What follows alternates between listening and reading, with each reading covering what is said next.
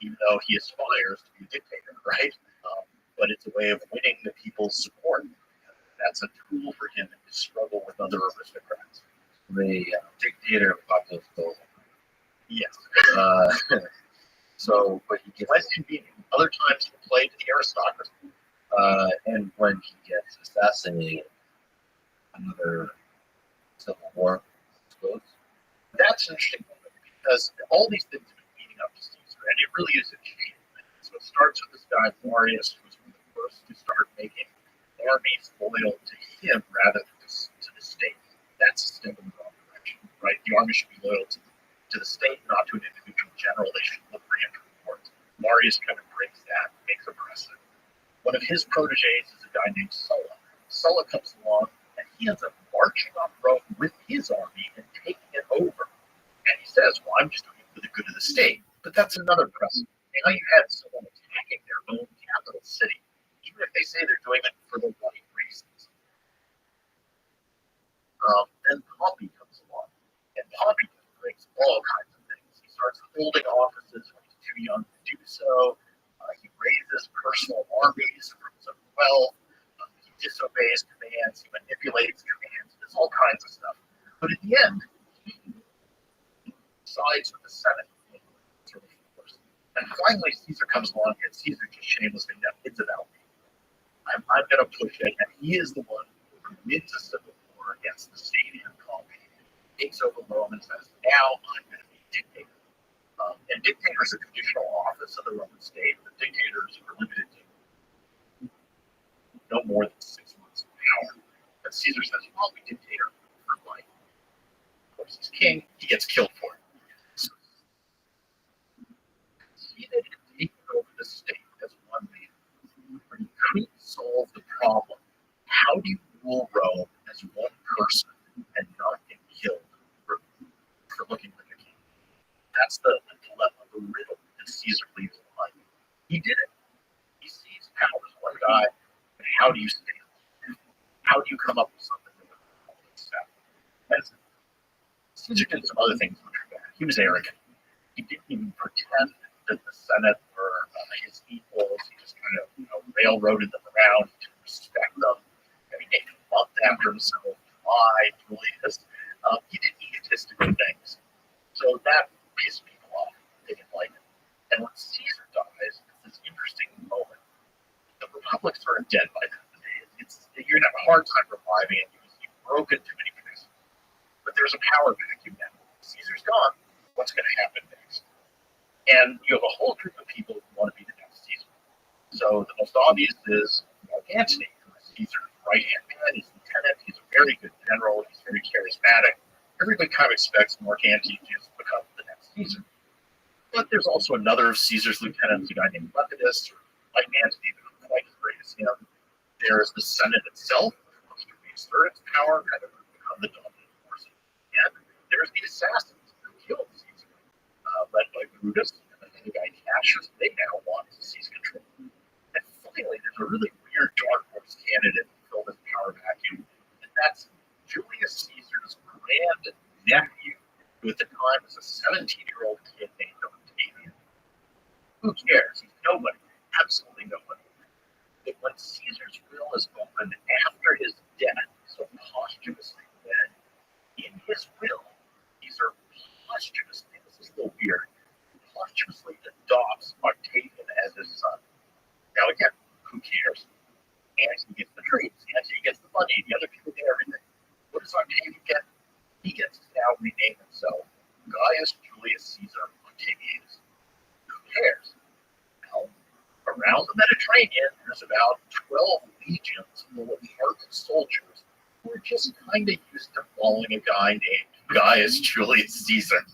And even though it's not quite logical, this 18-year-old, he's now 18-year-old kid, inherits an army overnight. So he becomes a player in this game from now on. And the next 30, 40 years is going to be those groups all vying on them. There's another candidate too, Pompey's son. Pompey was Caesar's great rival. He has a couple sons, and one of them, a guy named Sextus Pompey, basically becomes a warlord who seizes control of Sicily, one of the richest provinces, has a whole navy. He's vying to be one of these successors too. So So for the next 4 years, it's, as you said, another civil war. Which guy emerges? Is it going to be the Senate? Is it going to be assassins? Is it going to be Antony? Is it going to be Levinas? Is it going to be Sextus Pompey? Is it going to be Octavian? Now looking back at all that history, it just feels like history turns into so many interesting accidents because Octavian, later renamed Augustus, turned out to be actually, that's how you define good, but a good king slash emperor, different than Caesar in terms of humility of these people to play, not to piss off everybody, but like it could have been so many other people. It could that could fall in Rome. So it's a fascinating little turn of history. Maybe Caesar saw something.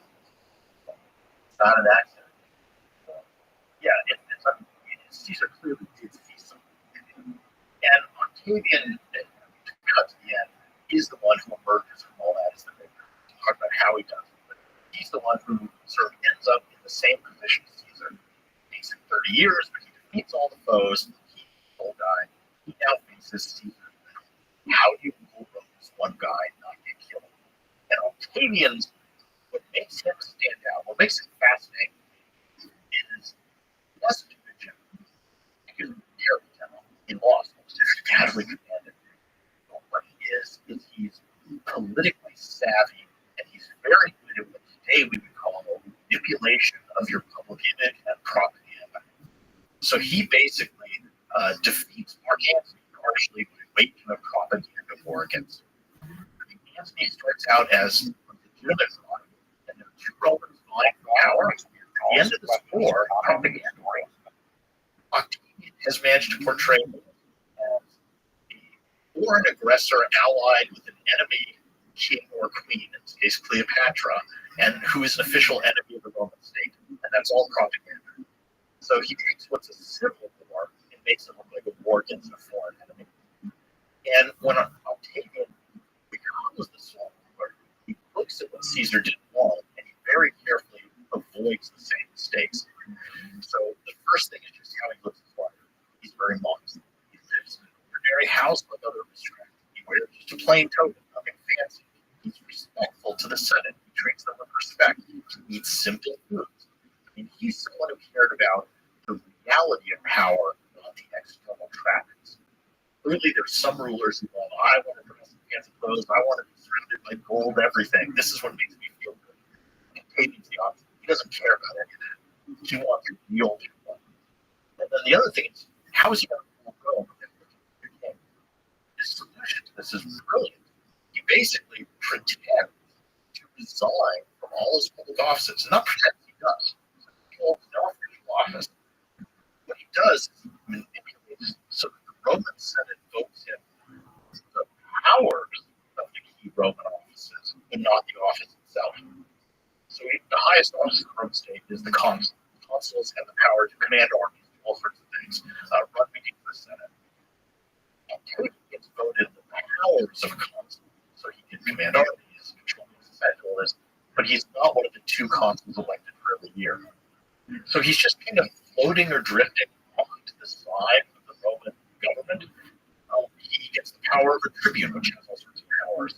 He can veto anything he wants, but he's not one of the tribunes elected for any 1 year. So the state, the republic, appears to continue as it always has. Each year they hold the same elections, they elect the same number of people. Notionally, those people are in charge. But floating off to the side, you have this guy Octavian, who has equivalent power not just to any one magistrate or official, but to all of them. So at any moment, he can just sort of pop up and say, no, let's not do this. Let's do something else. And he also keeps the army under his control. Isn't this a fascinating story? What do you use to say college? Augustus, Octavian. Yeah, he later changed his name to Augustus, sort of becomes more down. But the other thing he does is he hides his power behind all these different names. So, Caesar called himself a dictator for life, right? So everybody knew who he was. Octavian, we even have a source that talks about it, says he wondered what to call himself. Do I call myself king? No, you can't do that. Dictator for life? No way. Maybe I'll call myself Romulus. That was the founder. No, Romulus was the king. And finally, the solution is he takes a bunch of titles, which are all ambiguous, and no one of them sounds that impressive, but collectively they are. So, for example, one of the titles he gets is Augustus, which is something tied to Roman life, something that is Augustus in Latin has two possible meanings. One is someone who is Augustus is very pious. They respect the gods deeply. Well, that sounds nice, doesn't it? On the other hand, an alternative meaning for Augustus is something that is itself divine. So is he just a deeply religious, pious person, or is he himself sacred? There's that ambiguity. He calls himself Princeps, which means first citizen. Okay. What the hell does that mean? Am I a citizen just like everybody else, or am I the first citizen, which means I'm superior to all the others? So every title he takes has this weird ambiguity. He calls himself, which is traditionally something that soldiers shout at a victorious general who's won a battle. And now he thinks this is a permanent title, so it applies to the general. By the way, you told me that we get the word emperor, an empire. So originally, it's a military title, a spontaneous military acclamation. It's just fascinating that he figured out a way to public image to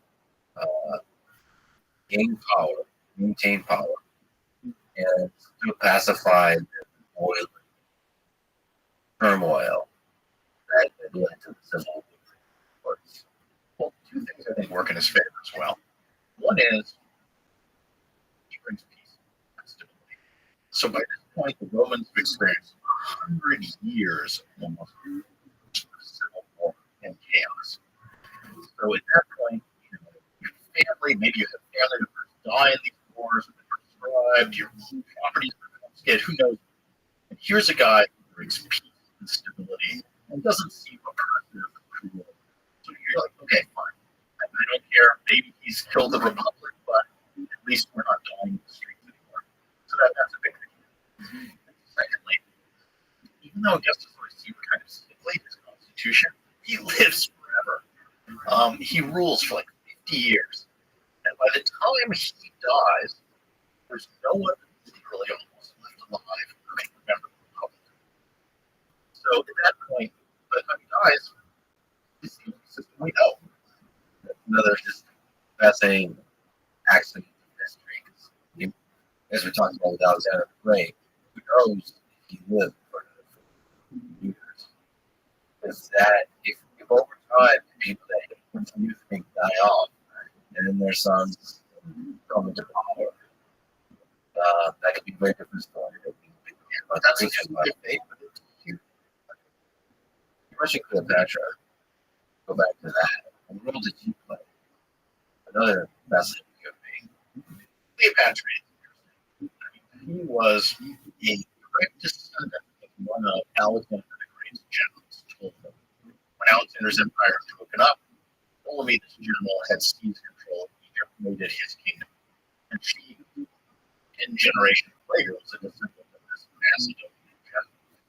So Egypt had been ruled by, in essence, foreigners, these Macedonian dynasty of kings. Often, literally, were ruled by the same dynasty because they had a habit of marrying brothers to sisters. Cleopatra, in fact, originally married to her younger brother.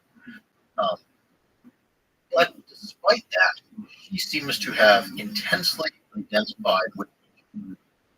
In fact, she seems to have been the first one of all these Ptolemaic kings who actually bothered to learn to speak Egyptian. So she really cared about Egypt.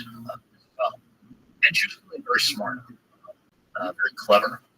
And so she's living at a time during the late Republic when Rome is having all these civil wars, and Egypt is really the last big independent kingdom left around the shores of the Mediterranean.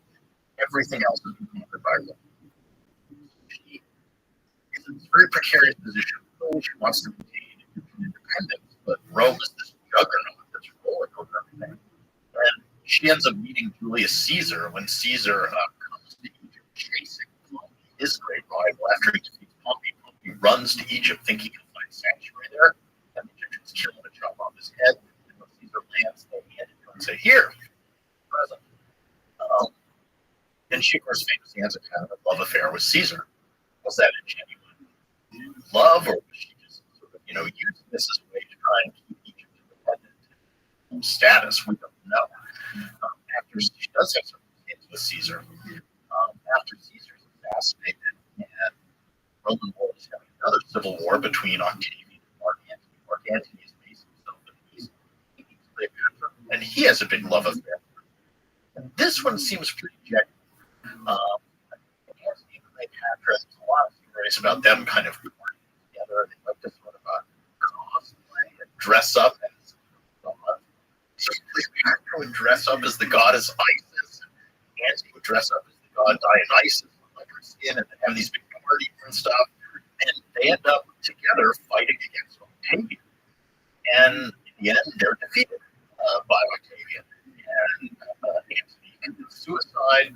Cleopatra, there's different accounts of her death. She may have also killed herself, or she may actually have been killed by Octavian to just get her out of the way.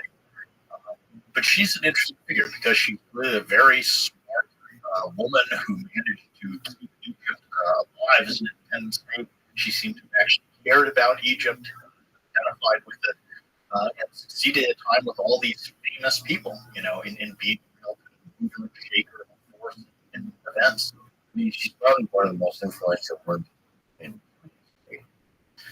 She's certainly someone that her image is incredibly important. And I mean, one of the things, is the question of gender in the Roman world. This gets into Roman sources. Of course, it's a heavily male-dominated history. And men and women did not have equality in ancient Rome. It's a male-dominated society. It's misogynist in many ways. But what I'm constantly struck by is when we start delving into the sources, we hear, okay, whatever, this one woman who was a philosopher, and she's a senator. And maybe she's fine. And then you start looking at, there's also 60 other female philosophers. That's not an exception anymore. Or, Cleopatra is the one queen. She's the strong queen. And then there was another queen here, there's this queen here, there's this queen here who led armies, and here's another who led armies. And then I think, are they exceptions to the rule, or is just the history that was written, which is written by men, a little bit selective in how it portrays them? Because the sources are all male elites who have very definite ideas about women. The conventional notion has always been that, business in the Roman Empire was a male field. Well, then there's this woman, Eumachia in Pompeii, who had the largest building in Pompeii, right on the forum, named after her, with a giant statue of her, and she was a patron to a bunch of the most important guilds in Pompeii. Okay, the exception to the Roman. No, but then there's these other four women we have in Pompeii who also were patrons of guilds. There's this woman, Magna, in this other place. And she was the most important patron in the town and all these statues. So at some point, when you start to say, well, maybe women did play more of a role, but they just haven't been recorded in the sources in the way that maybe they deserve to be. Yeah, that's a fascinating question. Is it the bias of society, or is it the bias of the story? The bias of the society that the historian is writing, rather than the actual bias of historians who have written up to this point. I was just writing a lecture which was about this woman, Musa, who's a crazy story, and she ties into Augustus, actually. Augustus, his biggest diplomatic triumph that he boasted about constantly was that about 50 years before him, the Romans had sent an expedition to Parthia, the neighboring kingdom, led by Crassus, and they got wiped out. This big disaster, military disaster. And standards of the Roman legions, the eagles that each Roman legion carried, had been captured by the Parthians. And this is the most humiliating thing that happened to a Roman legion, to have its eagles captured. And Augustus desperately wanted to negotiate with the Parthians to get these eagles returned. Okay, this was a big diplomatic. So he was constantly sending these embassies to Parthia. And one of these embassies he sent along as a gift Parthian king, a slave woman named Musa, to please the king of Parthia because she becomes one of his concubines. And then she gives birth to a son by the king, and eventually she becomes upgraded to a wife. And Musa eventually murders the Parthian king, arranges it so that her son becomes the king of Parthia, and she's really ruling the empire by his mother. This is a literal rags to riches story of a slave who starts out a slave and becomes the queen of an empire almost as large and powerful as Rome. Right? Yet, how often do we hear about Musa? And when you look in traditional histories of Roman-Parthian relations, I'm going to look at this now just writing this lecture. Most of those histories didn't even mention her. They just talked about her son, like he had just come out of nowhere and become the new heir of the Parthian throne, when it was all heard clearly. And that's selective editing of history by historians to downplay the role that this woman played. And there's a lot of examples like that. You had overthrown that for a few years.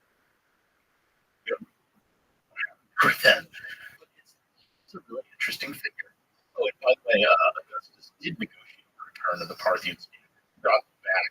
And he was so proud of this that this is what he constantly boasted about. The most famous statue of Augustus, the Augustus from Prima Porta, which is the Vatican today, he's wearing a breastplate. And the breastplate right above his stomach is a Parthian handing over a golden eagle legionary standard to him. This is what Augustus thought of as his greatest achievement. And that embassy that arranged that was the one that sent Musa to Parthian. So Augustus marks the start of the Roman Empire. You've written that Octavian Augustus would become Rome's first emperor, and the political system that he created would endure the next half. This system would become the template for countless later empires up to the present day, and he would become the model emperor against whom also the culture and history of the Mediterranean basin, Western world, and even global history itself were all profoundly shaped and influenced by the actions and legacy of Octavian. He was the founder of the Roman Empire, and we still live today in the world that he created. So, what the political side of things, what political system created?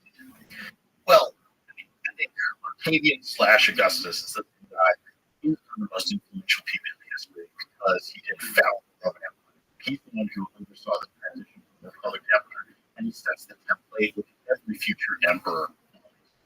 And just in the most obvious way, for the next 500 or 1,500 years, depending how long you think the Roman Empire lasted for, everyone is trying to be Augustus. They all take on the same titles. Every Roman emperor after him is Caesar Augustus, Imprimatur, all these titles he has, they take too. And so he's hugely influential for Western civilization on this. But beyond just that literal thing, which is already 500 years, 1,500 years, he becomes the paradigm of the good ruler. So an absolute ruler who is nevertheless sort of just, does good things, builds public works, is popular. So we jump ahead, let's say, to the Middle Ages. The early Middle Ages is Charlemagne, right? He's the guy who unites most of Europe. He becomes the paradigm for all medieval kings after him. But what is the title that the Pope gives to Charlemagne? Because there's this famous moment when the Pope acknowledges Charlemagne as the eminent European king and crowns him Christmas Day of the year 800. The title that the Pope gives to Charlemagne is Charles, that's Charlemagne Augustus, Emperor of the Romans. He's giving him the title of Augustus because that's the nicest thing he can think of to say to Charlemagne, is to say, you're the new Augustus, you're Emperor of the Romans. And so that image is hugely powerful. And that persists on and on. I mean, even the little names of those rulers afterwards come from this.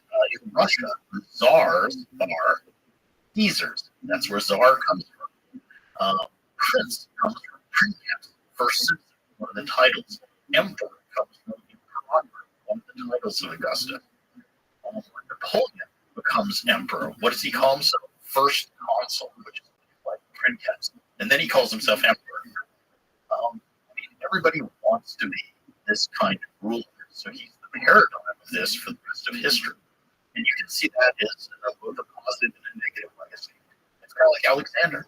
I mean, everybody wants to be the next Alexander. Now, nobody does become the next Alexander. Nobody's as successful as him, but a lot of people try. You see that either as, inspirational or awful, because lots of people killed lots of other people and started lots of wars trying to be the next Alexander. at least Augustus has this notion of that rulership. He's not just a great, powerful person, but Can you speak to the kind of political system he created? So, how did he already power already? And what did the Senate now play over the laws? Was the how's power allocated? yeah. So once the empire began, 27 BC, so in 31 BC, Octavian defeats Antony in the Battle of Actium. So that's kind of the moment he becomes the sole ruler. And then 27 BC, a couple years later, settles the Roman Republic, is how it's referred to. It basically sets up a system. And in the system, on the surface, it all is the same. You still have a Senate. Each year, there's elections. All the Roman citizens vote. They elect magistrates notionally in charge of them. But, as I mentioned, off to the side, you now have this figure of Augustus, who sort of controls everything behind the scenes. And that continues. So this political system he establishes continues. And in reality, I would say Augustus at that point is again a king. It really is one man controlling the state, even if notionally it's still continuing as a republic. They are electing magistrates, but the magistrates only do what the emperor tells them, right? But it's this sort of formal structure of the republic. The way it's really work informally is it's a monarchy. Now, if you asked Augustus, what did he do? Did you become a king? He said, and he says this explicitly, no. What I did is I refounded the Roman Republic. That's how he phrases it. Now, this guy's good at framing things. He's so good at propaganda. And I'll give you one more example of that. Augustus actually writes his own autobiography. He's very young and survives. So here we have the autobiography of one of the pivotal figures. And if you had conquered the world, let's say, starting at the age of 18, what would you call your autobiography? So like, how I conquered the world, right? Augustus calls his the Res Gesta, which the best sort of literal translation is stuff I did.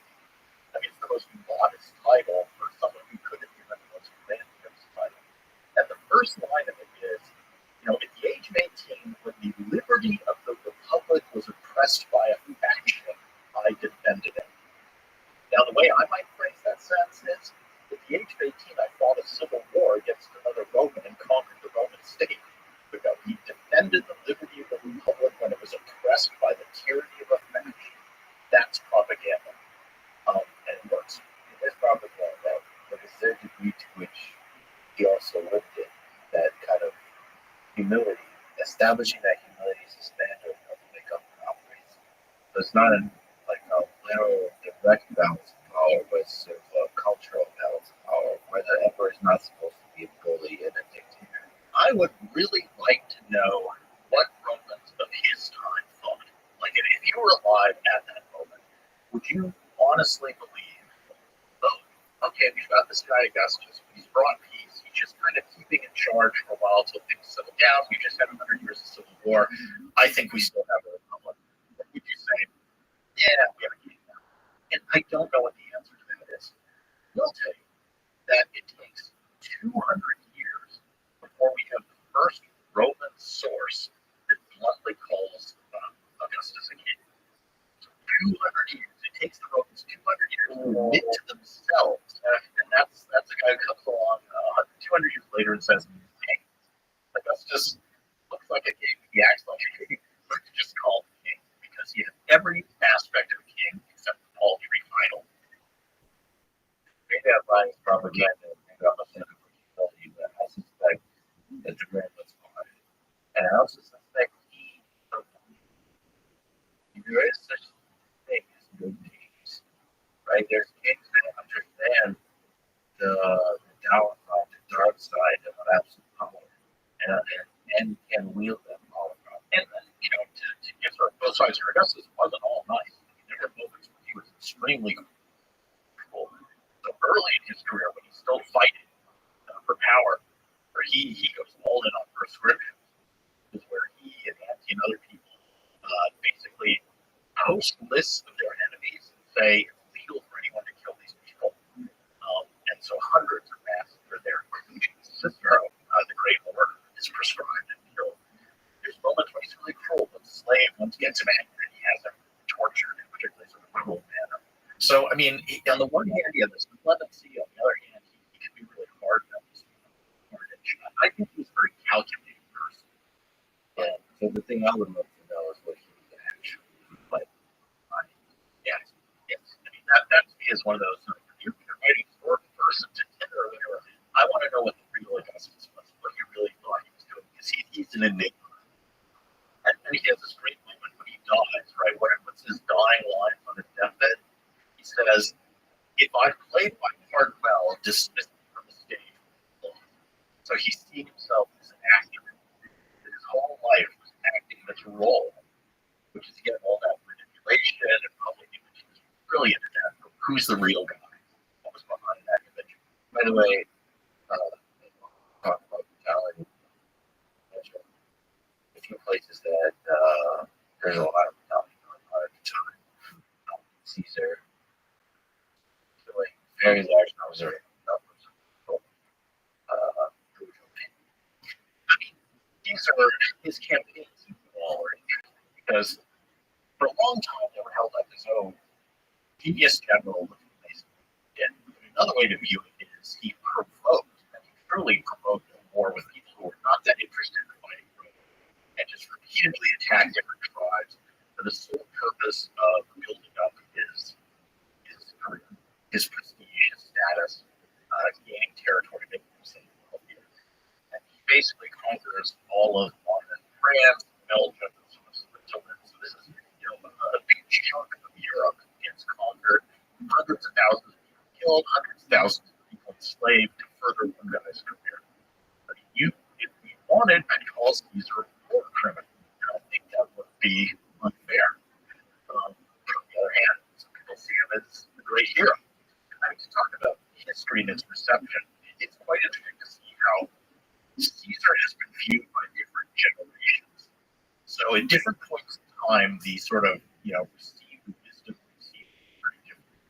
So back in the, let's say the 1920s or 30s, there were a number of scholarly things written, kind of looked at Caesar as an admirable figure. He's a strong man who knows what Rome needed and, was going to give it to them. And of course, that's the era when fascism was kind of trending. It was seen as a positive thing. And then you get, Hitler in World War II, all of a sudden fascism's not so favored anymore. And then in that post-war generation, all of a sudden, Caesar's terrible. He's the dictator. He's destroying the republic. So, often histories that are written tell you a lot more about the time they're written than they do about the subject they're written about. Do we know what did Hitler or Stalin think about the Roman Empire? I mean, certainly they borrow a lot of trappings. I mean, Nazi Germany borrows a lot of iconography from ancient Rome. They carry around the military standards with eagles on them, just like the Romans. But then everybody does that. The U.S. has eagles as their standard. Mussolini had them. Napoleon had eagle standards for his, military. So a lot of people like that imagery. You mentioned Cicero. He's a fascinating figure. I'm topic of Roman oratory. Who is Cicero was a new man, so he's someone who didn't have famous ancestors. So he was at a disadvantage. And I think Cicero is really interesting for a couple reasons. One is he wrote an incredible amount. I think we have almost more words from Cicero than any other author that survived. And it's all kinds of stuff. It's philosophical treatises and books about how to be a public speaker. He published, volume after volume of his personal letters to his friends. He published these things. So there's tons of stuff from it. And secondly, he's interesting because he lived in this incredibly important time in the late Republic when things were falling apart. But he seems to be born with none of the natural advantages that all these other people had. So he was a lousy general. He didn't come from a wealthy family. He didn't come from a famous aristocratic family. He didn't have a lot of these advantages, but yet he ended up being right at the center of things, rose to the highest elected office in the Roman state on the basis of one skill. And that was his ability to words, his ability to get up in front of a crowd and persuade them of what he wanted. And oratory, public speaking, is absolutely central to the life of just all these events where people had to get up and give speeches. So in courtrooms and funerals, in the Senate, to the people of Rome, at games, just constantly there were these opportunities for giving speeches.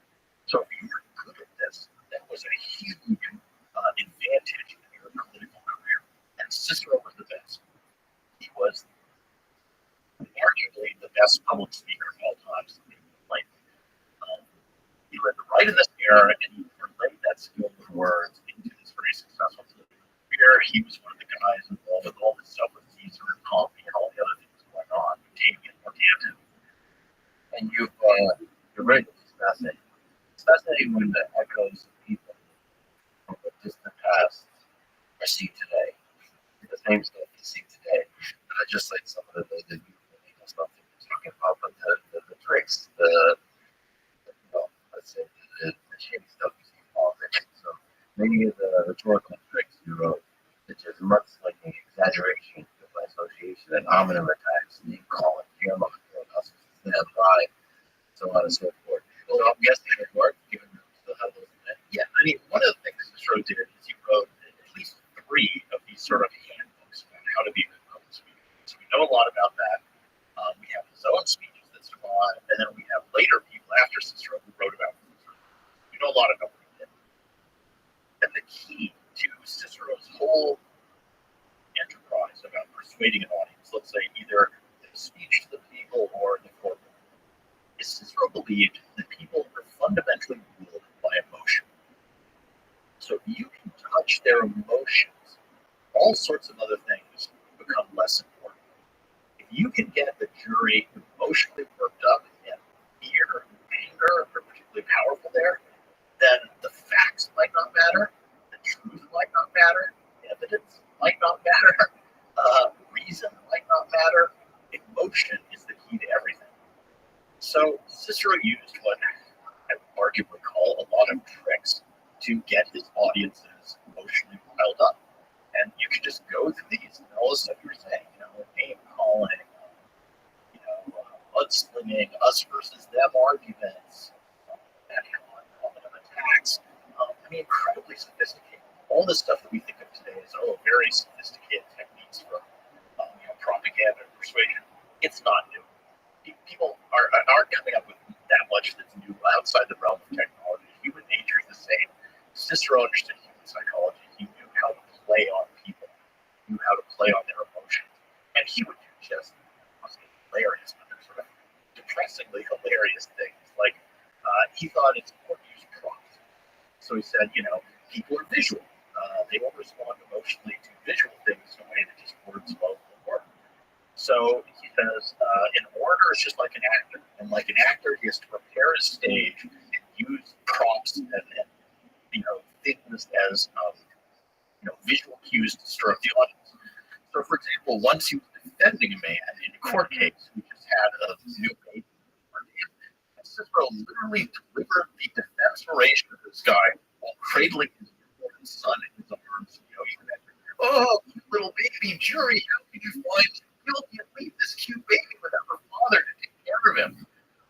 Another time, he was defending a guy who had a photogenic son, kind of a young boy, and sort of really propped up the kid behind him when he was giving the speech, and again said, "Look at his eyes brimming with tears, thinking about his father, being punished. How can you leave this wonderful boy without, a father to care for him?" Another time, someone didn't have photogenic kids who propped up his old parents in the courtroom and said, "Look at this nice old couple who want to take their son away."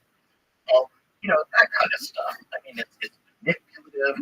Cicero, by the way, I should say, also had philosophical beliefs about defending the republic and such, but he wasn't using these things. So even though he may have had altruistic or high notions of what he was doing, he also wasn't using these kind of tricks. And it also mentioned to me that you studied the gestures they used. Yeah, This is one of those on the theme of extremely interesting details of life. this was actually my dissertation. And it was That's amazing. That's amazing. I tell you, like practical stuff. And this all started with I kept reading about people like Cicero giving speeches. Okay, in ancient Rome, lots of speeches, and they would give a speech in the thought occurred to me, well, in ancient Rome, you don't have microphones, you don't have loudspeakers. So how does someone give a speech outdoors in a windy place, non-acoustically sound to 20,000 people? They just can't hear it. And the answer, part of the answer turns out to be rhetorical training, learn how to project your voice. But something too is that the Romans actually had this system of gestures that orators like Cicero would use to accompany their speeches. And what I ended up doing is combining two types of evidence. So I looked at the rhetorical handbooks like Cicero's, and also there's this guy Quintilian who lived 100 years after Cicero, who wrote this long thing called the Institutio Oratoria, which has a description of all types of oratory stuff, including about 40 pages on gestures. So he actually says, put your fingers like this, it means such and such. And it turns out Roman orators had a system of sign language that they would use to augment their speeches. Here's the fun part. It wasn't like modern American Sign Language, where a gesture means the same thing as a word. Instead, this is back to Cicero, a certain gesture indicated a certain emotion that you were meant to feel when you heard the words. So it's like your body is adding an emotional gloss to your speech. You're saying words, and then you're indicating how you think those words should make you feel.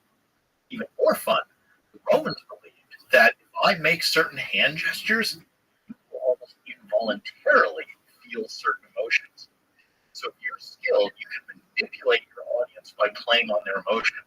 And this might sound, kind of weird or improbable, but the metaphor that Cicero himself uses is he says, think about music.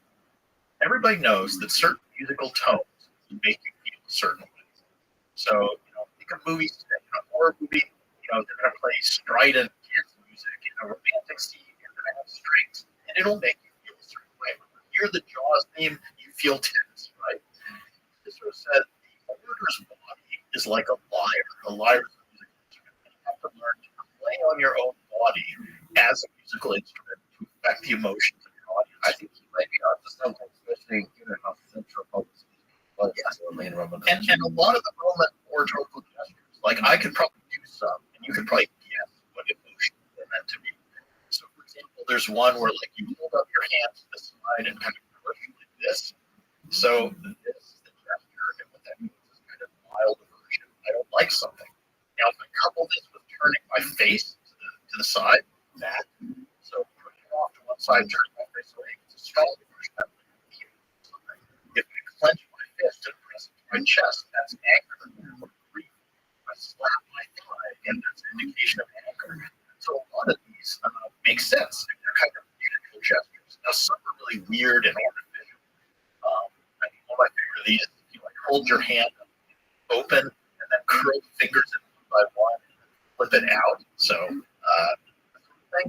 That's the Roman spell wonder, which he sort of. But raised in a societal context where you're used to the notion, this gesture means this emotion. And when someone does it, you're probably going to feel that emotion. Yes, you know what it's supposed to percolate and how that effect. And that's powerful. I mean, it's actually interesting that we don't use gestures as much in modern day. Well, I mean, for me, I just love analyzing modern figures in terms of their body language. Because how you deliver a speech is often more important than what you say. In fact, in the ancient world, the most famous Greek orator was a guy named Demosthenes. And once a guy came up to Demosthenes and said, Demosthenes, tell me what are the three most important things in giving a speech? And Demosthenes did.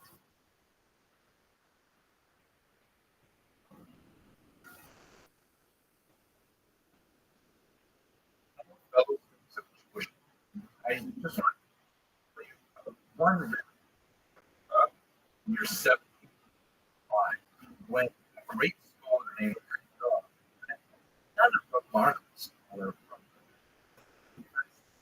it's got a little bit. So first of all, what's the P-Dog?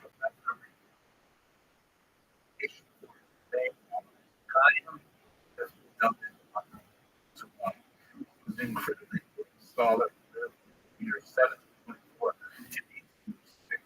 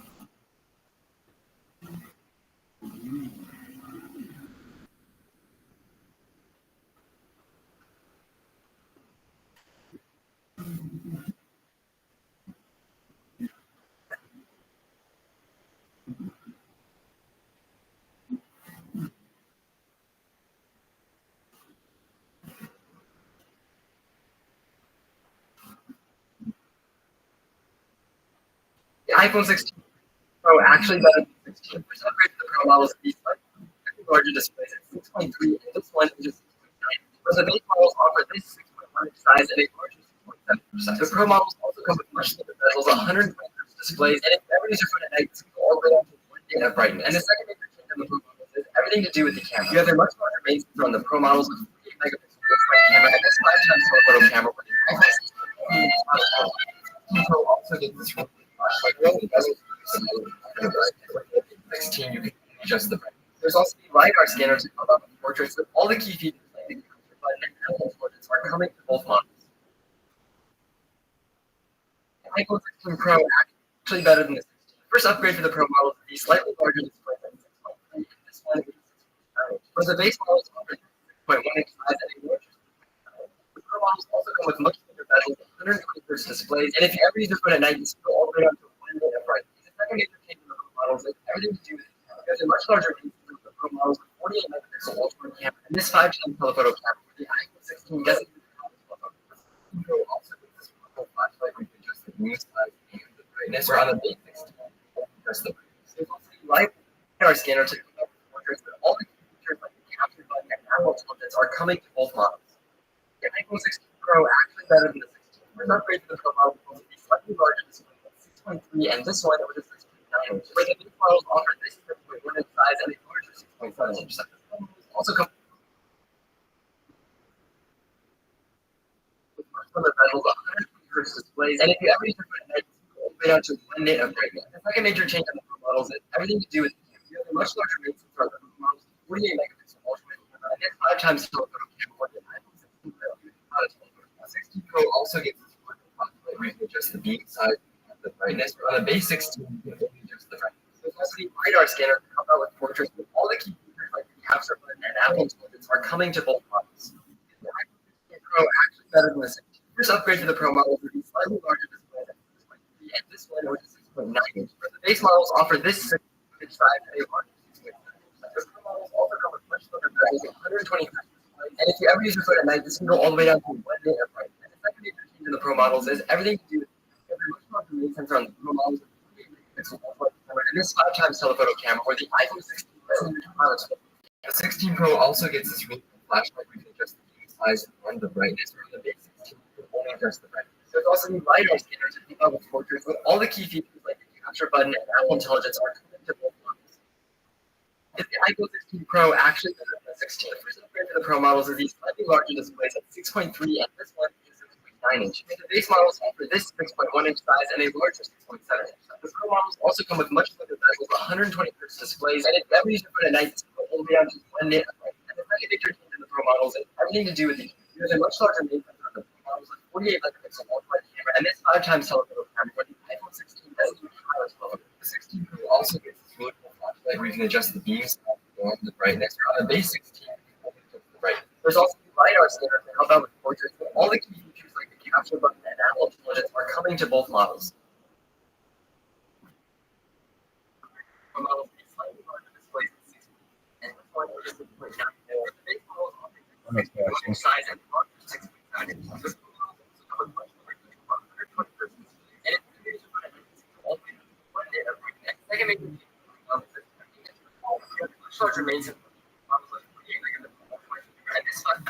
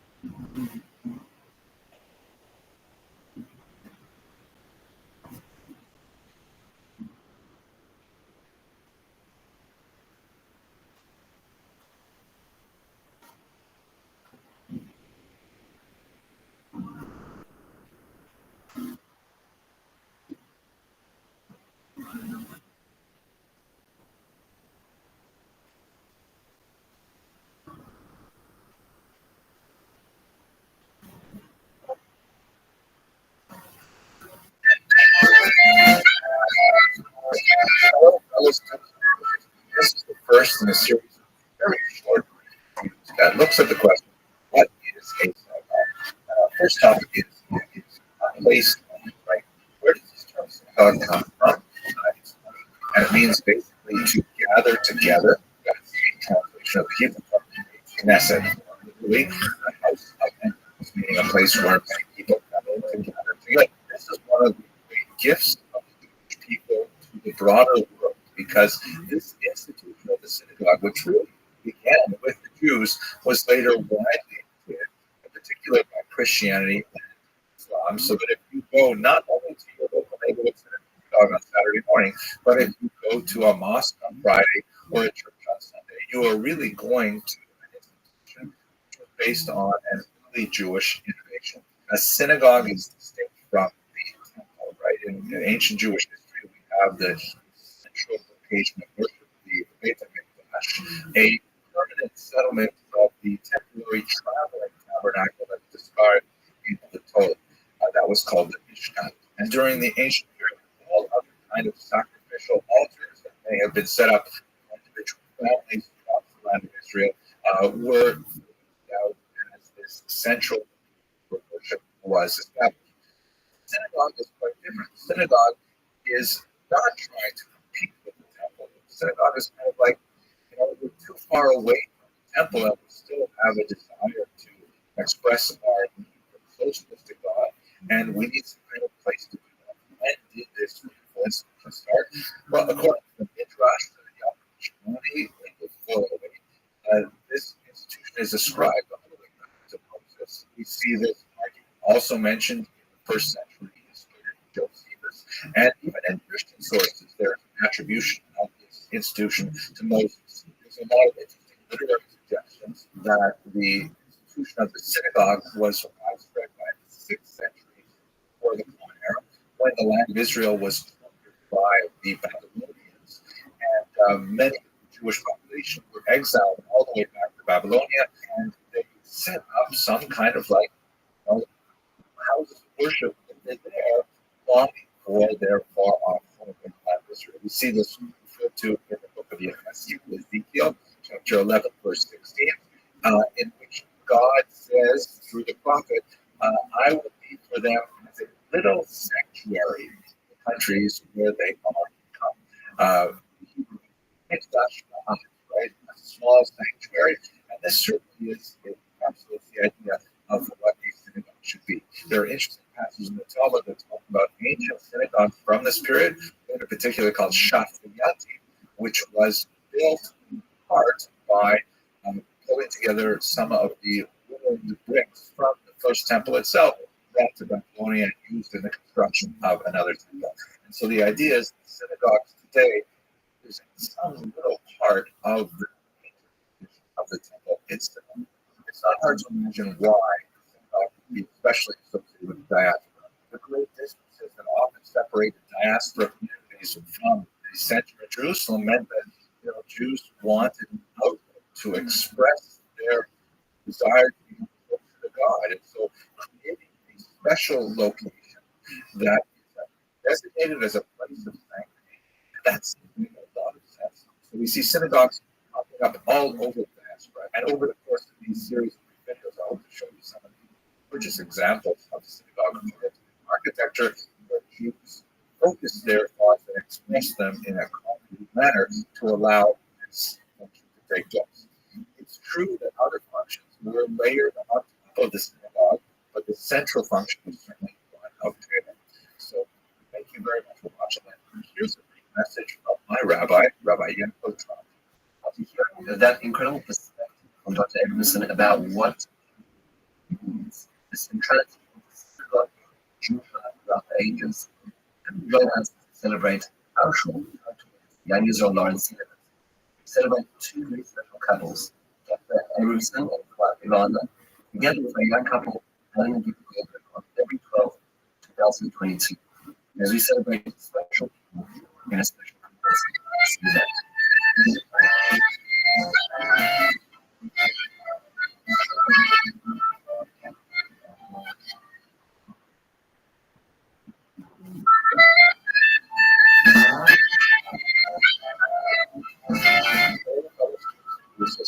Welcome to the second in this report.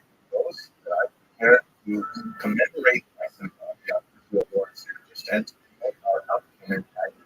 Today, I'd like to answer the question, but is synagogue the response take place on kindness? In the first video, we talked about synagogue as a place of prayer, but this is not action. It serves their purpose as a gathering space. Bear in mind that, especially in modern Europe, it was not so common to have like large public spaces that could be easily rented for functions. I mean, especially if you're living in very, very restricted space requirements, and people living in multi-story apartments, such as in Guinness, for example. So having a free space that can be designated for meetings and for discussions, that is very, very useful, and that's the service that is often provided in the Jewish community. This is especially true in all communities, but also in all regions that God in Eastern Europe, where the level of development is such that the communal space is available with the synagogue. And as the synagogue serves as an extremely useful, which is to the starting point for all kinds of organizations, so-called governments, everything, providing dowries for wives, to take care of the infants and widows, and the travelers, and providing for education, and providing for all kinds of needs of the community. These would be typically organized within the synagogue walls. The Talmud traffic does place restrictions on what can be done in the synagogue. It has a level of sanctity, so it can't be used, for example, as a place to organize, the conduct of business, or to take advantage of the large open space to hang phylactery or something like that. One can't even, for example, take a shortcut through a synagogue. If you want to get from one street to another street, and the synagogue has doors on both streets. You can't just cut through the synagogue. But for the most part, synagogues in medieval Europe, in particular, were frequently used for all kinds of communal activities to benefit the community as a whole. It's certainly appropriate to use the synagogue for charitable purposes, for organized charities, and things like that. I'd like to have a look at one particular synagogue that I find incredibly beautiful, that really encapsulates the tremendous value of the synagogue as the beating heart of the community. Let's look at the synagogue of Rothschild. Oh, and you can see this map here, it's just a little bit east of Krakow. And when you look at photographs from when it existed, it was unfortunately destroyed by the Nazis in 1941. It had like a barn-like appearance. I mean, it was a little bit more majestic outside, because it had sort of pagoda-like architecture, but really didn't give any sense as to the security that was within this wooden synagogue. I'd like to say two things about this remarkable synagogue. First of all, like many of the wooden synagogues that were constructed throughout the villages that got in Eastern Europe, the simple, almost barn-like exterior, the disguise was far more opulent and inviting. The exterior is internal components. Look at this cross section here. Was actually like a totally distinct interior. When you were looking at it from the outside, it looked like a rather large kind of a simplistic, somewhat shallow structure. But when you walk grandeur of this building, gently sloping architecture directed the eyes heavily. And that was an incredible experience. The second thing is that many of these good synagogues had their internal cupolas, and in fact, all of the walls were richly decorated with luscious colors, representations of ideas in Torah, Talmud, and so on, particularly the Zodiac. Now, the black and white photographs we have once yet too little to really give us a sense of what this experience must have been like. Many years ago, I had the privilege of working with Al Barry at Florida Atlantic University and director Carl Hirsch on a documentary video looking at the lost synagogues that were destroyed by the Nazis. And here's a short clip of a look at one of those synagogues, specifically in Zodiac, with a much younger me describing the experience of walking in. The narration by the central design, the enormous caliber, the comfortable man about paintings.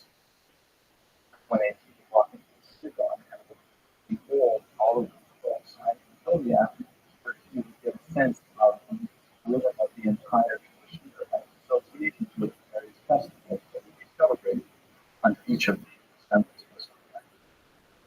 Each sign of the Zodiac was surrounded by books from scripture and prayers.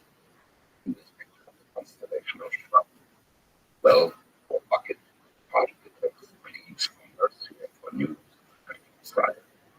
Although the synagogue was destroyed, it was recreated in a museum in Warsaw. Very beautiful recreations. These photographs that really capture this kind of like Persian carbon quality to the richness of the imagery and the text that surrounds the worship of the buildings of the synagogue. And you can imagine that the Jews who gathered in the synagogue would be deal with much more secular concerns, like, for example, how are they going to fund this school system this year? How are they going to provide for Hannah's dowry, things like that? It must have been infused with a tremendous sense of holiness as they sat and these remarkable decorations in this centennial.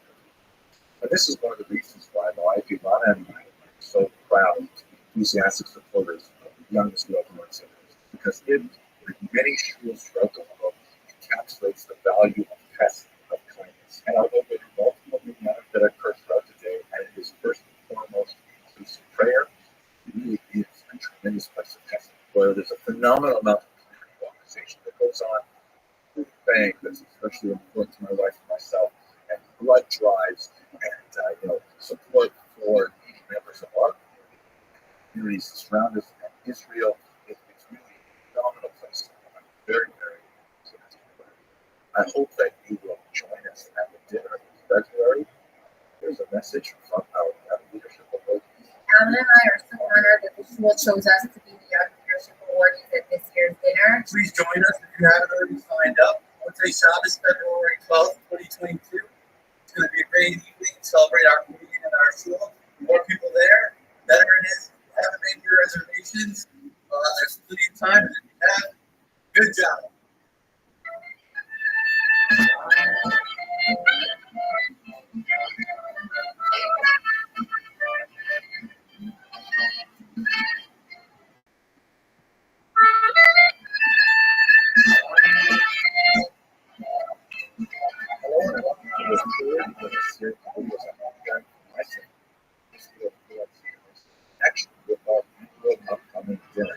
And I've been asking the question, what is a shul? And today's response is going to be, it is a place of rejoicing. We should certainly not discount the role that communal celebrations play in the development of a cohesive national identity that helps preserve the Jews through their long diaspora. And the synagogue was a key element in providing a place where Jews could get together to celebrate not only lifestyle celebrations like baby names and and weddings and so on, but also the calendrical celebrations, the holiday cycle, and so on. And in that context, I'd like to take a quick visit to one of the most fascinating synagogues of the ancient world, that of Dula and Locos. Now, have a look at this map here. This is where it's located on the Euphrates River, not too far from the Talmudic city of Nahar Dor, but it's a rather unusual it was actually lost for about 1,700 years. Here's an aerial view of Dura Europos, and this is especially fascinating because the entire city was basically lost in the 20th century when it was accidentally discovered by a British military patrol just digging out places in connection with the post-World War era. This city, which was known in the ancient world, it was destroyed in the year 256 by the king Shapur I of the Sassanid Empire. This is, by the way, for those who are familiar with the famous Shmuel Malka. And when it was discovered, it was actually preserved in a remarkable condition. The reason for this is because the Romans who were trying to defend this eastern outpost from the Sassanid Persians had actually taken all of the buildings that were by the wall in particular, ripped off their roofs, and filled them with desert sand as an attempt to fortify the city against the invaders. This was to no avail, but it actually had a very interesting consequence for Jews in that the Dura Europos synagogue, which was located right by the city walls, was remarkably preserved, especially its gorgeous 29 angles of wall. Know that the synagogue was constructed in the year 245 of the Common Era because, of course, there was a plaque that mentioned the names of the donors, right? So one of the great things about Jewish archaeology is that the synagogues always have plaques, right? Those inscriptions tell us a lot of things of the synagogue. So let's have a look at the synagogue now. Here you can see the western wall, which has the Aron Kodesh on it. This is the western wall because we are on the east side of Jerusalem. Here in America, we tend to put our Aron Kodesh on the eastern side to face Jerusalem. And you can just get a sense of what it must have been like to walk into this building. These amazing paintings that cover literally every inch of the wall space.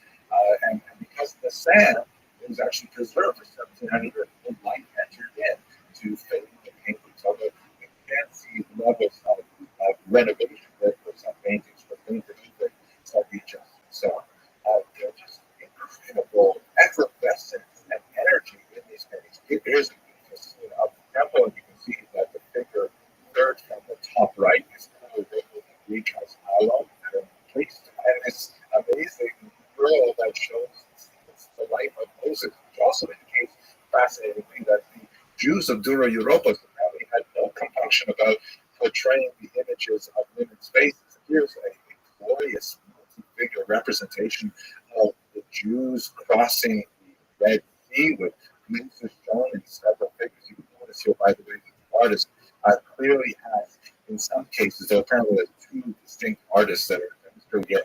One shows very Roman influence or rather Hellenistic influence, and a lot of the figures are shown in togas, and the other, since that much more Persian, it's a lot of Persian type clothes and so on. And you see battle scenes going on in Dura Europos, and here's one of my favorites. This is a great image of the humiliation of Haman, who is shown here, who obviously has lost his pants somehow, and he is walking Mordecai in a symbol of great honor from the book of Esther. So one can only imagine that these remarkable images must have accompanied a sense of awe, celebration, and excitement. This just gives us a sense of the elements of rejoicing go into this special building we call the synagogue.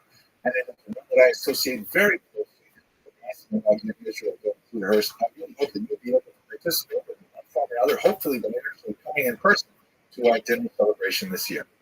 Thank you very much for watching. Hi, Stephen and Mark October. We are so excited to go together a yield dinner on 2/12/22, honoring two awesome couples, the Abramsons and the Goldbergs. We moved to the neighborhood 25 years ago, and our number one priority was to ask them to close worship. We were so fortunate to make Yield our home. It's an honor and a privilege to join our Yield family on 2/12/22. Please join us at the dinner on 2/12.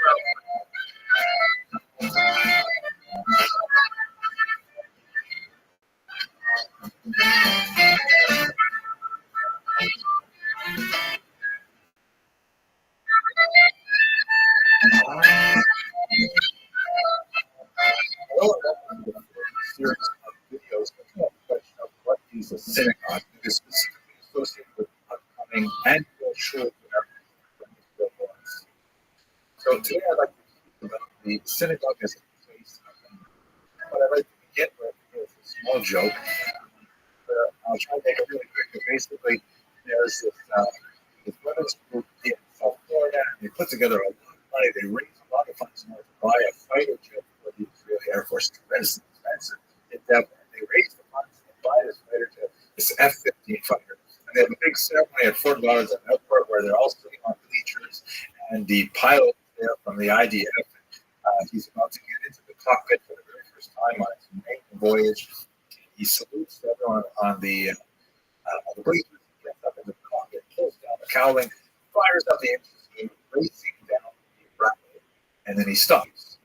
The plane turns around, fires up the engine, goes racing down the runway the other way, and he stops again. He does this a few times till fire company taxis up to the bleachers, and he pops over the column, he walks down onto the tarmac, goes up to the president of the Hadassah there, and says, "Ladies, the plane will not take off. We have to remove at least some of the plaques." For those of you who attend synagogue regularly, you know what I'm talking about, because synagogues have a tremendous amount of their vertical real estate devoted to plaques of various kinds. So-and-so donated the money for this, so-and-so dedicated the money for this, and things like that. And that's really a very old tradition in Judaism. If you look at this example here, this is the so-called Theodotos inscription, which is about 2,000 years old, the very oldest inscription, dedicatory plaque really discovered in the synagogue. It was found in Jerusalem.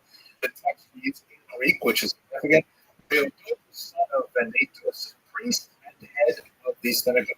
He's a Kohen, and he is the archi-synagogus, meaning he's like the president of Kohen, and at the same time president of Shul, son of a head of the synagogue, and grandson of a head of the synagogue. A tremendous yichus going back 2 generations of Shul presidents. Built the synagogue for the reading of the Torah and the teaching of the commandments, as well as guest room, the chambers, the water fitting, as again for those in need from abroad, the synagogue which his fathers founded with the elders and Simonides. I'm not sure who Simonides is, or what at the very end of the description, but nevertheless, this is a typical plaque. It says, "Who paid for it?" and first prior generations, and says what was dedicated to. There's another one from Susia and Silk today. Sometimes they're expressed in Brazil, and so on. But basically, so the whole thing. Pretty much as long as we have had synagogues, we have had plaques go together. It's also interesting to note that in many of these dedicatory inscriptions, women participate as well. There's one specifically interesting one that was discovered in Smyrna that refers to a woman named Rufina, who not only dedicated all kinds of funds for the synagogue, but she herself was also identified as the archi-synagogus, the president of the Shul. So this is something that goes back a long way, and it has obviously some practical elements, because when people donate money to the synagogue and they get this plaque, it's a way of the synagogue. The synagogue is a human organization. You have to keep the lights on, you have to pay the taxes, you have to pay the staff. So donating to the synagogue makes sure that the exists in a concrete fashion. But it's not, one of the things that's amazing about these plaques is that it's something that allows for a very democratic participation. Not only those who dedicate like the foundations, the major halls, but people can dedicate amounts to very small, even ephemeral things like prayer cards for Shavana, or even more ephemeral things like my wife suggested that we should make a donation for the daily coffee expenses here by the coffee stand. But one of the most moving elements of the evolution of the plaque in Jewish tradition is the yahrzeit board, in which you, this is very affordable, and every family can do this. You buy a small little plaque that lists the name of a beloved one who was deceased. It goes up on this board, and then on the anniversary of their death, it's a really nice innovation. I don't think they did this for electrification, but they would just screw in a little light bulb a little bit deeper so it makes an electric connection, and it lights up. So specifically, as it were, calls attention to the name of the person who died on that particular day. This is the yahrzeit that shows up. Unfortunately, the Holocaust necessitates a different kind of memorial that represents the collective 6 million losses that the Jewish people suffered. It's very big. And what I think is so meaningful about it, years ago. It helps bring a memory of my father to a public place because, it's a wonderful thing to donate to create, let's say, a sculpture or an art installation that located somewhere, let's say, outdoors, or maybe in a museum during an exhibition or things like that. But it's so beautiful to have a concrete reminder of the existence of a loved one in a place where people gather, in a place where we come together. I often even done just walk over to the plaque, small plaque that my family and I dedicated to my beloved father, just to think about him, remember him, and to know that in some symbolic way, he's there with me. Thanks a lot.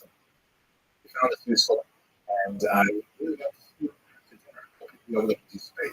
Thanks very much. When I came to the United States for shows, there was no sense of behavior that is. However, in the movement of launching, I felt the rights limitations of home behavior was number.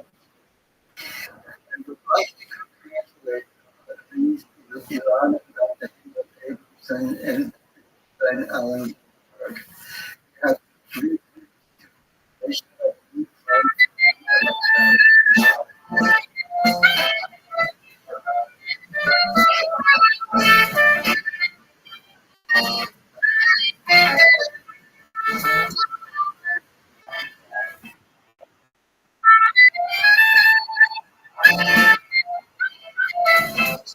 Hello and welcome to the fifth series of the Guinness Synagogue videos, in which we're talking about different aspects of synagogue life and preparing these videos in connection with the upcoming annual dinner in my synagogue, Yad Israel of Florence Singers, where my wife and I are privileged to serve as guests of honor at the annual dinner this year.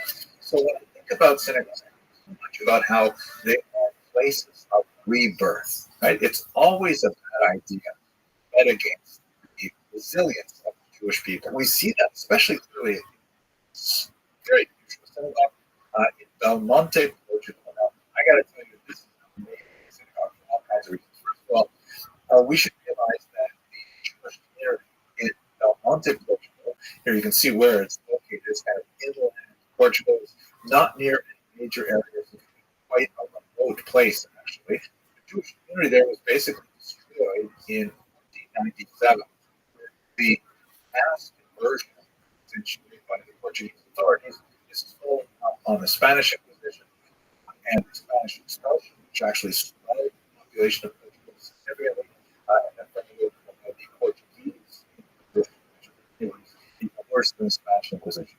So what happened was in really small remote communities like Belmonte, the Jewish community actually went underground, and they portrayed themselves as Catholics, but in reality they were no Jews. They continued to practice what they understood is in secret for 5 centuries. The reason why I qualify that Judaism is because it was really impossible to keep all of the traditions, especially the rabbinic traditions and the customs that are widespread throughout Europe, when you're out in a tremendous lockdown with no access to books, no access to rabbis, and you're handing things down from generation to generation. It is amazing the degree to which the Jews of Belmonte hung on to their traditions. They eventually discovered in the 20th century by this man, Samuel Schwartz, who was a Polish Jew, working in the region as an engineer. And, talking with people there, and people said, well, whatever you do, don't do business with anyone from Belmonte because no, they're Jews. Jews in Portugal since 1497. They've been for so much years. How are there any Jews left here? So we went to Belmonte, and at first the Jewish community there was very hesitant to reveal themselves. And they didn't trust them. They asked him a lot of really probing, hard questions to see if he really was Jewish. Imagine the conversation. I find Jewish, don't sound Jewish. But they brought him to the village elder who was with them, and by reciting a few key prayers that they had memorized, like Shema Yisrael, Hashem Elokeinu Echad, then Samuel Schwartz was able to establish his own days, and the village elder said to everyone gathered around, he is in fact Jewish. There are Jews outside of Portugal, and so that began their their exposure to the wider world. I had the great privilege of visiting the Jewish community of Belmont twice now with cultural cruises, and here I am with my colleague, the Prague historian Klaus. Behind us, Yahoo synagogue built number and this is really like the mechanical of the renewal of crypto Jewish public the president of the just pretty much this is the center of the people of Jewish identity. If it wasn't for 100 years struggle with the crypto Jews here who kept it alive, and I think that personally for me this is the most fascinating experience. You see, this synagogue is a late 20th century addition to the community. It has a lot of features that are very specifically and subtly designed to allude to the unusual history. First of all, it has like neighborhood books. It has a beautiful hallway with commandments standing on the other side. But this is the aspect of the synagogue architecture that I find most fascinating. Have a look at this there, the eternal light, which in most synagogues is it's designed as a evocative of the pertinences of the actual sanctuary in Jerusalem. Synagogues, they see kind of electric light there. Sometimes it's like a little more beautiful, designed to look like a flame or a burning bush of the Book of Exodus. But what is this thing here? What are we looking at? It's totally different. You can see they have another wall. What is that thing? Well, it turns out that this is a traditional lamp before the area was electrified. And it's what normal Portuguese would use to light their home. Put a candle on the inside of it, put oil and a wick on the inside of it, and then you would be able to carry it around and things like that. Now, the reason why it's so important is because even after electrification, the Jewish community of Belmont had a long tradition of lighting their candles in such a way that it would not be apparent to anyone who saw inside their homes that they were lighting for a ritual purpose. So this lamp, which would look, let's say, 100 years ago like a totally ordinary lamp, did so much to the Portuguese Jews of Belmonte, crypto Jews, because it really symbolized their identity. And even now that we have electrification, now Baruch Hashem, we have regular Shabbat candles and things like that, we still use this as a symbol of their resilience and their ability to be ready for the world once again. That's why I think it's a wonderful place of renewal. I hope you enjoyed this video. I would love it if you would participate in the dinner. It would be great if you would come and join us and meet in person. Otherwise, please feel free to send a greeting. Thanks very much for watching. Can you imagine having a sukkah here with that view? Oh my God. I'm coming to Belmont next year, God willing, because this is where I want to have my sukkah. Especially, if you're in Britain or something, it's no more than having a place to have a sukkah. Okay.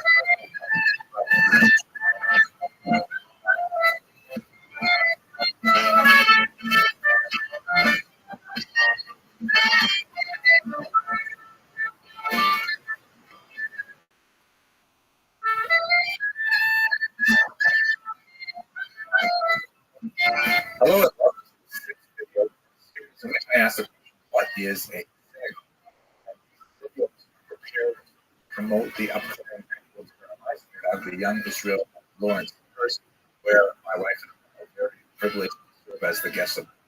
So today I'd like to talk about the synagogue as a place of security, and kind of in two senses. The first sense of that phrase is a place where one people, in order to feel secure, one to pour out one's heart to God, engage in fellowship with good friends, community, and all kinds of very positive things. At the same time, the second meaning of that phrase is the place where you have to have security in order to feel safe. This is something that goes way back in history, that synagogues, particularly in the diaspora, the places of refuge, Jews from physical attack. Recall that Jews were always minorities in the places in which they lived. Jewish communities were attacked from invaders from without, from the so-called fortress synagogues built in connection with architecture designed to protect populations against the Mongols and the Tatars. And by the way, this architecture was used by non-Jewish organizations as well. But also Jews had a special reason to create these fortress synagogues because there was always the concern of peasant uprisings, anarchy, which otherwise affected Jews very negatively, sometimes fueled by anti-Semitic ideologues. And so during the Crusades in the 11th century, there were actually many episodes in which Jews sought refuge, more or less successfully, in Christian houses of worship. The upper clergy, bishops, and so on tended to look askance at the rapacious activity of renegade crusaders who chose to attack the local populations of Jews rather than make their way to Jerusalem, where ostensibly the crusade was to be prosecuted. But in the Middle Ages, Jews began building these synagogues for themselves. Here, let's have a look at a few examples. Most of them are in Eastern Europe because of the waves of invaders from the east. Here's a 15th century example from Krakow. This is a photograph dates from 1929, but if you go and look at it, you'll see it's still there. It's got massive walls that enclose this prison there. Here's Husiata in Ukraine, 16th century again. Not only the big heavy walls, but also like the multiple layers of walls to kind of protect an inner sanctum, quite literally in the sanctuary. Here in Kyoto, fascinating exterior structure that also has space and ventilation. Some of these synagogues you actually have larger windows, things like that. Here is a fascinating reconstruction of the synagogue bells, where the important site for students to be able to see that. On the left is the QR version of it, and on the right you can see how it is set up in Jerusalem. And really interesting. Now, internally, the most important designator of a fortress synagogue style, as it can be called, is the 9-bay design. We see this architectural drawing of a bird's eye view of the Rothschild synagogue here or above. At the time was in Poland, now it's in Western Ukraine. And you can see that right in the center there are 4 pillars which surround the bema. These pillars go straight to the ceiling to give the building structural integrity, so that surrounds the front, and including the space within the space that the bema itself represents. You would have 9 bays. That is a very, very common structural design of the synagogue. It enforces the halakha imperative down at the center of the room, whereas you may have had it off center in other structures, perhaps when in some of the clients.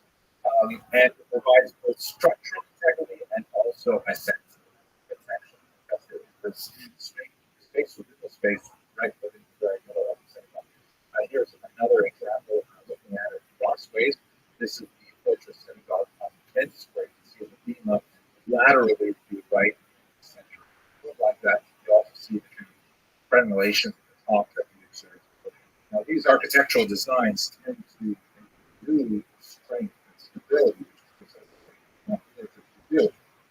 In the modern era, unfortunately, the need for it is just you can see the exterior door to the synagogue of the small Jewish community of Halle, Germany. You can see on the left, it's a narrow pointing security camera, and the arrow pointing protocols that were left in this very solid door that thankfully the Jews inside did not open to their attacker on 2019.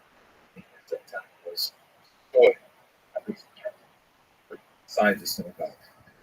Outside did not have as well. And of course, here in America, we have the same kind of situation where the Tree of Life synagogue was tragically attacked in Pittsburgh, got attacked in Poland, California, and just weeks ago in Portugal, Texas, comes in and the people in the synagogue hostage. Fine. So you didn't have that. This great security is a reality for synagogues, historically and unfortunately even today in our country. When I was making this video, I made the kind of sad realization that actually the very first person I say good morning to is the security staff has a history of either mob or oppressive. Whoever happens to be on duty that morning, they're the first person who's at the door, making sure that I'm safe when I get to the synagogue and helping preserve the safety and integrity of their building. And this is just part of what it means to have religious freedom in this country. The price associated with it is a logical price, a sociological price, and an economic price. But when we are united, that's what we can bring. And in that context, I invite you to participate. If you're able to attend the dinner, it will be great to meet you in person. If you're watching this from far away and it's not convenient for you to come to the dinner, then consider supporting the security costs and many other things that go along with the planning. Okay, I hope you found this video interesting.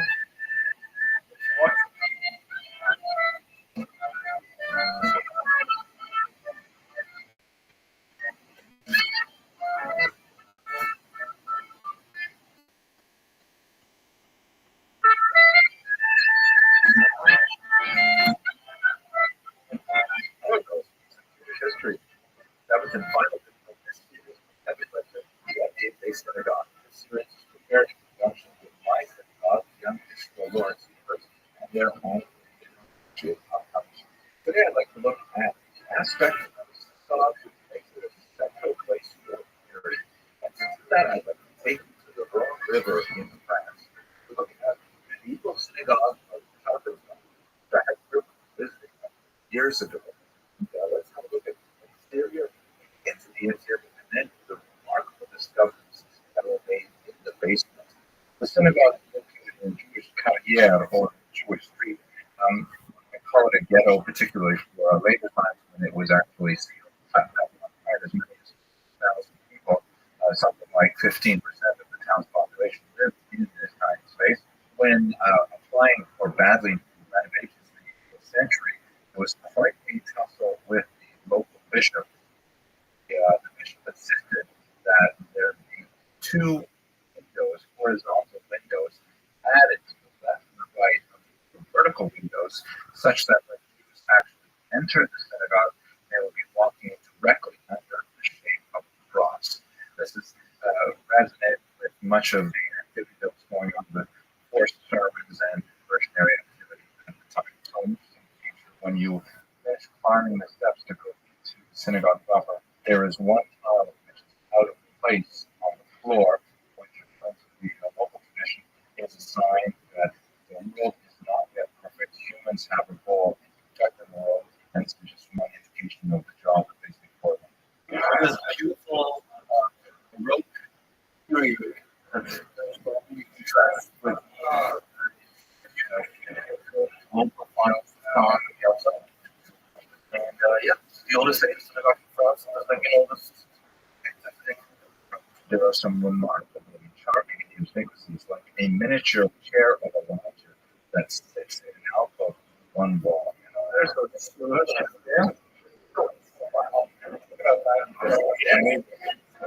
another interesting feature of this 18th century Baroque style. The Torah would have been read on the opposite side of the room, and on the second floor, you actually have to go up some stairs to see the original Shulchan. The synagogue administration was so welcoming to us here in Carpentras.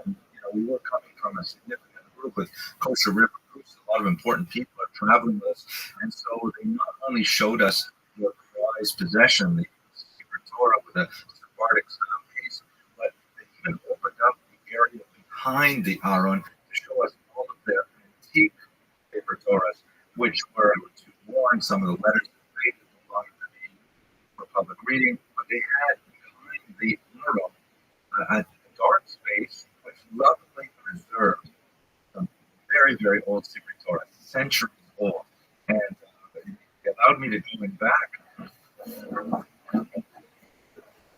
This is incredible.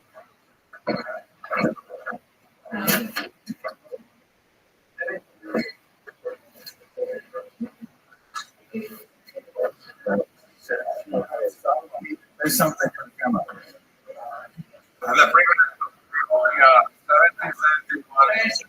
This means very strongly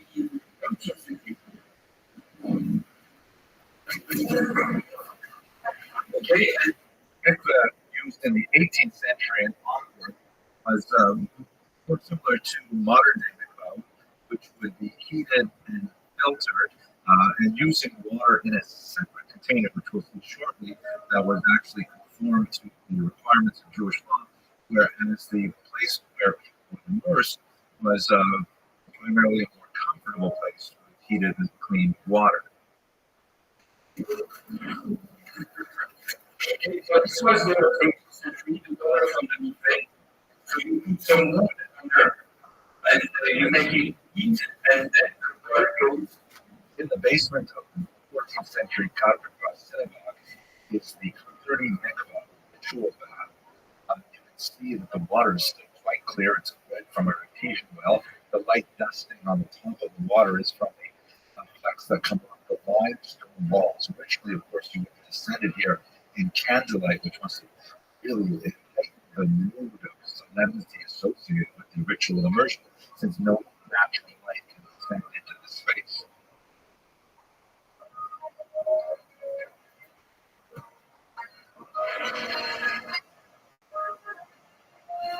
The Jews of Carpentras, of course, do not use the 14th century mikvah or even the 18th century mikvah. They'll use a modern mikvah. But the synagogue also features communal ovens baking over months. A few years ago, during standard renovations, a sub-basement was discovered in the Carpentras synagogue that had some remarkable little falls. These pictures.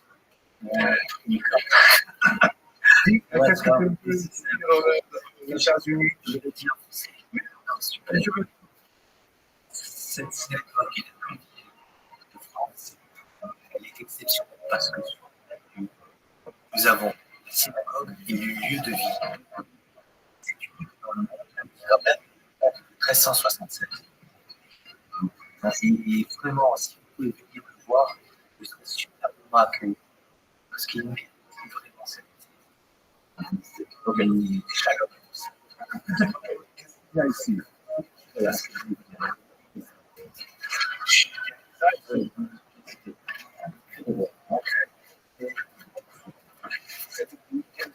Piment?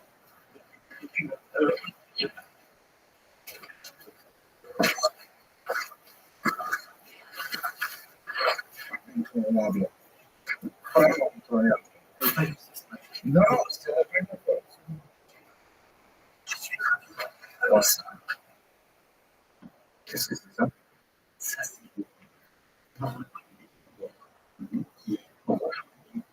les habitations. On va ici.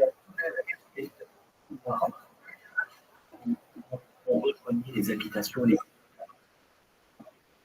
et ici, c'est la Guinness, parce qu'on a retrouvé beaucoup de vieux sur la terre. Des manuscrits de 7 et Gutenberg, c'est 1540. Wow, 1540. 50 ans après Gutenberg. What I find especially fascinating about the discoveries of the sub-basement of the Carpentras synagogue is that they literally had corridors physically connected from homes of the Jewish quarter with the synagogue. That the Jews wanted, perhaps for security reasons, a direct and immediate and secure access to the synagogue from their homes, which indicates just how important it is that we are connected to our synagogue today. That's especially true in an era when we are increasingly fractionated as a people, spread out across a wide variety of geographic locations. It's true that we have this remarkable ability to connect now with the internet, something truly unprecedented since the Gutenberg era. But we cannot rely on this virtual connection to replace the actual connection of being physically together with other people in synagogue. So I hope that this short series has been meaningful for you. If you are able to make it physically to the dinner, then I would love to meet you in person. And if our geographic distances are too wide to make that possible, perhaps you'll consider supporting either our synagogue, which I would certainly love, or your own synagogue. so that we can increase the participation of Jews in this wonderful institution. Thank you very much for sticking with me through this series, and I hope you have a fantastic day.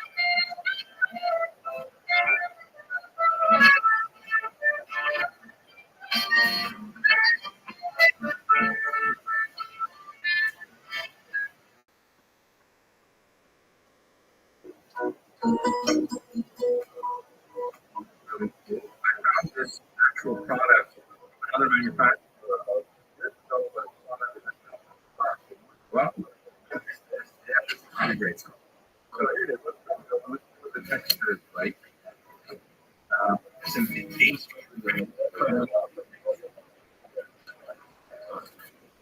Here we go. And we have some.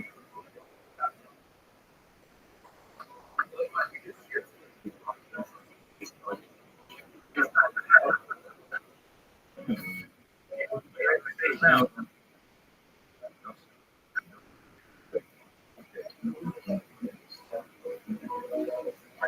Maryland. I did that.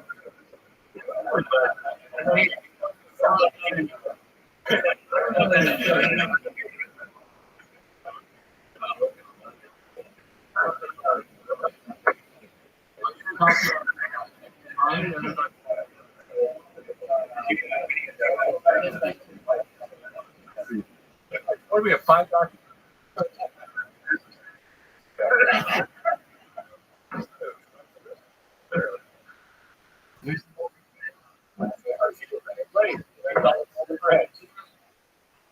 Also, I'm not entirely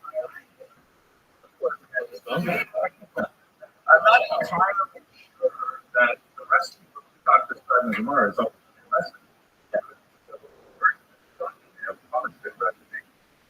the rabbis.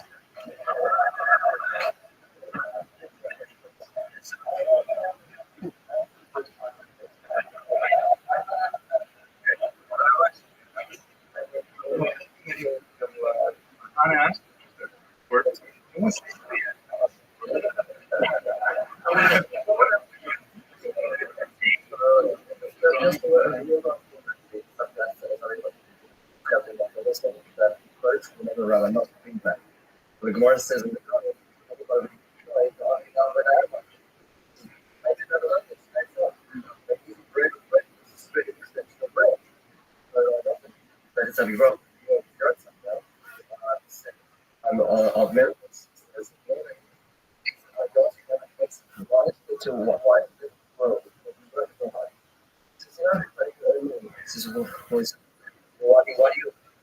why do you let me so I can work at your work. So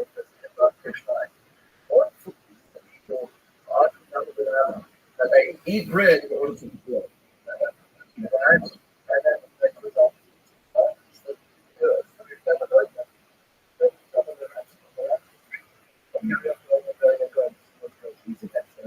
Every time you see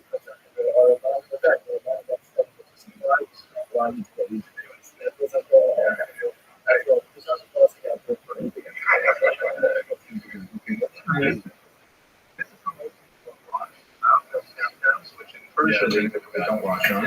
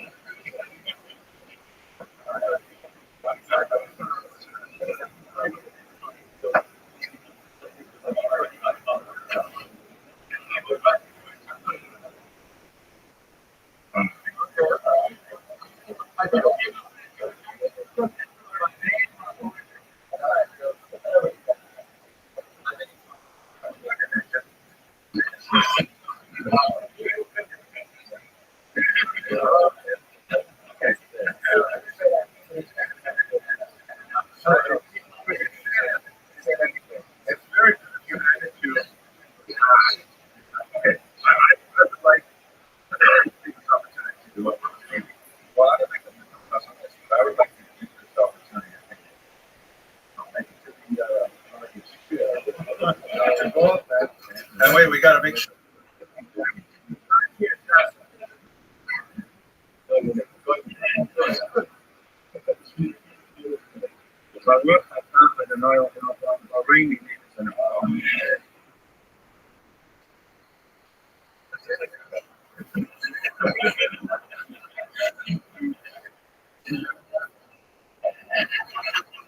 It tastes like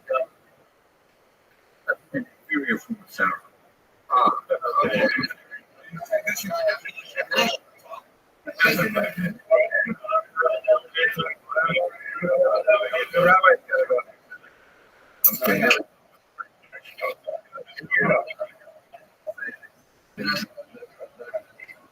Okay.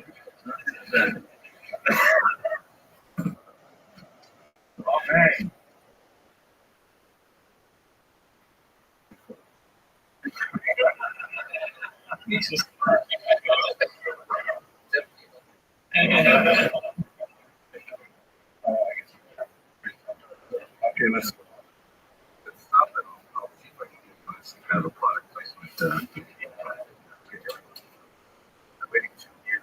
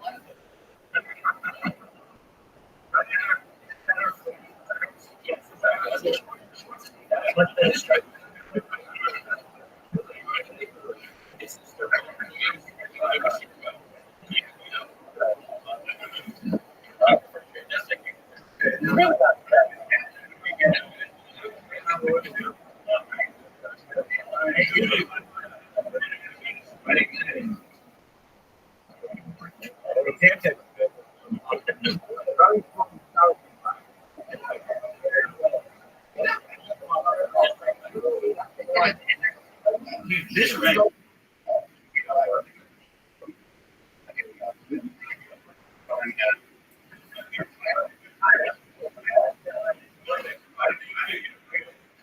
That's what it would be.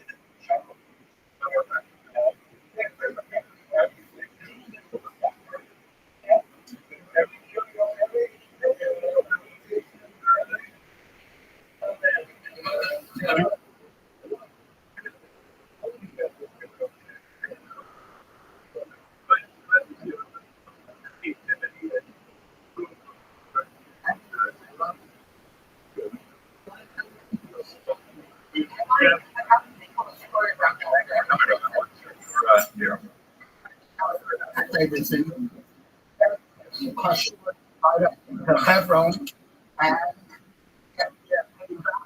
okay. My family, I go to visit the Horowitz family,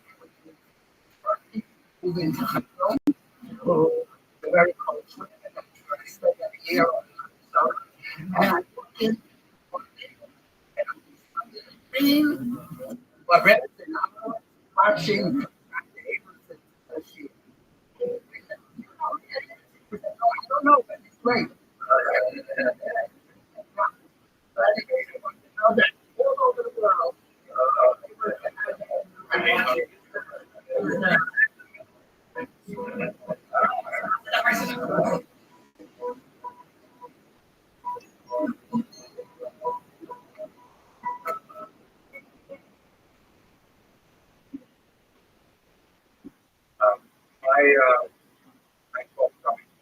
My goal is to provide a brief historical overview leading up to the events of October 7th. A very quick look at the incredibly difficult year that all experienced, and then to contextualize that history within the larger scope of Jewish history, to look at how have Jews reacted to tragedy in the past, then perhaps to give a very brief look at how have so far responded to the current crisis. I hope in 20 minutes, we'll have plenty of time for the and Chizr.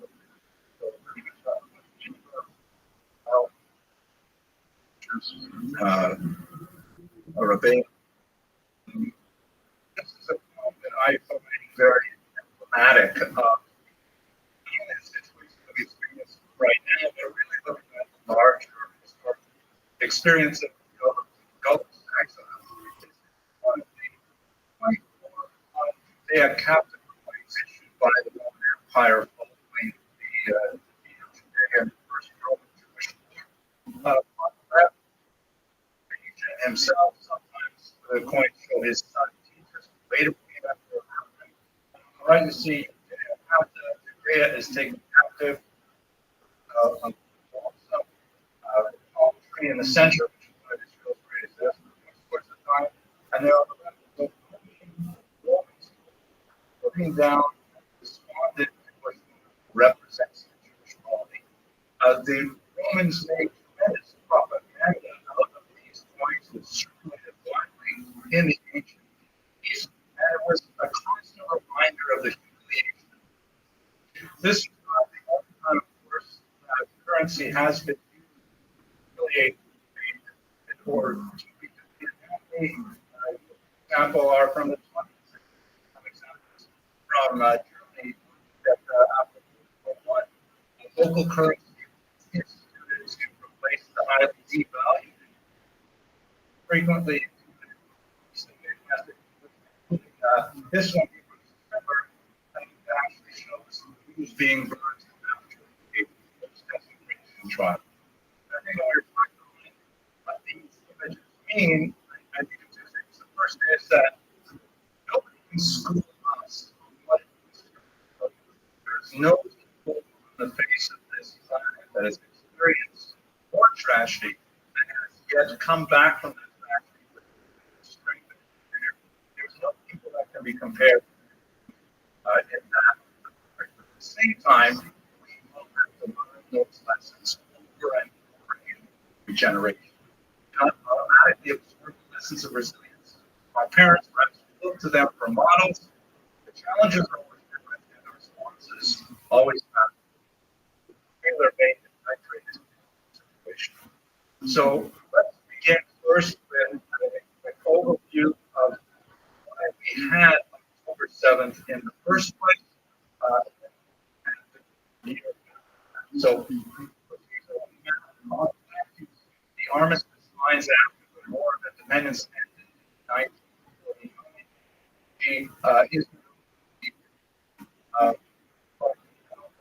On the about after the Remarkable Day War, so eloquent. There's of course that little strip that bottom with the map.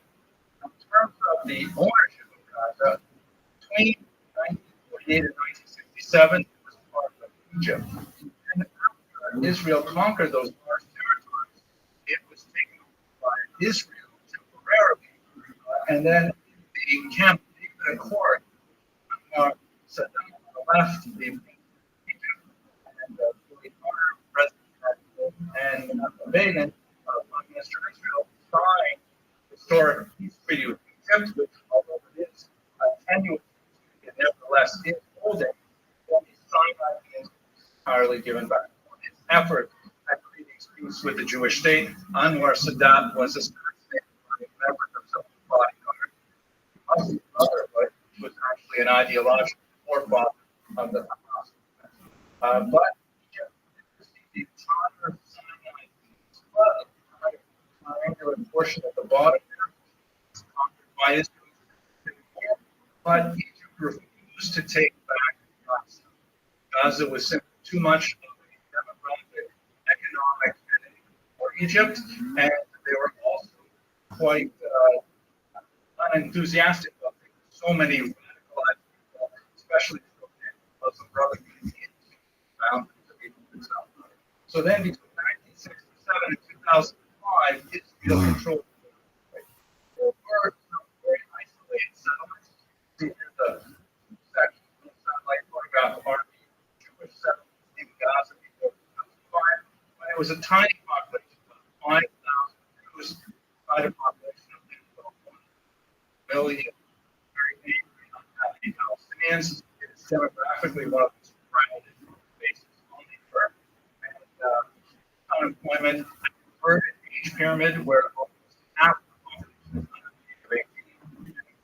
Extremely difficult to hold on to this territory militarily, economically, and socially. So under Ariel Sharon's leadership, with a very, very potent polling in Israel, but highly divided and completely disengaged from Gaza, that is the term they used. In other words, they simply said, okay, we are going to remove any Israeli controls over Gaza in 2005. It was a very, very difficult thing for the Israeli government to do. But essentially, that was the moment that Gaza had to create for itself. The thinking was that perhaps it would elect to pursue prosperity and not peace, at least no hostility to Israel. That turned out not to be the case. So after 2005, it was given over to the Palestinian Authority, something, an entity that was created as a result of the Oslo Accords, once again ruled by an American president, time with Yasser Arafat, leader of the Palestine Liberation Organization on the right, and Yitzhak Rabin, Prime Minister of Israel. Like Saddam before him, Yitzhak Rabin was also assassinated by Israelis.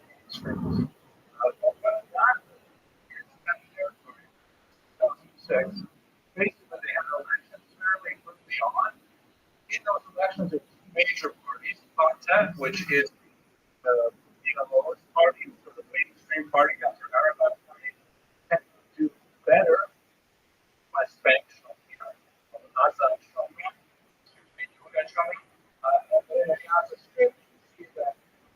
Had a very strong presence in the north part of the strip, and shortly after the elections in January 2006, they had a coup and drove out all of the Fatah representatives. So after that one and only election was dominated by Hamas. And the principal relationship that Hamas had with Israel from then was basically in two forms. One, war permits, about 30,000 permits were issued every day. The Gaza city turned Israel more in various jobs, but on October 6th.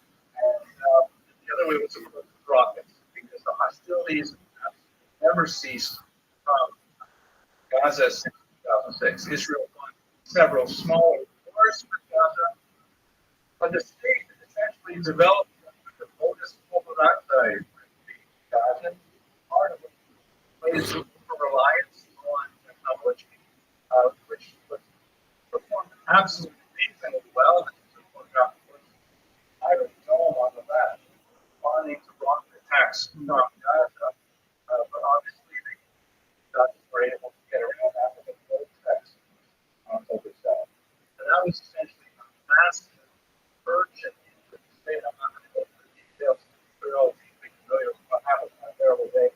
Perhaps some 3,000 Palestinians, roughly half of them complete civilians, not normally attached to any of the various factions, stormed into Israel and created absolute havoc. Even the problem is limiting drive the atrocities that occurred on that territory. Through this, what we have experienced, however, is clearly affected primarily by Iran. Iran has a very controlled role in this type of areas. Iran is the primary funder of Hamas, which is especially ironic because Hamas is Sunni movement and Iran is of course Shia, but the hatred of Israel is far more significant to all parties. We also fund Hezbollah, and Israel is of course now Hezbollah in the north. In Lebanon, also having factions in Syria and in Iraq, and they're also funding the faraway Yemen, where even launching, unfortunately, that we attack. By the way, I don't know if this is their official government slogan.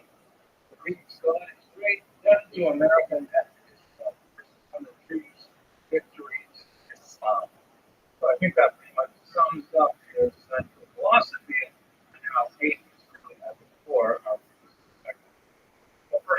more frightening to us here in the diaspora is that Iran is behind quite a bit of the international movement against Israel. This is a map, of course, that shows all of the various pro-Palestine protests that occurred at many universities in America and Europe. The dogs that does not bark, by the way, is the fact that there's very little protest against Israel in many Arab states. That's for another discussion. But many of these protests and other activities conducted by anti-Israel agents are related to the work of those group which is considered by many European countries a terrorist organization because of its deep ties to Iran, and they are clearly at the center of funding of many of these endeavors. There's a lot to say about other reasons why people want to get along, but we can't avoid the central role of Iran.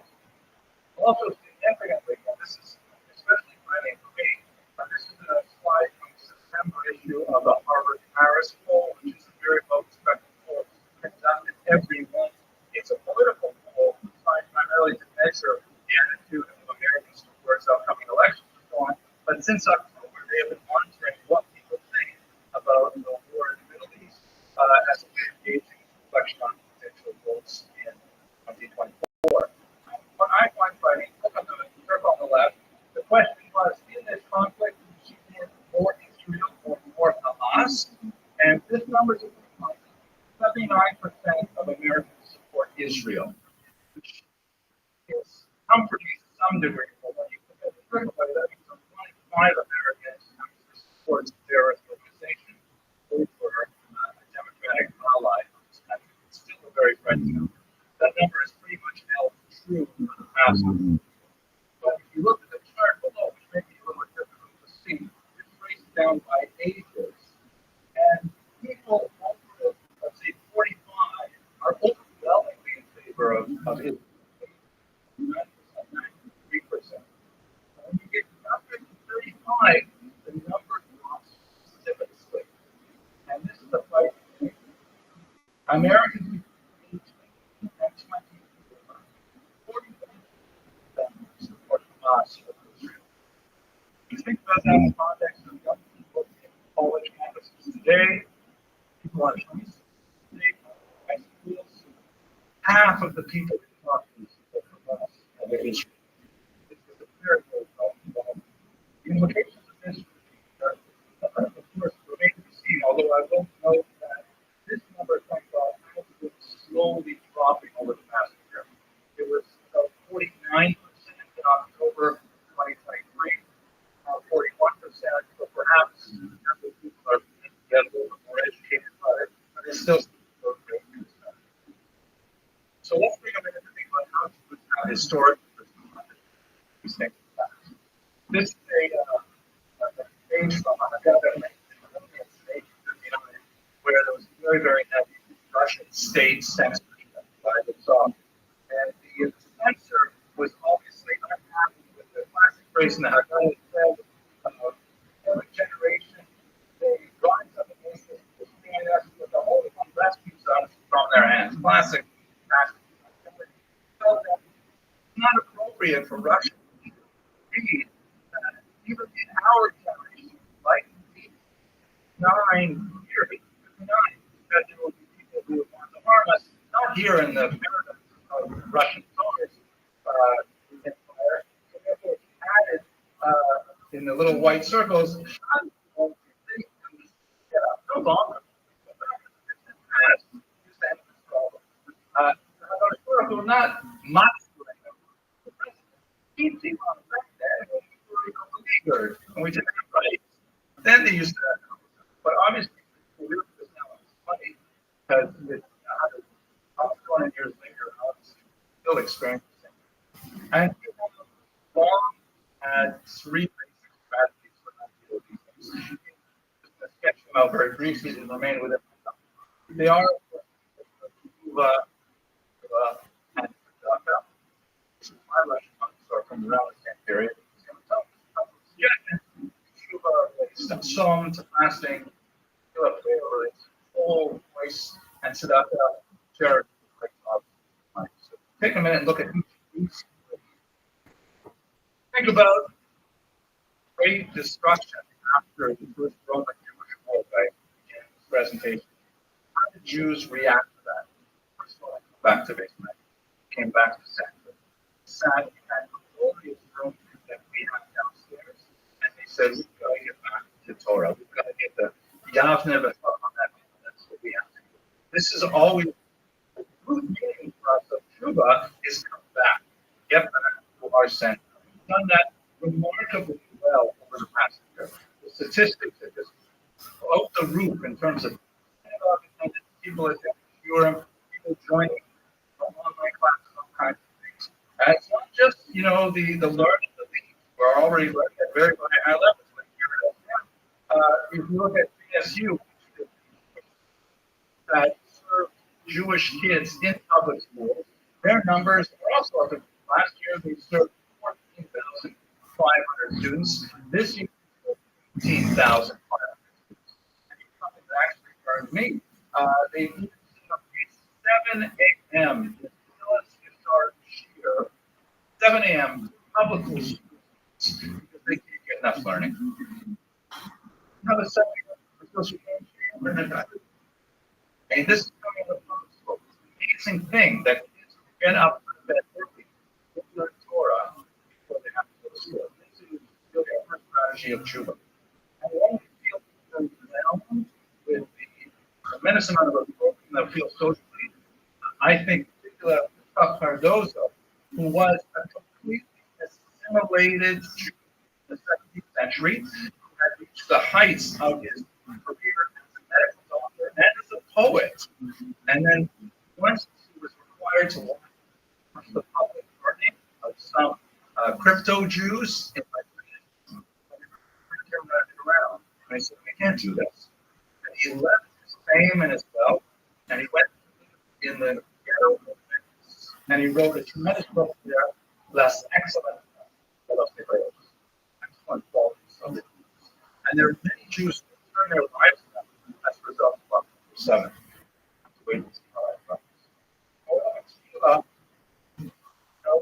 In the ancient history, we see so many examples of Jewish resilience.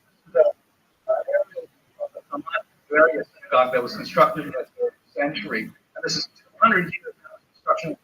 And you can see that in there, the Mosaic harkens back to all the elders that they are returning to that center. They want to get back to the idea of this Tefillah as it was back. And we see so many of the Yudin that we read so many of over Rothschild, we really read on them. They were also composed in the Byzantine era. The emperor had bad Jews from studying Mishnah, and so they decided they would incorporate various teachings into the Piyut they were created as a result of the pressure from the environment. And in fact, even the Talmud Jewish Talmud was composed after a failed revolt in 352, and the result was that the Romans were cracking down even harder on the Jews, and as a result, they said, we have to start putting things down on paper. And the basis of what we study every day really comes out of that. And one of the things that I especially appreciate is that we're not calling this Simchas Torah on it happens, but we're calling it October 7th. We are separating it out. It happened on October 7th, we will mark it, but we have, as Jews, a perennial cheerfulness and optimism. That is built into our DNA. That even though we are experiencing tragedy now, memorial is dead, nevertheless have a deep-seated confidence that we will dance again. Finally, this area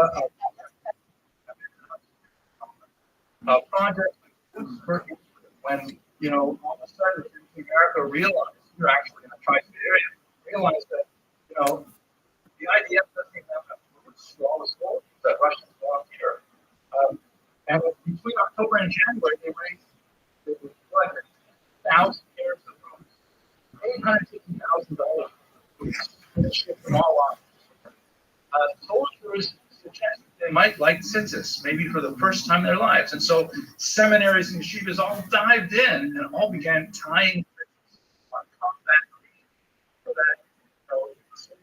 them. I'm sure many of you have maybe seen the Instagram clips of soldiers receiving their first pair of tzitzis and literally dancing around their barracks wearing them because they felt like they really had true armor on.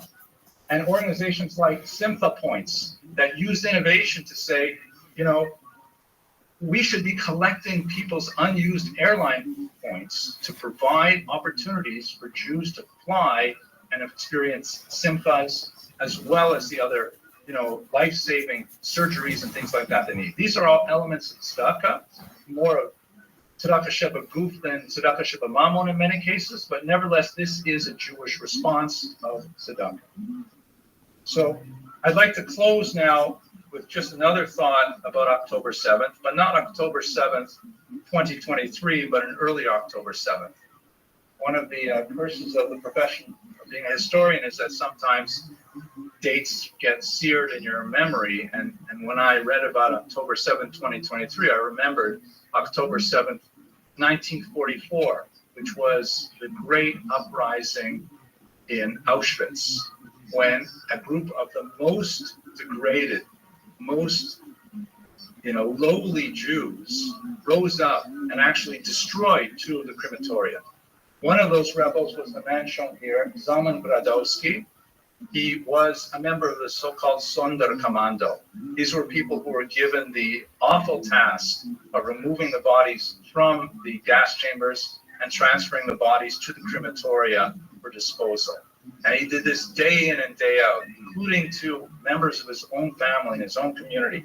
And every single night, he would come back to his barracks and he would recite Kaddish for all the people that he had to burn that day in and day out. He was also something of a poet. And he decided to write down everything that he had seen in Auschwitz during those terrible years. And he literally, before the uprising on October 7th, he buried them in the ashes of the burned Jews. Because he said, surely archaeologists will come and they will dig up this place to find the truth of what happened here. And they will find my writings. And in fact, Tachava, they were found. And I'd like to read you one passage from an incident that happened in March. The Nazis had brought together a group of Czech Jewish women, and they wanted to launch a demonstration of the efficacy of Zyklon B, the poison that was used to gas them to death. And they had all these young women gathered in a single room, and they all stood there, the Nazis in their uniforms, looking at these women in their last moments before their lives. And Gradowski records, in the large bunker stand thousands of victims waiting for death. All at once, spontaneously, a song rings out. The clique of superior officers stand transfixed. They cannot understand, they cannot grasp. How is it possible that there in the bunker, in the heart of the grave, on the threshold of extinction, in the last moments of life, that people, instead of moaning, instead of weeping over their young lives about to be snuffed out, and raise their voices in song. And the women began to sing. The melody does not let them rest. It troubles them, shatters the certainty they felt up to now. A new song of faith and courage comes pouring out of their hearts. The mass now sings the national anthem. They sing the Hatikva. And this is something that the Nazis didn't understand. Hamas evidently does not understand as well. We are fundamentally a people of hope. We are a people of tikva. We believe in the ultimate messianic redemption of the world. We believe there is a plan, and we are following that plan. And so while the Nazis are following the same path of Vespasian with the Judea Capta, I want to conclude with just one more medallion. In 1959, on the 10th anniversary of the establishment of Israel, the government elected to have a competition to find a design for a coin that would commemorate 10 years of statehood. And someone came up with this design to mimic the Judea Capta coin. And it does a very good job. You can see there's like the Roman soldier there, and the balsam pine, and the despondent woman as if she is saying, but that's the obverse. On the front side, it said Israel Liberata, Israel redeemed. And in the place of the Roman soldier, you have a young Jewish woman playing with her infant child.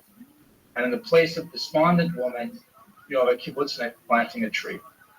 And that's fundamentally at the heart of our response. It's fundamentally how we will move forward past October 7th. We will remember that we are a people with a future, and it's up to us to follow that trajectory. Thank you very much for your attention. Hello, fellow students of Jewish history. In these very difficult times, there's a tremendous amount of heat and relatively little light cast on the actual history of the region. So my goal in this second of 3 short lectures is to look at the presence of the Jews in the land of Israel from the end of the Roman period right up until the 19th century. This is kind of like a stretched out medieval period. And in the third lecture, we'll look at the most contentious era, the 20th and 21st century in particular. So let's go right back to late antiquity. Here's a map of the Roman Empire at the beginning of the 2nd century, and as you can see, it's a massive empire that stretches all the way from England throughout the entire Mediterranean basin, right out until the region of Persia. And as you can see from the colors that I've sort of added here, and these are not to scale, you get a sense of where the large Jewish communities are and where the small Jewish communities are. There are significant diaspora communities in Rome and in Egypt in particular that existed prior to the disastrous Roman Jewish wars, and they of course expanded after the great expulsions of the 1st century at the end of the first Roman Jewish war. By the way, it's very important to note that although we speak about the Roman exile, that's somewhat of an exaggeration. There were Jews present in the land of Israel throughout the entire period, although not necessarily in certain regions, such as, for example, in Judea and in the city of Jerusalem in particular, after the Bar Kokhba rebellion.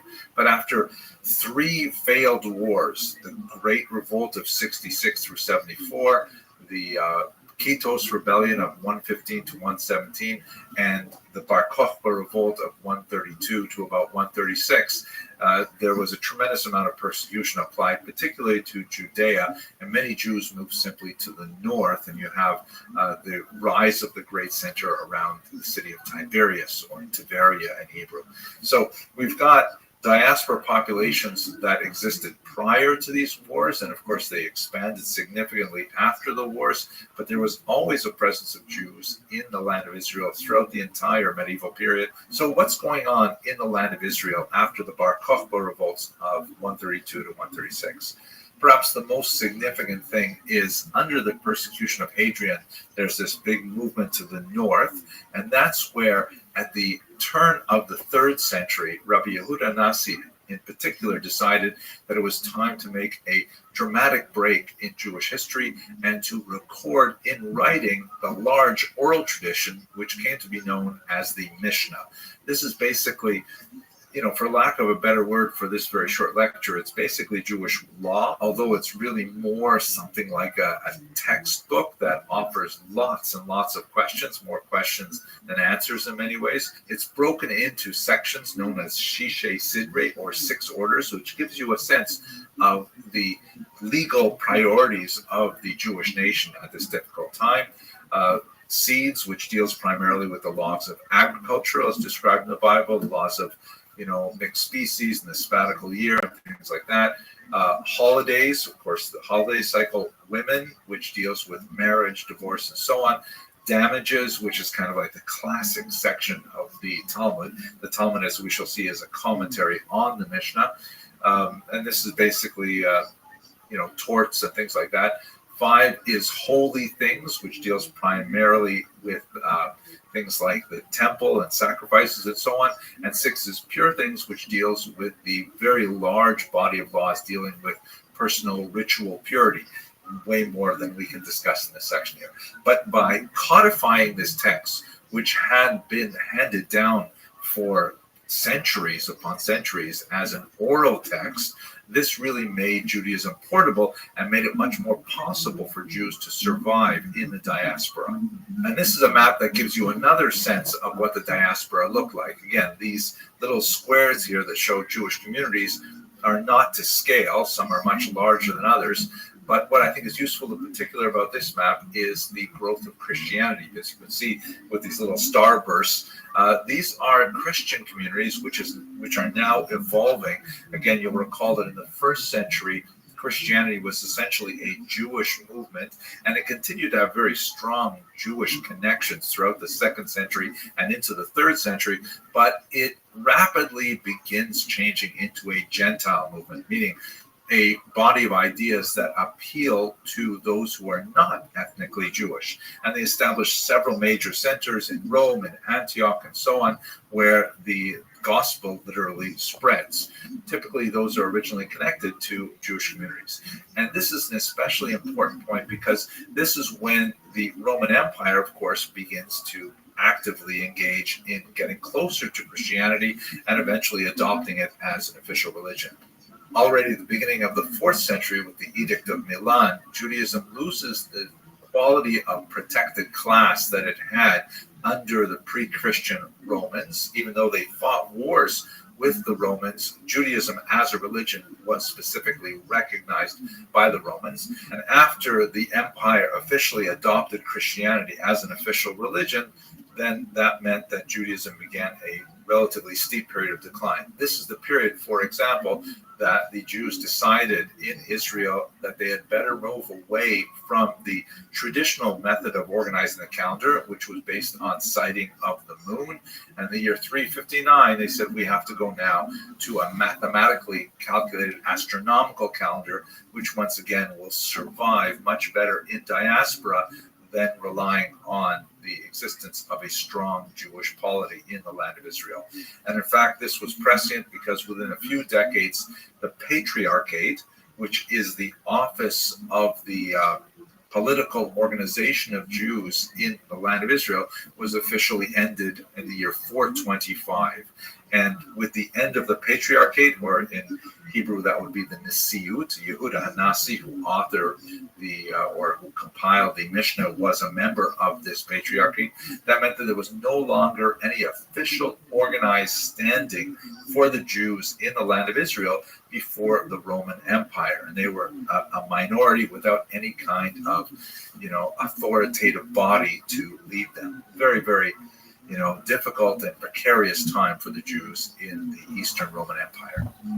Ironically, these gradually worsening circumstances throughout the 3rd and especially the 4th century spurred the Jews in Israel to engage in an unprecedented level of creativity.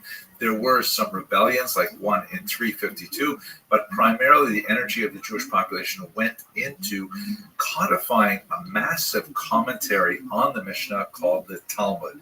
There are actually 2 versions of the Talmud, one that's called the Jerusalem Talmud, or although the term may sound somewhat jarring today, the Palestinian Talmud, because Palestine, of course, was the geographic term that had been adopted since Hadrian for the region. And this Talmud essentially, it was a rather brilliant thing. I'd love to talk about it a lot more, but I can't here. You'll have to go to my channel to look at other videos to understand a little bit more about what the Talmud means. But essentially, it takes the text of the Mishnah, which is itself kind of like an amplification of the biblical text, and opens it up to a degree of debate that makes it not a text like you can read like a newspaper, but a series of questions and somewhat strange answers that require further questions. And this is what I'd like to call the genius of ambiguity, which really made the Jerusalem Talmud and then its later successor, the Talmud written in Babylonia, it's the Babylonian Talmud, made it like a core text of Jews for the next 2,000 odd years, and is still actively studied today. I don't have time to go into like the details of how the Talmud works, but I will give you one example just to kind of illustrate the sense of playfulness that sometimes infuses this amazing text. This is a true story.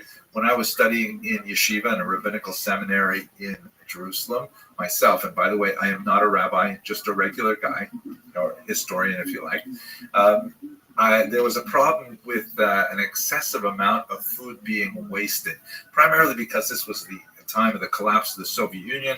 There are a lot of Jewish boys who were coming from Russia and Ukraine, and they were coming to Jerusalem to study, and maybe they were worried that the yeshiva would close, so therefore they would tend to take multiple helpings of lunch. Food was free for students, and they would take it back to their rooms, and it would waste, and it was expensive, and so on. So the yeshiva put up a sign. I went into the cafeteria one day, and the yeshiva put up a sign that read like this: "The yeshiva provides food for one portion only. No student is permitted to stand in line for second portion." So I figured, well, that's it. I went in, I had my lunch, I came out, and I looked behind me, and I saw that someone had just subtly altered the sign in a very Talmudic manner to read, "The yeshiva provides food for one portion only." No, student is permitted to stand in line for second portion. Well, and they just took down the sign. But that just gives you some sense of what it means to study the Talmud and the Mishnah that it's based upon as a Jewish exercise in learning. And this was created in the land of Israel in the 4th century, long after the Roman-Jewish wars. The difference between this and the much larger Babylonian Talmud is that you had this huge diaspora population living in Babylonia, and over the next century and a half, they're reading the Jerusalem Talmud, they're opening up the same kinds of questions, they're developing slightly different answers. They're also interested in somewhat different issues, because in the land of Israel, there's a lot of discussion of agricultural laws that apply there. They don't necessarily apply in Babylonia, and so on. The Babylonian Talmud, because it's written later, is generally considered the more authoritative. It's certainly much more well studied, but its origins are in the land of Israel. Another major contribution, not just to internal Jewish culture, but really to world culture, is the institution of the synagogue, which develops at this time. And other houses of worship, such as the church and the mosque, are based directly on the model created by the synagogue. The term itself, synagogue, it is Greek. It means place where people gather, and that is a direct translation of the Hebrew term Beit HaKnesset, and that's also how we get the Latin term ecclesia, église, church, and mosque as well. They all come from this basic idea.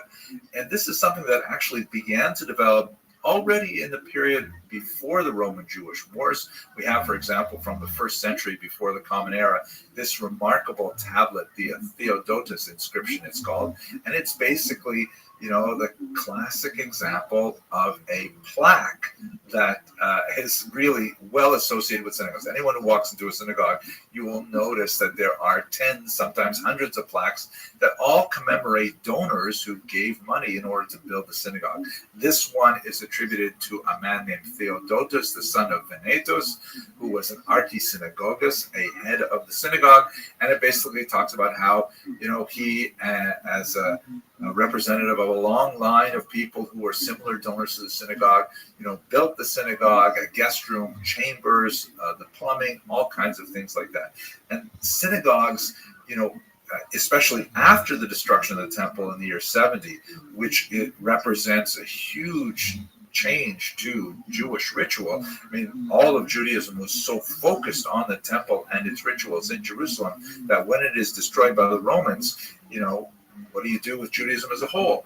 And the transition to synagogues was essentially something that replaced, at least in some form, the centrality of the temple, allowing Jews to come together to express their heartfelt desires in prayer to God and to perform many other communal functions, social gatherings, study sessions, and so on.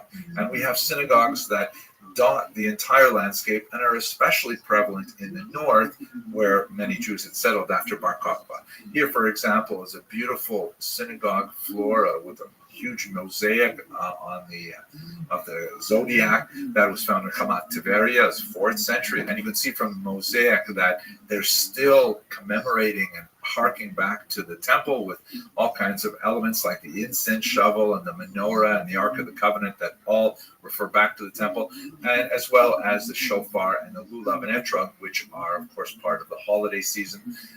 You have these beautiful mosaics everywhere, including in not too far away, the Beit Alpha, 6th century, kind of a more primitive style, but really quite fascinating. Beit Alpha also has this dramatic rendition of the binding of Isaac, which is described in the book of Genesis, chapter 22. And we have synagogues like this, as I think I showed you in the last lecture, even from Gaza and so on. And these synagogues dot the landscape, particularly in the north, right up until the 7th century, when you have the advent of Islam. This map says a lot about what happens to the world in the 7th century. This new faith that emerges from Saudi Arabia, from Medina and Mecca, under the leadership of Muhammad, spreads with tremendous rapidity throughout the entire Mediterranean basin, reaching up into the Iberian Peninsula in the west and moving all the way out in the east to regions like Afghanistan, the reaches of northern India, and so on.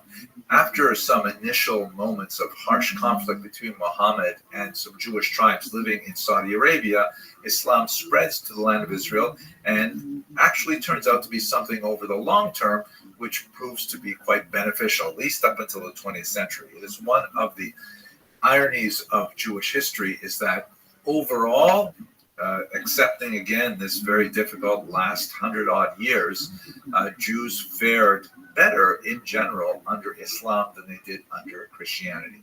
That's not to say that there were not examples of violence directed against Jews. There was certainly, as we shall see, a certain low-level discrimination that was pervasive. Occasionally there were moments of forced conversions, but pound for pound, comparing apples to apples, as it were, it was far less in Muslim regions. But let's look at why that is so. We should understand that as religions, as systems of human behavior, Islam and Judaism are actually much more similar to each other than Judaism is to Christianity. The primary reason for this is because Islam, which of course is based on Christianity and Judaism, Muhammad had a wide range of teachers that he could draw upon to learn about earlier faiths. And there are so many similarities between Islam and Judaism that clearly shows that they share a common cultural vocabulary. For example, Jews are required to pray 3 times a day facing Jerusalem. Muslims pray 5 times a day facing Mecca. Originally, they faced Jerusalem as well. Jews practice a dietary system known as kashrut. Muslims practice a dietary system associated with halal. Judaism has a certain set of rules regarding the dress of females and the dress of males, by the way. And Islam has also a system of rules for the dress of females, and I would assume males, although I'm not an expert in Islam at all. But in other words, they're like kind of like similar blocks of ideas about how people should behave. And although they're not identical, of course, Jews and Muslims can sort of understand that, okay, these are, categories of behavior. Christianity, on the other hand, places a tremendous amount of emphasis on creed, on belief, rather than on pragmatic behavior, which sets it somewhat apart from both Islam and Judaism, although, of course, also both Islam and Judaism have elements of creed as well. But this whole comparative structure of halakha on the Jewish side, of Jewish law, and Sharia, or Islamic law on the other side, means that they really have quite a bit in common, and they were actually able to affect quite a sort of modus vivendi, a way of living together. This was expressed in particular in legal terms under something which came to be known as the Pact of Umar, associated with the 9th century in particular. And essentially what the Pact of Umar dictates is it regulates the space for non-Muslims in Muslim society, in particular Jews and Christians, because they were known as people of the book. They had, according to Islam, received a legitimate transmission or communication from God in the past, and Islam would argue that they misunderstood those transmissions, they adulterated those transmissions, and so on, but that's not our discussion today. But since they were essentially keeping to the traditions as handed down to them from their previous generations, they therefore were accorded a degree of respect within Islamic society, and they were allowed to continue practicing their faiths within Islamic society. There were limits set on that. They could not, for example, build new synagogues. They could only repair old ones. They are not allowed to engage in certain symbolic acts of leadership, like carrying a weapon or riding a horse. In some areas, certain colors were required for them. They had to wear a certain color, for example. Many of these things were often, there were loopholes found or bribes were paid in order for Jews to avoid these things. But nevertheless, this established within Islam the notion of a Rechtsstaat, of a society governed by law, meaning that although they were second class or protected status, the term is dhimmi, they nevertheless were allowed a space in which they could continue to be Jews. There were additional taxes imposed on them called the jizya and so on, but basically they had a space where they could continue to be Jews, and this proved to be really very useful as a whole.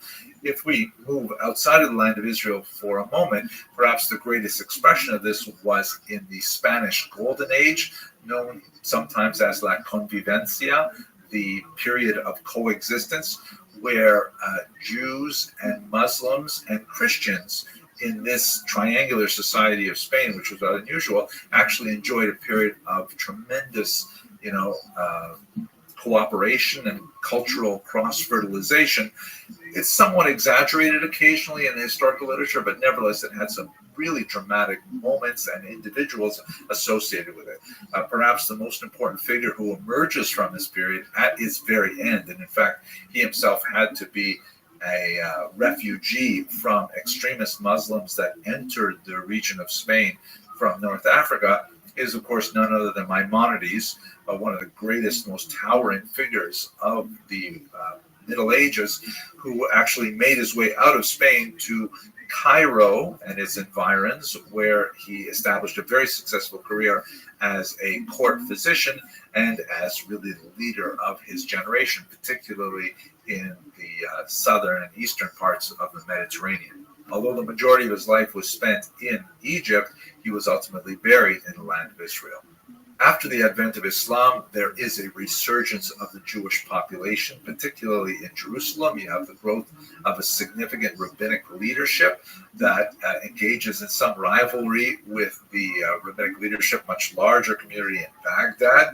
Ultimately, Baghdad would take the lead, but Jerusalem nevertheless had tremendous pride of place.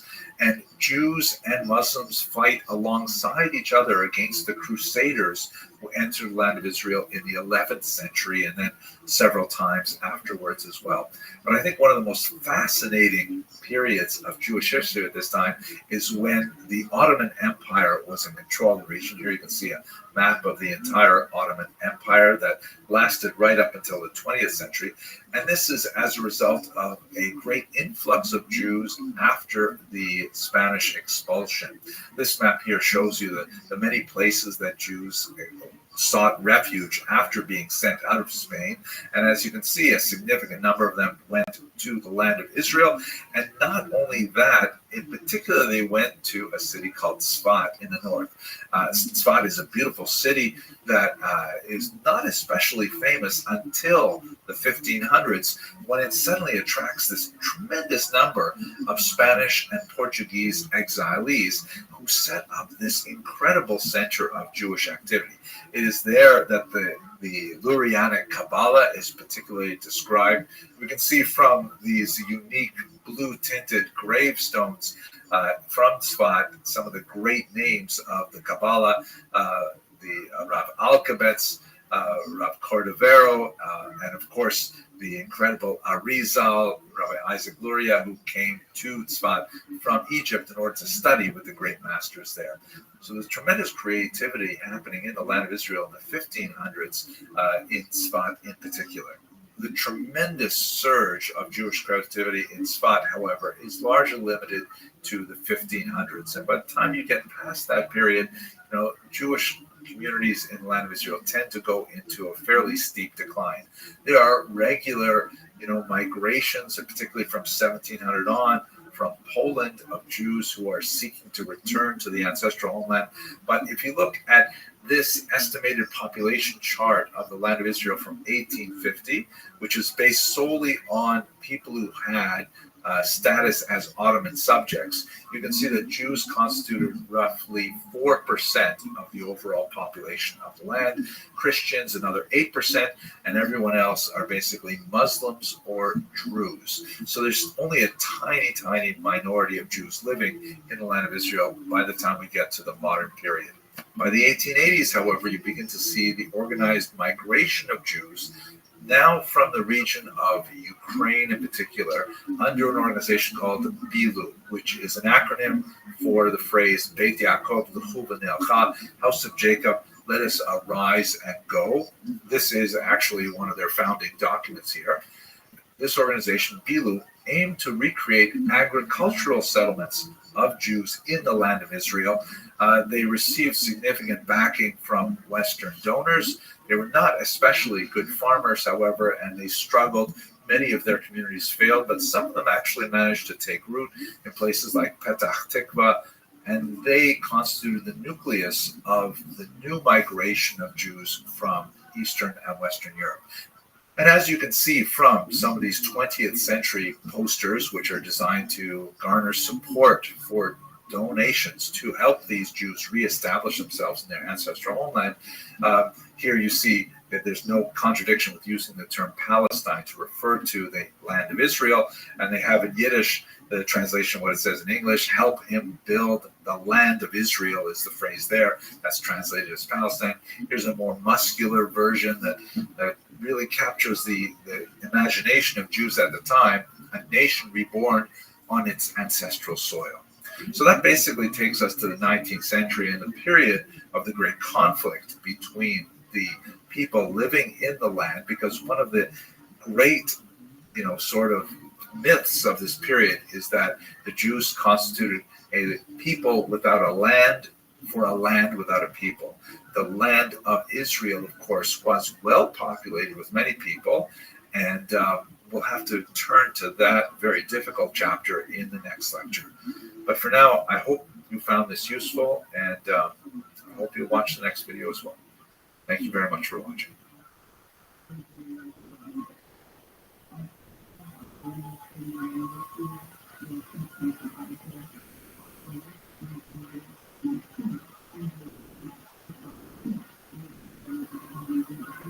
Hi, this is Matt Baker.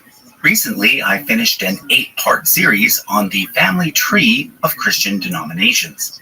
As you might know, I'm actually Jewish, and therefore several people have asked me to do a similar tree for Jewish denominations.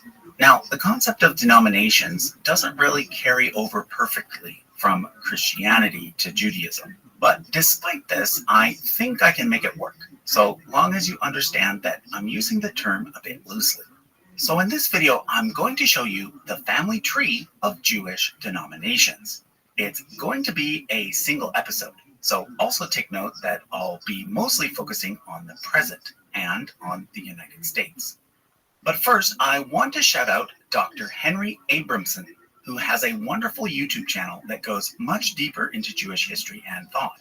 He provided me with some great feedback for this episode, so I want to say thank you to him, as well as to several Useful Charts viewers who gave feedback as well.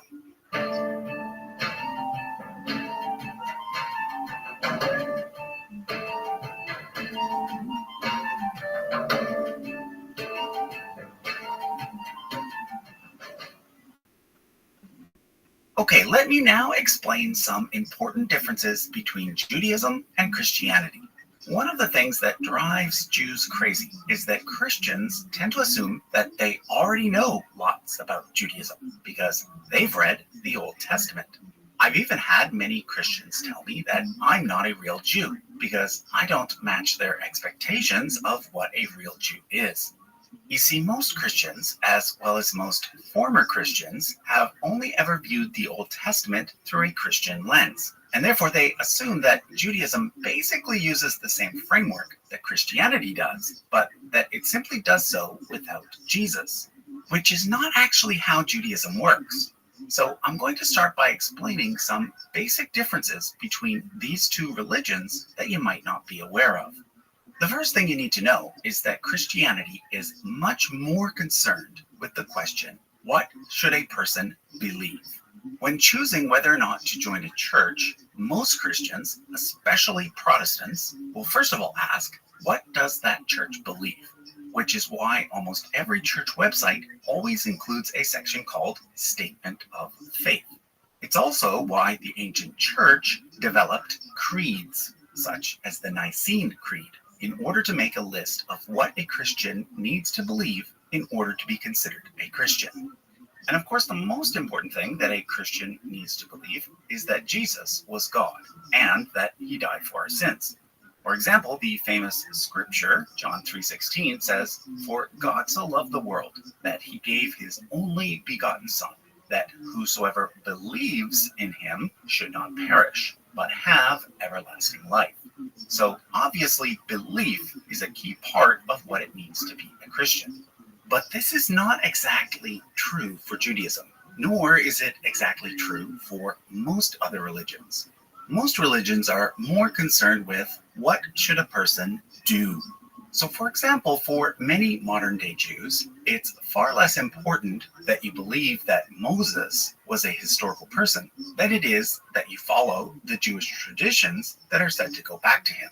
So for example, when I converted to Judaism, which in my case was a year-long process, at no point was I asked to agree to a certain list of beliefs. Instead, I was taught mostly about Jewish practices and traditions, as well as a lot about the history and language of the Jewish people. The other thing that Christianity is very much concerned with is salvation. The whole thing hinges on the question, what must a person do or believe in order to be saved? So the assumption that most Christians make about Judaism is that Jews are also concerned with salvation, and that Jews simply have a different way of obtaining it. The further assumption, based mostly on the writings of Paul, is that Jews try to obtain salvation by obeying Jewish law. But that's simply not true, because there is no such thing as original sin in Judaism, nor is there much of a focus on the exact details surrounding the afterlife. To put it simply, Jews do not follow Jewish law in order to be saved from some future punishment or in order to gain some future reward. For some Jews, they follow the law simply because God told them to. For others, it's because we believe that many of those laws, which we call mitzvot, serve a purpose in the here and now. The best way that I can explain this is by giving the following analogy. In our modern society, we have many traffic laws that are designed to keep everyone safe. If you break one of those laws, say by going too fast in your car, you might get a ticket as a punishment. But do you obey the traffic rules simply because you don't want a ticket? Perhaps, but I hope that you also obey them because, for example, you don't want to hit some kid while passing through a school zone. Likewise, one of the Jewish mitzvot is to rest on Shabbat, or Saturday. We do this not because we're scared that God will punish us if we don't, but because we see a benefit in taking some time off at least once per week. Now, as you probably know, different Jews take a different approach to how carefully they follow this mitzvah, and I'll get to that in a moment. But for now, please understand that for all Jews, no matter what denomination they belong to, what they do or don't do is not based on trying to earn a future reward. This is summed up by the following principle given by the early Pharisee Antigonus of Soko. Be not like servants who serve their master for the sake of reward. Rather, be like servants who do not serve their master for the sake of reward, and let the awe of heaven be upon you. Now, don't get me wrong. I'm not saying that Christians are not at all concerned with what they do. Of course they are. But in Christianity, belief always comes first, followed by a changed life. And I'm also not saying that there are absolutely no beliefs in Judaism. For some Jews, their only creed is the Shema prayer. Hear, O Israel, the Lord is our God, the Lord is one. For others, especially the Orthodox, there are the 13 Principles of Faith by Maimonides. My point, though, is that generally speaking, Christians put a stronger emphasis on believing, and Jews put a stronger emphasis on doing. So with that under our belts, let's now look at the family tree. As I mentioned in episode 1 of the Christian Denominations series, Judaism has its roots in ancient Israelite religion, which was practiced by the kingdoms of Israel and Judah. Israel and Judah were relatively small kingdoms, but they happened to be located right in between two of the most important centers of civilization in the ancient world, Egypt and Mesopotamia, which is why Egypt and then later Assyria and Babylon played such a huge role in their history. Now, there are two main explanations for where ancient Israelite religion came from. One, of course, is that it came directly from God through divine revelation, specifically when Moses received the Torah. The other is that it developed slowly over time based on its interactions with both Egypt and Mesopotamia. In fact, the scholarly consensus nowadays is that the Israelites actually started out as a subset of Canaanites and then slowly went from polytheism to monotheism over time. Either way, what we're concerned with here is what happened during the late Iron Age.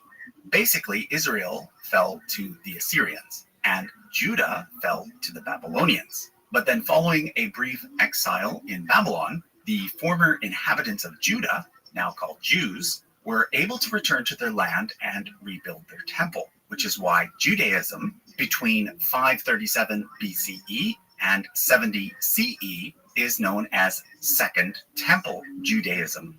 During this time, it was influenced by both Zoroastrianism, which was the religion of the Persians, as well as by Hellenism, which was the religion of the Greeks. But most importantly, by this point, Judaism was definitely monotheistic, which is to this day its defining feature. However, by the time that the Romans took over, there were four major sects within Second Temple Judaism: the Pharisees, who represented the everyday people; the Essenes, who were a mystical bunch; the Zealots, who wanted to fight against the Romans; and the Sadducees, who were the elites who ran the temple. To this was added a fifth group, the early Christians. However, Christianity quickly became a separate, mostly Gentile, meaning non-Jewish religion.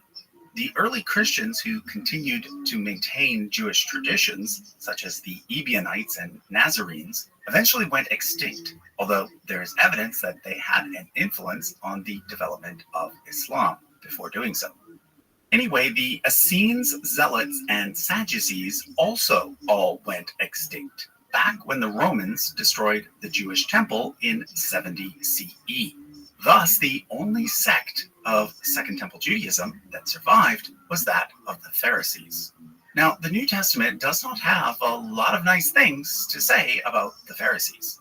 But for Jews today, the Pharisees are actually our spiritual ancestors. After the destruction of Jerusalem, they set up a school in the nearby town of Yavne, known in Christian sources as Jamnia, which is where they helped Judaism evolve from being a temple-based religion to one that is based mostly on communal prayer and on studying the 5 books of Moses, known as the Torah. The scholars at this Yavne school eventually became known as rabbis. Thus, Judaism, as it exists today, can more accurately be called rabbinic Judaism, in order to distinguish it from the earlier Second Temple Judaism. One of the things that the early rabbis did was to develop the Talmud, which actually has 2 components: the Mishnah, which was written first, and the Gemara, which was written later and consists of commentary on the Mishnah. According to tradition, the Mishnah is based on the oral Torah, which consisted of various clarifications that were given to Moses around the same time as the written Torah. These were supposedly passed down by word of mouth until the time of the rabbis. However, according to modern critical scholarship, the oral Torah likely does not go all the way back to Moses, but it does at least go back to the Second Temple period, to figures like Hillel and Shammai, who lived just prior to the time of Jesus.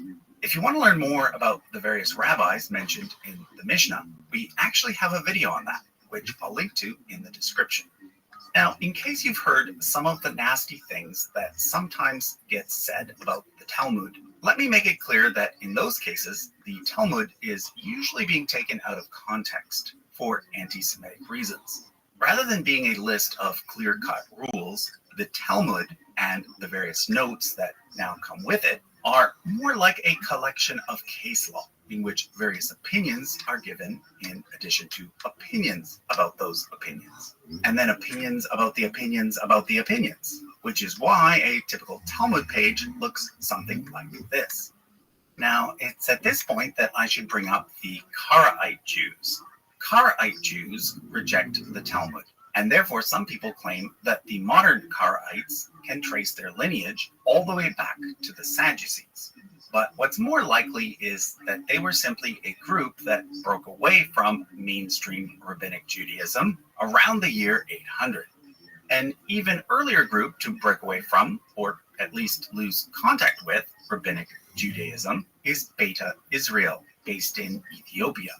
They may go all the way back to Second Temple times, but there is also evidence that they initially maintained some contact with the early rabbis, but then for some reason that contact was eventually severed.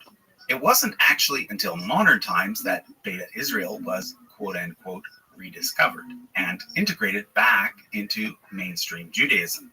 So again, I wouldn't consider Beta Israel to be outside of rabbinic Judaism, but rather to be a unique stream within it. But then there's the Samaritans, who definitely are a separate group from rabbinic Jews. They claim to be the descendants of the northern 10 tribes of Israel. However, according to historians, the situation is much more complicated. When Assyria conquered Israel, some Israelites were carried away, and then non-Israelites were brought in to replace them. However, other Israelites simply moved south to Jerusalem, where they became integrated into the kingdom of Judah. Then, when the Babylonians conquered Judah, a split occurred whereby many of the elites were carried off to Babylon, whereas the everyday people were left behind, where they sometimes intermarried with foreigners. When the Judean elites returned to rebuild the Jerusalem temple, some of those who had been left behind, who the Bible calls the people of the land, wanted to build a separate temple, which they did at Mount Gerizim, which happened to be in the territory where the northern tribes used to live.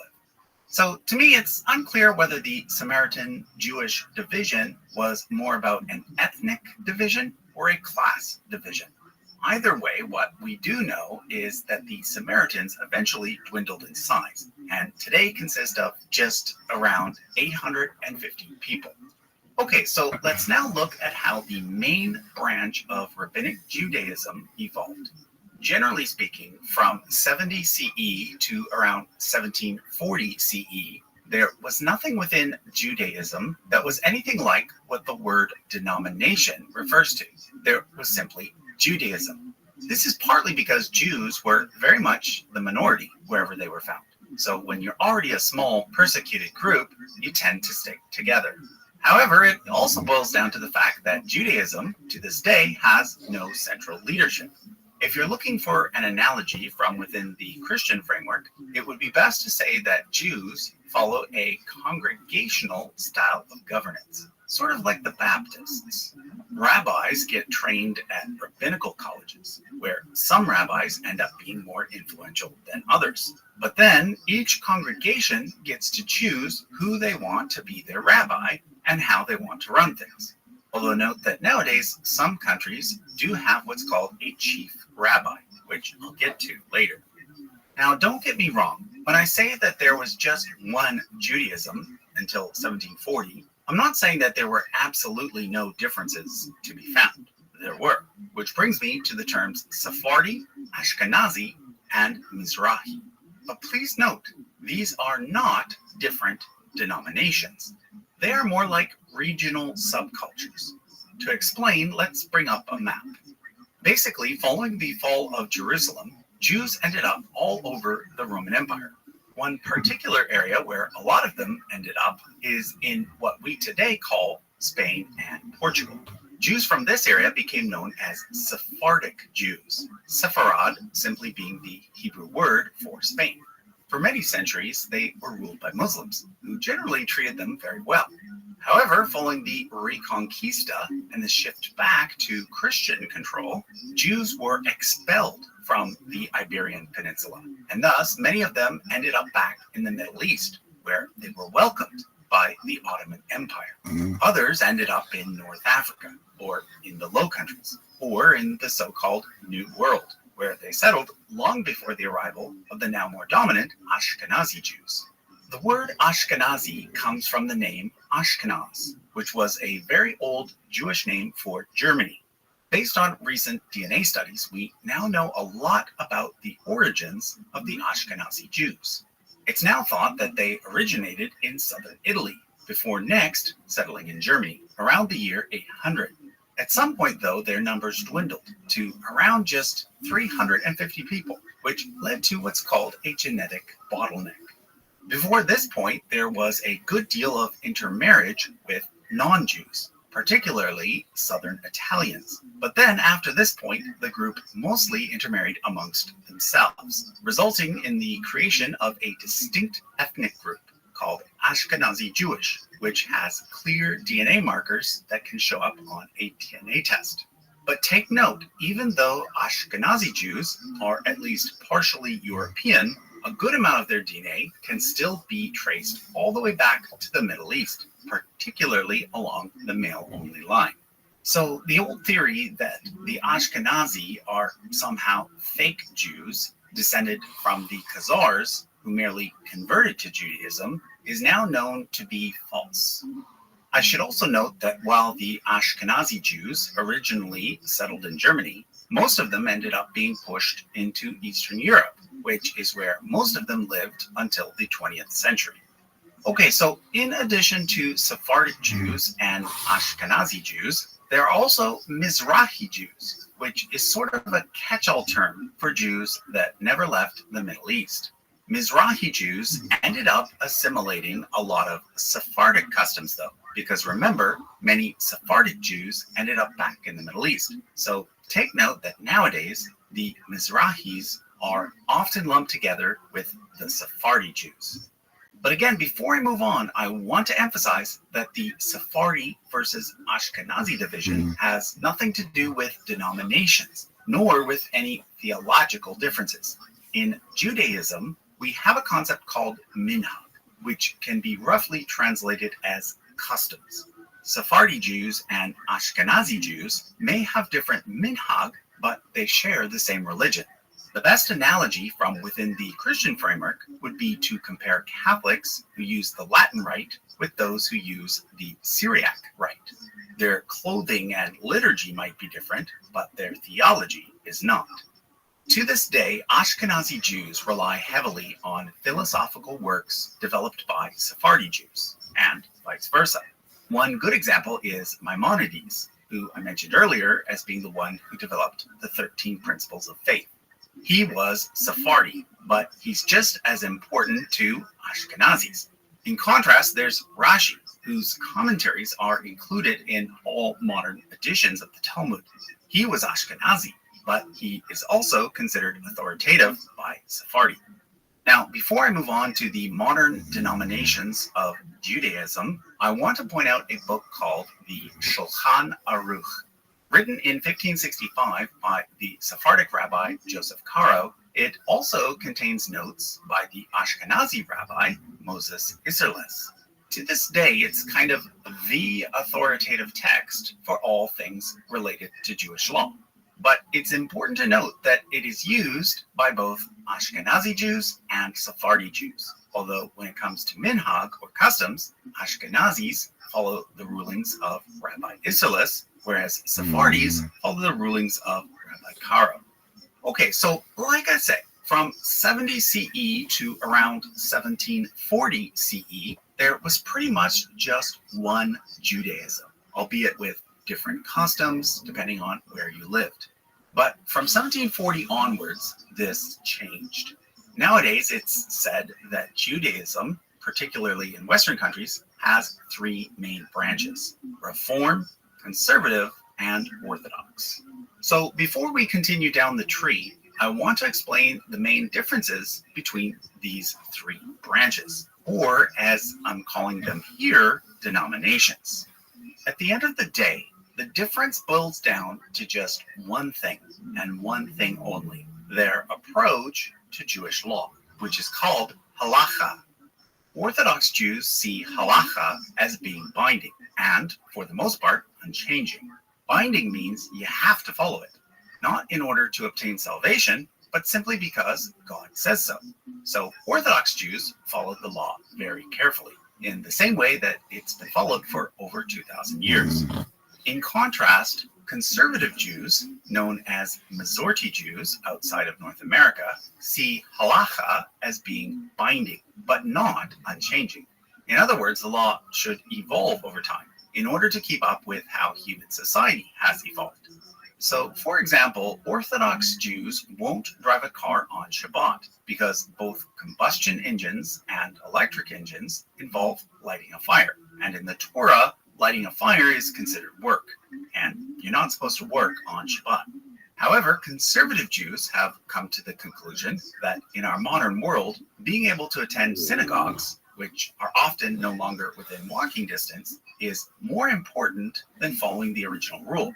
So conservative rabbis have actually changed Jewish law to say that driving a car on Shabbat is permitted for this special circumstance.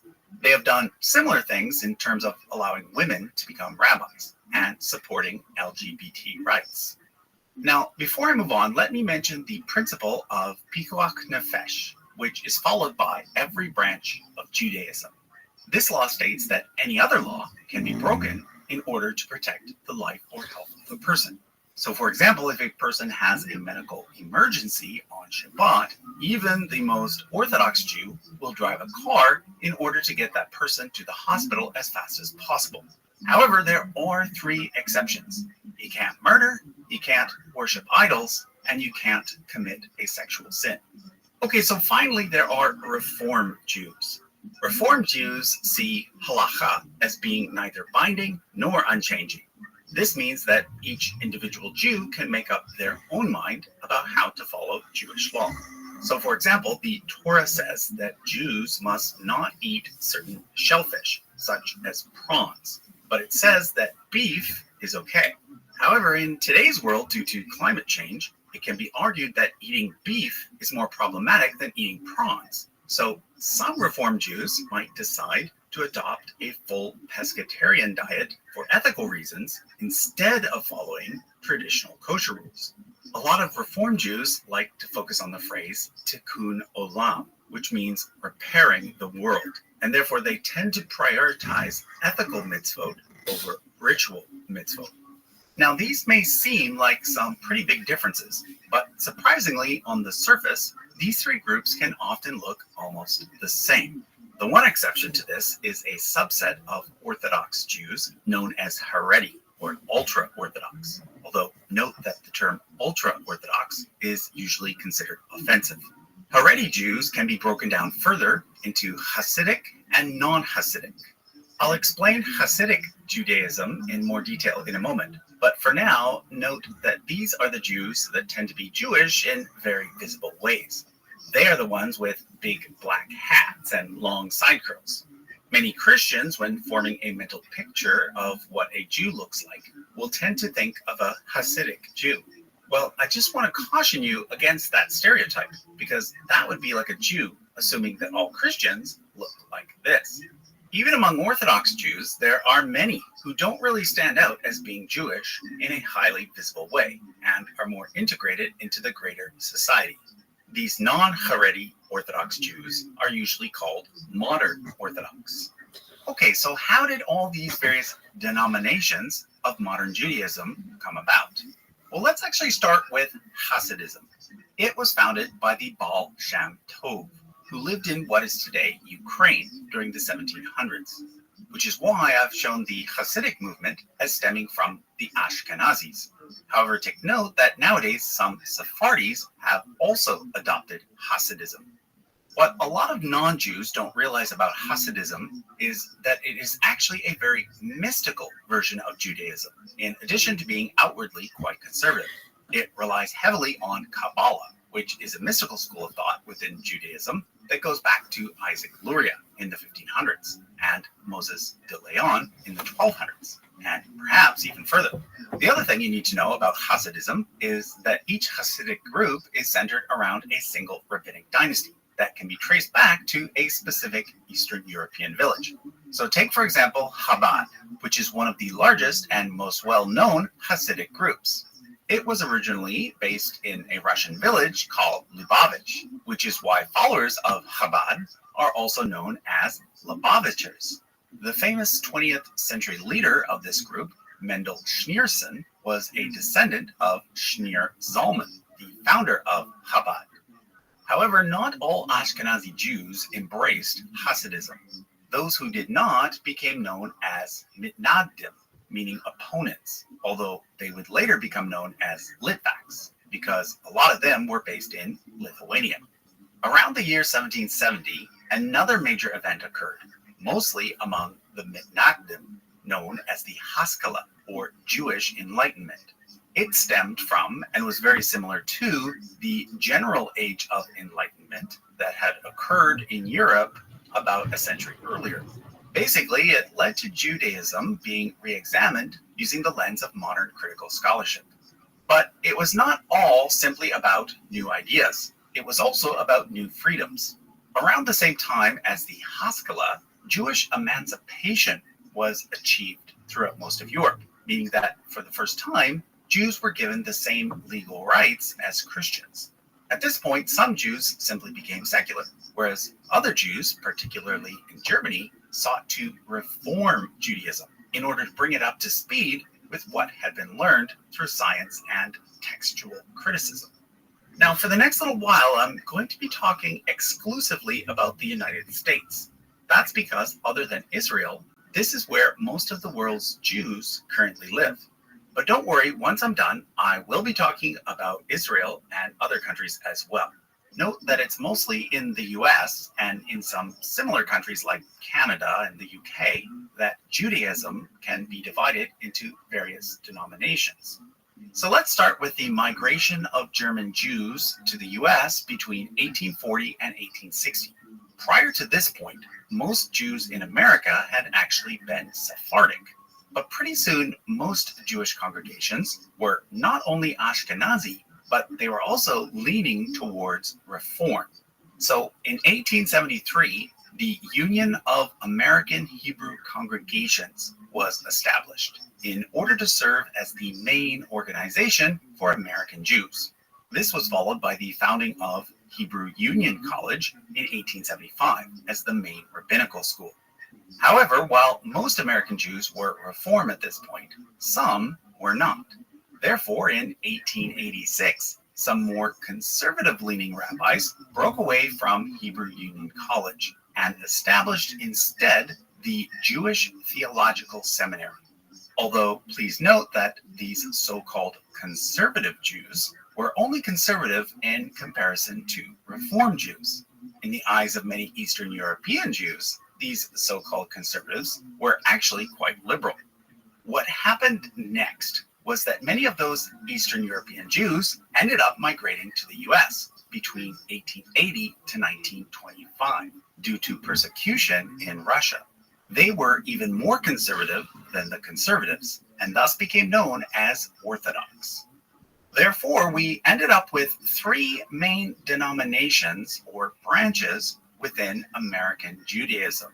The Union of American Hebrew Congregations ended up being the main organization for Reform Jews, eventually changing its name to the Union for Reform Judaism. The United Synagogue of America, established in 1913, became the main organization for conservative Jews, although it too later changed its name to the United Synagogue of Conservative Judaism. Finally, the Orthodox Union, established in 1898, became the main organization for modern Orthodox Jews. Now, even if you've never heard of any of these organizations, you've probably seen this symbol on various food packages. It means that the Orthodox Union has deemed that item to be kosher. I also want to point out Agudah, which is another Orthodox organization, separate from the Orthodox Union. It consists mostly of Haredi congregations, both non-Hasidic and Hasidic, although notably Chabad is not a member. Altogether, among those who attend synagogue in the US, approximately 50% are Reform, around 30% are Conservative, and 20% are Orthodox.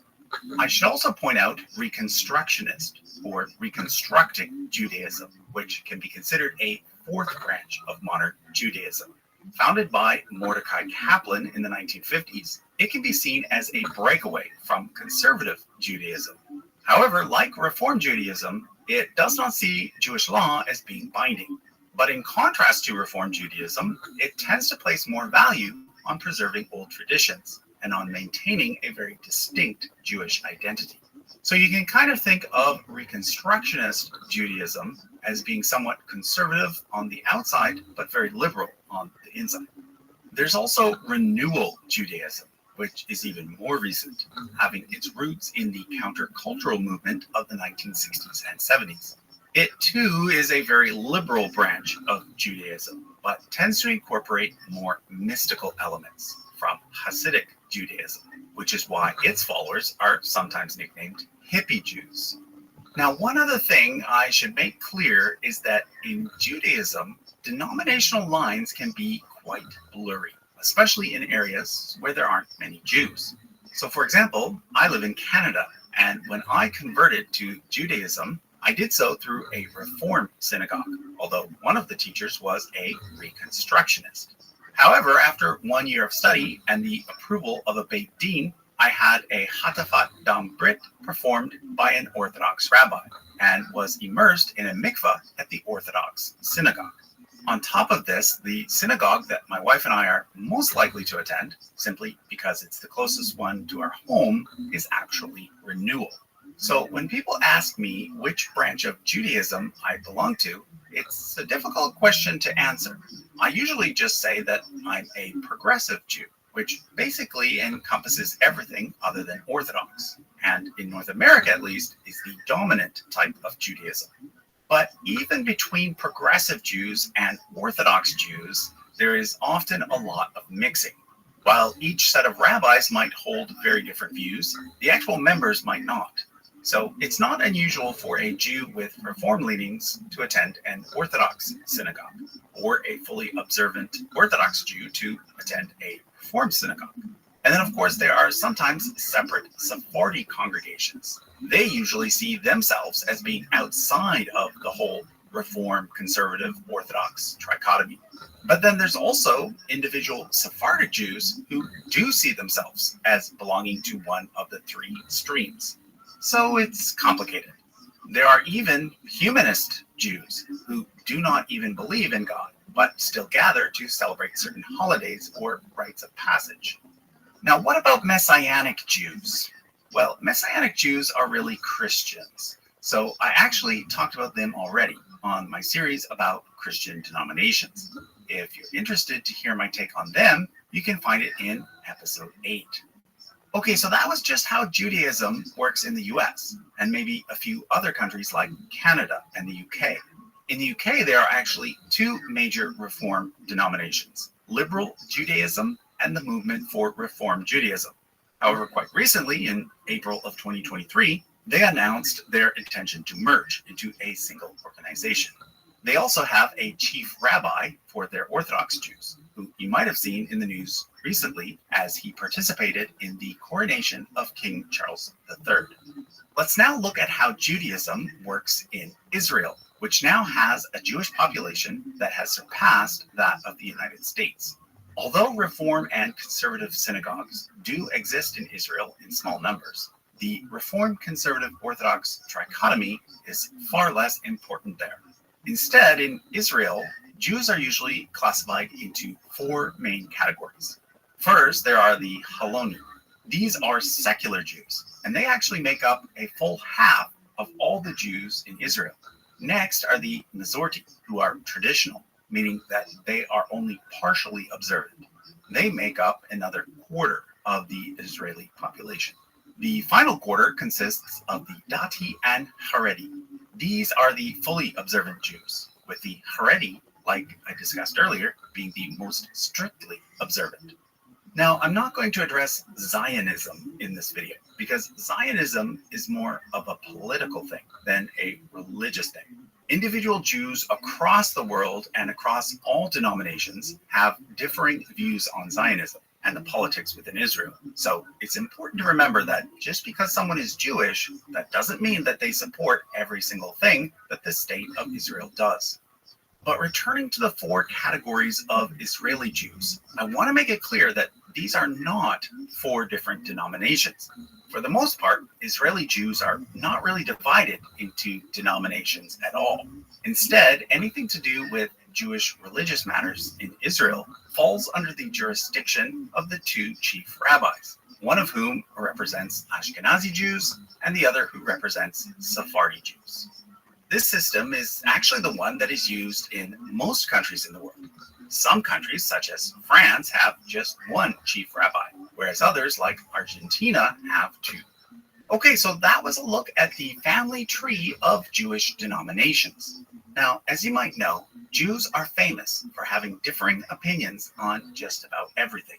So in a few weeks' time, the Jewish history YouTuber Sam Aronow will be releasing a video in which he sort of reacts to mine and gives you his own take on the subject. His will be a bit more chronological and will include a look at some denominations that lasted for a little while but then went extinct. So keep an eye out for that. Thanks for watching.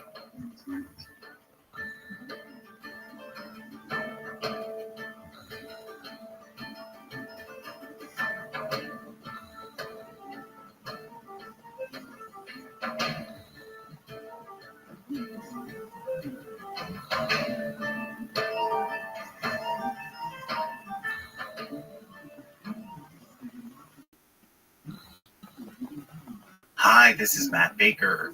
Earlier this year, I did an 8-part series on the family tree of Christian denominations.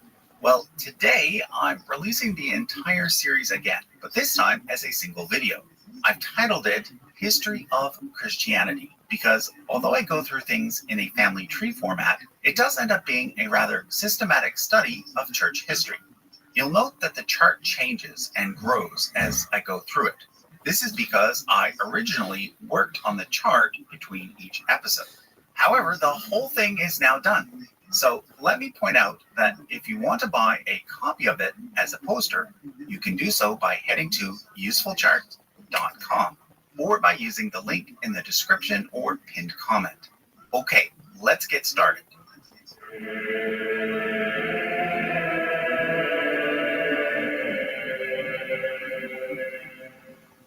Okay, let's start at the very top of this chart with ancient Israelite religion, many centuries before the birth of Christianity. This represents the religion of the people who lived in the kingdoms of Israel and Judah during the Iron Age. So basically about 1000 BCE to 600 BCE. Now there are several competing ideas about what exactly the ancient Israelite religion looked like and how it came to exist. So rather than present you with only one view, let me give you at least two. The first is the view given in the Bible. According to a literal reading, God revealed himself first to a man named Abraham, but then Abraham's descendants ended up in Egypt as slaves, where they became known as the Israelites. God then revealed himself to Moses, who helped lead the Israelites out of Egypt and into the land of Canaan, where they conquered the local population there and eventually established a kingdom, which was then later split into two. So according to this view, the Israelites knew about the one true God from the start, but then after that, they started disobeying that God and worshiping other gods instead, which led to the destruction of their kingdoms. The northern kingdom of Israel falling first to the Assyrians, and the southern kingdom of Judah falling second to the Babylonians. So that's one view. The other view is based on a more literary reading of the Bible, combined with what we have come to learn from secular history and archaeology. According to this view, the Israelites were probably just a subset of Canaanites who survived the Bronze Age collapse in the hill country, and who then combined with other nearby people groups to form a tribal confederation. This confederation then evolved into the Kingdom of Israel, which would have originally been polytheistic. However, within the Kingdom of Israel, there were some priests who advocated for henotheism, which is the worship of only one God without denying the existence of other gods. And the one God they advocated for is the one represented by these 4 letters. As a Jew, I'm not supposed to pronounce the name, so I will say Hashem instead, which simply means the name. Anyway, the Kingdom of Israel was eventually conquered by Assyria. However, the nearby Kingdom of Judah, and in particular its capital city of Jerusalem, managed to hold out. Therefore, the Temple of Hashem at Jerusalem, also known as the First Temple, became the new center of the Israelite religion, which became increasingly more monotheistic. Eventually, however, Judah was also conquered, this time by the Babylonians. The First Temple was destroyed, and Judah's elites were carried off to Babylon, where they experienced the Babylonian exile from approximately 586 to 516 BCE. Which brings us to Second Temple Judaism. By this point, the Israelites were now known as Jews, named after the kingdom of Judah. However, when the Babylonians were conquered by the Persians allowed the Jews to return to Jerusalem and rebuild their temple to Hashem, which became known as the Second Temple. So, in many ways, Second Temple Judaism was the direct descendant of ancient Israelite religion. However, it was almost certainly influenced by the interactions that the Jewish people were now having with their new foreign rulers. For example, the Persians followed a religion known as Zoroastrianism, and Zoroastrianism likely had a major impact on Second Temple Judaism. For example, the figure of Satan and the idea of there being an end of the world where good triumphs over evil likely came from Zoroastrianism. Likewise, when the Greeks conquered the Persians and Hellenism began to spread throughout the Middle East, many ideas from the Greeks found their way into Second Temple Judaism as well. But the most important thing you need to know about Second Temple Judaism is that by the Roman period, it was not a single, highly unified religion, but rather a religion that had many different sects operating within it. The 4 main sects were the Pharisees, Sadducees, Essenes, and the Zealots. Let's quickly look at each one. The Sadducees represented the elites of Jewish society and included the priests who ran the temple. They were the group that were the most open to Hellenism. In contrast, the Pharisees were associated more with the everyday people and included the scribes and scholars who studied the Hebrew scriptures. Next, there were the Essenes, who were the most mystical of the 4 groups, often living apart from mainstream society and having a keen interest in things like angels and the idea of a spiritual Messiah. They were probably the group that produced the Dead Sea Scrolls. Finally, there were the Zealots, who were the opposite of the Essenes in that they wanted real-world change. In other words, they wanted to overthrow the Roman government and reestablish political independence for the Jews. Now, here's the thing. Out of these 4 groups, only one survived the destruction of the Second Temple in 70 CE. This was the Pharisees. You see, after Jerusalem was destroyed, the Pharisees moved their headquarters to a nearby city called Yavne, where they then became known as rabbis. The religion of Judaism, as it exists today, traces its roots back to these early rabbis, and therefore directly to the Pharisees. In contrast, the Sadducees, Essenes, and Zealots all became extinct. However, very late in the Second Temple period, a 5th Jewish sect had started to form, that of the earliest Christians. And this 5th sect survived the destruction as well.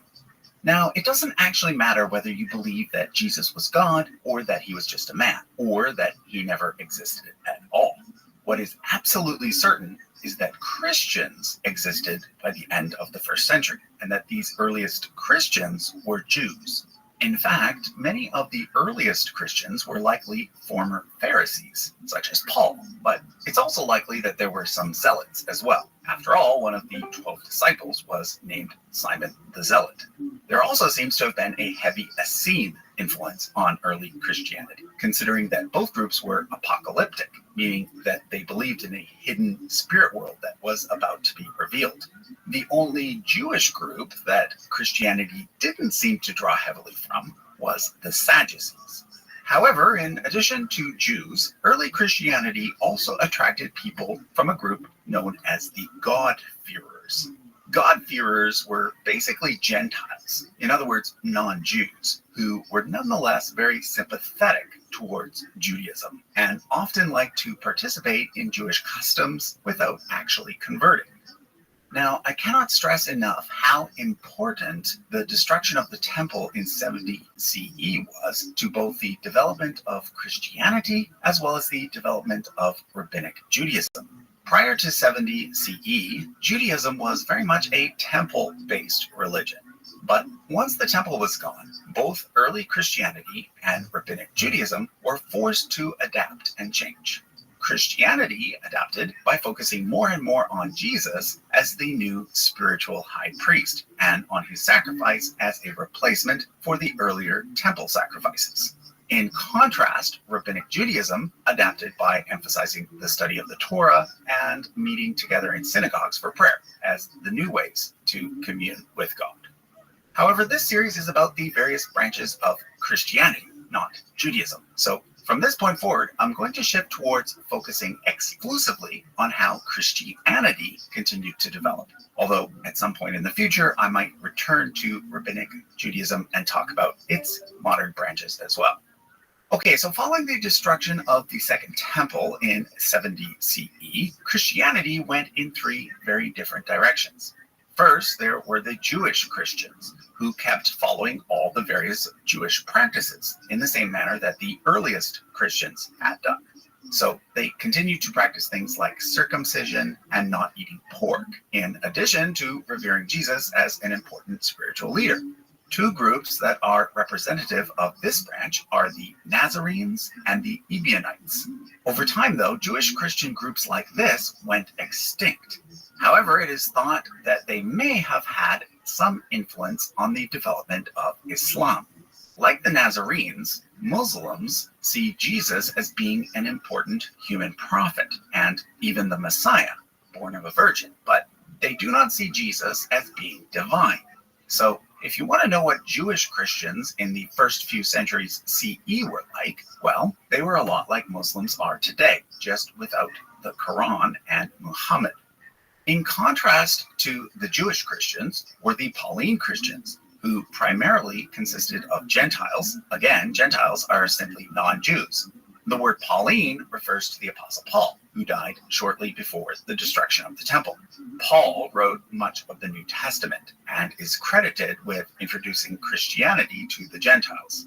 In his writings, he argues that Gentile Christians should not be required to follow Jewish customs, such as circumcision and not eating pork. In fact, Paul's main message was that Jesus' death and resurrection introduced a new covenant that superseded Jewish law. We'll come back to Pauline Christianity in a moment, but first, let's look at the third major branch of early Christianity, Gnosticism.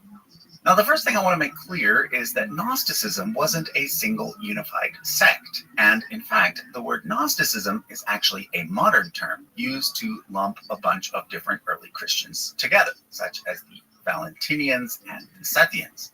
However, these groups did differ from both Pauline Christianity and Jewish Christianity in several key ways. So I think from a general point of view, putting them together as a third major branch is in fact fair. So what the various Gnostic groups shared in common was the idea that the physical world was altogether bad and that the spiritual world was all that really mattered. They thus emphasized Jesus' divinity and downplayed his humanity. Gnosticism is based on the Greek word gnosis, which means knowledge. And basically, Gnostics believed that they had access to secret knowledge about the spirit world. But like Jewish Christianity, Gnostic Christianity eventually died out. However, there is a minor religion that still exists today, known as Mandaism, that may trace its roots back to the early Gnostic Christians. Okay, so let's go back to Pauline Christianity. From the perspective of Christians today, Pauline Christianity represents the original, true Christianity, and the Gnostic and Jewish Christians were simply early heretics. However, from a secular point of view, these three branches were initially all on a level playing field, and it just so happened that Pauline Christianity emerged as the quote-unquote winner. Whichever view you take, it's clear that things started to coalesce during the period between 180 and 313 CE. The Christian church at this time is often referred to as the Great Church, because it was during this period that the church started to become more and more unified, emerging as a distinct religion with a large number of adherents. The year 313 CE is an important date in Christian history because this was the year that the Roman Emperor Constantine the Great, together with his co-emperor Licinius, issued the Edict of Milan, which gave Christianity legal status throughout the Roman Empire, thus protecting it from persecution. Shortly thereafter, in the year 325 CE, Constantine convened the Council of Nicaea, which got all the various Christian bishops together to clarify what the official doctrines of Christianity were. And what they produced was a document known as the Nicene Creed. Virtually every Christian denomination today agrees with the various position statements made in the Nicene Creed. And therefore, to this day, the Nicene Creed serves as a way to distinguish mainstream Christianity from Christian fringe groups. But initially, Nicene Christianity had a competitor, Arian Christianity. Note that this is Arian with an I, not Arian with a Y. Arian Christians disagreed with the Nicene Creed and followed the teachings of a man named Arius instead. Basically, the difference is this. According to Arian Christianity, Jesus did not always exist. Instead, Jesus was made by God and is thus subordinate to God. Likewise, Arian Christians believe that the Holy Spirit is also distinct from God the Father and Jesus the Son. In contrast, Nicene Christians believe that God the Father, Jesus the Son, and the Holy Spirit are all co-eternal, meaning that they all have no beginning. In other words, all three have just always existed. Nicene Christians also believe that God is one essence, but three persons. So for a while, both Arian Christianity and Nicene Christianity existed side by side, with Arian Christianity being found mostly among the newly converted Germanic tribes, such as the Goths, Vandals, and Lombards, and Nicene Christianity being found in the Roman Empire. But over time, Arianism faded away, so that basically Nicene Christianity became the only Christianity. In fact, in the year 380 CE, Nicene Christianity was made the state religion of the Roman Empire by Emperor Theodosius I via the Edict of Thessalonica. A lot of people get these two edicts confused, thinking that it was Constantine who made Christianity the state religion. But keep in mind that he simply made Christianity legal. It was actually Theodosius who made it the official religion of the Roman Empire. Around the same time as the Edict of Thessalonica, a second major council was held, the Council of Constantinople. It is not shown on this chart, though, because it didn't lead to any major schisms. However, I do want to mention it because it resulted in a few minor revisions to the Nicene Creed. The third ecumenical council was the Council of Ephesus in 431 CE. And this one did result in the first major split within Nicene Christianity. Breaking away at this point was the Church of the East, which was the national church of the Sassanid Empire in Persia. So basically, these were Christians who lived outside of the Roman Empire. There, Christians tended toward a theology known as Nestorianism, named after a man named Nestorius. According to the Council of Ephesus, Nestorians put too much of an emphasis on the distinction between Jesus' divinity and his humanity. So the Church of the East went its own way at this point. Today, there is only one major independent denomination that traces its roots all the way back to the Church of the East, and that is the Assyrian Church of the East, based primarily in northern Iraq. They are currently led by Patriarch Awa III and number around 400,000. The Fourth Ecumenical Council was the Council of Chalcedon in 451 CE, and yet again, this one led to another major division. This time, the Oriental Orthodox churches split away from the mainstream. So basically, these churches, together with the Assyrian Church of the East, are known as non-Chalcedonian churches, whereas everyone else is known as Chalcedonian. The other term used for the Oriental Orthodox churches is Miaphysite. Mia means one, and physis means nature. This sums up the difference between the Oriental Orthodox churches and the Chalcedonian churches. The Oriental Orthodox churches believed that Jesus had just one nature, which was a mix of divinity and humanity, whereas the Chalcedonian churches believed that Jesus was one person with two natures. Now, before I explain the Oriental Orthodox churches, I want to introduce the concept of the pentarchy. Penta meaning five. Over time, there emerged 5 cities that were the most important centers of Christianity. These were Rome, Constantinople, Alexandria, Antioch, and Jerusalem. Each one had a leader known as a patriarch, and hence each center was known as a patriarchy. However, following the Council of Chalcedon, 2 of these patriarchies experienced major schisms. These were Alexandria, which is in Egypt, and Antioch, which is in Syria. The Christians in Alexandria, who supported Miaphysitism, broke away and became known as the Coptic Orthodox Church. And the Christians in Antioch, who supported Miaphysitism, broke away and became known as the Syriac Orthodox Church. Shortly thereafter, they were also joined by the Armenian Apostolic Church, which also supported Miaphysitism. So to this day, there are actually 2 competing patriarchs of both Alexandria and Antioch. Currently, the Eastern Orthodox Patriarch of Alexandria is Theodore II, whereas the Coptic Orthodox Patriarch is Tawadros II. Interestingly, Tawadros also uses the title of Pope. So yeah, if you thought this guy was the only Pope now that Benedict has passed away, you were wrong. There's still Pope Tawadros II as well. When it comes to Antioch, the Eastern Orthodox Patriarch is currently John X, whereas the Syriac Orthodox Patriarch is Ignatius Ephraim II.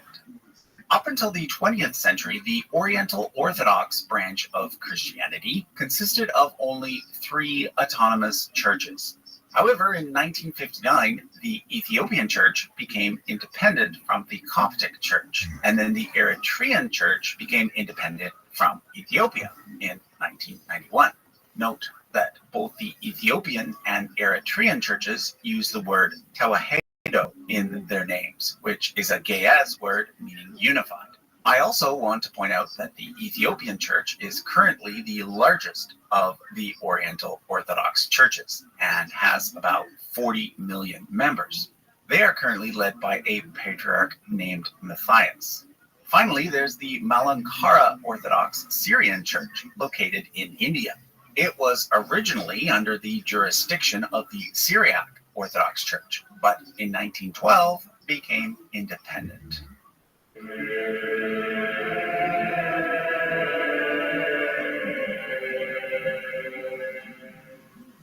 Let me first address a few things that came up in the comment section on episode 1.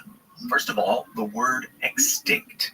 So, for example, I indicated on the chart that the Arian Christians went extinct, while many people pointed out that the Jehovah's Witnesses are very Arian in their theology. which is true. I therefore want to clarify that whenever I show a group going extinct on this chart, I'm always referring to the original group, not to similar groups that may arise later. This is especially important with regard to Jewish Christians. I got a lot of comments from people pointing out that Messianic Jews still exist. Again, this is correct. However, Messianic Jews do not trace a line all the way back to the original Jewish Christians from ancient times. Rather, Messianic Jews are more recent converts. So, in order to make things more clear, I decided to change the label Jewish Christians to Ebionite Christians, the Ebionites being one of the early Jewish Christian sects, similar to or the same as the Nazarenes. I also received several requests to include the Samaritans and the Karaites. So let's go ahead and add them to the chart. Now, some people, including the Samaritans themselves, think that the Samaritan religion is a direct continuation of the religion followed by the northern kingdom of Israel prior to the Babylonian exile. However, from an academic perspective, it's more likely that the Samaritans emerged early on in the Second Temple period, when around 450 BCE, they built their own temple on Mount Gerizim. Now, there's a lot more I could say about the Samaritans, but since this series is focused on Christianity, I'll perhaps have to make a separate video about them at some other point. Now, what about the Karaites? If you haven't heard about them, basically the Karaites are Jews who do not accept the teachings of the early rabbis, as recorded in the Talmud. According to some people, they are the direct descendants of the Sadducees. However, the scholarly consensus is that this is not the case, because the Karaites did not actually emerge until the medieval period, which means that it is better to see them as an early breakaway group from Rabbinic Judaism, rather than being completely distinct from it. Another such breakaway group is Beta Israel, aka the Ethiopian Jews. Again, some people theorize that this group can trace their origins to pre-rabbinic times. However, it is clear from their language and customs that they did originally have connections to rabbinic Jews, but then this connection was severed for many centuries until they were once again reunited with the rest of Judaism in modern times. Okay, let's now turn our attention back to early Christianity. I mentioned last time something called the Pentarchy. The Pentarchy emerged in some sort of official way around the time of the Council of Chalcedon. Basically, by this point, there were 5 major cities that were key centers of Christianity within the Roman Empire. Originally, there had been just 3: Rome, Alexandria, and Antioch. But when Constantinople became the new capital of the Roman Empire, it became important as well. And then there was, of course, Jerusalem, where the whole thing began. So by 451, the leaders of the church recognized 5 key cities. Each was called a patriarchate because each was governed by a special bishop called a patriarch, meaning father. Now, I changed the chart a little bit to make what happened after the Council of Chalcedon a bit more clear. Basically, the majority of Christians in Alexandria, Egypt, and in Antioch, Syria, did not agree with the Chalcedonian decisions. They therefore broke away from the rest and eventually became known as Oriental Orthodoxy, which is distinct from Eastern Orthodoxy. These days, the 2 largest churches within Oriental Orthodoxy are the Coptic Orthodox Church in Egypt and the Ethiopian Orthodox Tewahedo Church, which became independent from the Patriarch of Alexandria in 1959. However, I should point out that the church in Ethiopia has its own very unique history that goes all the way back to ancient times. And as I discussed in my series on Who Wrote the Bible, Ethiopian Christians have a unique version of the Bible that includes several extra books that are not found in most other Bibles. Also, since I mistakenly didn't show a photo of the Ethiopian patriarch last time, I wanted to show him this time. This is Patriarch Abun Matthias, the spiritual leader of around 40 million Ethiopian Christians. Okay, so let's now return to the Pentarchy. Although most of the Christians in Alexandria and Antioch became Oriental Orthodox, a minority did not. That's why I also show dotted lines that stay within the Eastern Orthodox section, which I've now decided to color red. The Christians in these areas that sided with Eastern Orthodoxy were originally known as Melkites, meaning imperial. That term will pop up again later, so I thought I'd point out its meaning now. But here's the thing. In the 600s CE, Alexandria, Antioch, and Jerusalem came under the control of the new religion of Islam.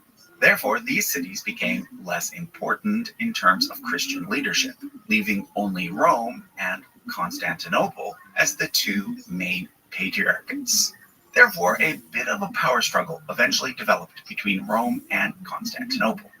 On one side, there was the fact that Rome, as the original seat of imperial power, had been given, back in the early days of the Pentarchy, a sort of precedence over the other four cities.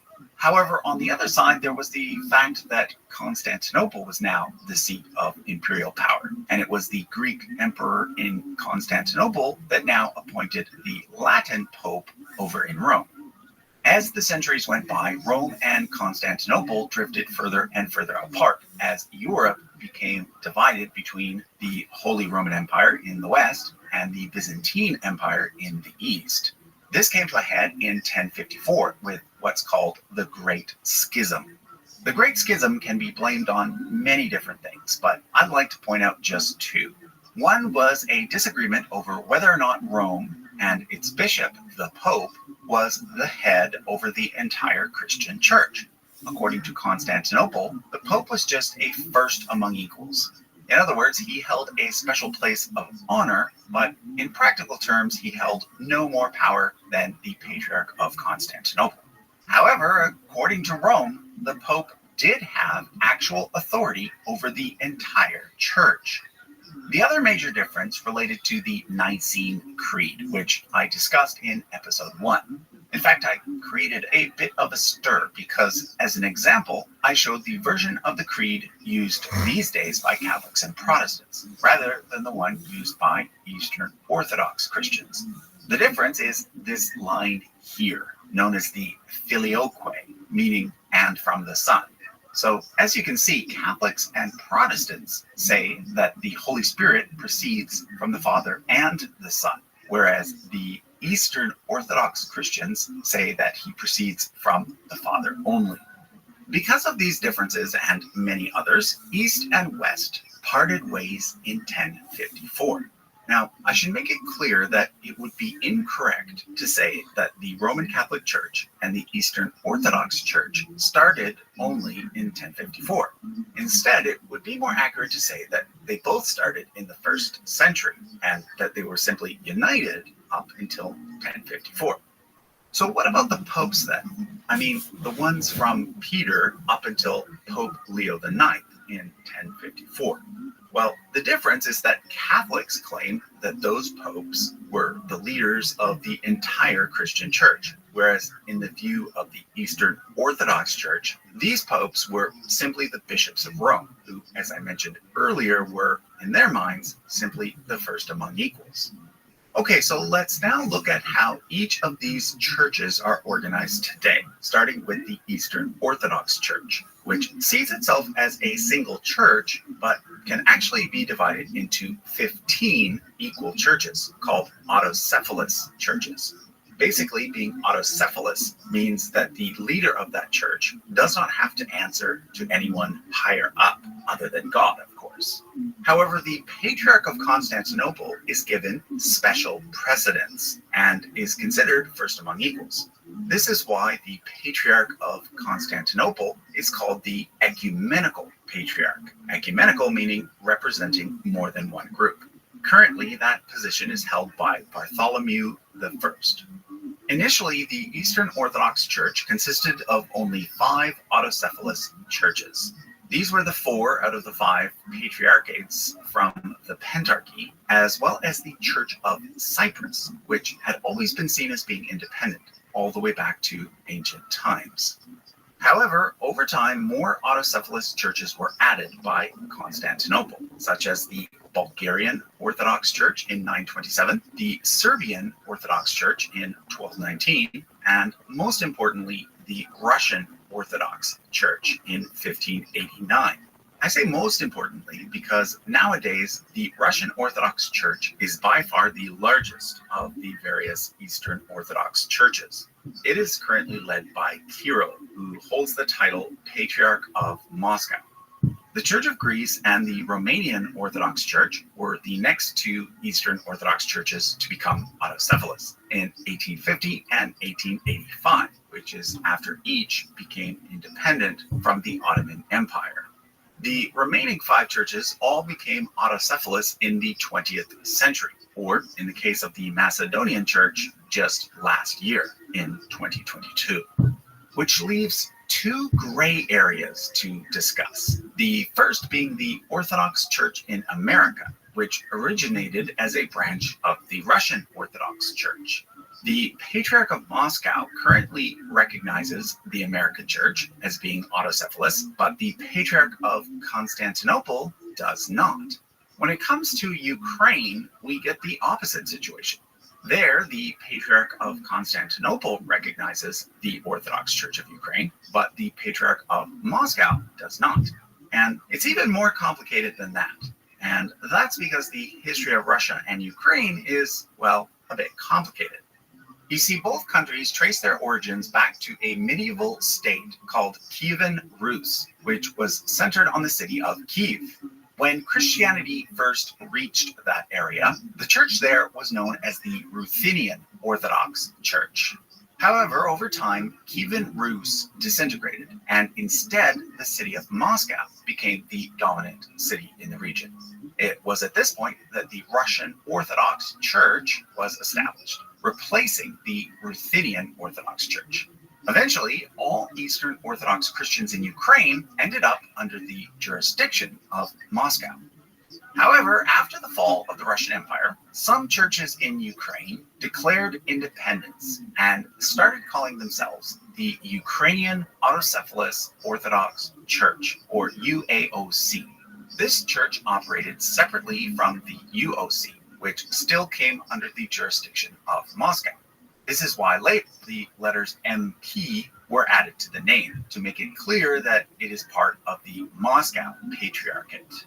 To complicate matters further, a third Ukrainian church emerged after the fall of the Soviet Union. This one called itself the UOC-KP, the KP standing for Kiev Patriarchate. Now, obviously, having three different Eastern Orthodox churches in one country is not ideal. So in 2018, there was an attempt to merge all three churches into a single church, which would become known as the Orthodox Church of Ukraine. The merger was mostly successful, and now around 80% of Eastern Orthodox Christians in Ukraine belong to the OCU. However, it wasn't entirely successful. For one thing, there are still some churches that are attached to Moscow, although since the Russian invasion of Ukraine in 2022, these are becoming less. And officially, the UOCMP has now cut ties with the Russian Orthodox Church. Secondly, there was also a disagreement between the newly appointed leader of the OCU, Epiphanius, and the former leader of the UOCKP, Philaret. This disagreement led to Philaret attempting to revive the UOCKP, although so far he's had only limited success. So basically, while there is still some disunity, the new OCU is now the main Eastern Orthodox Church in Ukraine. Now, before we move on, I do want to point out the growing rift between the Ecumenical Patriarch of Constantinople and the Patriarch of Moscow. For over 500 years now, Moscow has seen itself as being the third Rome. And since the Russian Orthodox Church is by far the largest of the various Eastern Orthodox churches, it has at times been seen as a sort of rival to the leadership of Constantinople.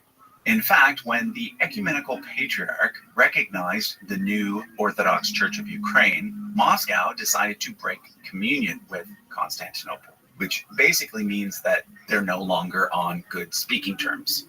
This was made even worse when Patriarch Kirill came out as a strong supporter of the war on Ukraine, whereas Patriarch Bartholomew strongly opposed it. So it's yet to be seen whether or not the current schism will turn out to be a landscape-changing, permanent one. Okay, let's now talk about the Roman Catholic Church, by far the largest church in all of Christianity, with well over 1 billion members representing more than 50% of all Christians. Now, when most people refer to the Roman Catholic Church, what they're really referring to is the Latin Church, which is actually just one of 24 churches that make up the entire Roman Catholic Church. The other 23 churches are Eastern Catholic churches, which we'll be talking about shortly. But since 99% of Catholics belong to the Latin Church, let me take a moment to explain how the church organizes those 1 billion plus members. So unlike how the Eastern Orthodox churches are primarily based in single countries with perhaps some churches overseas, mainly for expats, the Roman Catholic Church is spread all over the world. So what they do is divide the world into a few hundred provinces like this. So, for example, although I'm not a Catholic, I live within the Catholic province of Vancouver, which includes most of British Columbia. Within that ecclesiastical province are 5 dioceses, and each one of those dioceses is led by a bishop. However, one of those dioceses is an archdiocese, led by an archbishop, who, in addition to being in charge of his diocese, is also in charge of the entire province. Now, within each diocese are a bunch of parishes, or local churches, each run by a parish priest. So the closest Catholic church to me happens to be this one, although I also happen to live fairly close to a cathedral. Growing up, I always thought a cathedral was simply an extra big and fancy church. Well, that's not quite the case. Each diocese has just one cathedral, and it's called that because that's where you'll find the bishop, or archbishop, for that diocese. Of course, the most notable thing about the Catholic Church is that above all the bishops and archbishops in the hierarchy is the Pope, who is the leader of the entire church.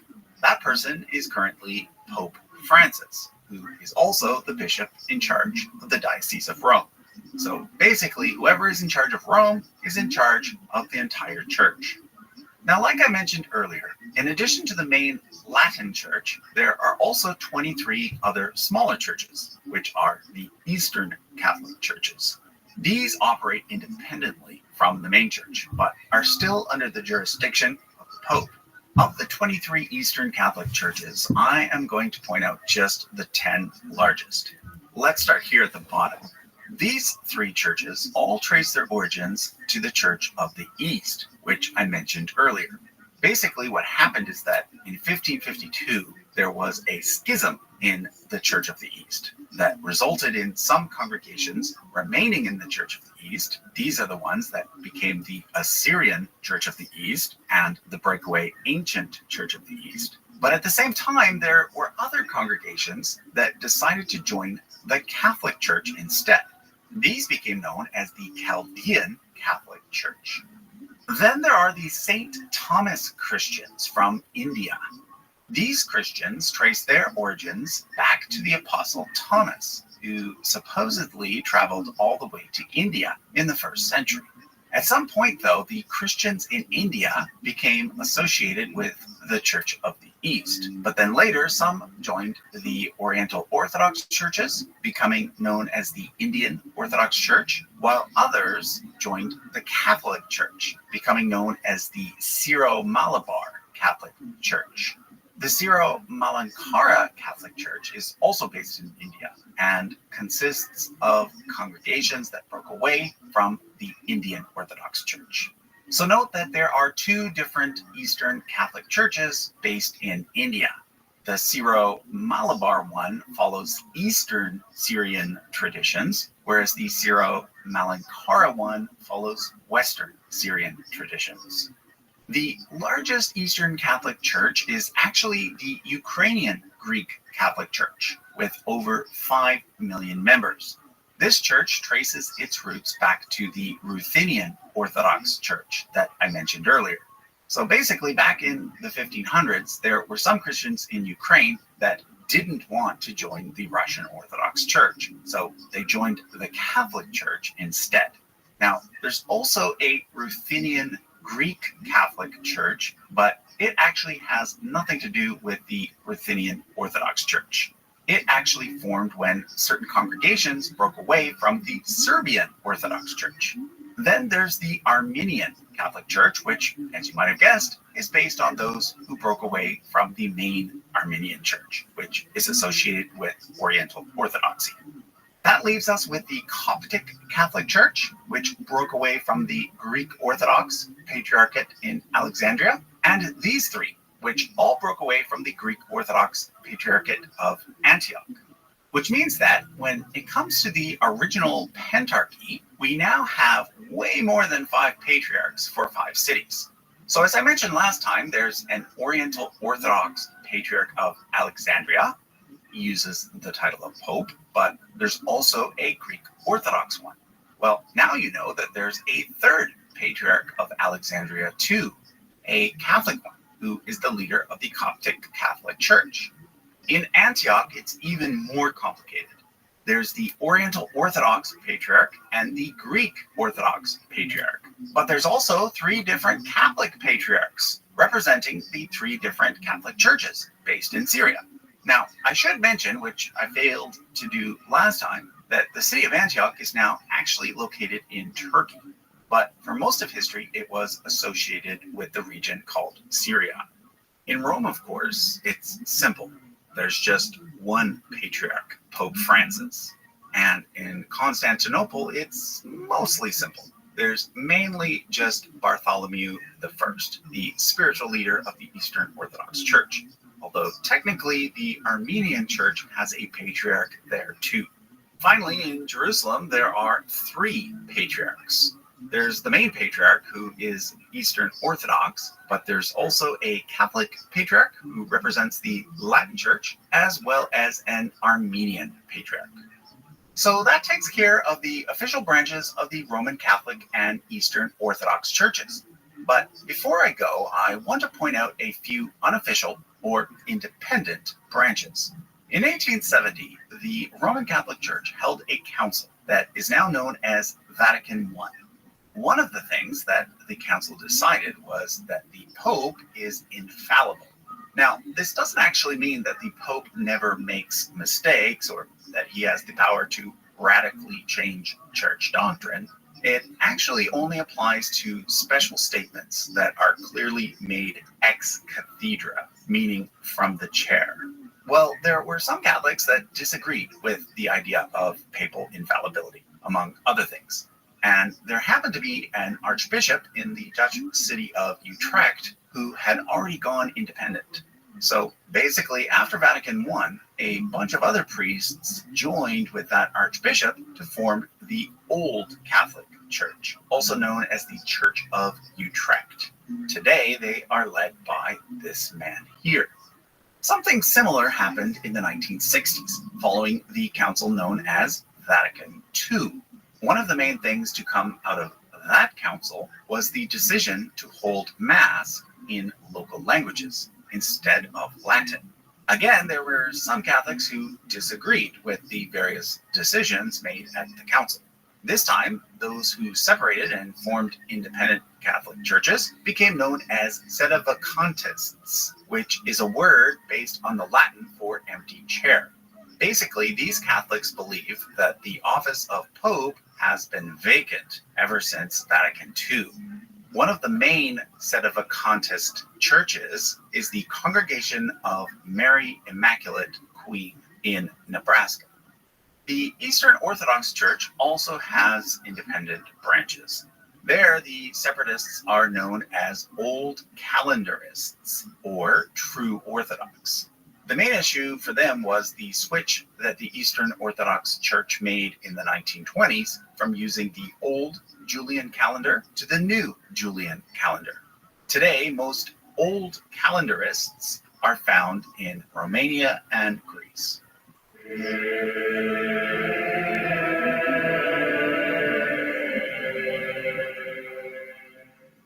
So let me begin by showing you a few changes that I made based on comments I received on episode 2. Last time I incorrectly stated that the Maronite Catholics, Coptic Catholics, and Syriac Catholics all broke away from the Eastern Orthodox Church. The Maronites were actually independent and became affiliated with Rome during the 1100s after the First Crusade. And the Coptic and Syriac Catholics, they broke away from the Oriental Orthodox Patriarchates, not the Eastern Orthodox Patriarchates. Also, I previously had the Georgian Orthodox Church stemming from the Russian Orthodox Church, which is kind of true because eventually they did fall under their jurisdiction for a while. However, they also have very deep roots, going all the way back to the year 1010.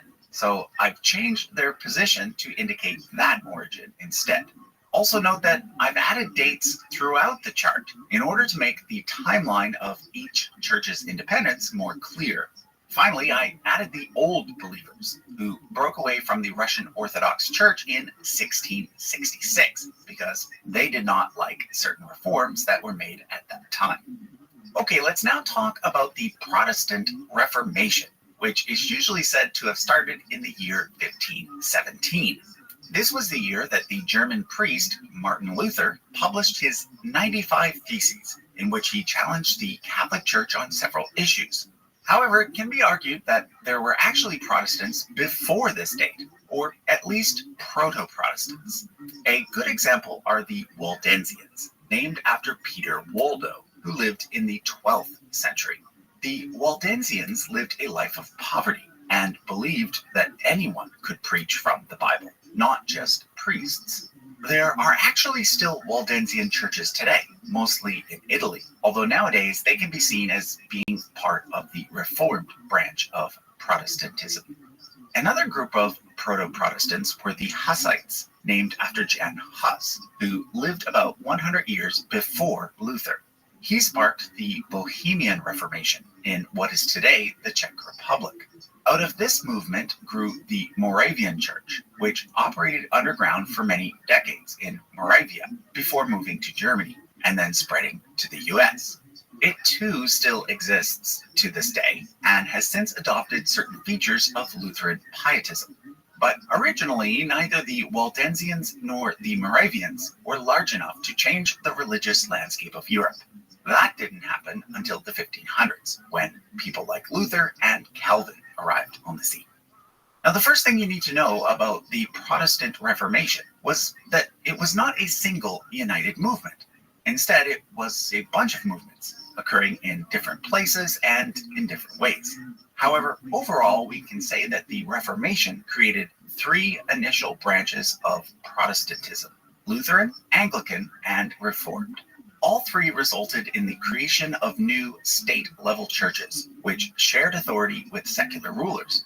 There was also a 4th branch, the Anabaptists, associated with what's been called the Radical Reformation. They are quite different though, so I'll be covering them separately in a later video. So let's start with the Lutherans, who obviously get their name from Martin Luther. 4 years after Luther published his 95 Theses, the Catholic Church declared him to be a heretic and put a ban on sharing his ideas. Those ideas can be summed up with the phrases sola fide and sola scriptura. Sola fide means by faith alone. You see, Luther was angry that certain Catholic priests were abusing something called indulgences. Basically, if you or a relative had committed a bad sin, you could just pay money to the church and get a special certificate that said, if you do such and such a good deed, your punishment in the afterlife will be reduced. Protestants argue that the only thing that makes a person right with God is having faith in Jesus, not doing good works. Sola scriptura means by scripture alone. According to Protestants, the Bible is the ultimate authority, not the Pope or the Church or anyone else. So like I said, Luther was made an outcast, and at first it looked likely that the church would find some way to have him killed. However, one of the main German princes offered him protection, and then several other German princes supported his ideas as well. You see, you have to realize that there was no such thing as a united Germany at the time. Instead, the whole area consisted of a bunch of mostly independent states that formed a loose union called the Holy Roman Empire. So what happened was that some states adopted Luther's ideas and some did not, starting around 1521. Now, one thing I want to make clear is that the new Protestant states did not shut down all the Catholic churches and open new Lutheran ones. Priests and churches that were previously Catholic simply became Lutheran, and more reforms and changes were implemented over time. Two of the earliest German states to embrace Lutheranism were Saxony and Hesse. They eventually formed a military alliance called the Schmalkaldic League to defend themselves against the Catholic Emperor.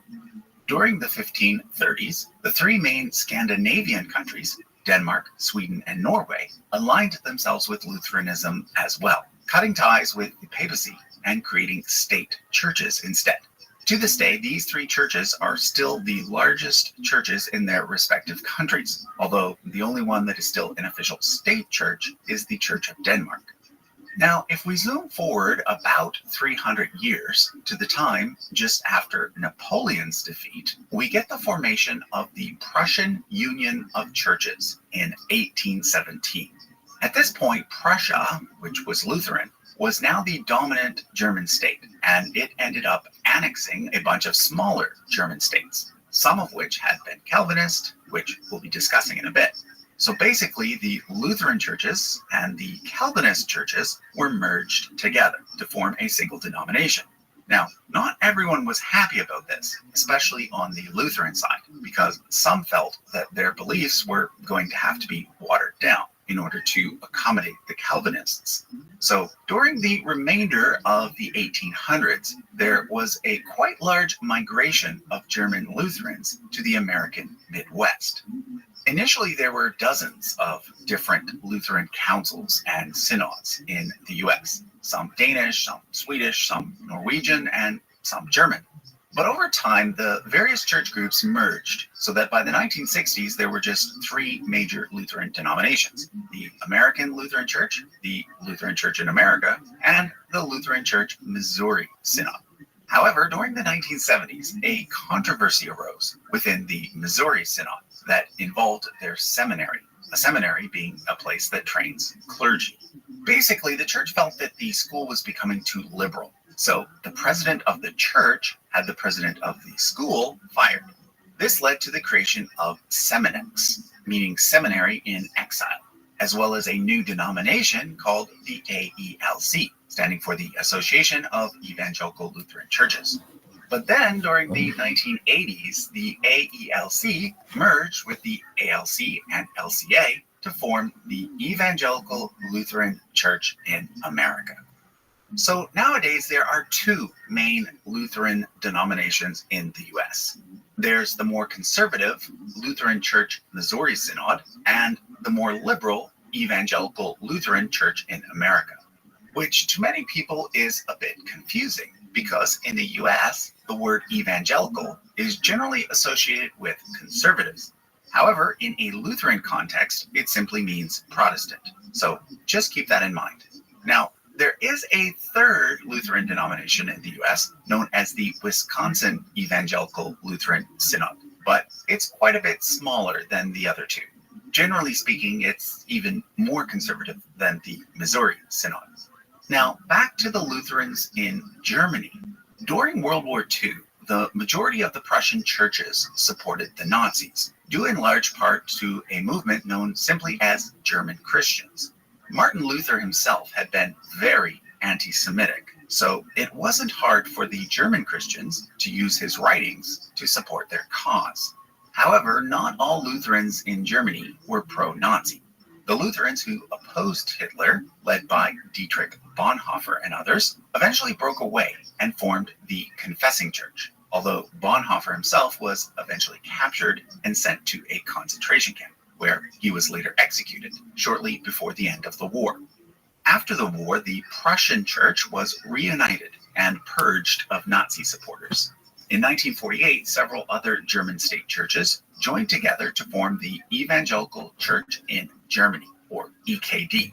Initially, the Prussian church, now known as the Evangelical Church of the Union, remained separate, but in 2004 it joined the EKD as well. Today, the EKD, which consists of both Lutherans and Calvinists, is the largest Protestant denomination in continental Europe. The second largest Lutheran denomination worldwide is actually the Mekane Jesus Church in Ethiopia, which was founded by Swedish missionaries. Let's now look at the Anglicans. First of all, I should mention that some people don't actually consider Anglicans to be Protestants.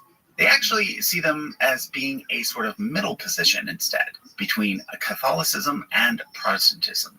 This is because on the surface, their overall structure and traditions often look a lot like Catholicism. And when it comes to their beliefs, they don't really have a founding theologian, such as Luther or Calvin.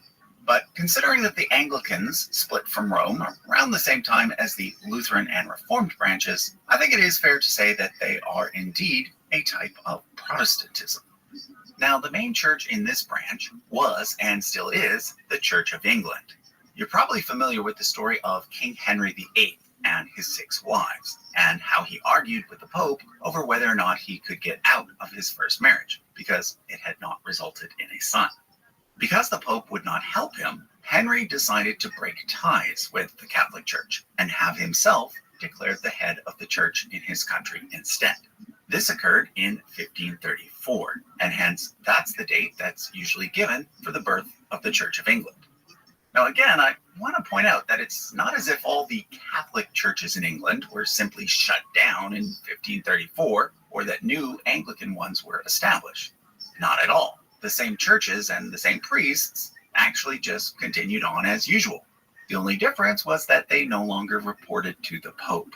For a long time, the most senior Catholic bishop in England had been the Archbishop of Canterbury. Therefore, when the Church of England broke away from Rome, the Archbishop of Canterbury became the new spiritual leader of the church. Currently, that person is Justin Welby. But please note, the Archbishop of Canterbury is by no means the Pope of the Anglican Church. Like the Ecumenical Patriarch of Constantinople, he's more of a first among equals. The actual head of the Church of England is whoever the monarch of the United Kingdom is. So currently, that person is Charles III. Now, at the time that the Church of England broke away, the King of England was also the King of Ireland. So around the same time, the Church of Ireland came under the control of the English king as well. But unlike in England, most of the Irish remained loyal to the Pope. So what happened was that from 1536 to 1869, the Anglican Church of Ireland was the state church, even though Protestantism was the minority religion. Nowadays, most of Ireland is a republic, and there's no state church. And most of the Irish are still Catholics. Wales, by the 1500s, was simply a part of England, so they came under the Church of England. Although I should point out that in 1920, an independent church in Wales was formed. When it comes to Scotland, well, that's actually a whole other story, which we'll get to in a bit.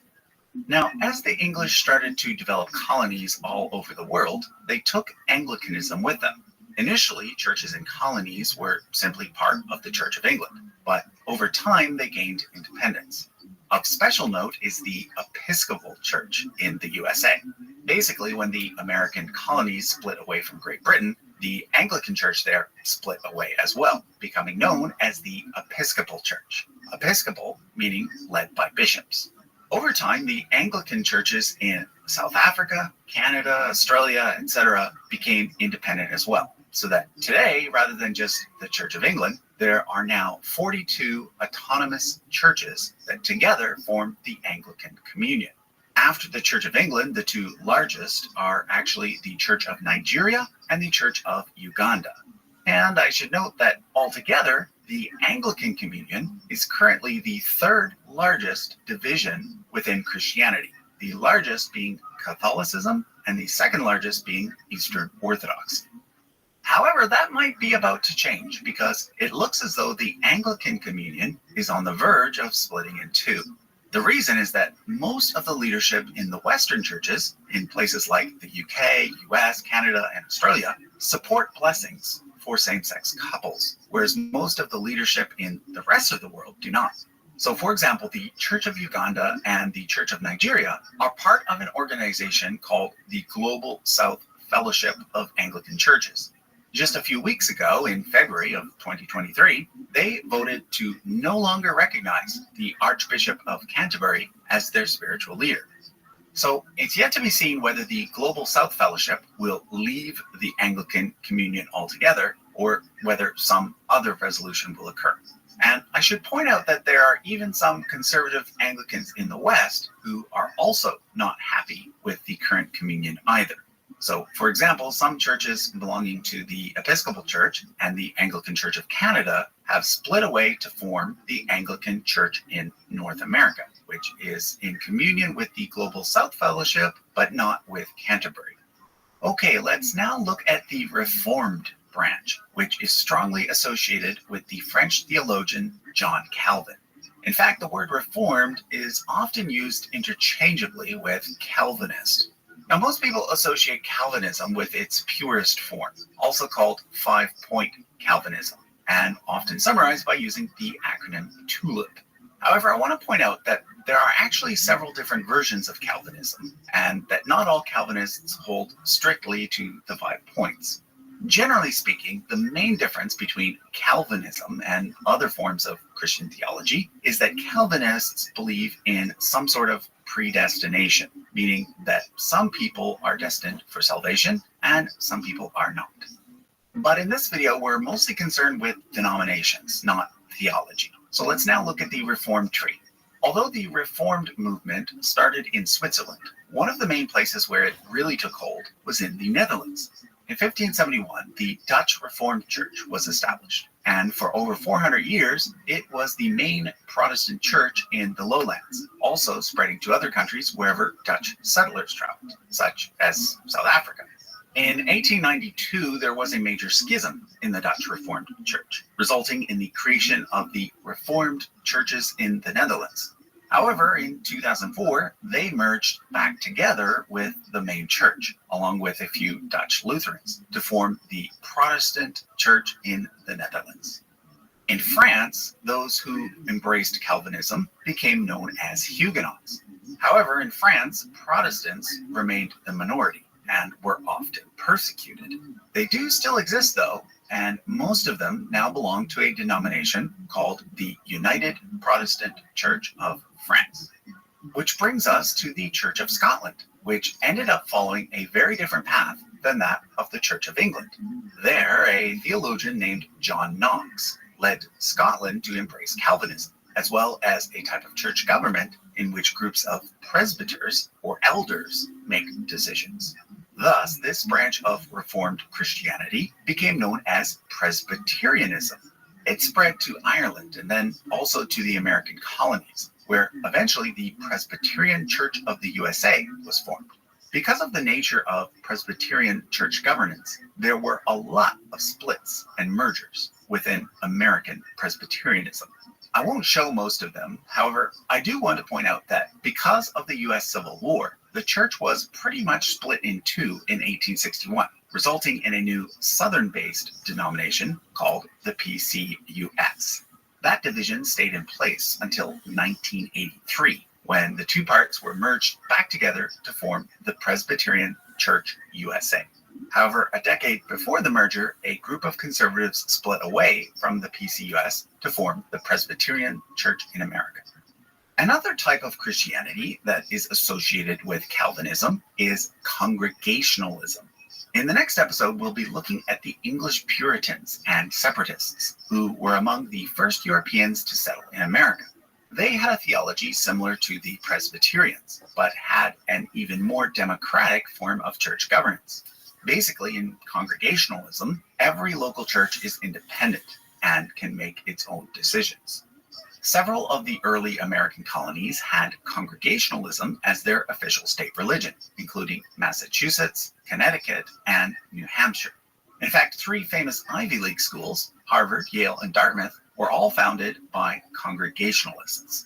Over time, though, other denominations eclipsed Congregationalism in the US, so that nowadays it's actually one of the lesser-known branches of Protestantism. In 1957, the largest Congregationalist denomination merged with the ENR Church, which was a mixed Lutheran Reformed church, to form the United Church of Christ.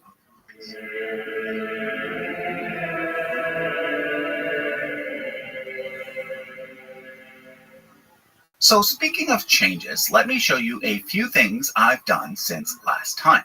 First of all, I've added some infographics at the top. On the left, I have the 10 largest Christian communions worldwide. Basically, each church icon represents 10 million members. So, as you probably know, the Catholic Church is by far the largest Christian group in the world, with around 1.35 billion members. Second is the Eastern Orthodox Church, with 200 million. With one exception, the rest of the list is all Protestant.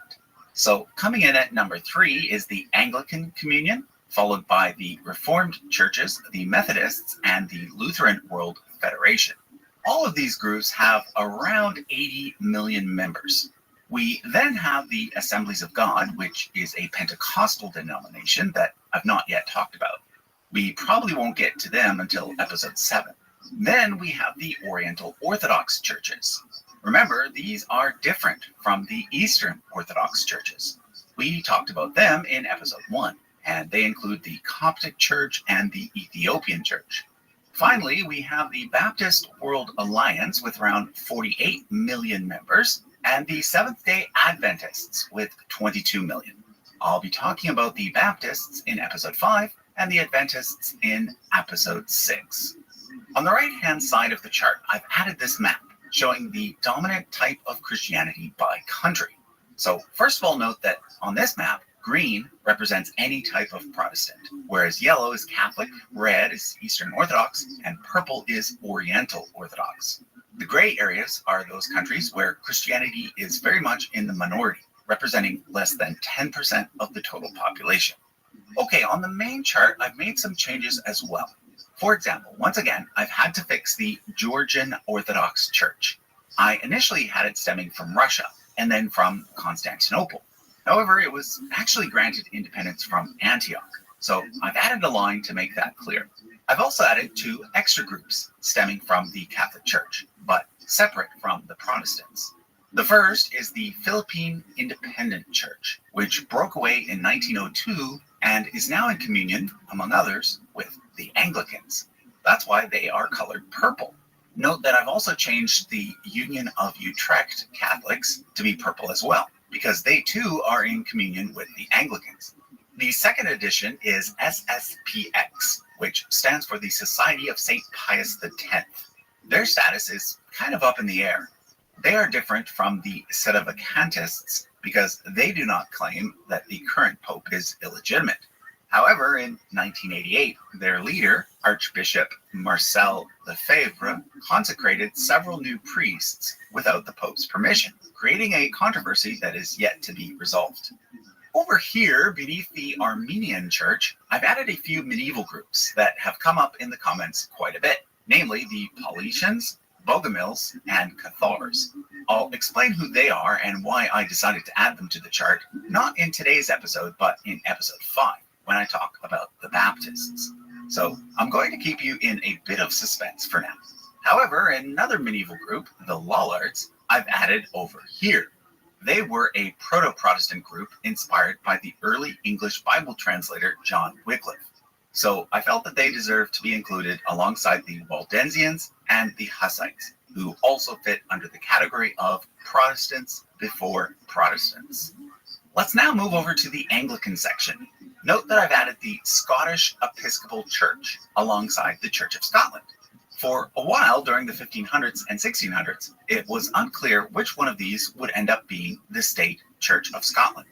In the end, Presbyterianism won out. However, I decided to show the Scottish Episcopal Church on the chart as well, due to its connection to the Episcopal Church in the U.S. You see, when the American colonies broke away from Great Britain, their bishops could no longer be consecrated by the Church of England, because that would require taking an oath of allegiance to the king. So in order to get around this, they were consecrated by the Scottish Episcopal Church instead.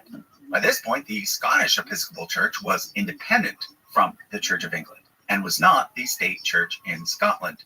Therefore, no oath to the king was needed. Now, on to the Reformed section. Last time, I failed to mention the two main Reformed denominations in the U.S. The oldest one is the Reformed Church in America, which started off as a branch of the Dutch Reformed Church. Most of its members merged with a Lutheran synod in 1934 to form the ENR Church, which then went on to become part of the United Church of Christ. However, some of those in the Reformed Church in America remained separate and kept the name, and therefore that church still exists to this day. In addition to this, the Christian Reformed Church had previously broke away from them in 1857, and that church still exists too. When it comes to the Presbyterian part of this section, I decided to add the two largest Presbyterian churches in Korea, as they are the main churches in that country, and together they represent the largest group of Presbyterians in the world. Originally, they were a single church, but they split up in 1959. The original church was planted by American Presbyterians, so I showed the connection back to them as well. Okay, with that out of the way, we can now focus on the main topic for today, the Anabaptists and the Quakers. These two groups are very different from the Lutherans, Anglicans, and Reformed that we discussed last time. You see, when the Reformation occurred in places like Germany, England, and Switzerland, it's not as if all the Catholic churches in those places were shut down and new Lutheran, Anglican, and Reformed churches were established. No, instead, most of the Catholic churches in those places simply switched to become Lutheran, Anglican, or Reformed churches. And in many cases, the new type of Christianity was established as the state-sponsored religion. So in other words, the Lutheran, Anglican, and Reformed churches weren't actually new churches. They were simply old churches that changed their theology, and in some cases their practices, but usually only a little bit and slowly over time. In contrast, all of the groups that we're going to discuss from this point forward were actually new groups that were radically different from the Catholic Church, not only in theology, but also in practice. When it comes to the Anabaptists, one of the practices that they were most concerned with was baptism. In the Catholic Church, as well as in the Lutheran, Anglican, and Reformed churches, Christians are usually baptized as infants. The Anabaptists thought this was unbiblical because infants are not able to understand what is happening or to make a conscious commitment to follow Jesus. Instead, they felt that people should only be baptized once they were old enough to understand and believe and make the decision for themselves. The initial Anabaptists therefore baptized themselves again, which is why they ended up being called Anabaptists, meaning re-baptizers. However, the original Anabaptists simply called themselves Brethren. The movement started in Switzerland, so the term Swiss Brethren is also sometimes used for these initial Anabaptists. One of their early leaders was a man named Menno Simons. He helped spread Anabaptist ideas in the Dutch Republic, and hence the largest branch of the Anabaptists eventually became known as the Mennonites. However, in 1693, there was a schism in which some of the Mennonites left to follow a man named Jacob Amman. From that point forward, those who broke off became known as the Amish. There is a third main group as well, known as the Hutterites, named after Jacob Hutter, who helped spread Anabaptist ideas to Austria and further east.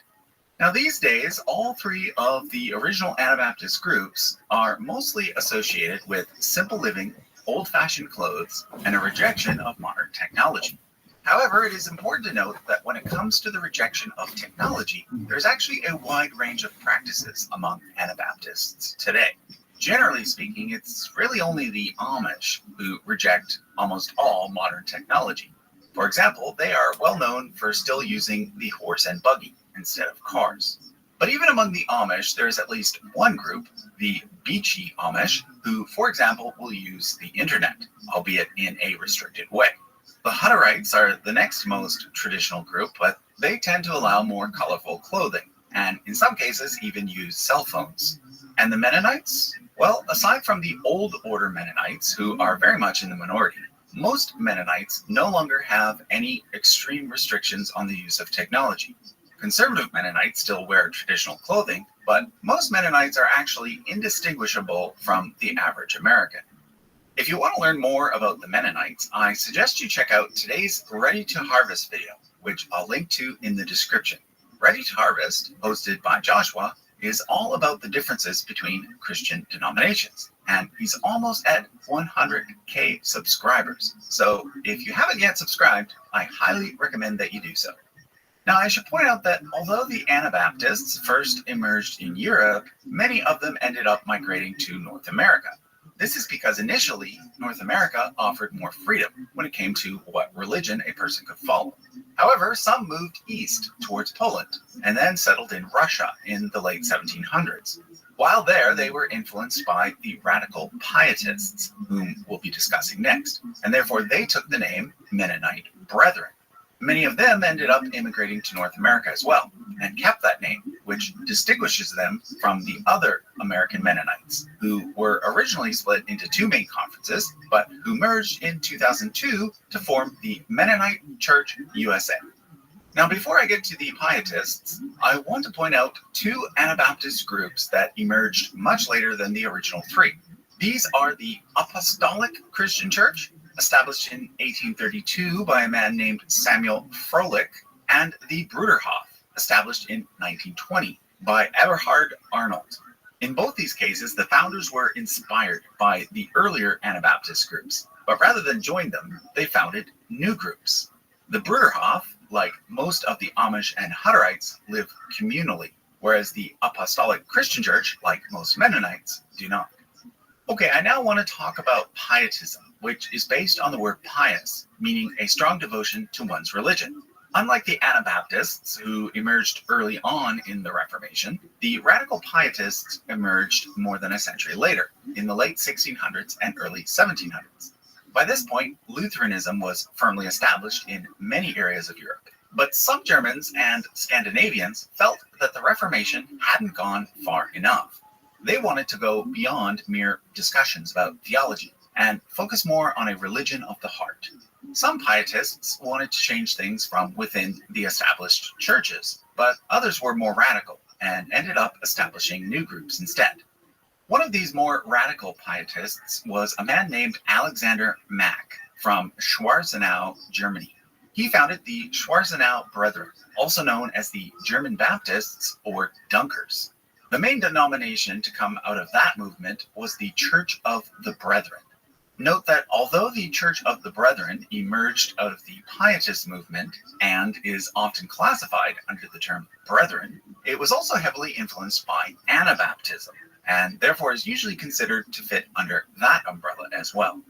Another Anabaptist church that falls under the Brethren category is the River Brethren, founded by a former Mennonite. They are more traditional, like the Old Order Mennonites, and exist in far fewer numbers.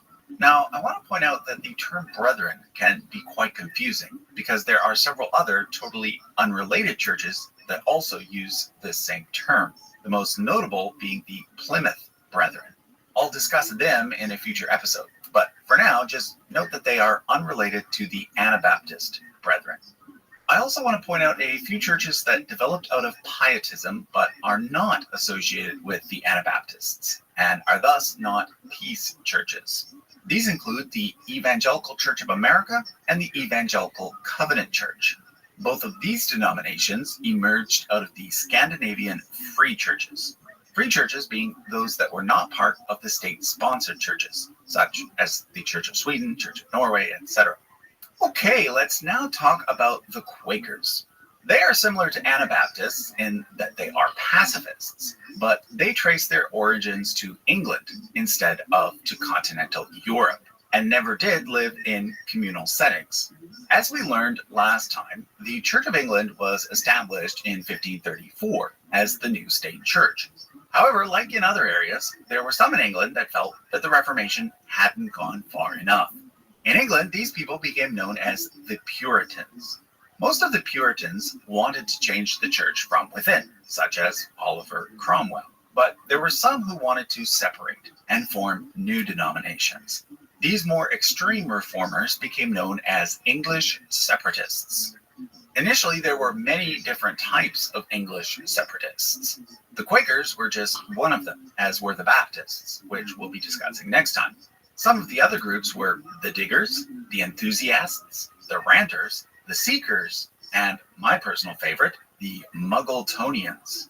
All of these movements have since died out, but the Quakers and Baptists continue to this day.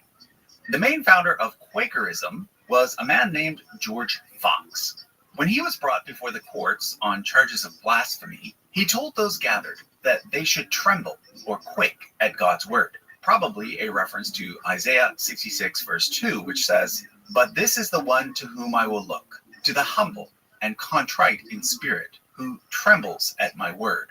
This is why the followers of George Fox became known as Quakers, even though their official name is the Religious Society of Friends.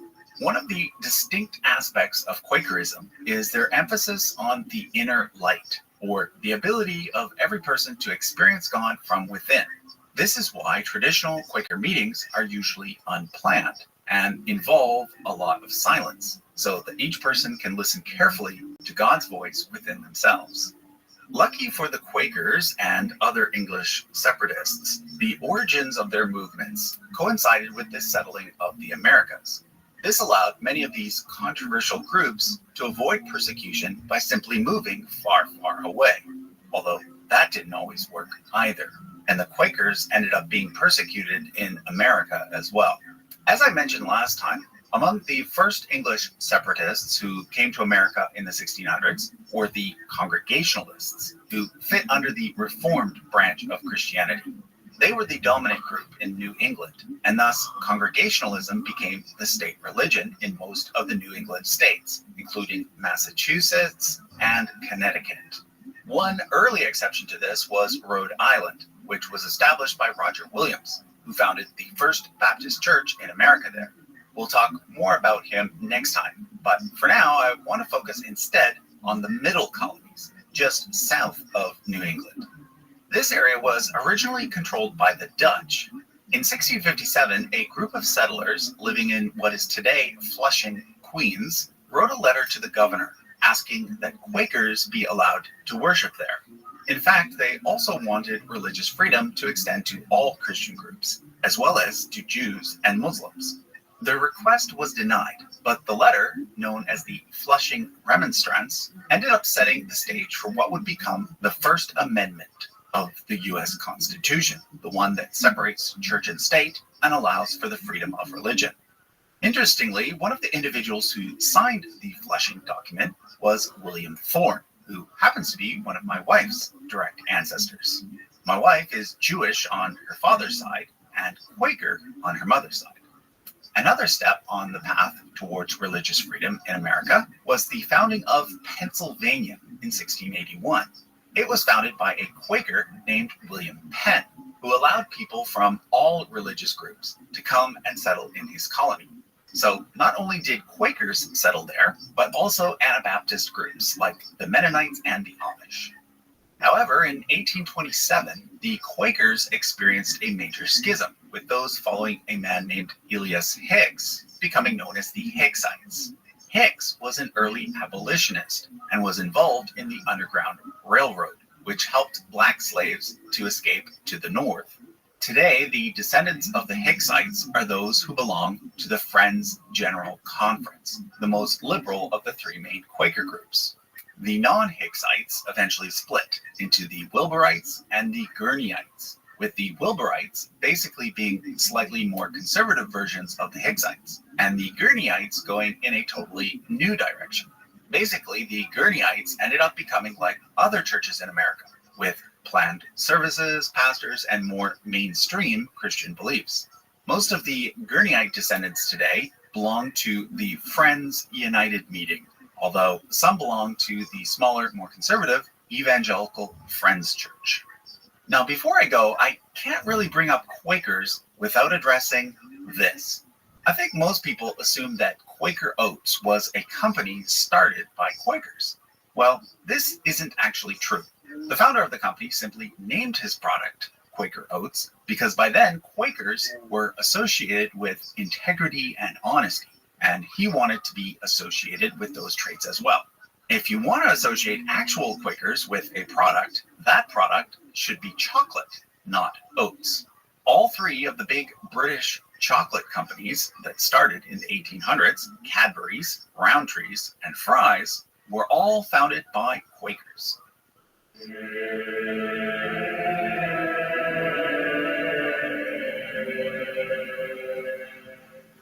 As usual, let me begin by pointing out a few changes that I've made to the chart since last time.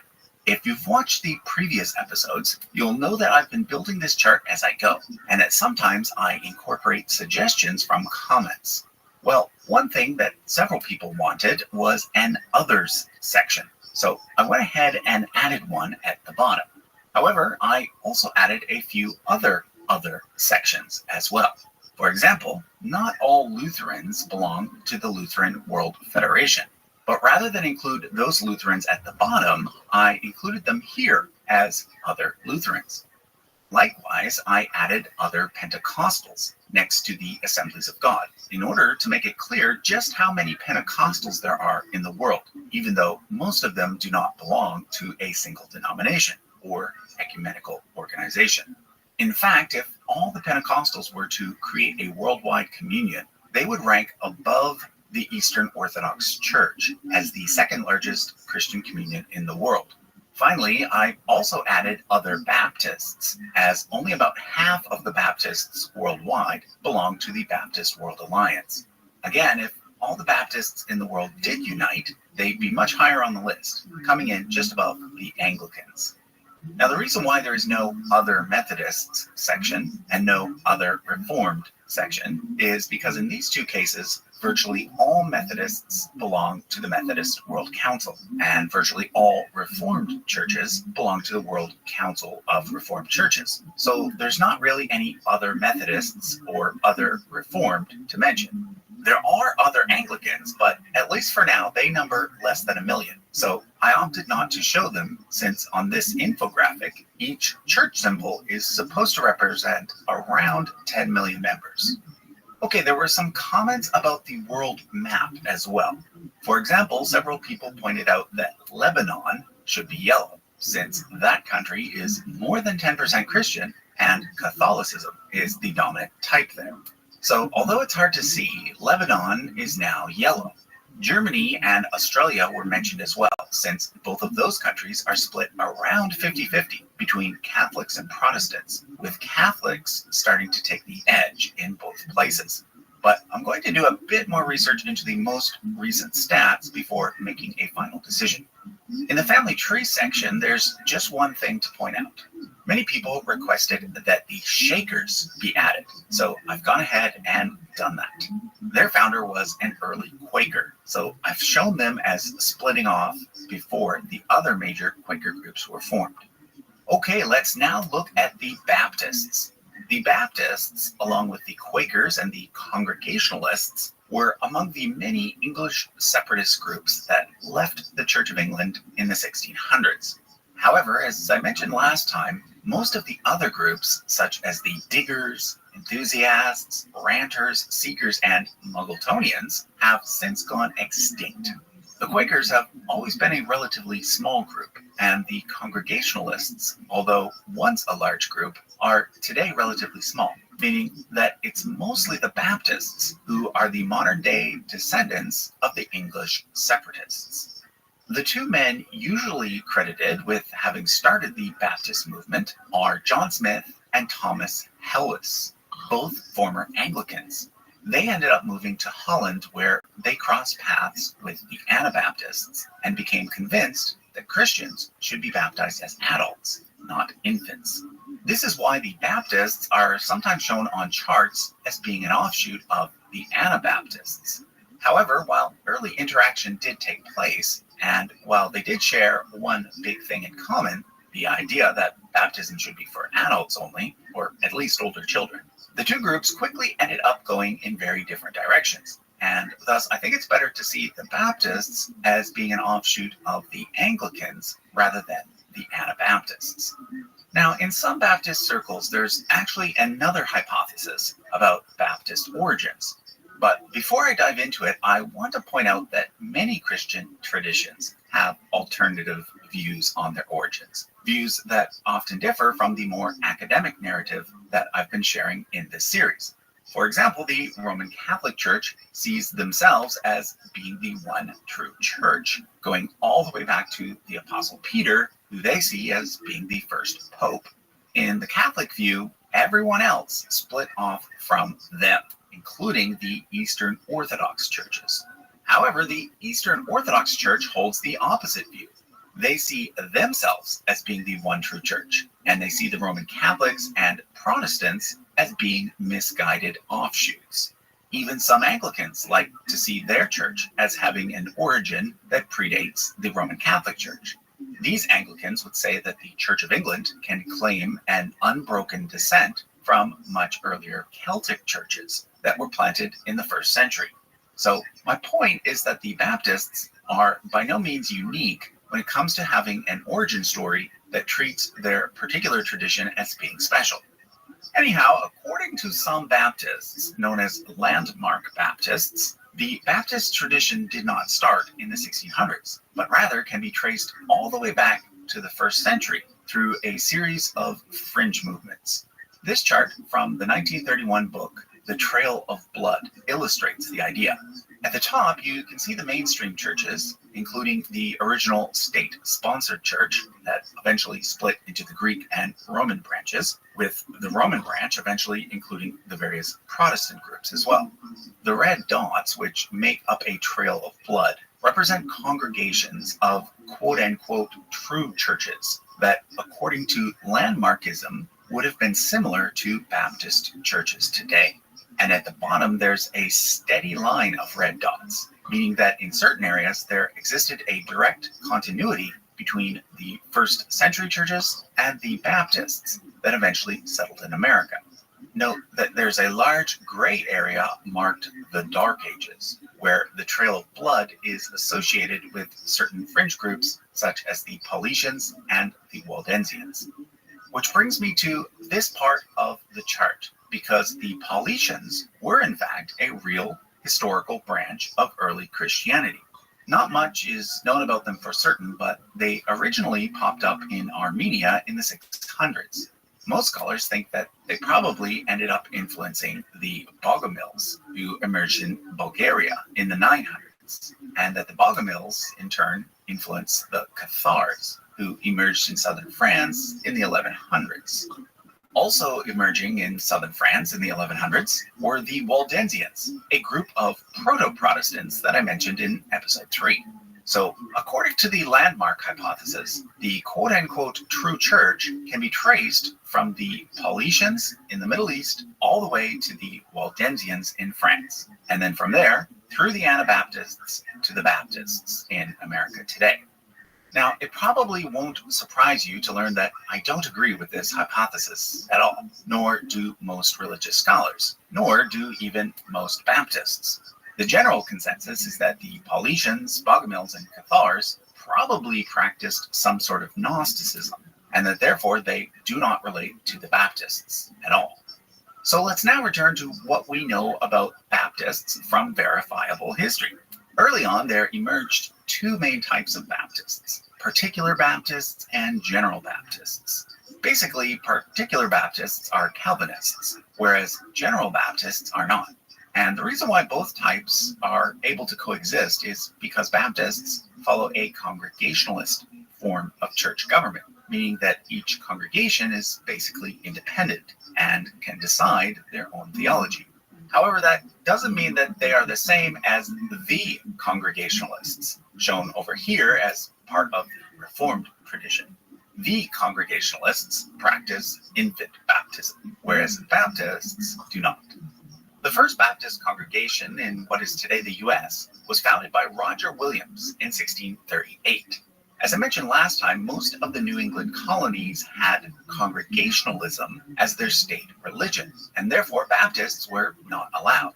Because of this, Roger Williams helped establish what is now the state of Rhode Island, so that Baptists and other Christians could have a place where they could freely practice their faith. Eventually, the congregation that he started there built this building, which stands to this day and which is known as the First Baptist Church in America. Prior to 1730, the Baptists were actually a fairly small group within American Christianity. However, that all changed with the First Great Awakening.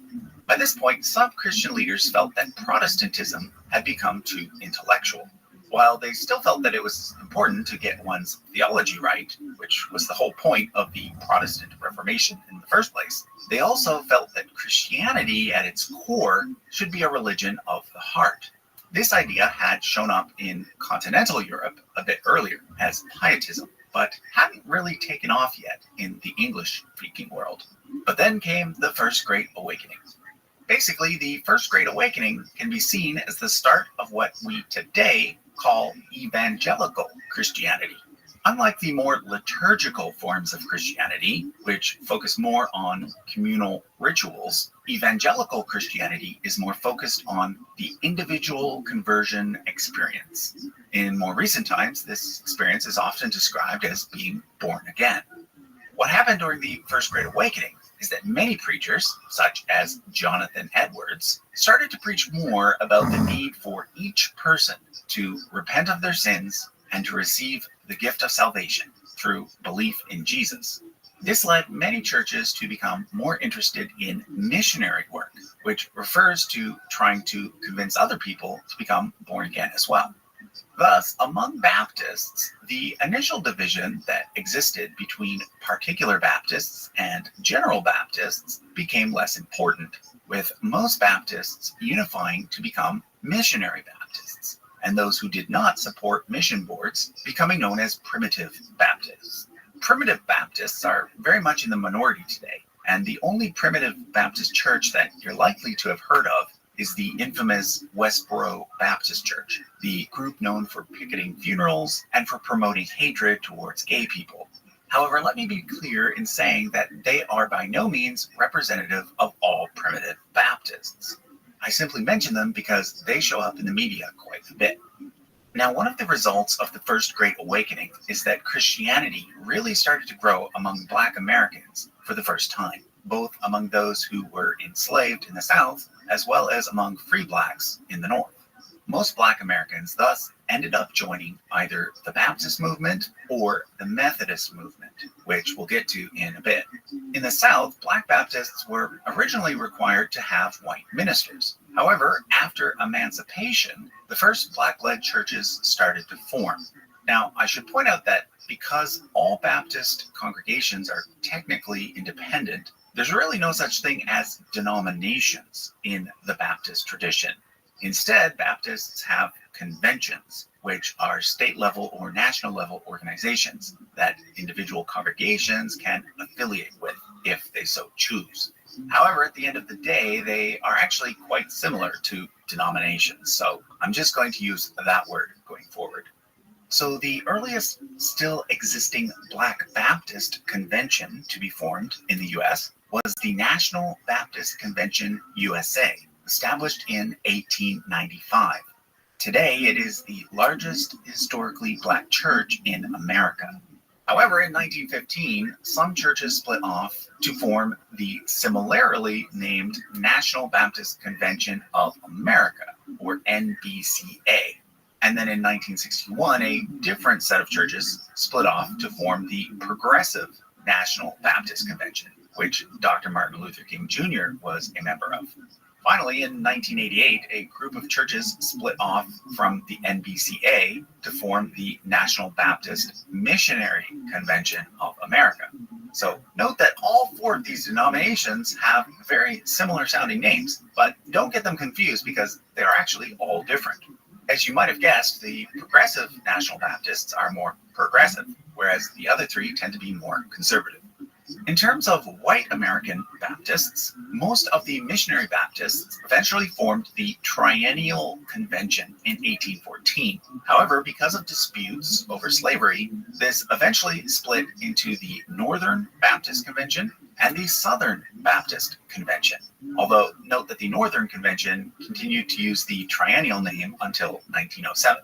Nowadays, the Northern Convention is known as the American Baptist Churches USA, and they tend to be more liberal, whereas the Southern Baptist Convention has kept its original name and tends to be more conservative. I should also point out that the Southern Baptist Convention is currently the largest Protestant denomination in the US, with approximately 14 million members. This is smaller than the number of Catholics in the US, which is around 70 million. But keep in mind that when all Protestant churches are combined, Protestants in the US do outnumber Catholics. Now, besides the Southern Baptists and the other groups I've mentioned so far, there are still several more Baptist denominations to mention. For instance, there's the National Association of Free Will Baptists. Free Will Baptists being another name for general or non-Calvinist Baptists. Then there's the American Baptist Association, which is a landmark Baptist group that holds to the trail of blood explanation of Baptist origins that I mentioned above. But perhaps most important are the so-called independent Baptist groups, out of which the Baptist Bible Fellowship International is the largest. This is the denomination that Jerry Falwell was originally attached to. Falwell is known for having founded the Moral Majority, which during the 1980s grew to become a major political lobby group for evangelical Christians, and which laid the groundwork for right-wing Christians to have more influence at the national level, something that continues to this day. As I mentioned earlier, the northern-based American Baptist churches went in a more liberal direction, whereas the Southern Baptists went in a more conservative direction. This led to the Conservative Baptist Association splitting off from the ABC in 1947 because they didn't like that the ABC was so liberal. Note that they recently changed their name to the Venture Church Network. However, in contrast, there's also the Cooperative Baptist Association that split off from the SBC because they didn't like that the SBC was so conservative. Finally, there's Converge, formerly known as the Baptist General Conference, and even further back as the Swedish Baptist General Conference. They have their roots in the Scandinavian Free Churches that also produce the Evangelical Covenant Church and the Evangelical Free Church. Now, I should point out that although I focused only on U.S. Baptists, there are in fact Baptists all over the world. However, since most of those churches were planted by American missionaries, I thought it was best to focus on the U.S. ones. The one exception to this are the Baptists in the UK, who, like the American Baptists, can trace their origins all the way back to Smith and Hellas. Nowadays, most Baptists in the UK belong to a denomination called Baptists Together. It was also in the UK that the Seventh-day Baptists originated. I'll mention them again next time when I talk about the Adventists. Okay, let's now talk about the Methodists. Whereas the Baptists existed before the First Great Awakening, the Methodists did not.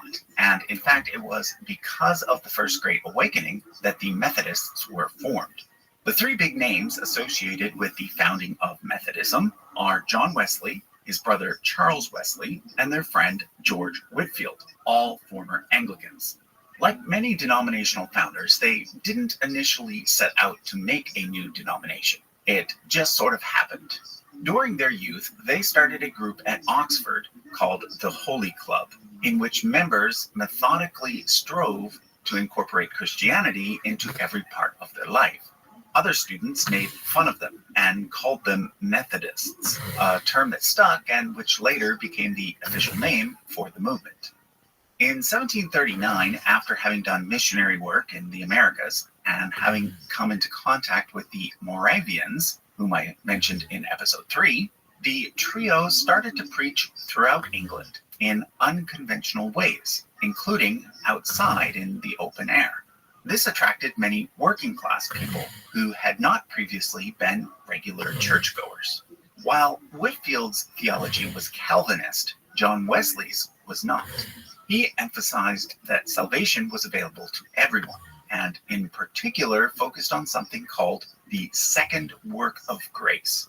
According to Methodist theology, the first work of grace is the initial conversion experience of being born again, whereas the second work of grace is the process by which a Christian is transformed into becoming a more perfect and holy person. Just a few years after John Wesley's death, the first two Methodist denominations were formed, one in the US and one in the UK. In the US, it was called the Methodist Episcopal Church, in order to distinguish it from the Episcopal Church, which had become independent from the Anglican Church just 10 years earlier. Eventually, the US Methodists split in two over slavery, just like the Baptists did. But unlike the Baptists, the two groups eventually reunited in 1939, which is when they became known simply as the Methodist Church. Then in 1968, it merged with the Evangelical United Brethren Church to become the United Methodist Church, which is the main Methodist denomination in the US today.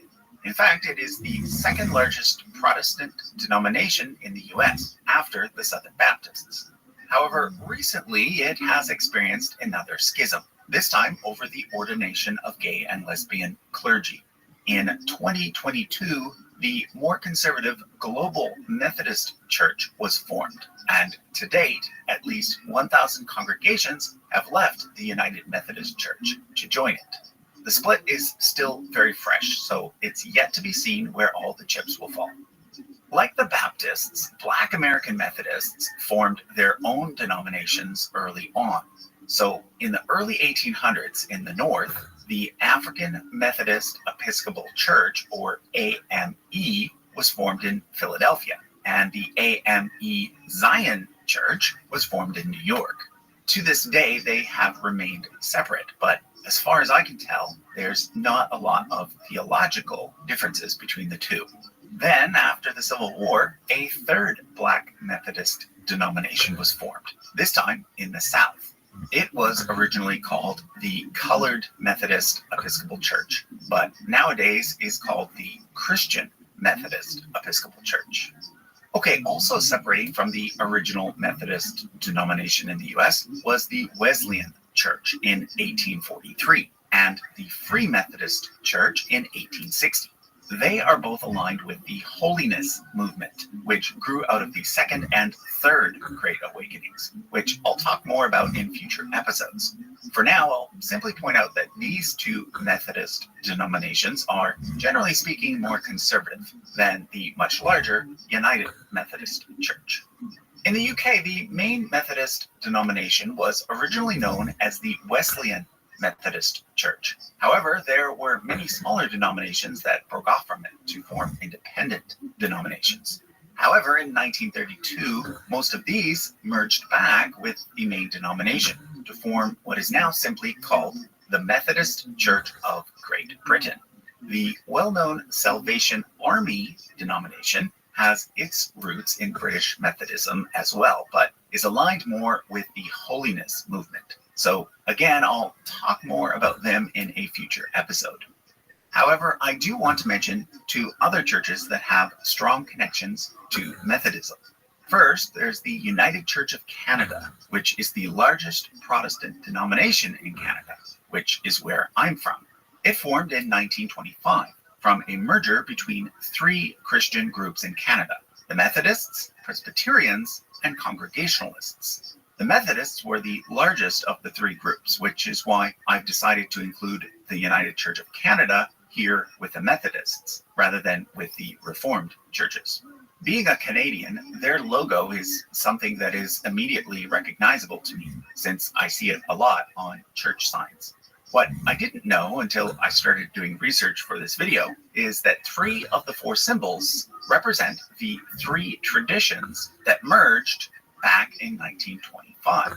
The dove is a common symbol used by Methodists. The burning bush is a common symbol used by Presbyterians. And the open Bible represents the Congregationalists. The final symbol, the Alpha and the Omega, is a symbol for Jesus. And the four colors used in the design, white, red, yellow, and black, are colors often associated with Indigenous Canadians. In Australia, there is a similar church known as the Uniting Church of Australia. It too formed from a merger between Congregationalists, Presbyterians, and Methodists. I'm not sure if the Methodists make up the largest component in this case, so maybe someone in the comments can let me know. Finally, I want to point out two more united churches that I've added to the chart, this time in the Anglican section, as in these two cases, it was the Anglicans who were the largest components. In 1927, Anglicans in India became independent as the Church of India, Burma, and Ceylon. However, after the country itself achieved independence, the Anglicans in South India merged with the Methodists, as well as with the South India United Church, which was itself a union of Congregationalists and Presbyterians. The new United Church was called the Church of South India, and to this day, it is the largest Protestant denomination in South Asia. The Church of North India was formed later in 1970, but basically it too represents a merger of Anglicans, Methodists, Presbyterians, and Congregationalists.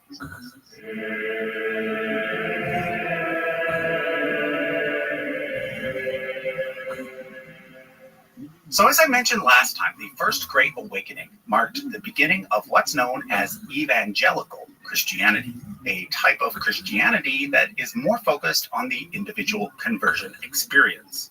The Second Great Awakening occurred about 100 years later and continued along the same theme. However, the Second Great Awakening was different in a few key ways. First of all, whereas the First Great Awakening occurred in both the UK and the US, the Second Great Awakening was mostly limited to the US. Also, during the First Great Awakening, it was mostly existing Christians who were involved.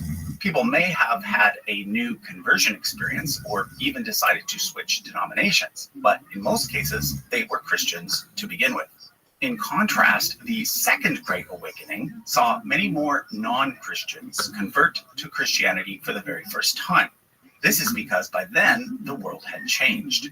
Whereas in the early 1700s, almost all American settlers were Christians, by the early 1800s, there were many who were not, mostly due to the spread of Enlightenment ideas. Finally, whereas the First Great Awakening was a continuation of the Protestant Reformation, in that it mostly sought to reform and change the church, the Second Great Awakening was quite different. This time, many of the new churches saw the old churches as entirely misguided and were instead attempting to restore the original, quote-unquote, true church.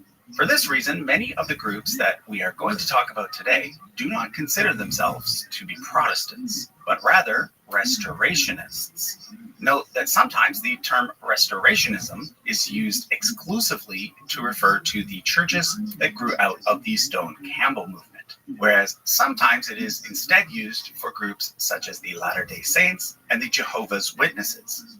Let's start with the Stone Campbell restorationists, named after two of the earliest preachers associated with the Second Great Awakening, Barton Stone and Thomas Campbell, both of whom were originally Presbyterians. These two men and their followers felt that the church had lost its way, and they wanted to return to a more primitive form of Christianity, something closer to what the original first century church would have looked like. Those who followed Barton Stone simply called themselves Christians, whereas those who followed Thomas Campbell, and then later his son Alexander Campbell, called themselves disciples of Christ. Eventually, the two groups realized that they had a lot in common, and therefore they merged in 1832. However, in 1906, this united group ended up dividing in two. Those who believed that instruments should not be used in worship became known as Churches of Christ, whereas those who were okay with instruments became known as Christian churches. But the Christian churches eventually split in two as well in 1968, with the more liberal branch adopting a denominational structure and becoming known as the Christian Church, and in parentheses, Disciples of Christ. and the more conservative branch remaining as a loose network of congregations that use either the name Christian Church or Church of Christ. Now, one of the things I like about the various groups that came out of the Second Great Awakening is that many of them have produced some really cool charts, such as this one, made in 1982. Even though I don't agree with the message of this chart, from a design point of view, I think it's pretty great. What we have here is something similar to the Trail of Blood chart I showed in the last episode. Once again, we have the idea that the majority of Christians have strayed from the one true Church of Christ, starting first with the Roman Catholic and Greek Orthodox churches, followed by the various Protestant denominations. But note here all the little arrows going from the Protestant churches towards the Restoration movement. These represent the churches who were part of the original Stone Campbell movement. However, the person who made this chart is trying to make the point that even most of those churches have since fallen away as well, including the Disciples of Christ, the Christian Church, and a group that he calls the Sectarian Churches of Christ. Now, before I move on, since I now have the Disciples of Christ on the chart, I can finally point out the 7 churches that in the US are considered to be the 7 mainline denominations. These are the Evangelical Lutheran Church in America, the Episcopal Church, the Presbyterian Church USA, the United Church of Christ, the United Methodist Church, the American Baptist Churches USA, and the Disciples of Christ. Mainline churches are kind of the opposite of evangelical churches. Generally speaking, mainline churches are older and more liturgical, meaning that they are more focused on carrying out the traditional elements of the weekly service and taking care of their existing members, rather than on going out and trying to convert others. And generally speaking, they are also considered more liberal in that they're more likely to see some parts of the Bible as being symbolic rather than literal. They also tend to be more concerned with social justice issues rather than questions about who is or is not going to heaven. Finally, note that mainline doesn't mean the same thing as mainstream. The word mainstream is more broad, meaning dominant or conventional, whereas the term mainline comes from the fact that these 7 churches were the kind of churches that you would find in towns along the main railway line in early America. Okay, let's now move on to the next major group to come out of the Second Great Awakening, the Latter-day Saints, aka the Mormons.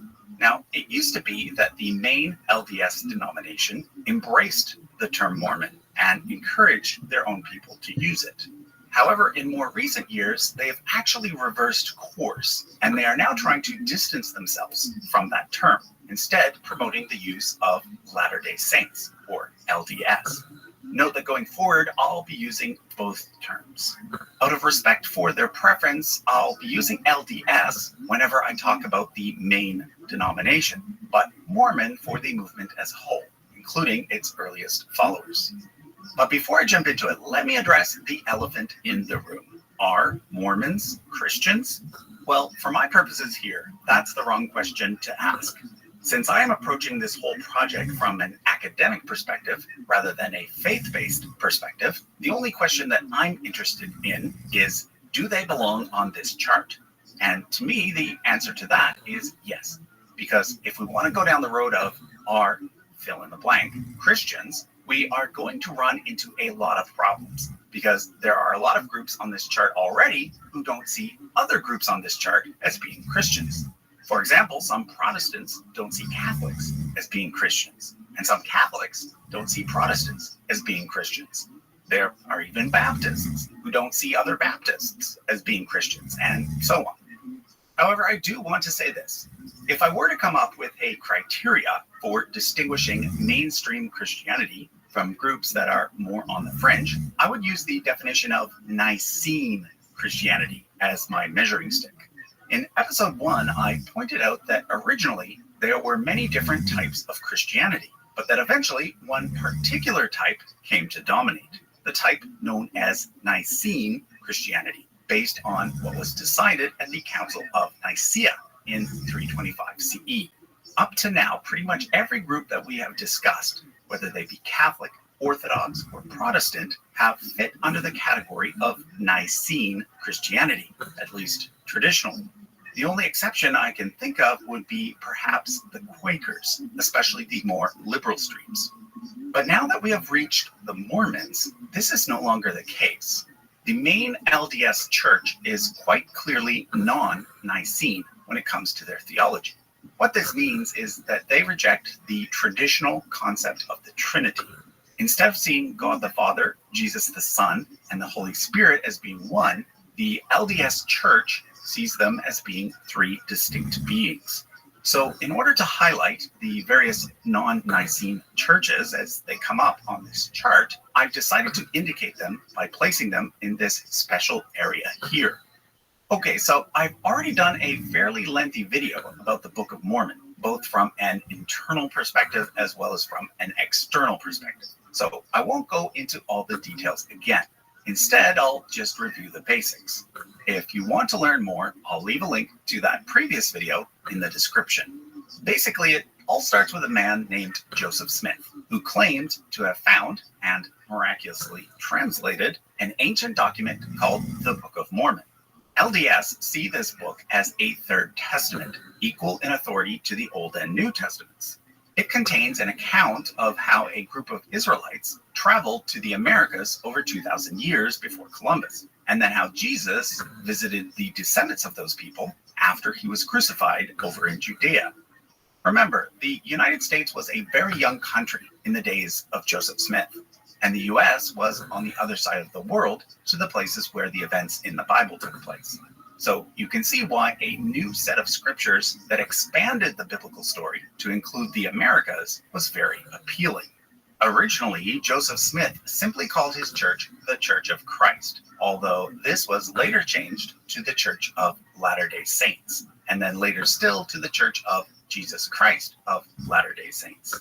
However, in 1844, when Joseph Smith was just 38, he was assassinated, resulting in the movement splitting into several groups.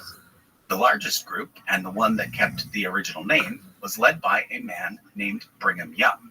He moved his group from Illinois all the way to what is now Utah, where he founded Salt Lake City.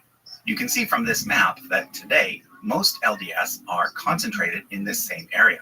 Worldwide, the Church of Jesus Christ of Latter-day Saints has about 17 million members. The second largest Mormon group was originally called the RLDS, standing for Reorganized Latter-day Saints. And from 1860 to 1914, it was led by Joseph Smith's eldest son, Joseph Smith III. However, in 2001, it changed its name to the Community of Christ. It differs from the main LDS church in that A, it is actually quite liberal, and B, its theology is Nicene. The final Mormon church I would want to point out is quite the opposite. It is the FLDS, which stands for Fundamentalist Latter-day Saints. Originally, the main LDS church was known for practicing polygamy, which allows one man to have many wives. Although the main LDS church put an end to this practice in 1890, the FLDS, which is a splinter group formally established in 1984, continues to practice polygamy in a very extreme fashion, which is why its current leader is now in prison. Okay, let's now talk about the Adventists. I grew up in the Worldwide Church of God, which is located on this branch of the tree, so I've been looking forward to covering this section. The word Advent refers to the arrival of someone or something, which is why you'll often hear it used around Christmas time. Christmas being a celebration of the advent or arrival of Jesus. However, the Adventists do not get their name because they are focused on the original arrival of Jesus. They get their name because they are focused on the second arrival of Jesus, or in other words, on looking forward to his return.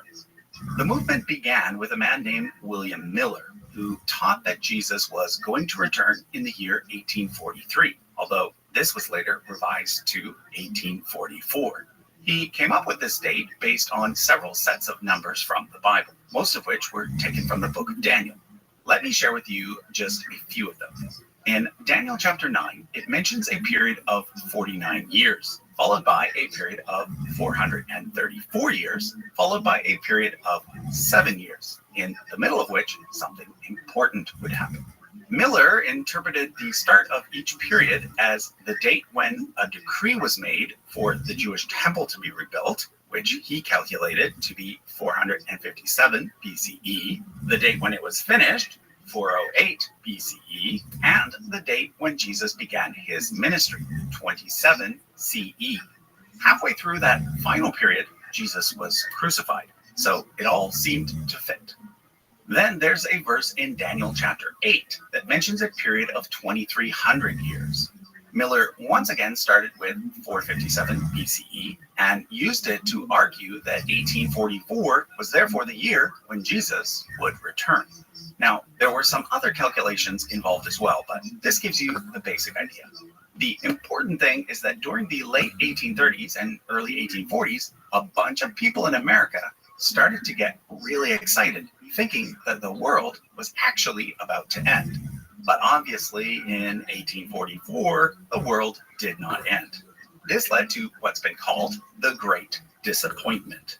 At this point, most of Miller's followers simply left the movement, but others stayed and tried to work out some sort of explanation for why Jesus hadn't returned. Those who stayed eventually fell into two main camps. On one side, there were those who felt that Miller had simply gotten his date wrong. They therefore came up with a new date, and then another new date, and so on, with many eventually falling back on a position of, he's coming soon, but we don't know exactly when. On the other side, there were those who felt that Miller had been right, in a sense, and that Jesus did sort of come back in 1844, but just not quite as expected. I'll come back to that idea in a moment, but first I want to mention something else that some Adventists became known for, and that is Sabbatarianism, which is the practice of meeting on Saturday, like Jews, instead of on Sunday, like most Christians. Although note that the Seventh-day Adventists use the term seventh day rather than Saturday, because technically the seventh day starts on Friday at sundown. The idea to observe the Sabbath was actually inherited from a very small group of Baptists, known as the Seventh-day Baptists, who had been meeting on Saturday since the 1600s. But not all Adventists are Seventh-day Adventists. There is also a small group of First-day Adventists, known as the Advent Christian Church. And then there's the Jehovah's Witnesses, a very well-known group with around 8 million members worldwide. While they don't see themselves as being Adventists, I would argue that they do belong to this part of the tree. Originally known simply as Bible students, they were founded by Charles Russell, who taught that 1914 was the year that the world would end. Once again, the world did not actually end in that year, but to this day, the Jehovah's Witnesses believe that 1914 marked the beginning of the quote-unquote last days. Like the Mormons, their theology is non-Nicene, and in this case, it's quite similar to a very old type of Christianity called Arianism, which was mentioned in episode 1. Basically, they believe that Jesus was created by God, rather than being co-eternal with him. They also prefer to call God Jehovah, because they believe that that's how these 4 letters should be pronounced. Note that they're probably wrong, though, as most scholars believe that they should be pronounced closer to this.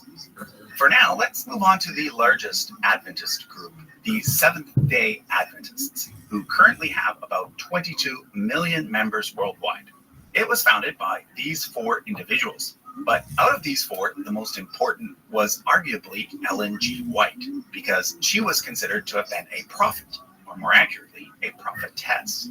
She was known for having visions and ended up writing over 150 books. One of the unique doctrines that she espoused was that something important did happen in 1844. According to Seventh-day Adventist theology, there exists in heaven a temple similar to the physical one that used to exist in Jerusalem. This temple has 2 main rooms, the Holy Place and the Holy of Holies. According to Ellen G. White and other early Adventists, in 1844, Jesus moved from the heavenly Holy Place into the heavenly Holy of Holies, where he began a process known as the investigative judgment. whereby he started to make his final determination on who's a true Christian and who is not.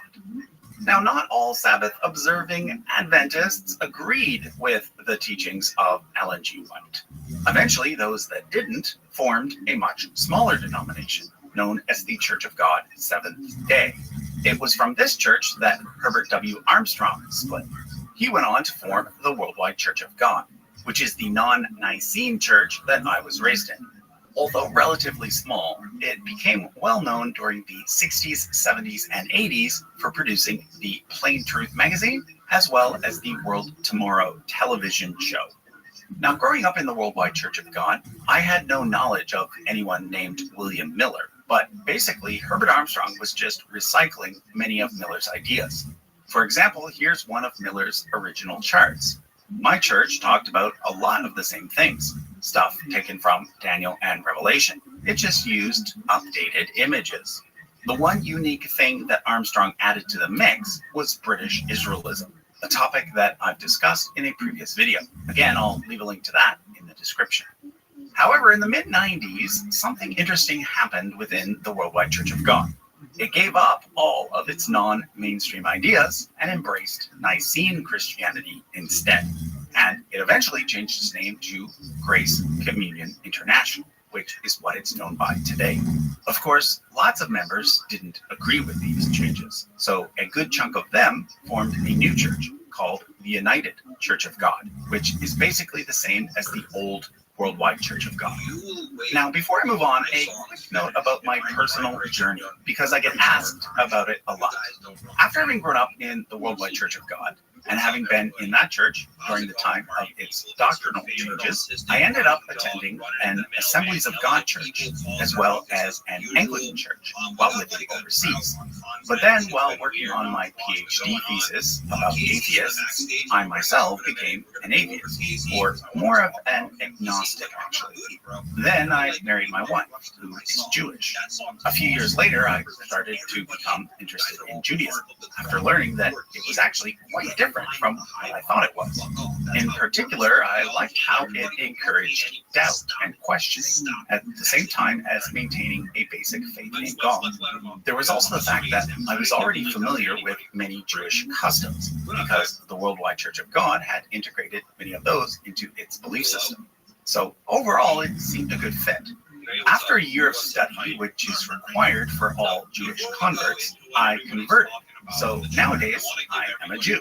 Although, because I attended several different Christian churches in the past and have an undergraduate degree in Christian theology, plus a PhD in religious studies, I'm still able to teach about Christianity from an academic perspective, like I'm doing in this series.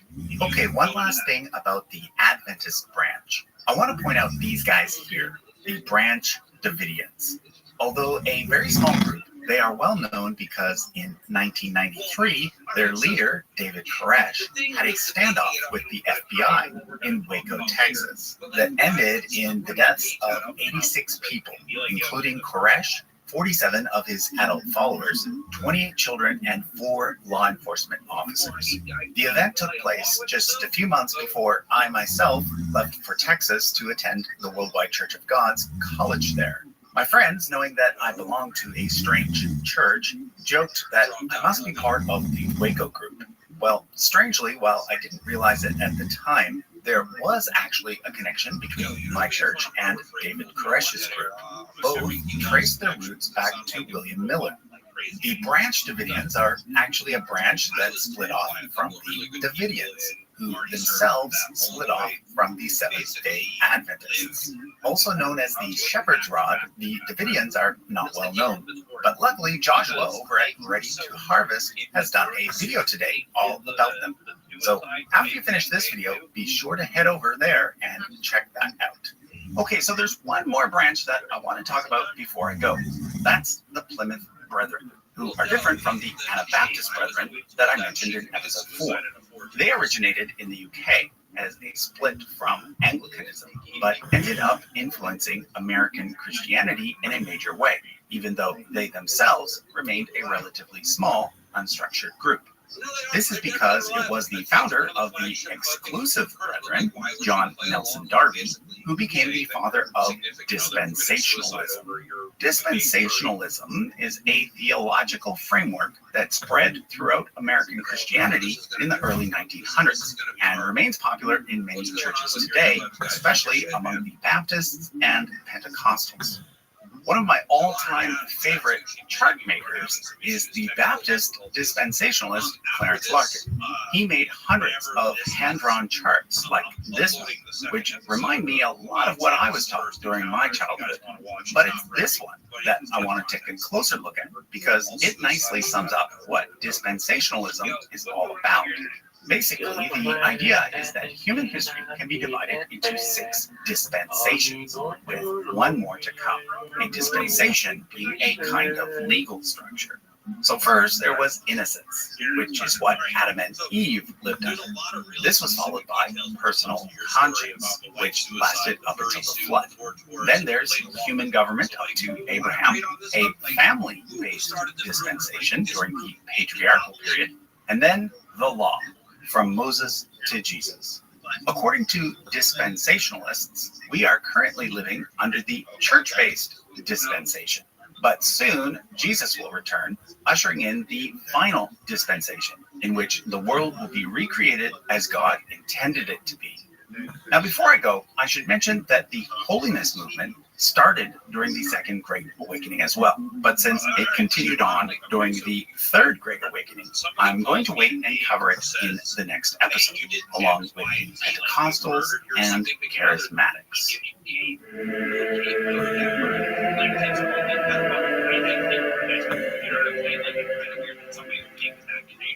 Okay, so last time I talked about the Second Great Awakening, which gave rise to the Restorationists, Mormons, Millerites, and Plymouth Brethren.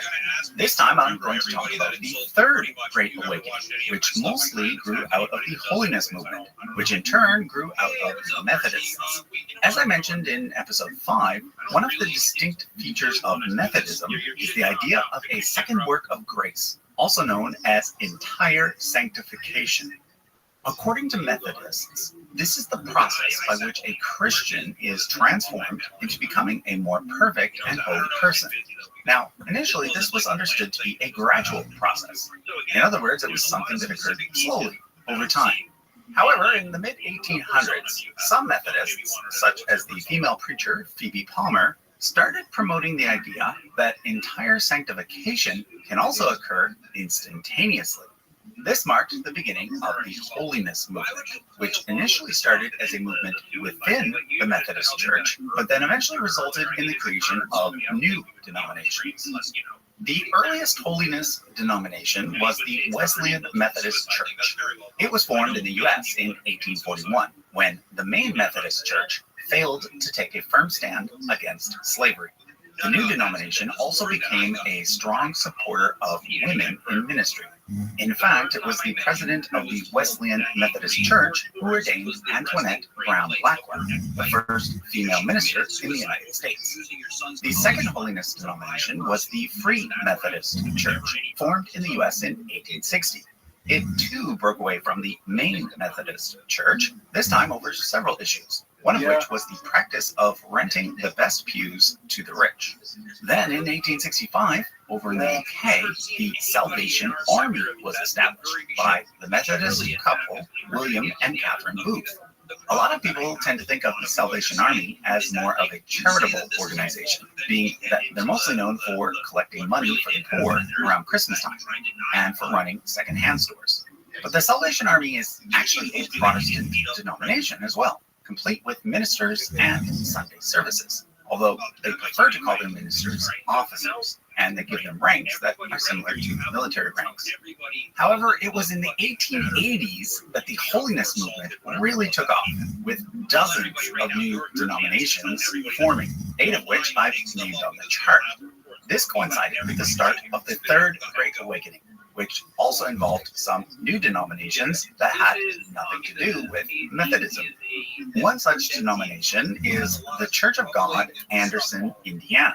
Anderson is the location of their headquarters, and this is often added to their name in order to distinguish them from the many other denominations that use the name Church of God as well. In particular, the Church of God, Cleveland, Tennessee, which we'll get to in a bit.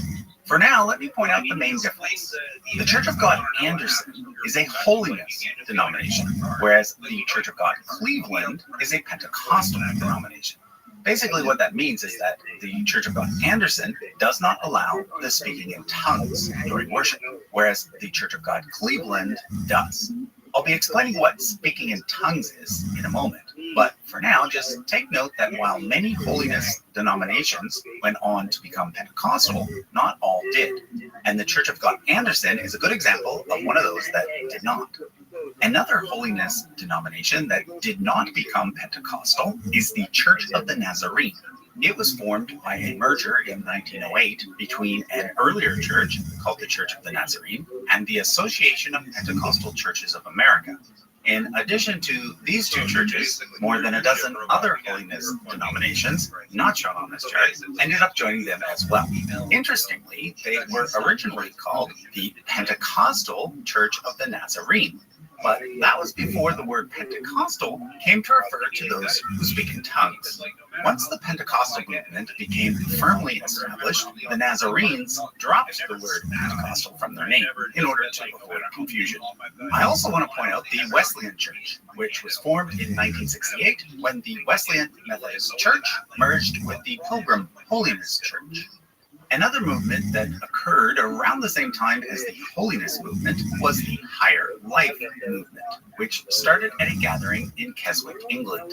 It led to the creation of the Christian Alliance and the Evangelical Missionary Alliance, which then merged in 1897 to create the Christian and Missionary Alliance.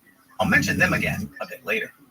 Let me now introduce you to the Pentecostals. The word Pentecost means 50th, and it refers to the Jewish festival of Shavuot, which is always observed on the 50th day after Passover. According to the New Testament book of Acts, it was on this day, 50 days after the death of Jesus, that the Holy Spirit descended upon his disciples, allowing them to, quote-unquote, speak in tongues. Now, for most Christians, this is interpreted as a miracle in which people who spoke foreign languages were suddenly able to understand what the disciples were saying. However, Pentecostals interpret it differently. Pentecostals believe that in addition to suddenly being able to speak in a different human language, speaking in tongues can also refer to the sudden ability to speak in a heavenly language. They think that this is what Paul was referring to in 1 Corinthians 13 when he said he was able to speak in tongues of men and of angels. Let me give you a quick example of what this can sound like.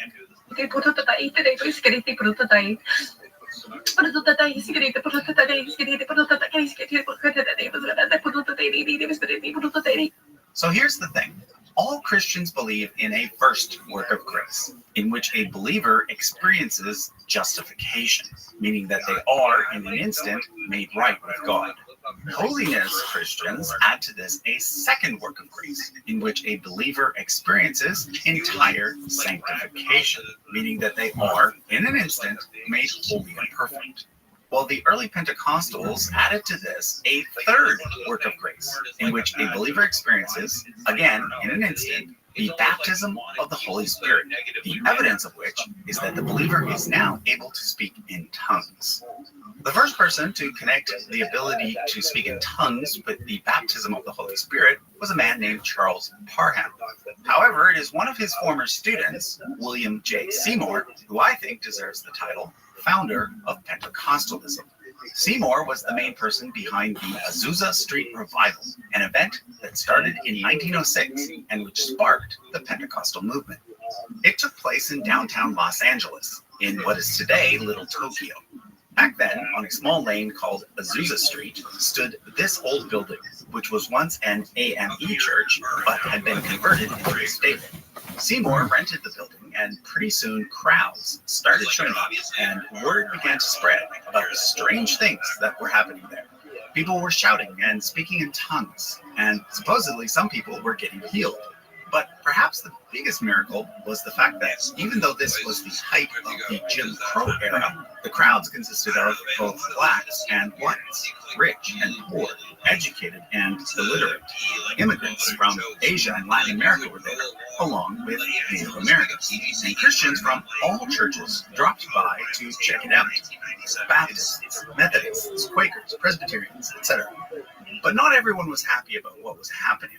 The Los Angeles Times ran the story about a new sect of fanatics breaking loose, and another paper described it as follows. They make howling noises all day and into the night. They run, jump, shake all over, shout to the top of their voice, spin around in circles, fall out on the sawdust blanketed floor, jerking, kicking, and rolling all over it. These people appear to be mad, mentally deranged, or under a spell. But despite the controversy, Pentecostalism did not fade away. In fact, it continued to grow at an exponential pace. Many of the new holiness denominations ended up becoming Pentecostal denominations, such as the mostly black Church of God in Christ and the mostly white Camp Creek Holiness Church, which split into the Church of God Cleveland and the Church of God of Prophecy. There was also the fire-baptized Holiness Church and the Pentecostal Holiness Church that merged to form the IPHC, or International Pentecostal Holiness Church. But the largest Pentecostal denomination ended up being the Assemblies of God. It was formed in 1914 when some of the original participants of the Azusa Street Revival, calling themselves the Apostolic Faith Movement, merged with a group of white ministers who left the Church of God in Christ, as well as a large chunk of members who left the Christian and Missionary Alliance. The Assemblies of God differs from other Pentecostal denominations in that it holds to a finished work doctrine. Basically, this is the belief that both justification and sanctification occur simultaneously, and therefore the three-stage teaching of other Pentecostals is reduced back to two. There's just the initial conversion, followed by the baptism of the Holy Spirit, which is evidenced by speaking in tongues. However, there's a third type of Pentecostal as well.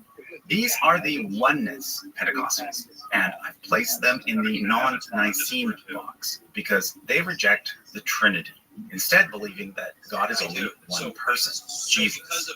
In 1917, some members left the Assemblies of God to join the Pentecostal Assemblies of the World, which is the main oneness Pentecostal denomination.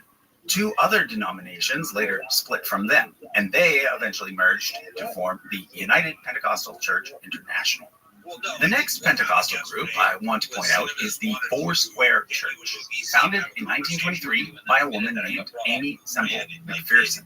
The Four Squares represent the idea that Jesus is Savior, Baptizer, Healer, and King. McPherson was an early example of a faith healer, something that is associated with Pentecostalism to this day. She drew large crowds, with people often bringing the sick in on stretchers, and many claiming to leave healed. However, like many of the faith healers today, her career plummeted after a major controversy. In 1926, she was allegedly kidnapped and went missing for 5 weeks.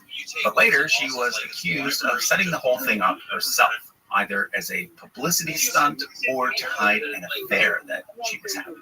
To this day, the truth of the matter is not known.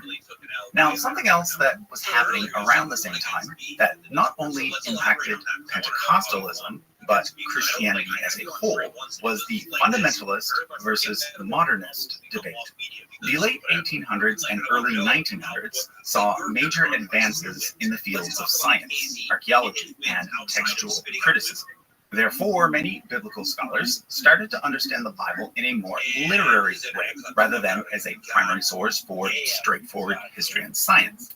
This led to the divide I mentioned in a previous episode between the more liberal mainline denominations and the more conservative evangelical denominations. On the evangelical side were those who called themselves fundamentalists. This term comes from the 1910 book called The Fundamentals, which, among other things, emphasized that the Bible should be understood in a literal way. Generally speaking, most Pentecostals, as well as most Baptists, stuck to a more fundamentalist approach to the Bible going forward, whereas the mainline denominations adopted a more modernist approach, creating a divide within Christianity that exists to this day. Now, before I leave Pentecostalism, I want to point out one denomination that actually originated outside of the U.S. This is the Apostolic Church, which grew out of the Welsh revivals of 1904 and 1905. I should also mention that all of these Pentecostal denominations went on to plant churches all over the world, so much so that Pentecostals, taken as a whole, now make up the second largest group within Christianity, after the Roman Catholics. I now want to turn my attention towards the Charismatics, who are often lumped together with the Pentecostals, but are actually a bit different. The largest charismatic church is actually the Universal Church of the Kingdom of God in Brazil. The charismatic movement started in the 1960s as sort of a second wave of Pentecostalism.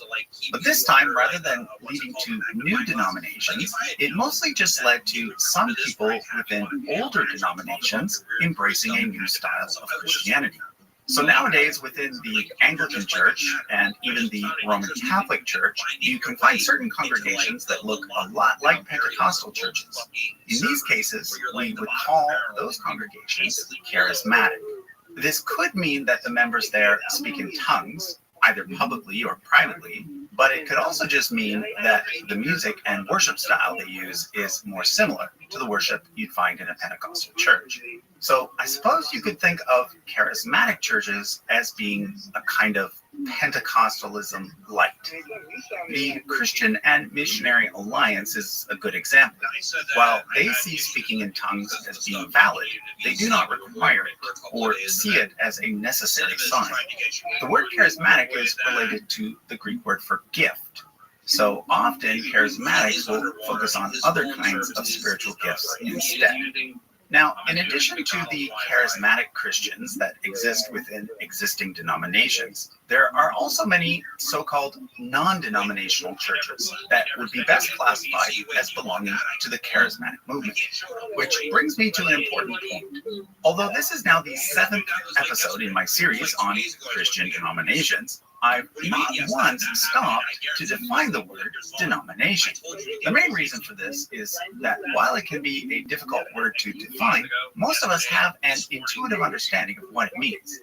Some would argue that the Roman Catholic Church is not a denomination. Likewise, many would argue that Baptist churches are not part of any denomination, nor are Churches of Christ or Quaker meetings, and so on.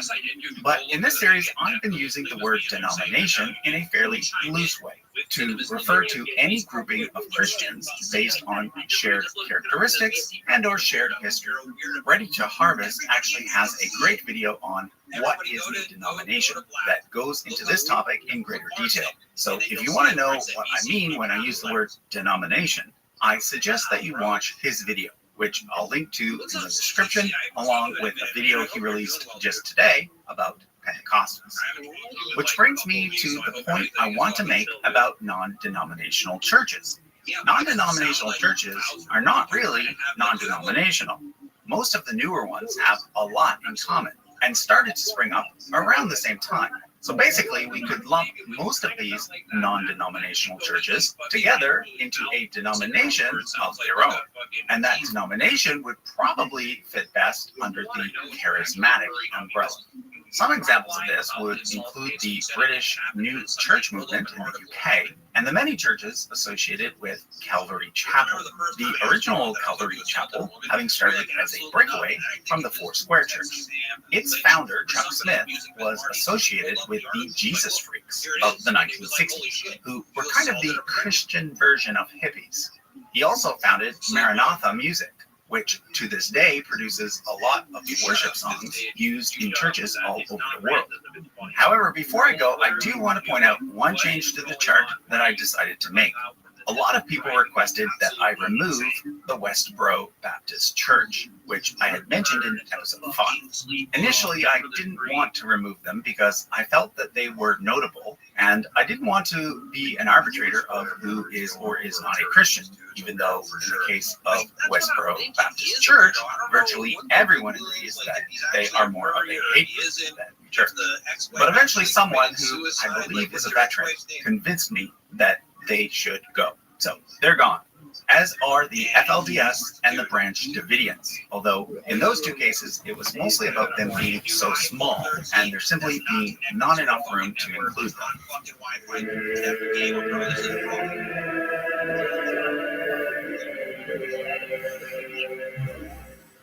Okay, so for today's video, let's start with Unitarian Universalism. I had actually added this group to the chart a while back, but forgot to talk about them. So let me do that now. As the name suggests, Unitarian Universalism is actually the result of two different movements that eventually merged: Unitarianism and Universalism. A Unitarian with a small u is basically anyone who believes in the oneness of God and who rejects ideas such as the Trinity or the divinity of Jesus. So, in this sense, all Jews and Muslims are Unitarians. However, a Unitarian with a capital U is someone who belongs to one of the various Unitarian movements that grew out of Protestant Christianity.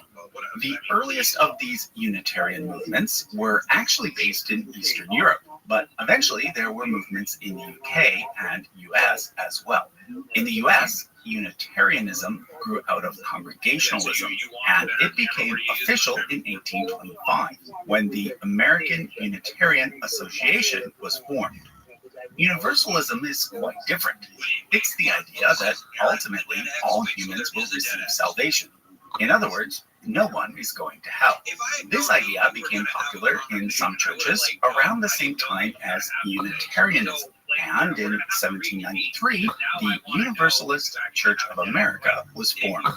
Over time, Unitarians and Universalists became two of the most liberal denominations in America. And in 1961, because they had so much in common, they decided to merge to form the Unitarian Universalist Association. Now take note that I have not placed Unitarian Universalism in a colored box, like all the other denominations on this chart.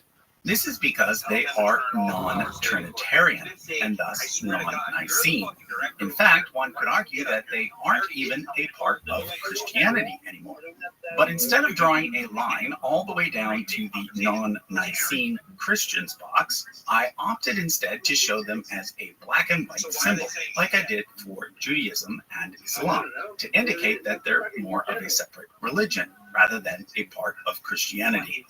In contrast, another very progressive group that definitely is still a branch within Christianity is the Metropolitan Community Church, which started out as a single non-denominational congregation, but has since grown into its own denomination. It was founded in 1968 by a gay man named Troy Perry, who wanted to start a church where gay and lesbian Christians could feel welcome. Starting in 1969, the church started performing the very first public same-sex marriages in the United States, although those marriages weren't recognized as being legal in California until 2008. To this day, the Metropolitan Community Church is mostly made up of members from the LGBT community. However, it does have many straight members as well. Let me now point out the Catholic Apostolic Church, better known to outsiders as the Irvingian Church, named after its founder, Edward Irving, from Scotland. I probably should have mentioned them in episode 6, alongside the Restorationists, because not only did they emerge around the same time, they also have a lot in common with them, in that they see themselves as restoring the original structure of the early church, and that they are quite focused on the second coming. However, please note that nowadays the original Irvingian Church has mostly died away and has been replaced by the new Apostolic Church, which started off as a splinter group in 1863 and is mostly based in continental Europe. Another group that has roots in Scotland are the 2x2s. They were started by a Scotsman named William Irvine, who was initially loosely connected to the Higher Life movement. He ended up in Ireland, where he began an independent ministry that focused on sending out preachers in groups of two. These pairs, called go preachers, were to have no salary and no home, and thus they also became known as tramp preachers. One of the early tramp preachers was a man named Edward Cooney. Although he was eventually expelled, he continued to grow the movement on his own, and thus some 2x2s became known as Cooneyans. Nowadays, the 2x2s are a rather secretive group with no official name. They do, however, reject the Trinity, which is why I've placed them in the non-Nicene box. If you want to learn more about this mysterious group, I suggest that you watch today's video by Ready to Harvest, which is all about the church with no name. Another non-Nicene group of Christians that are very loosely organized are the Christadelphians, whose name is based on the Greek phrase Christou Adelphoi, which means brothers and sisters in Christ. Their founder, John Thomas, was originally connected to the Stone Campbell movement, which is why I've shown them as descending from that branch. I'd now like to focus on what I've called the metaphysical groups, starting with the Swedenborgians, also known as the New Church. Their name comes from that of Emanuel Swedenborg, who, as you might have guessed, was from Sweden. He believed that humans become either angels or demons after death, and that previous humans, now living in the form of spirits, are all around us on a daily basis, trying to guide us towards good and evil. He died in 1772, and 15 years later, some of his followers established a church in England based on his ideas, and from there it also spread to the US. The most famous Swedenborgian is probably John Chapman, better known as Johnny Appleseed. Although he's now mostly associated with folk legends, Johnny Appleseed was actually a real person. He, in addition to being a new church missionary, also helped to introduce apple trees to many U.S. states. Another key person in the development of certain metaphysical ideas was a man named Franz Mesmer. He's the person that the word mesmerism is based on, which nowadays is mostly used to mean hypnotism. But originally, mesmerism was more than just hypnotism.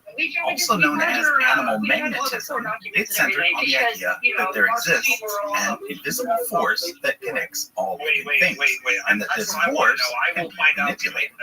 So Swedenborg had introduced the idea that there are spirits all around us. And Mesmer had introduced techniques for manipulating an invisible force. Therefore, what happened was that people started to use Mesmer's techniques to try and contact the spirits of their relatives. This became known as spiritualism, and it was all the rage in the mid-1800s. Although not as popular nowadays, spiritualists do still exist, and in the U.S., they have an organization called the National Spiritualist Association of Churches, founded in 1893. One of the earliest practitioners of mesmerism was a man named Phineas Quimby.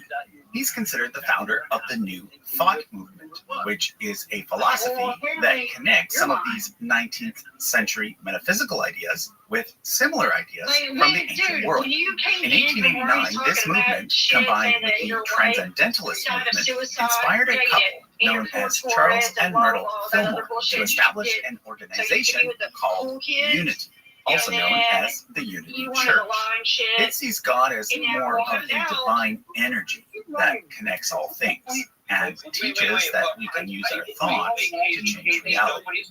Which brings me to the most successful of these metaphysical groups, the Church of Christ Scientist, better known simply as Christian Science.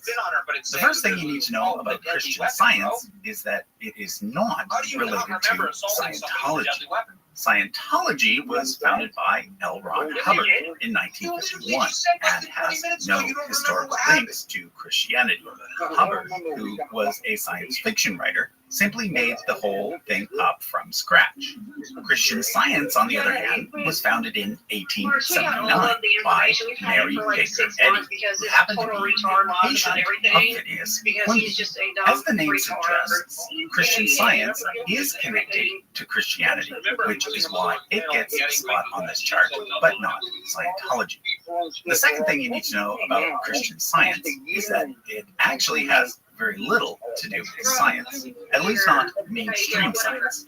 In her book, Science and Health, with Key to the Scriptures, Mary Baker Eddy taught that the material world, including sickness, is really just an illusion. Therefore, instead of using medicine or physical therapy to treat health problems, Christian Science practitioners simply use prayer.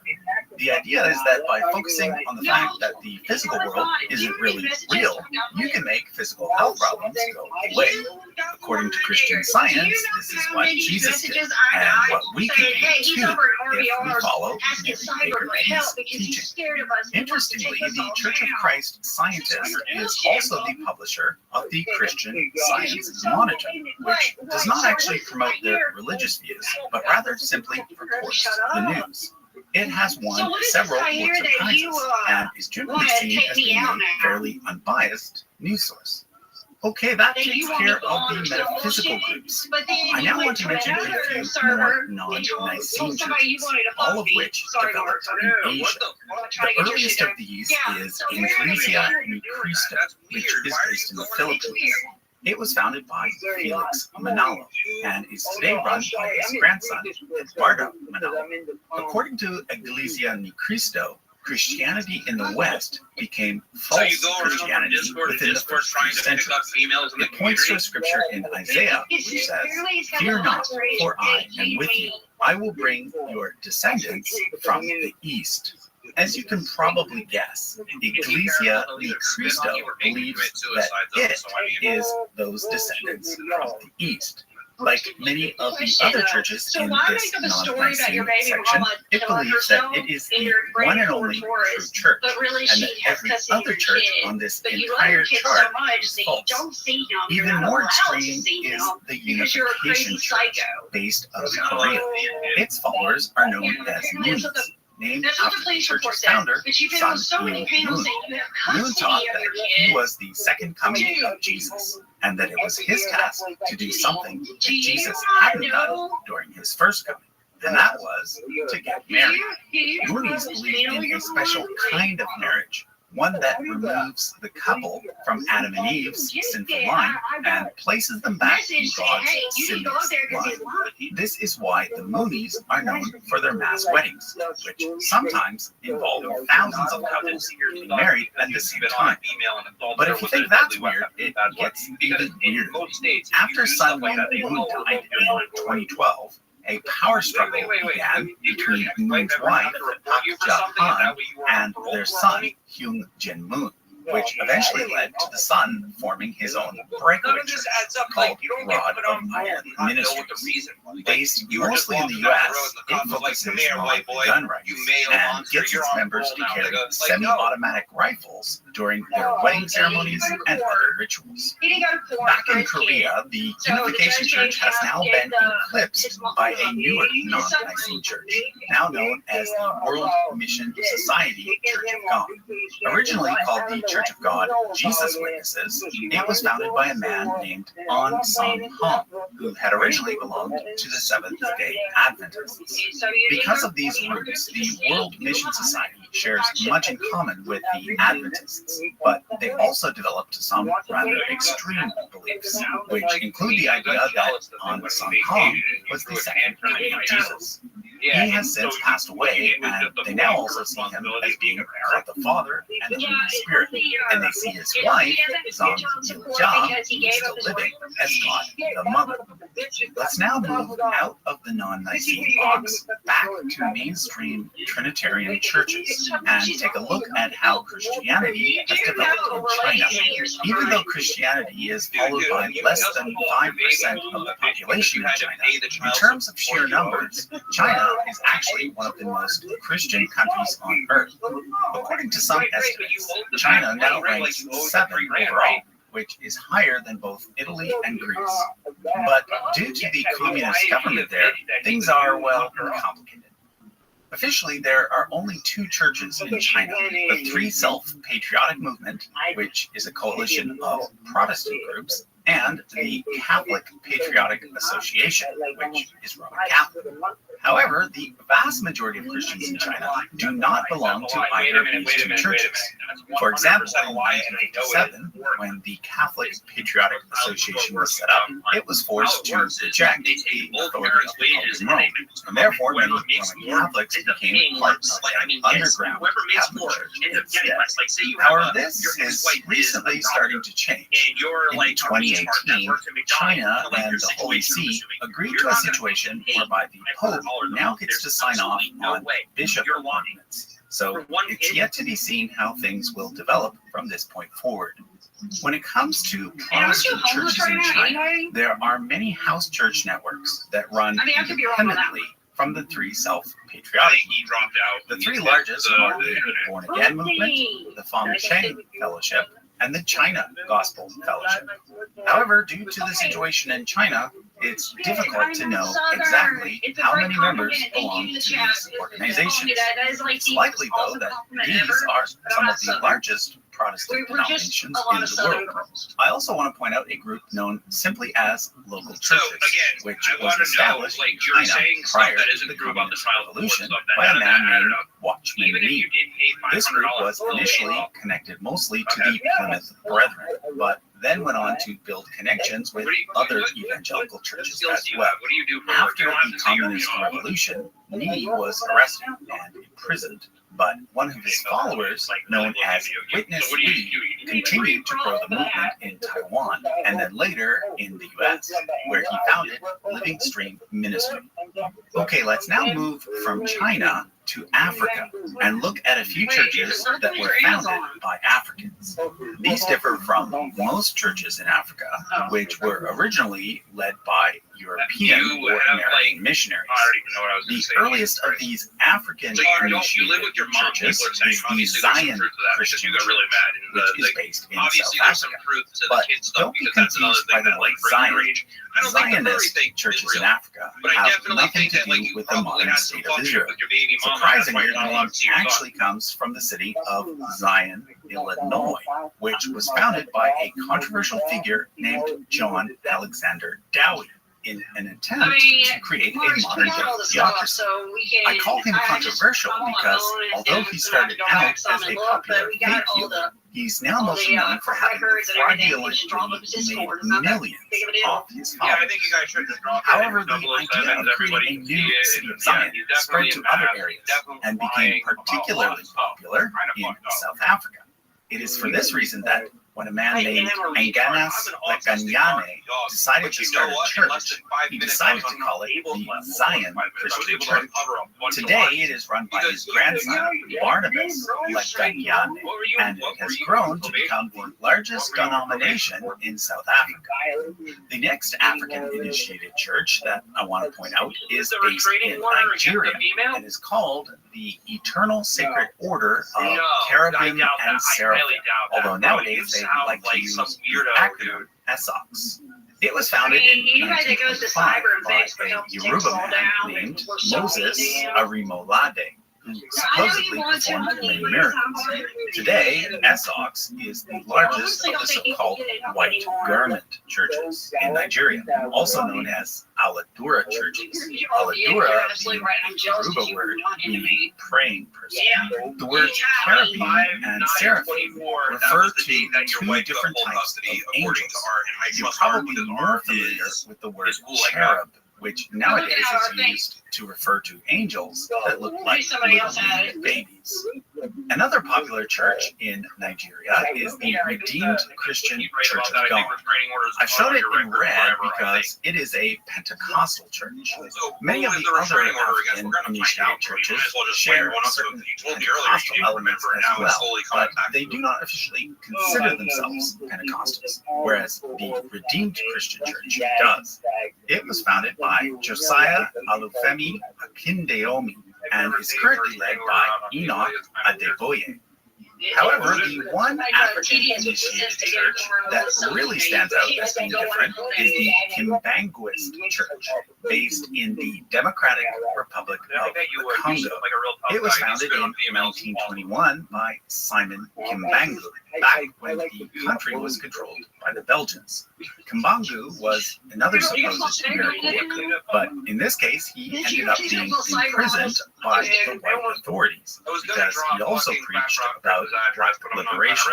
I placed the Kimbanguist Church in the non-Nicene box because eventually Kimbangu was seen as being the incarnation of the Holy Spirit, something that goes against Nicene theology. Nearby, I've also included a symbol representing the Rastafari religion, which developed in the 1930s, not in Africa, but in Jamaica. According to Rastafarians, Haile Selassie, the former king of Ethiopia, was the reincarnation of Jesus. So, although Rastafari is, in a sense, based on Christian ideas, it has since evolved into its own religion, which is why I've shown it as a black and white symbol instead of placing it in a colored box. Okay, the last group of Christians that I want to talk about are Messianic Jews. We've come full circle because Messianic Jews are Jewish Christians, which is what the very first Christians were. Let's therefore go back up to the top of the chart to recap. During the lifetime of Jesus, there were four main sects within Judaism. Of these four, only one survived the destruction of the temple, the Pharisees. It was the Pharisees who went on to become the rabbis, and therefore virtually all of Judaism today is considered to be Rabbinic Judaism. However, just before the destruction of the temple, a fifth sect emerged, which went on to become Christianity. In other words, Christianity started out as a sect of Judaism, which is why I've labeled this box Jewish Christians. However, from there, early Christianity went in three very different directions.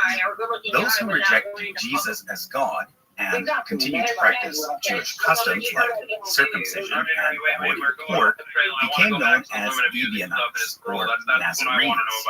Both of these groups eventually went extinct, although before they did, they likely had a big influence on the development of Islam. On the other extreme were the Gnostics, who also went extinct. But in the middle were the Pauline Christians. Christians today see as the true history of domestic violence. From here, Christianity became a mostly Gentile or non-Jewish religion, although early on there were still many Jews. However, the point I want to make, which I made in an earlier episode, is that there is no direct continuous line between early Jewish Christians and modern Messianic Jews. Jews who embraced pre-Nicene Christianity and then later Nicene Christianity were simply integrated into the now mostly Gentile church. Congregations made up primarily of Jewish Christians did not arise again until the 19th century with the start of the Hebrew Christian movement. In the U.S., the Hebrew Christian Alliance of America was established in 1915, although it later changed its name to the Messianic Jewish Alliance of America. Today, it is the largest of the various Messianic Jewish organizations, which is why I chose it to be kind of representative of Messianic Jews as a whole.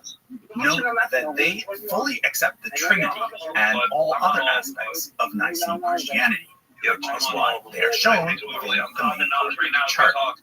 But the question a lot of people ask is, are Messianic Jews Jews or Christians, or are they perhaps both? Well, according to all the modern branches of Rabbinic Judaism, from Reform to Orthodox, Messianic Jews are definitely Christians and not Jews.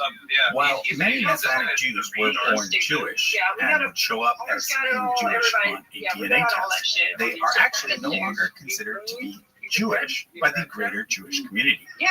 This boils down to the fact that Judaism and Christianity share common roots, but because Christianity ended up being by far the larger and more dominant group, this has forced Judaism to define itself in part as being very deliberately non-Christian.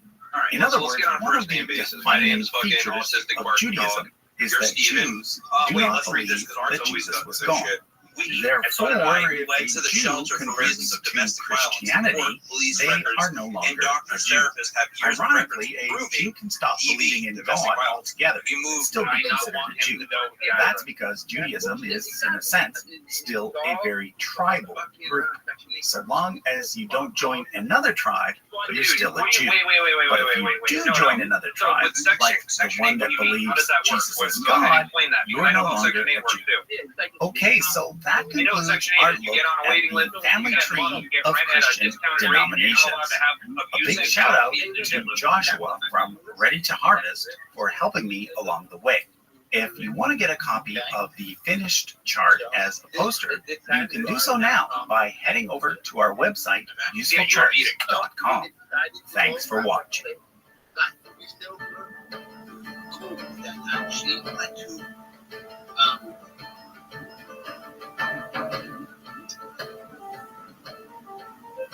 Oh my God. My God. Bro, fix your shit. See, my influence, see, they got into a shelter. To walk somewhere I didn't want my apartment. So she could get her Section 8. She's not going to get Section 8 living in the apartment with me. So she made up a horrible charge against you of domestic violence to get Section 8 and lied. And basically was like, he beat me. And went to therapy. So it's a 5-year scheme where she was going to therapy. Yeah, but she went to therapy for it. And she paid off a doctor to sign off on this. Absolutely. Yeah, but why would she say that? They would look this up. Like, if there's a therapy record, Why? you're saying she paid off a doctor. Don't say it's fine. Yeah, it's a fine. I don't know, because this seems why you're not denying it outright. The only thing you're denying is that she's a bitch. You're saying she's a bitch. That's it.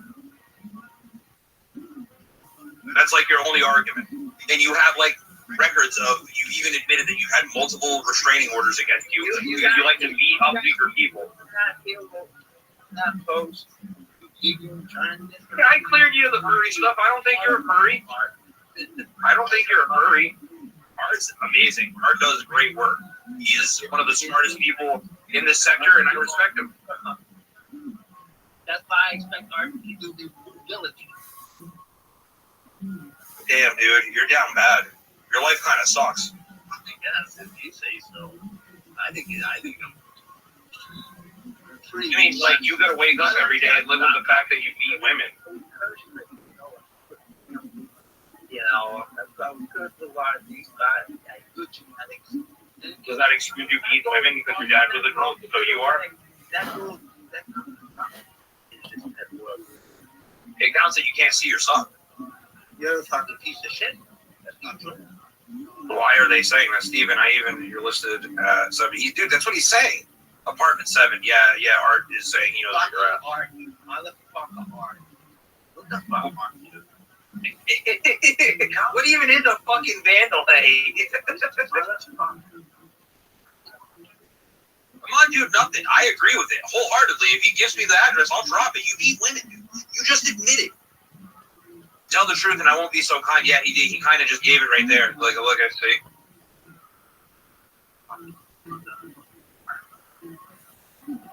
Bro, I don't even care about the furry stuff now. I want to know about the woman beating. It's kind of fucked up, and I don't really like it. I don't really want you in my community if that's what you're going to do. It's kind of a weak, pussy fucking thing, and then you come up here and you're like, I bully bullies. Nigga, you are a bully. Okay, I'm a boy. How many fucking... Dude, Are you serious? You can say you're you're damn right. I'm one of the biggest hypocrites on the internet. Hey, guess what? Guess what? Guess what? I am one of the biggest hypocrites on the internet. You're a weak piece of shit. The only thing you have, where's your son? Hey, where's your son? He's gone. WTRD is gone because he did stupid shit. Good. Go ahead. Elaborate. Right. me though. Did I talk to a 9-year-old? Nope. So there you go. You don't want to talk. You don't want to embarrass. I already did. I cut ties as soon as I found out. But what? Not like these other ones. You got almost fucking red-handed fucking sex about a 9-year-old, and you don't want to say anything? You don't want to do a show? I did. Are you kidding me? I most definitely dreamed about it. Bro, are you retarded? I had him on panel. What do you mean? Oh, are you that dumb? No, you don't believe that. Oh, okay. I don't care if you believe it or not. It happened, retard. It's on this channel. It's called The Situation. Literally on this channel. It happened. I did until he got caught doing stupid shit. Yep. All right. So WTRD got caught talking to a 9-year-old, which still isn't nearly as bad as him beating a woman. To him, so I'm glad. I want to be on that. It seems the people who hang with. Bro, you have a record of beating a pregnant woman. And don't give up. You both know you hang out. Hey, we're not nothing. Absolutely nothing. Absolutely nothing. My record's clean. Because you know what? I'm a normal. Oh my god. What?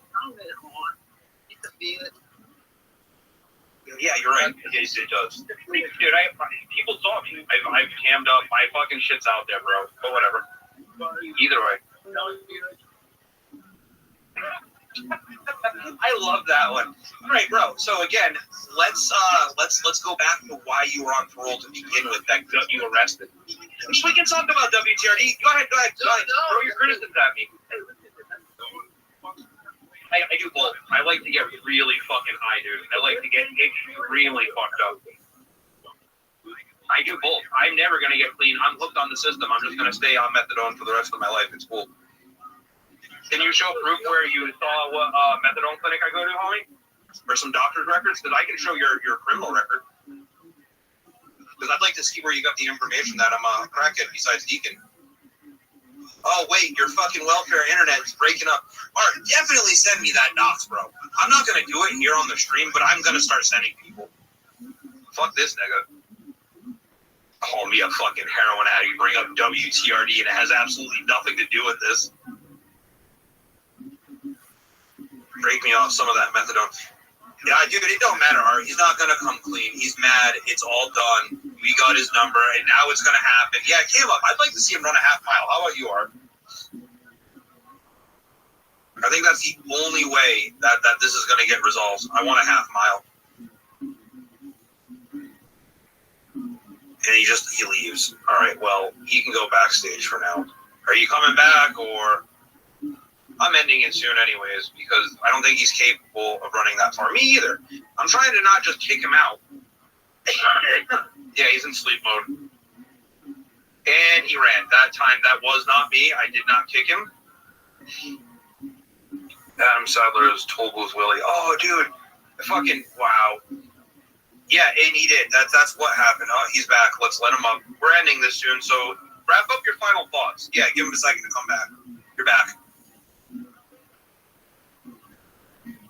I really need you to back up the jumpy stuff. That would be amazing. Let's go. Yeah, that really seems to hurt. I used to be one. Oh, it hurts wicked bad, bro. No, what's gonna hurt is that I have all your information, bro. You know what hurts is the fact you can't see your kids, bro.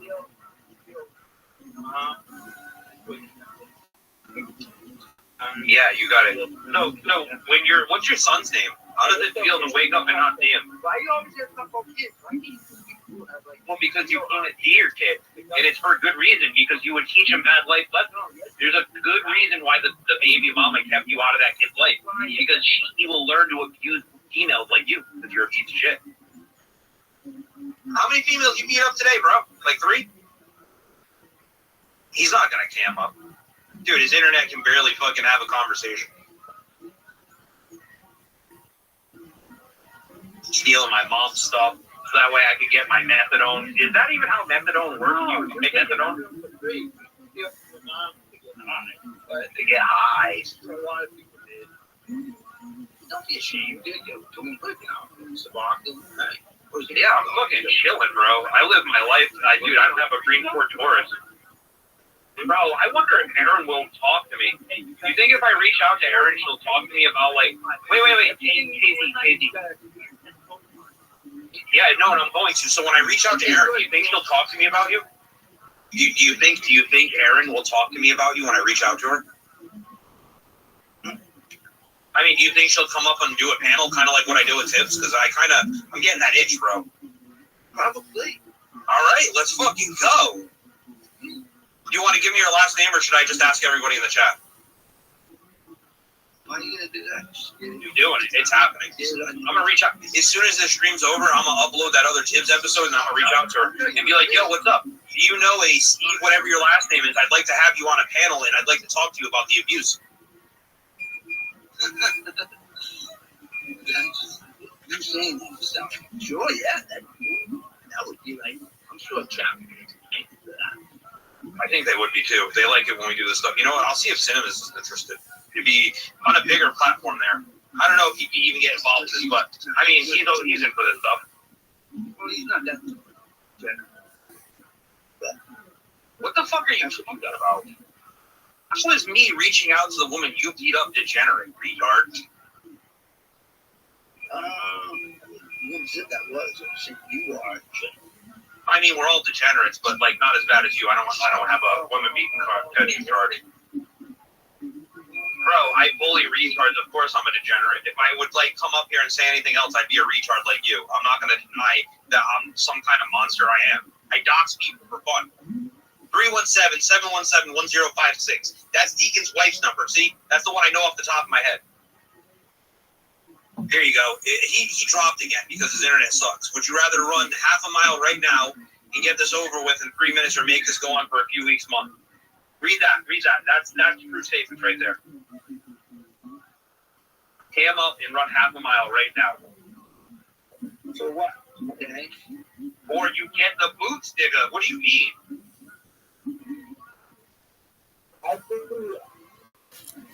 Somebody cam up and run half a mile. You got a camera? What? I'm not camming up. You cam up and run half a mile. You got a camera. That's all I'm doing.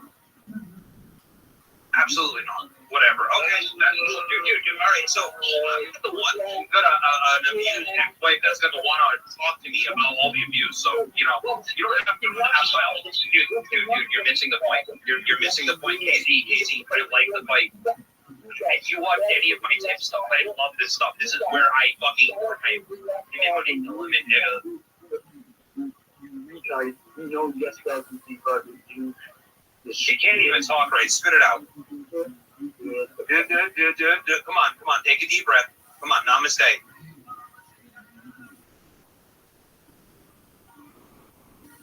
Oh, he's stittering and stumbling, tipping and tapping. I'm removing him. We're going to play a song, and I'm going to start doing what I do. You had your chance. You could have ran the half mile. You chose not to. Now I'm going to reach out and talk to everybody I can in your life. I want to know everything about Steven. Everything. It's going to be a good week, everybody. Welcome to the fucking rice fields, motherfuckers. Everyone, they have a great fucking Monday, and let's go.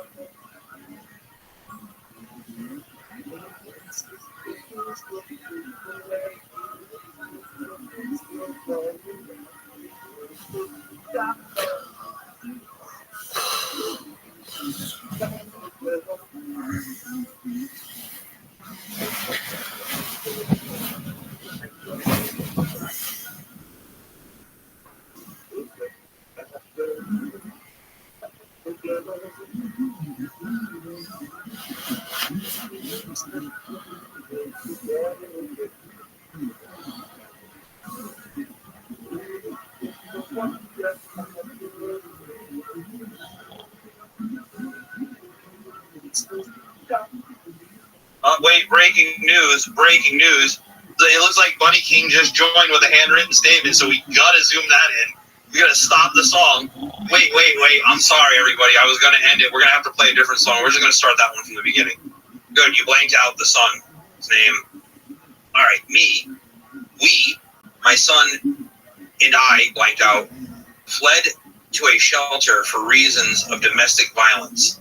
The court, police records, and doctors, therapists have years of records proving domestic violence. We moved and do not want him to know our address. There you go, people. There's a case number, everything. Boom. Motherfucker, lying. You're lying. I hate people. This is what's wrong with the world. This guy's a female beaten piece of shit. I ended it too fast. I'm not over. No. I got it up here, buddy. Don't worry. Thank you. I appreciate your due diligence. Everyone screenshot that. Don't worry. I think there's going to be more to come with KZ. All right, now we're going to start the song again because I'm an asshole. Wait, do I have another one?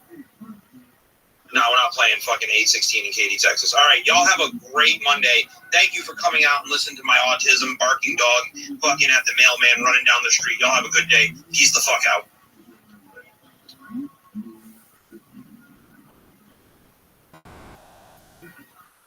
That was from Art, by the way. Sorry, going to start over again just to annoy everybody. Thank you, Art. I appreciate it.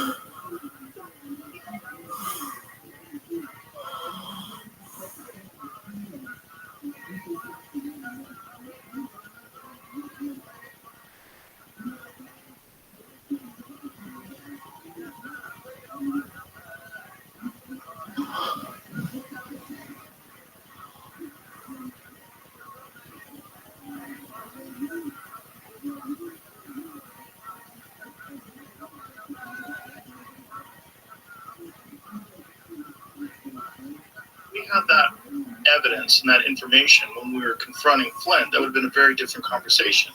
But the arrogance in which he distributed that fake information was it's disturbing. It sucks when people just want to win and they don't want to get to the truth. It does. And the truth is it's very fast.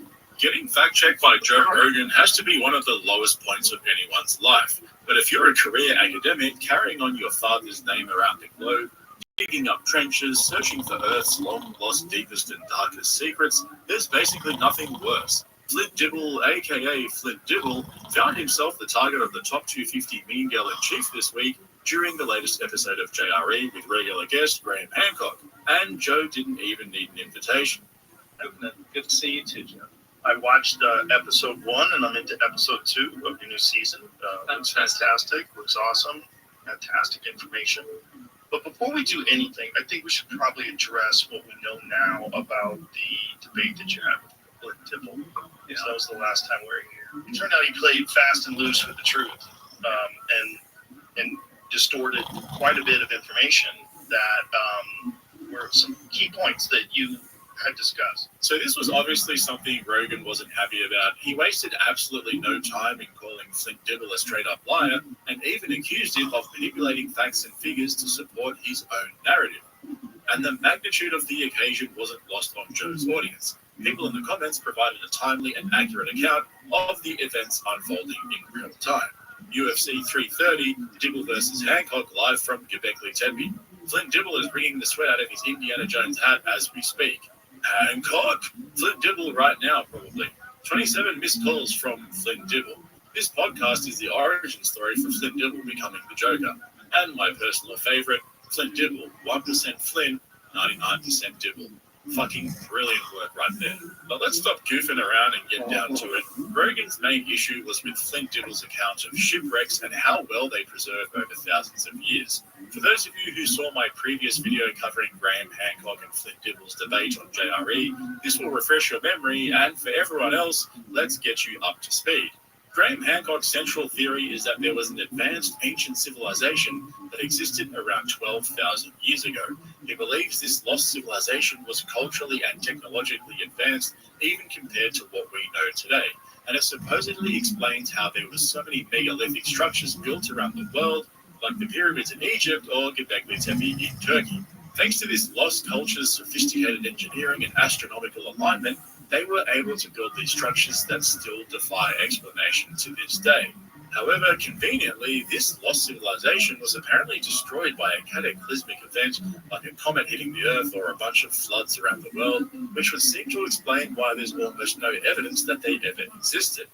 Except, hang on, no, wait, there is actually evidence. Graham believes the various myths and legends from indigenous cultures around the world of giants and even aliens bringing science and knowledge to their cultures is evidence that they were visited by some of the very few survivors of this orgasmic event.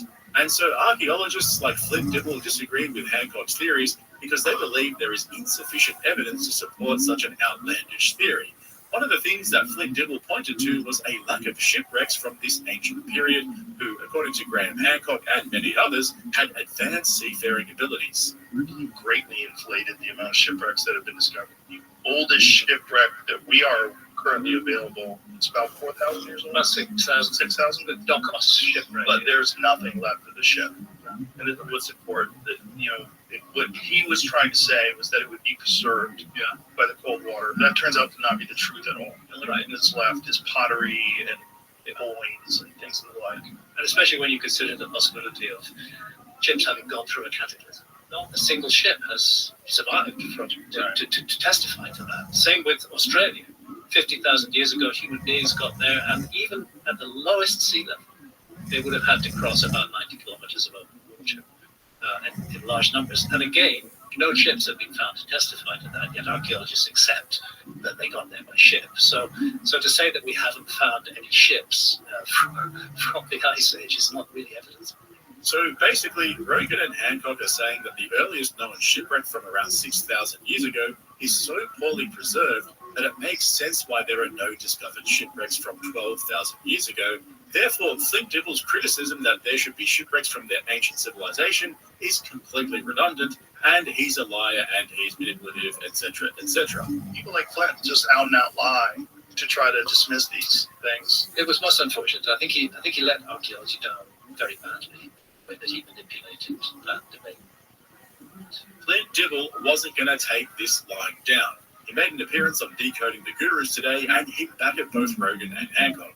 It's me with the shipwreck thing where he says, well, but in the Ice Age, we do have evidence of humans moving overseas with ships, and we don't have their ships. Oh, yes, right? there's that as well. But the reality is, this is disingenuous because the way archaeologists hypothesize about those ships is they're basically rafts or canoes. So they're not going to be distinguishable from just logs that we do get, because organic material does preserve underwater. In many different contexts, it can. Our earliest example of human-modified wood dates back 180,000 years ago from a waterlogged context in Africa, for example. Wood can preserve. But the thing is when you're talking about very simple craft, rafts, just tying logs together, or a dugout canoe, that type of thing, that's not going to be easy to distinguish once it's degraded some. And so, sure, we've not found any Ice Age ships, but that's because we don't think they built Ice Age ships. On the other hand, he's talking about a civilization capable of traveling across the Atlantic, if you see what I mean. That's going to require a very different kind of ship that should show up in the archaeological record underwater in some form or another, especially out of the 250,000 that have been done. So I'm not here to tell you guys who's right or wrong. Clearly, I have no fucking idea. I'm just some dude on the internet, right? Now, this might surprise a bunch of you, but in this whole situation, I actually agree with Joe Rogan. I really think Flint Dibble fucked up here, so let me explain what I mean, and hopefully it makes sense.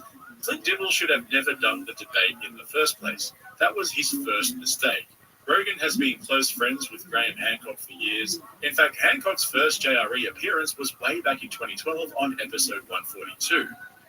It's been a very fascinating thing for me in the many years that I've been on it. But one of the most fascinating things about it is the ability to get in touch with people that if you were younger, like a long time ago, there was no chance I would be able to sit down with you and do a conversation. Graham Hancock is probably the one guy who's influenced my view of history more than anybody ever. That's from this book, Fingerprints of the Gods. You have spent an enormous chunk of your life uncovering all these different structures and all these different monuments and all these different things that you attribute to a lost era. So he was always going to side with Graham, and this is also a criticism I have of the various guests that have gone on JRE over the years, attempting to actually discuss facts and figures in an effort to clarify a theory or explain their area of expertise. That's not what JRE is. It's never been what it is. Interrupt you. How old is that? The image you just showed? From like the 14th century BC. 14th century AD. AD, sorry, yes. I misspoke. So Rogan claims to be in search of the truth, but he really isn't. To me, at least, he wants to discuss alternative theories and give them a voice just because he finds them interesting. And I don't think there's anything wrong with that. I mean, this is all entertainment after all, right? Who's seriously tuning into JRE for the accurate and well thought out theories that are backed up by comprehensive studies and evidence? I mean, this is the guy who brought us fucking Alpha Brain. It's just shit that Rogan saw on Twitter or Instagram, or he saw some documentary or listened to an audiobook and wanted to chat to the author or the filmmaker. That's the whole reason why I like JRE. It's just shit that Rogan finds interesting, and he's got a pretty crazy imagination. So for someone like Flint Dibble to go on the podcast thinking that he was actually going to have a proper debate with Graham Hancock and convince Rogan and his audience that Hancock's full of shit, that's kind of wishful thinking, don't you reckon? I mean, have you guys forgotten about Terrence Howard already? Terrence Howard, somehow or another, if it's the craziest story ever, and Terrence Howard is like literally one of the smartest guys that ever lived, and he's got all these genius ideas and inventions, and even though it seems just insane that this is coming from an actor. This is from the Hustle and Flow guy? What? I understand it, though. I kind of understand it. I understand. Kind of. I mean, it made sense. To me, he's making sense. Did Flint Dibble really think that Rogan was going to give him a right of reply after the first debate and have him on again? Fuck no. Graham Hancock's new season of Ancient Apocalypse just dropped on Netflix, and he came onto JRE to promote it. As if Rogan's going to get Flint Dibble on to fact-check Hancock while he's promoting his new show. I hope that people will enjoy the show and express that enjoyment. That would be really, really helpful. I know they will. And the final thing I want to say is thank you to Keanu Reeves. Thank you to Keanu Reeves for joining me on the show. The thing to say about Keanu is right. He's a great. Yes. Of course, you don't have Keanu Reeves and I you're know. I think he only has 1,000 views, and Keanu Reeves, which for those of you that don't know, he's going to be on Agent Apocalypse season 2, and according to the press release, he's going to be in several episodes. So it's like he's almost a co-host. And as soon as Netflix the thumbnail is going to pop up, and it's going to be an image of Graham Hancock and Keanu Reeves, and people are going to click on that. that's going to be another celebrity whose my esteem collapses for it. And so, Hollywood celebrities not particularly famed critical thinkers. So, Those of you who follow my Patreon will know that I'm the first one to put my hand up and say I used to be overcritical of Rogan for spreading false information and entertaining batshit theories. But over the years, I've come to appreciate JRE for what it is. It's just Joe talking shit with people he finds interesting, and I'm here for that. It makes no difference what the truth is.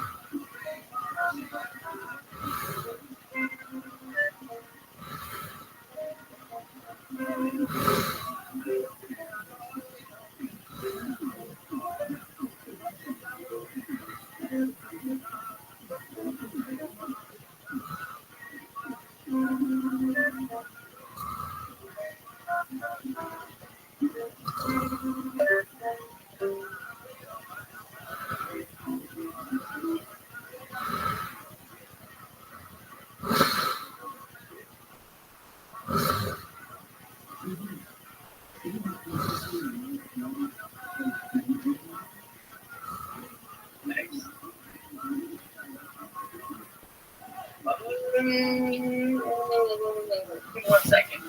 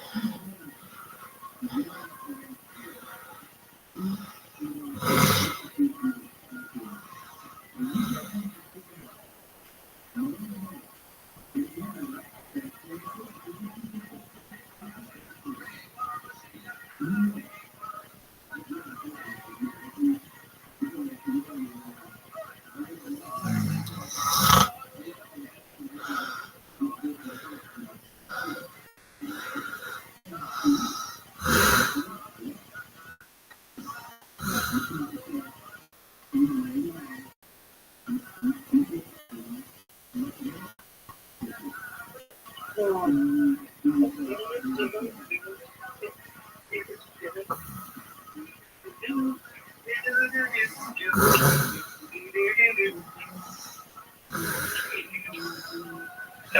my viewers. Welcome to my channel.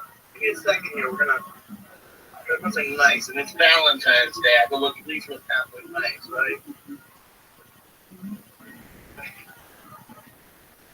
Yes.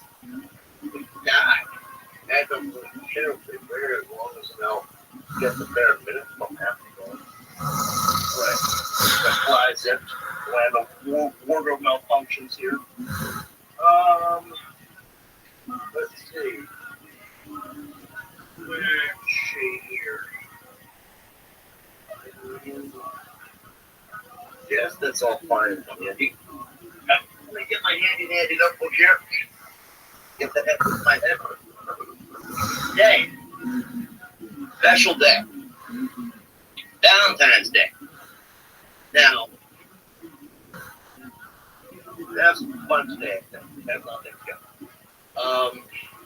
Before we get started.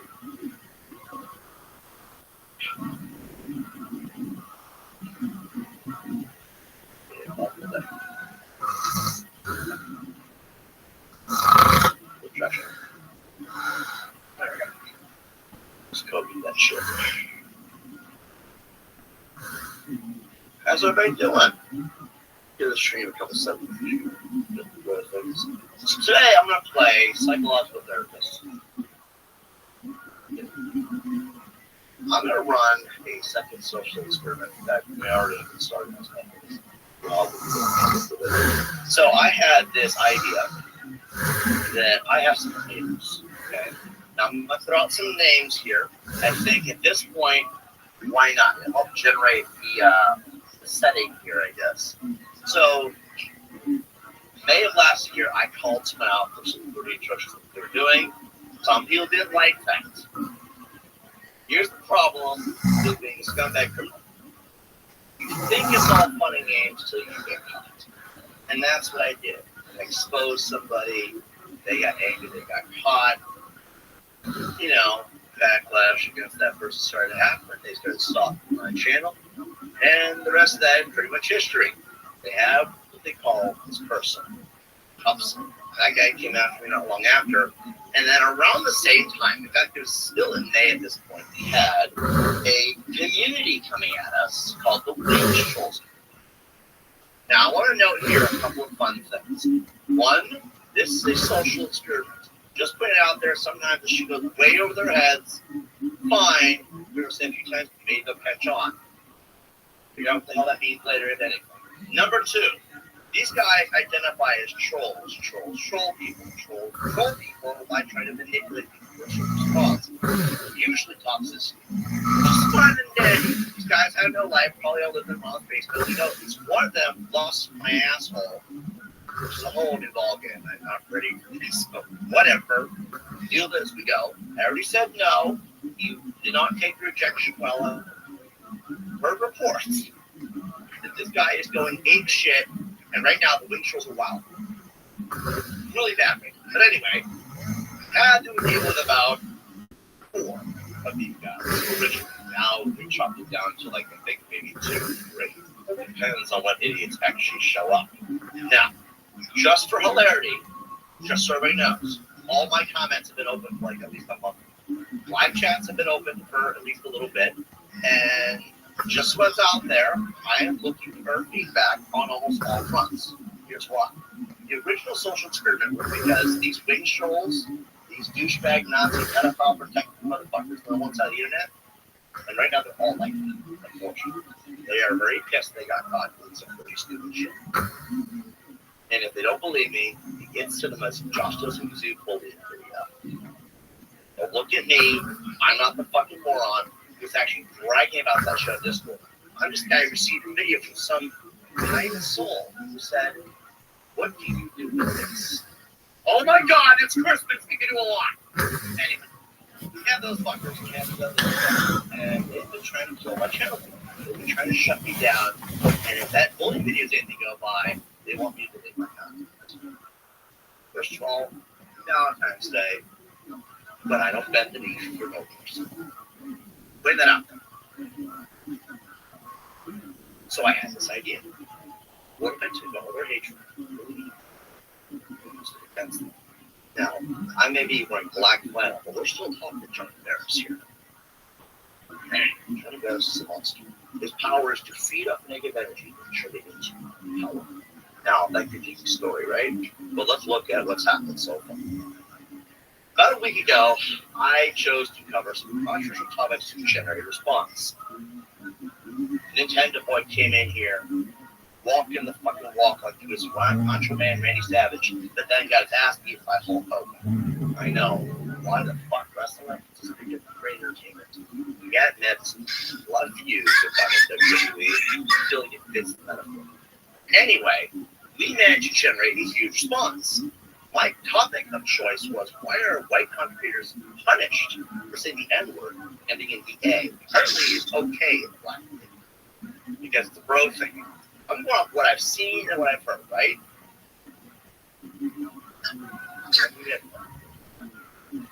Mark's the new best, so what have you done? So, rewind my brain here a little bit. So I want to generate this response to the topic of, why are white countries punished for doing what black creators do all the time? Why is everyone not punished? Why is it very racially permissible depending on what you look like? The hypocrisy is, if a white country creator cannot say it because it's bad, the same thing should happen for a black creator. A black creator cannot say something a white country creator should. We should not have this racial privilege. Or one person can say it because they're race, but they're not, because it's wrong. But it's okay somewhere else. It doesn't make no sense to me. So I asked the question, and then I gave the example. What if I called myself the N-word? And I took a leap of faith. Because you got it. It's how you stand up for shit, right? It's how you call it bullshit. You gotta have the shit. Call myself the N-word. R. I'm not ashamed of that. Because for me, it's just a word. You hate people with that word, then it's a problem. But I'm white. Am I hating myself? And then it became this issue where this guy, Nintendo Boy, said to the channel, we got the generation response. We've got the responsibility. Because since then, our videos, which were getting no views in the watch time, skyrocketed. We used his own hatred against him. However, I don't think we're done. I think it's time to go around two. Oh, that's right. We already started to do it. Tell me it worked. You want to know about his gay friend. And I'm sorry. Why do I have to ask politely for him to okay me being a gay friend? And by the way, I said no because I'm not gay. And it turns out he was angry at me that I did not want to spend Valentine's Day with him. I don't even know this guy. I don't know his real name. I don't know what he looks like. I don't know where he lives. Nothing. I don't know how this works. And I called him out because you're spending Valentine's Day on me, and you say you're a white family. The response was legendary. The only things I have done are expose the criminal acts behind the scenes. It's Cinema's Josh does who's fully the creator because of what they do. And I've had talked with both creators in the video that were being parts. The other two creators have gone radio silence about it. It's all right. After about 6 months, he got me about it and saying, you know, you're the bad guy here. The original video that I exposed somebody with was trans pedophile. Right now, she now goes by I actually gave her one. See, I don't have any shame admitting this because here's the thing. That's what people are supposed to do when they see something like that. That's what I did. I exposed bullies and problematic people that are not doing good. What I do think is funny is there are people out there defending people despite all the evidence involved. And I have to ask, anyway, let's move on. What up, chat? This guy is. Okay, well, let's look at that word. You say, Mark New says, I is this guy in insult. Now, do us all favor and show us what I think, because each word you gotta know what it means. What is insult? Take your time. This, by the way, is just going on the incident number. Okay, I know that's stupid. You may say you're not, but the evidence is against you. So, we don't discuss this now. I'll let it sink in, and we can screw up and then show it. But, What's an inside? Explain that. What is that mean?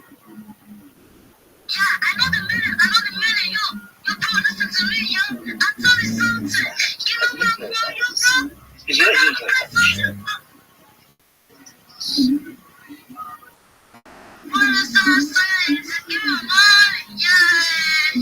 That's what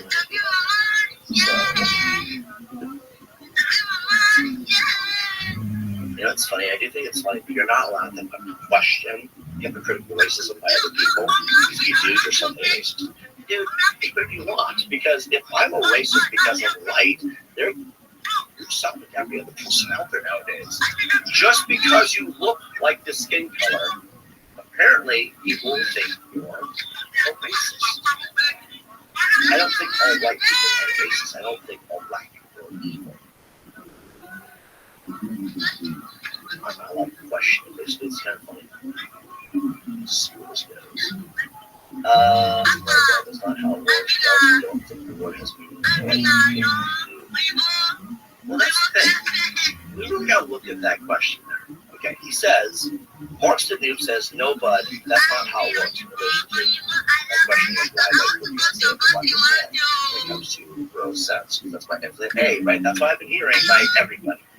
So, dude, it's not how it works. It says, regardless, you don't think the word has meaning. What about people do? Okay, so I am a white, straight man.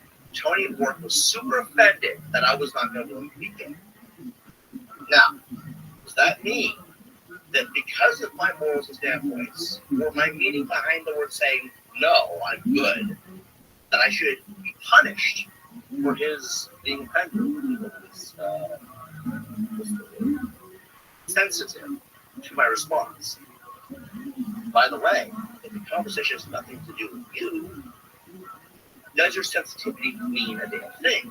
I think half the reason we have a problem nowadays in this country is because Twitter has a thing called cancel culture.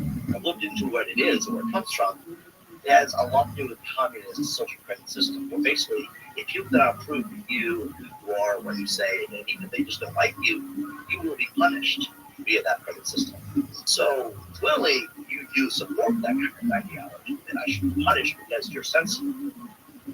But what about that black friend who gave that one guy and Pence? Tell me that doesn't exist, and knowing it does, what is your response to that? I'll wait for you to, write your novel. How long it takes Stephen King to write a book?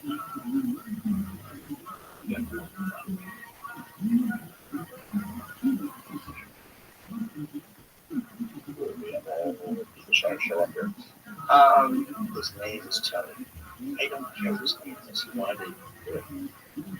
He probably should be on stream. And we're like, oh, don't you have a wife?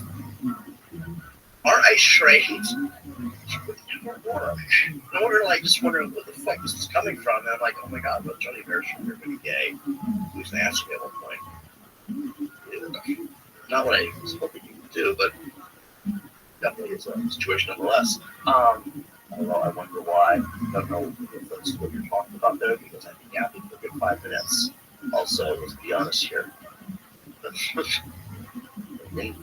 Okay, so apparently he says an incel is an involuntary celibate. There's a lot of interesting moving there. Let's look up celibate, because I've never really heard that word before. Let's see. Okay, so wait, that's interesting. So, okay, let's see how intelligent this guy is. He is a noob. What's his name? He says, I don't know if he's putting Murphy in my hair, or if it's more so a little different tree in the Rothschild's heads. Let's be honest here, I did put out some information they did not want out. Let's see, I think I put this height. Alright, according to this, a celibate spelled it wrong. Like, really wrong. Anyway, abstaining from marriage and sexual relations to which religious reasons. Abstaining. That works. Make sure I have the actual condition. He wants me to come here saying he did not know proper English. Anyway, restrain myself from doing or enjoying something. Well, I don't actually restrain myself. I discovered that there's a lot of people out there who are very introverted, probably because of the pandemic, probably because of the way people are in politics. A lot of people don't really feel comfortable getting out there and more people. Have you seen Tinder? Most of it's bots. The other half just don't really want to meet you. They're trying to open themselves up to dating, I guess. And there's that large portion of gay fuck people on that website, which is weird because there's a website called Grindr for that, but whatever. When I'm looking at a woman, I expect to meet a woman. I haven't had this problem with people I know have, and the outcome was not exactly a peaceful thing. Anyway, all done. They're like, oh, this is weird shit, but it's funny as hell. That shit. It's like, for common sense, you are not that person. You're nothing like the account. You're huge. She was skinny. You're dark haired. She was blonde. Basically, there's these things for a reason. Lost my train of thought here. But I don't really think that it's voluntary. It's elevated. But here's the problem. What you're describing is not an incel. An incel is described as, and I'm not always talking to be honest here, the best definition is the one we refer for word incel definition. The only reason why I'm responding to the stupidity and retardation of this person is because I feel like someone who will get better from the definition. This guy's just an idiot. What can you do? No one's perfect. A member of an online community of young men who consider themselves unable to attract women sexually. Not the same thing as restraining yourself from actually getting out there and getting that done. It's not the same thing in any capacity. Typically associated with views that are hostile towards women and men who are sexually active. Again, has nothing to do with the other side of things, which is for religious reasons. So are you saying, wait, is Marx the noob? Marx the noob. Are you saying that religion creates violence against women? Is that what you're trying to tell me here? Are you trying to imply that because I don't want to fuck Tony at work, because I'm not gay, by the way, he's not a woman, let's be honest here.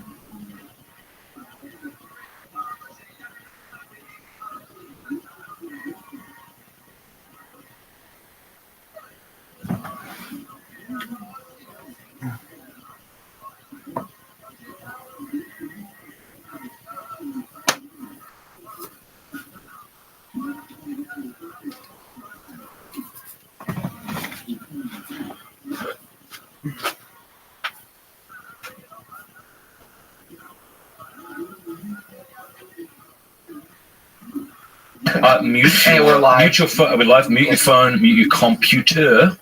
Whoop. Hi, this is Matt Baker. Hi, this is Matt Baker. Recently, Hello, fellow students of Jewish history. In these very difficult times, Hello, fellow students of Jewish history. Allow me to say thank you to all of you for bringing us to this remarkable moment, reaching 100,000 subscribers. This is a tremendous honor for me personally. Thank you so much.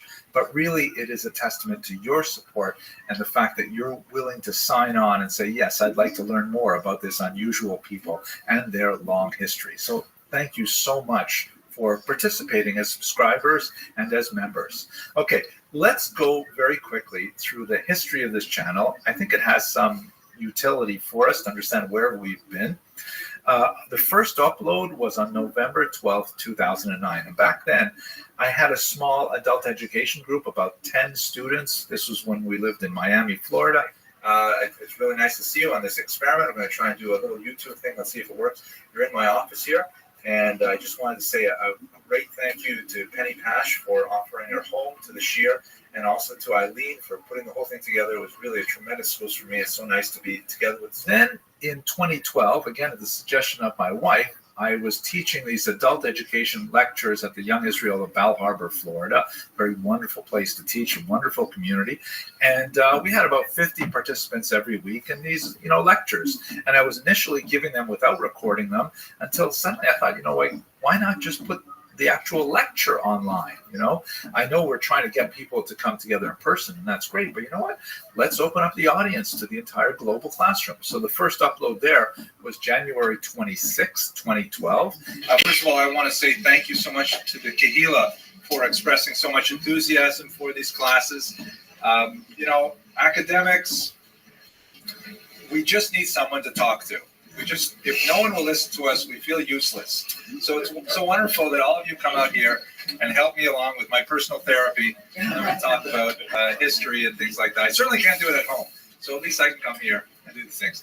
When we edit this, we'll just remove that little thing about home, I think. I then experimented a little bit with direct-to-YouTube videos, thinking about what are the essential things that people should know about Jewish history? And so I created this essential lecture series in October 2014.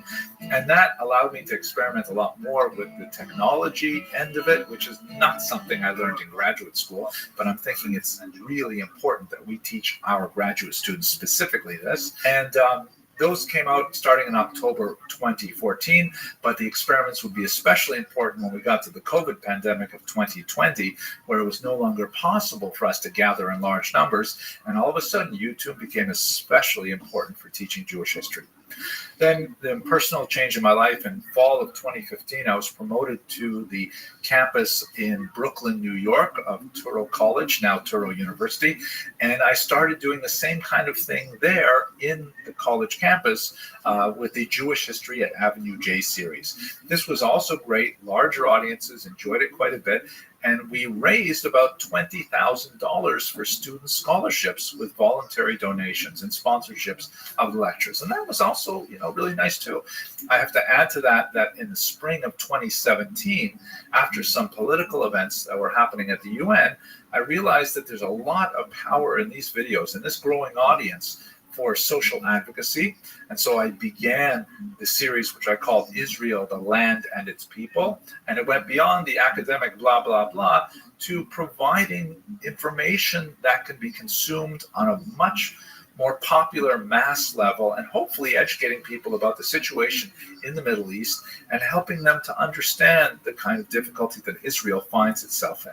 I want to say 3 institutional thank yous. First of all, when we moved to New York, we were in the Young Israel of Lawrence Cedarhurst community, which was a really warm and welcoming community. I especially appreciated my relationship with Rabbi Yaakov Trump, who was open to the spirit of experimentation and also was gracious enough to let me use the synagogue together with Rabbi Moshe Teitelbaum, his predecessor, and offer the adult education lectures there. And sometimes we did them in tandem.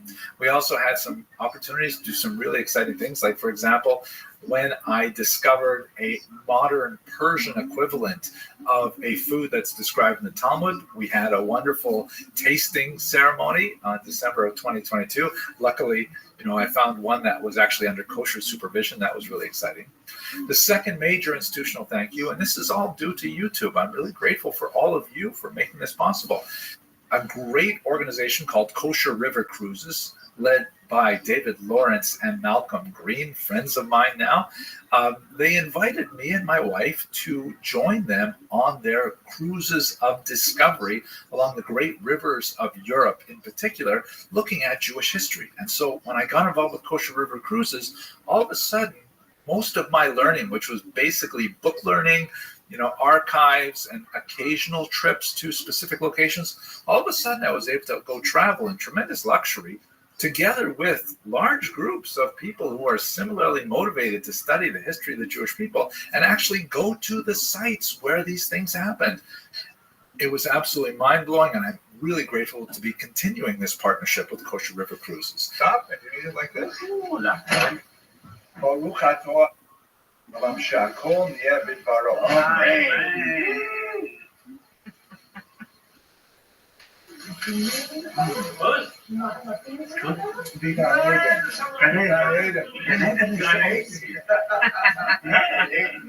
Okay, I'm going to focus in on the actual hearing a little bit. That's a get the head in. I get the head in. And finally, I have to specifically thank the Orthodox Union and Rabbi Moshe Shwed, who approached me way back in, I guess it would be 2019, saying, hey, we're enjoying your Jewish history videos. We're about to start the next 7-year cycle of Talmudic study called Daf Yomi. They're creating a new app called alldaf.org, and they want me to record Jewish history videos on every page of the Talmud. 2,711 videos.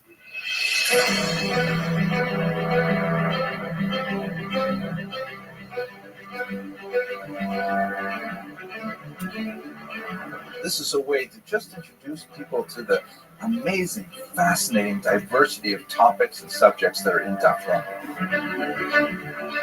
Look at the historical, social, economic context that produced the Gemara and the Rishon and Acharon that we have in Daf Yomi. Today, I'd like to look at a character who's quite fascinating to me, Ben Bagbag. It's such a strange name, first of all. Where did they get bleach to make the wool? How do they do that anyways? I mean, they can't just go to the corner store and get some Clorox or something like that. So I did a little quick research on that. It's intended to enhance and to illuminate the daf for people who are currently learning. And secondly, perhaps even more importantly, it's intended as an easy slope up for people who want to get into the Daf Yomi but are not quite ready to jump off that precipice. So this is a way to just introduce people to the amazing, fascinating diversity of topics and subjects that are in Daf Yomi.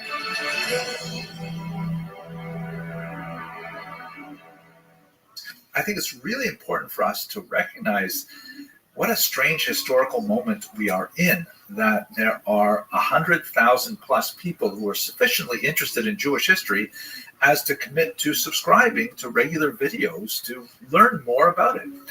That in itself is mind-boggling. It's also strange from an academic perspective because, I grew up before cell phones, before the internet, before the web, and most of my academic career was structured around the usual things that historians do. I wrote some books, I taught a lot of courses, I gave a lot of adult ed lectures and so on, and I met those traditional milestones, like, thank God I received the PhD, I got tenure, I became a dean, and did all those things. But YouTube, in many ways, is a totally different category of milestone. I was talking to one of my kids just this morning, and, he's been through all of the academic trajectory, and I think he's proud of me, and I think he says, yeah, my dad, he does that academic stuff. But when he heard about this award, he was unusually proud, and he said he told some of his friends, and they were, I don't think he told a lot of his friends when I wrote my first book or anything, but meeting 100,000 subscribers, we're in a different world. So I'm really grateful to have that opportunity. And I have to say, I was really warmed by the fact that your 100,000 subscriptions have made my son more proud of me. That's the best. Finally, Just chilling, dog. let me return to expressing my thanks to all of you.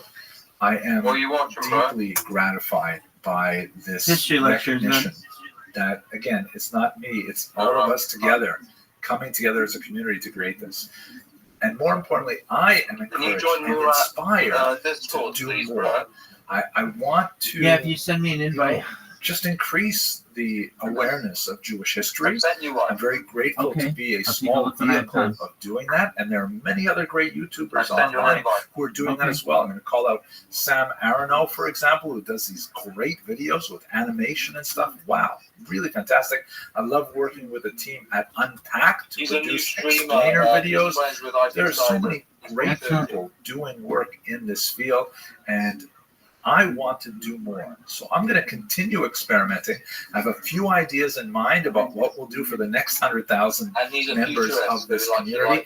So please stay with the channel and send me your comments.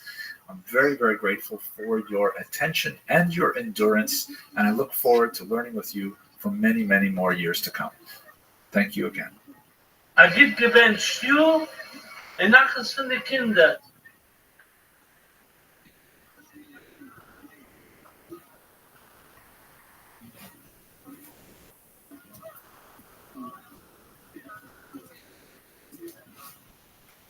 Do you know edX, bro? Not right now. No. Rabbi, do you know edX? Not now. No, I don't know who that is. No, so it's a website for, it's run by universities like Harvard or whatever. Oh, yeah, no, I know what that is. Yes. Courses. Yes, now I know what you mean. Yeah. You know it? Yeah. Okay. All right, bro. Big dog, come back when you can, okay? Okay. Thanks up. Peace, man.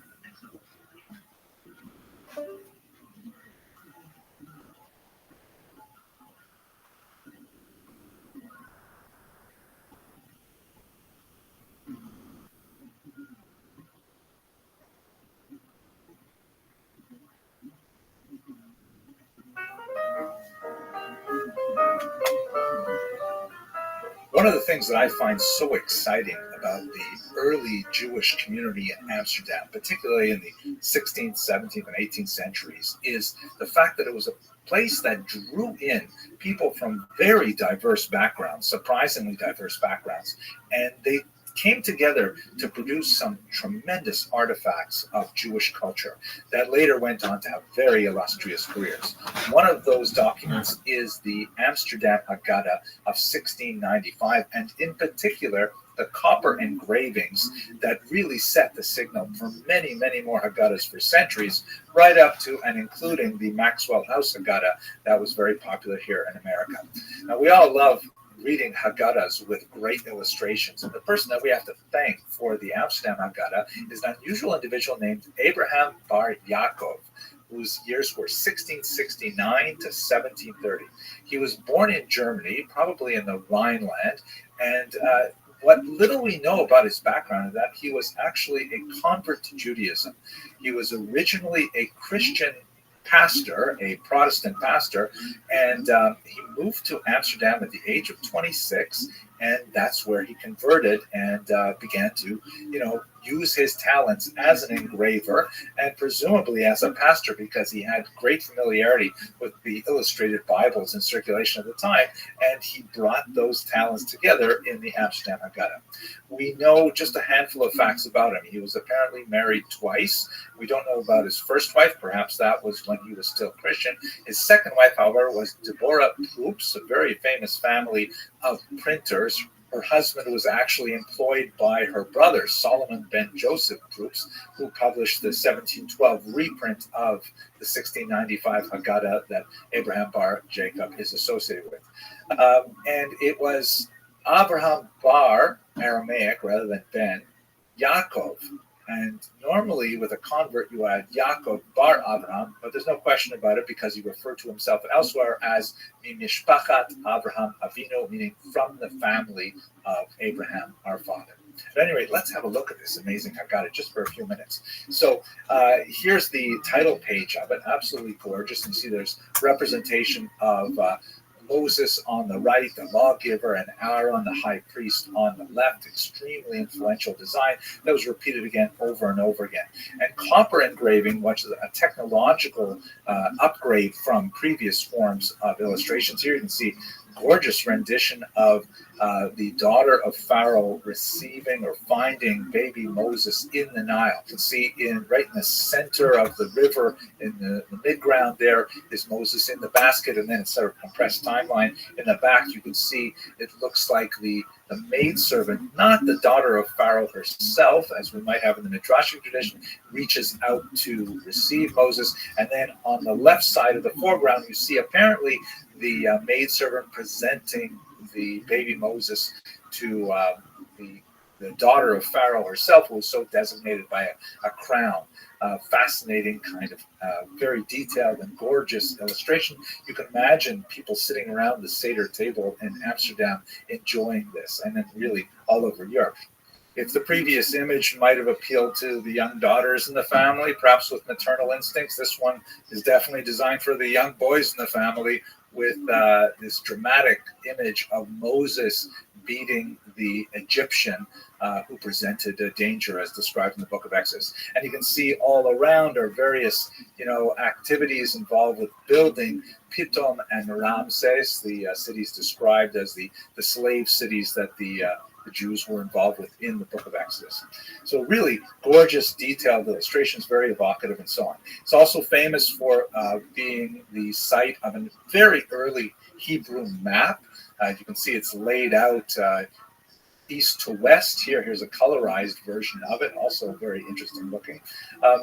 But I think what is most fascinating about this is in this type of era, the whole idea of plagiarism was not very well defined. And so here is a classic image from the Haggadah that shows the pictures of the four sons, right? You've got on the right, the wise son, and then second from the right is the wicked son. The third from the right is the simple son. And then at the very left is the one who does not know how to ask. And you see they're actually, different in size as well. But when you look a little bit more deeply, you see that actually these four sons were clearly taken from early models. And in fact, many of the images in the Amsterdam Haggadah were simply taken from earlier biblical illustrations that came from Christian sources, which is perhaps something that our artist might have become familiar with through his earlier Christian study.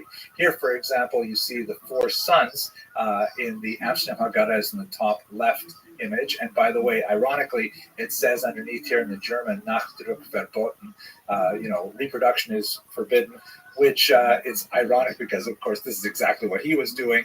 But this is also from 1931. It's a reprint from then, so it's already well in the public domain. At any rate, three of the four sons are simply flipped a mirror image and taken from entirely different illustrations drawn from the Iconis Biblical of Matthäus Marian of Basel, a mid-17th century print of the Bible with illustrations. So you can see, for example, the Chacham, the wise son, is actually from a picture of Hannibal, who's offering a sacrifice in the top right. The Russia, the wicked son, is actually a Roman soldier in the bottom right, fleeing a battle. And then on the left, the simple son is ironically based on a model of the prophet Samuel in the lower left, and then he's just flipped as well, and a hat is added to kind of enforce the image. So the whole idea of what could be borrowed, what could be built upon, what could be augmented was really very fluid in the 17th century. And just wrap it up with one quick look at his own signature, which is really beautiful and evocative in many ways. You can see that right there in the bottom of this image, it says Avraham Bar Yaakov. And I find it interesting that he chose to specifically illustrate his name underneath a depiction of a story from the book of Jonah, the book of Yonah, in which the stormy sea throws Yonah overboard. He's swallowed up by some kind of aquatic creature and then spit out safely on dry land. And I just wonder, it's very tempting to think, is this what Abraham Bar Yaakov thought of himself? That he too came from a very tumultuous era. He landed in Amsterdam and he found his wife, he found a family, he found his métier as a copper engraver, and finally as a Jew. Fascinating, don't you think? I hope you enjoyed this video, and I hope we'll have a chance to explore Amsterdam together this fall with Kosher River Cruises. Thanks very much for watching.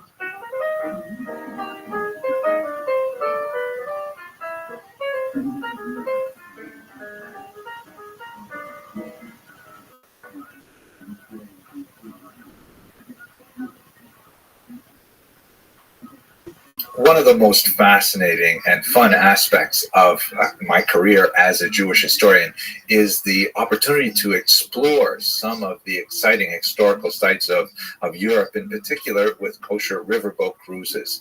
We've been doing this for a few years now, and I really love taking these voyages of discovery as we explore the rich Jewish heritage, particularly of the Jewish waterways of Europe. And I'm especially looking forward to visiting Amsterdam this fall. Here's a little Vorspeise video, a little appetizer to give you a sense of the exciting nature and unique nature of the Amsterdam Jewish community. And I think one of the most fascinating elements of this unusual Jewish community is the deep involvement of Portuguese Jews. And so let's look at one in particular, a rather tragic example, but nevertheless illustrative of the kind of spiritual, creative, intellectual energy that was brought to Amsterdam by the Jews from Portugal. I'm speaking specifically about Uriel Acosta, also referred to as Da Costa, who was born in 1583 and passed away in 1640. His tragic story has been dramatized and produced in theater in many different cultures. Here, for example, you see a poster from a fairly recent Polish production of his sad life. He was born in Portugal in 1583 to a new Christian family. What exactly does that mean? Many people speak about the Spanish Inquisition, but in reality, the Portuguese Inquisition, which followed shortly after the expulsion of Jews from Spain in 1492, was an absolutely horrific experience and had in many ways just as powerful, if not more powerful, an impact on Jewish history, because the Portuguese Jews were forcibly converted in 1497. There was kind of like a status quo agreement that the crown in Portugal would simply turn a blind eye to whatever they did behind closed doors. And so there was this tolerance for about 3 decades of Jews being outwardly Christian, and yet nevertheless, as an open secret, they were still practicing Jewish practices. In 1530, the Inquisition came down hard in Portugal and created tremendous havoc for many Jews living there. And so many Jews went deep underground, but they had had several decades of experience living as crypto-Jews, and so they tried literally for centuries to make their way out of Portugal afterwards. These families, who were technically Christian because they had received baptism, willingly or not, were called New Christians, which made a distinction between the so-called Old Christians, who had never had any experience with Judaism, and the New Christians who were of Jewish background. There's a lot more to say about that, but I don't want to take up too much time in this video. At any rate, like many Jews of his generation, Acosta was not informed of his Jewish background until he was really a teenager. And he had understood that he was a good Christian like everyone else. He studied theology. It's quite possible he may even have received a clerical degree himself. And then when he found out that he was Jewish, he was fascinated with it, and he was obsessed with it, and he wanted to really explore his Jewish background.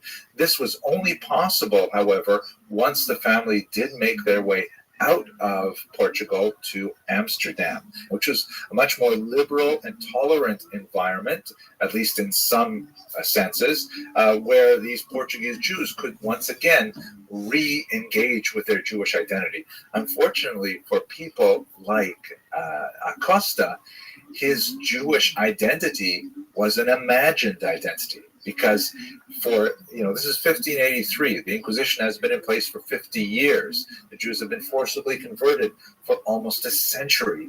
His real contact with Jewish teachings is highly limited. Almost everything he's learning about Judaism is from Christian sources reflecting upon Judaism and him trying to decode them to understand what Judaism must really be like after you take away the Christian filter. He came to Amsterdam in 1614. He spent a little bit of time after that in Hamburg. He was circumcised and he formally converted, but he found himself in conflict with the Hamburg community in 1618. And the crux of the problem was that he did not believe that Jews were living up to the ideal that he had set for them, right? Imagine the kind of environment he must have been active in. He was an intellectual, brilliant individual, very well read, and he's coming to adopt this new Jewish identity after almost a century of persecution. And he finds that Jews are people too, and Jews are not necessarily behaving at the standards which he expected of them after reading, the Hebrew Bible, hoping to find models of human behavior in the patriarchs and the matriarchs, King David and King Solomon. And he sees around them there are regular people who are going about as Jews, occasionally perhaps not speaking well of each other, perhaps not necessarily treating each other appropriately in business and so on. And he is angry about this. He ends up getting into conflict with the local community that, in an attempt to try and quell his anger and his public expectations, he is actually excommunicated. Now, there's a lot more to say about what exactly is excommunication in a Jewish context. It essentially means a form of ostracism, and there are different levels of it, as we shall see. So he was first excommunicated in the year 1618. He goes back and he lives in Amsterdam, and he, the excommunication is lifted, and but he doesn't stop. He's still so bothered by the fact that, how is it possible that Jews do not behave to the standards that he expects they should adopt? It's possible that Uriel Costa suffered from some level of mental illness. When I get to the end of this story, perhaps you'll see why this is especially poignant, but nevertheless, he ended up publishing a book, The Examination of Pharisaic Traditions, which was in many ways an attack on exactly the problem that we're describing here. The Jewish community, which at this time was trying to negotiate a safe level of tolerance with the outside community, and certainly did not want these kind of intellectual rabble-rousers active in Amsterdam. They ended up excommunicating him again. This is the second excommunication. He was fined, the book was seized and burned, and he ended up fleeing to Utrecht. Nevertheless, in Utrecht, he found himself extremely depressed. In 1628, his mother passed away, and he found that he simply could not live. He didn't have a community anymore. He wasn't a Christian. He didn't have community among Jews either. So he moved back to Amsterdam, hoping to absorb himself within the Jewish community again. And he said, I'm going to set aside all of my intellectual and spiritual disagreements with the community. He said later on, a very sad phrase, he said, I shall become an ape among apes. Very derogatory statement in the sense that he wanted to fit in with the Jews, even though he felt that it really wasn't for him. He thought a lot about some of the philosophical areas of Judaism, and he just could not help himself. He ended up getting involved in controversial behavior again. He ended up preventing two Christians who were considering conversion to Judaism at this time, and this brought him to the attention of the Jewish community once again. And so in 1640, he formally says to the community, okay, look, I'm really, really sorry. I know I'm having trouble controlling myself, but I will completely subject myself to the Jewish community. I will not, engage in any of these activities anymore. And the Beit Din of Amsterdam, the Jewish court, imposed an extremely harsh sanction upon him. They accepted him back, but they ordered him to go through a ritual humiliation, which was surprisingly not as uncommon as one might think in the 17th century, where he was taken into the synagogue. He was tied to a post and symbolically lashed with a thin little lash, but the idea was to symbolically accept his repentance through these lashes. And then, amazingly, he was required to lie down at the entrance to the synagogue and have the entire synagogue membership walk over him, which is a sign of abject humiliation. He was incredibly depressed by this. He went home. He wrote a 12-page suicide note called, in Latin, he wrote in Latin, Exemplar Humanae Vitae, an example of a human life, a terrifying document to read, and then he killed himself with a revolver. Terrifying story, incredibly sad. Obviously an individual who was deeply invested in Judaism, and yet because of the vagaries of history, the persecution of the Inquisition, he was distanced from Judaism in a normal way. I mean, he had no Jewish community, and then he developed this special idea of what Judaism must be like, and then he was never able to really, make sense of the difference between Judaism and regular Jews, and he ended up taking his own life. Nevertheless, his experience and the problematic way in which the Amsterdam community tried to deal with this unusual figure is extremely telling, not only for the difficulties of navigating modernity, when it becomes more and more possible to adopt various postures toward religious identity. In other words, the Amsterdam Beit Din was really trying to enforce a medieval concept of Judaism, where everyone had to behave according to the set rules as understood by the Shulchan Aruch, whereas the possibility of new Jewish identities are rapidly becoming evident in society. One of the most profound links, you may have already anticipated it, is with Baruch Spinoza. Yo, Caspian C, can you hear me?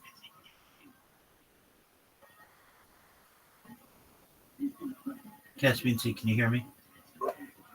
Yes. What's up? Hey, man. I was cleaning. You're good. I am gonna send you a message on Instagram, and it's probably gonna go to your hidden messages, and that's fine. You're just at Caspian C, right? Caspian CIG. Oh, excellent. Okay, yeah, I knew there was one of them that was okay. Cool. Just one moment. And if this works, it's pretty fucking cool. Okay, so here we go. Caspian C.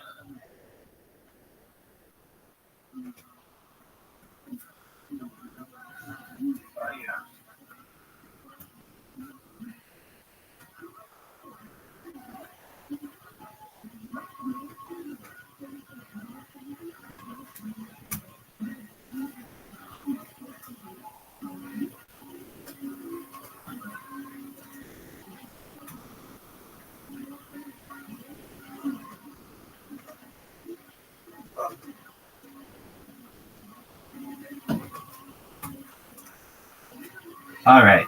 When you have a chance, I would sincerely appreciate it if you could take a look. And again, I expect it to be in the hidden messages, which generally you wouldn't ever see. Hidden requests. I don't see anything. Let's see a hello from someone 3 weeks ago. No. Messages. FDCIG. It had my logo on it, right? Yep. Yeah, it should be under messages, and then let's see what it's under. Send under. Let's see here.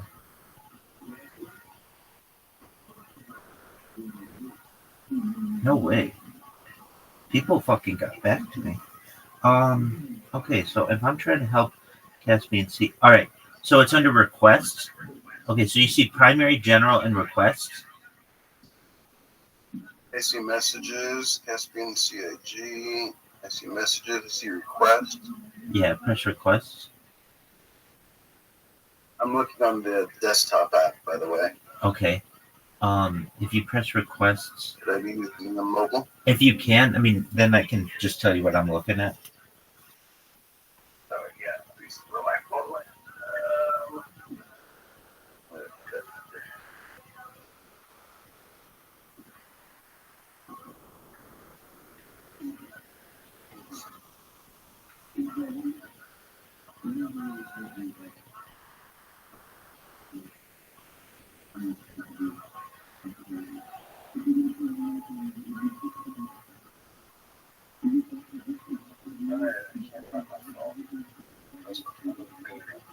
Okay.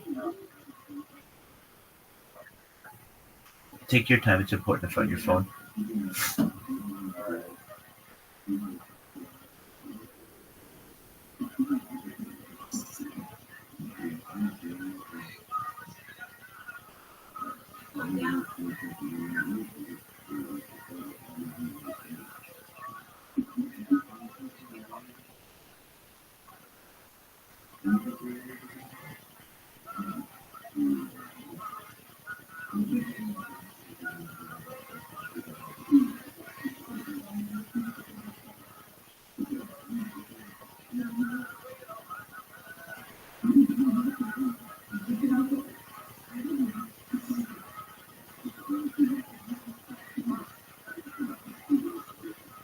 Man, you must have really buried this thing.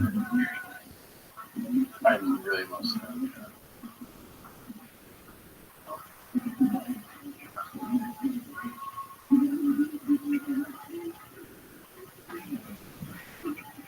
Got it. Oh, excellent. Okay, so what you want to do is go to your messages.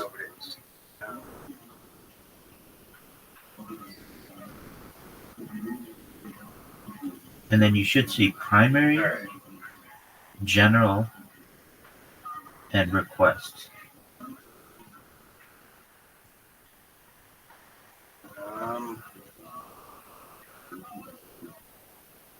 Where is that under?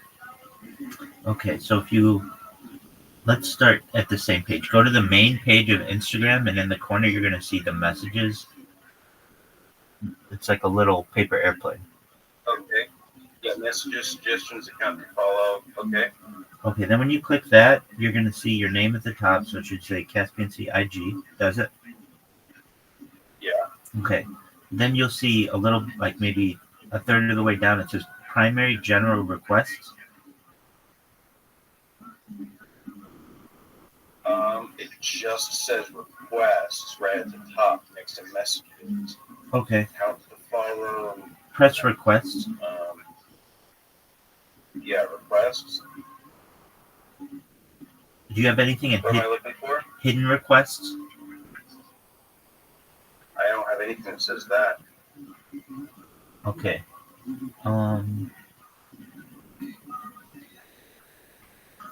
Huh.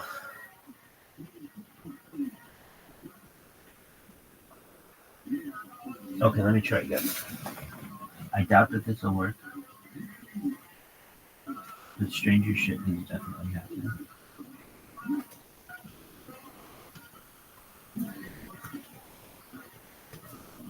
Alright. So I'm going to Caspian Sea. Yeah. Yep, IG. That's your face. That's your account. Chat.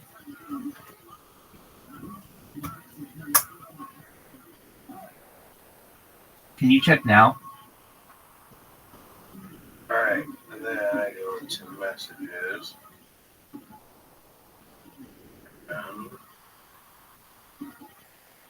Yeah, and I don't see anything that says hidden anywhere. Interesting. Okay. One more moment. Let's see.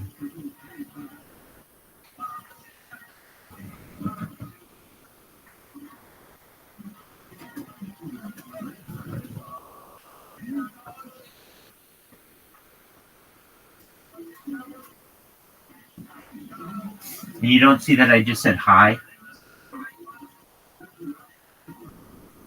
No. No, messages on Instagram. Instagram, right? Yep, Instagram. Yep, exactly. All Okay. right. I have no messages. Okay, I'm gonna send you a friend request, and then let's see if it happens. View archive. No, I just want Caspian Sea. It's really, hey Zuckerberg, it's really fucking easy. I just want Caspian Sea. Kaspiansee.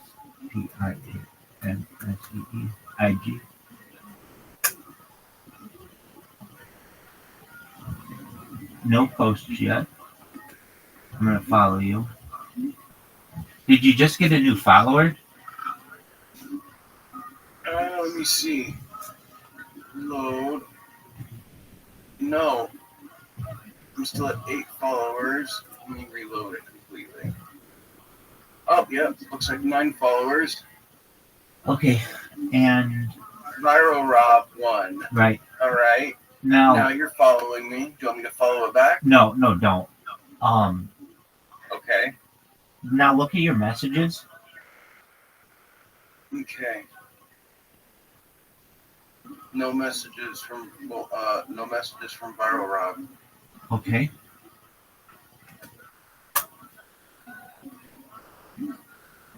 Message. I'm gonna try to send you a message. Just spinning.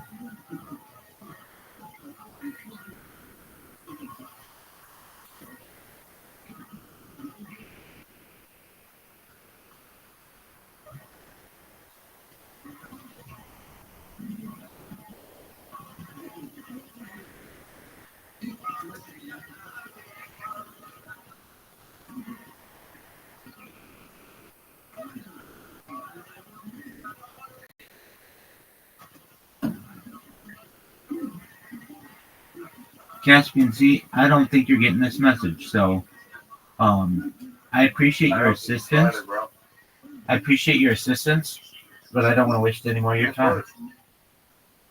No worries. Let me know if you figure it out. Or try again with you. Thank you. Yeah, man. I don't know what it is you're trying to accomplish either, so Yeah, I could explain. I could definitely explain. So I built a bot that sends a link to the Ari interview, and it sends it in Instagram. But Instagram has a pretty good spam filter, and so I'm just wondering, like, I got a bunch of people who messaged me. I even got some fellow rabbis who messaged me. They're like, "What's the next move?" Shit, I don't know, man. Go viral, I guess. But that's what always the next move is. But so I know I only like how do I put this? I haven't used this Instagram account in a long time, and well, kind of, and I got like 4 messages within the last 8 hours, and I normally wouldn't get that. So I know it worked to some extent, but I just don't know why it's not working on this account. And it's just people have just been inundated, and I'm still spamming on Kick. Like, don't think that I've given up on that, but I feel like I could do more on other platforms.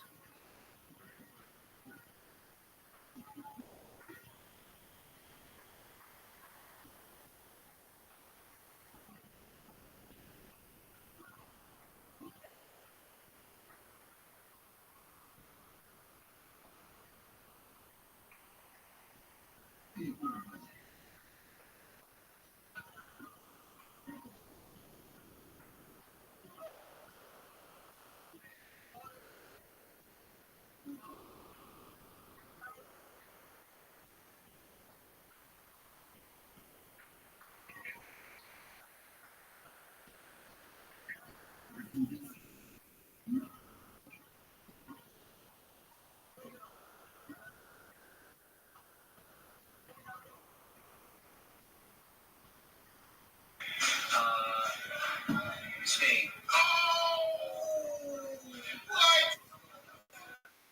is that?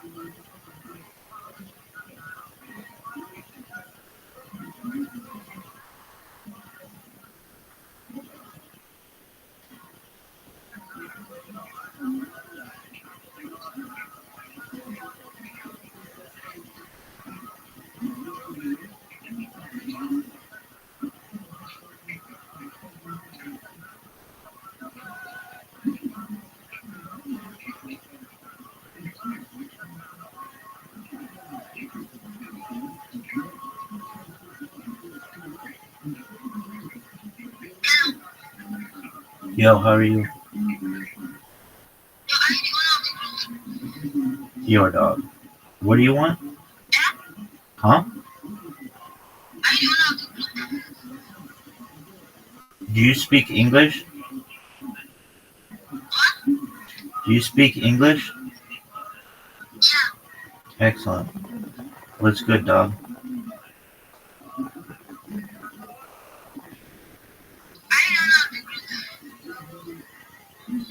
Cool.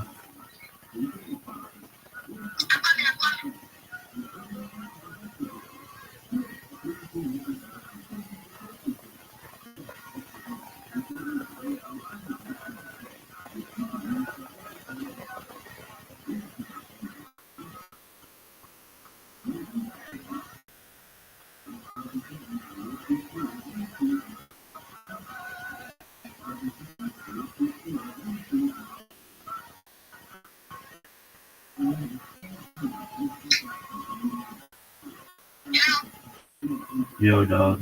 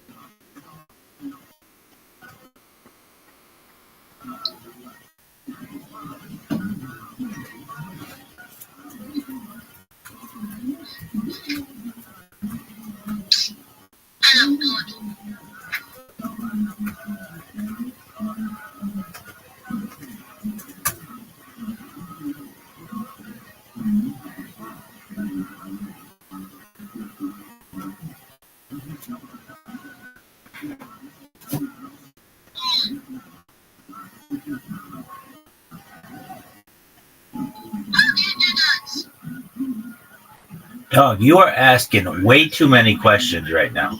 I'm working on my thing. What's good? What's going on? How are things in your life? How's your life going? How is your life?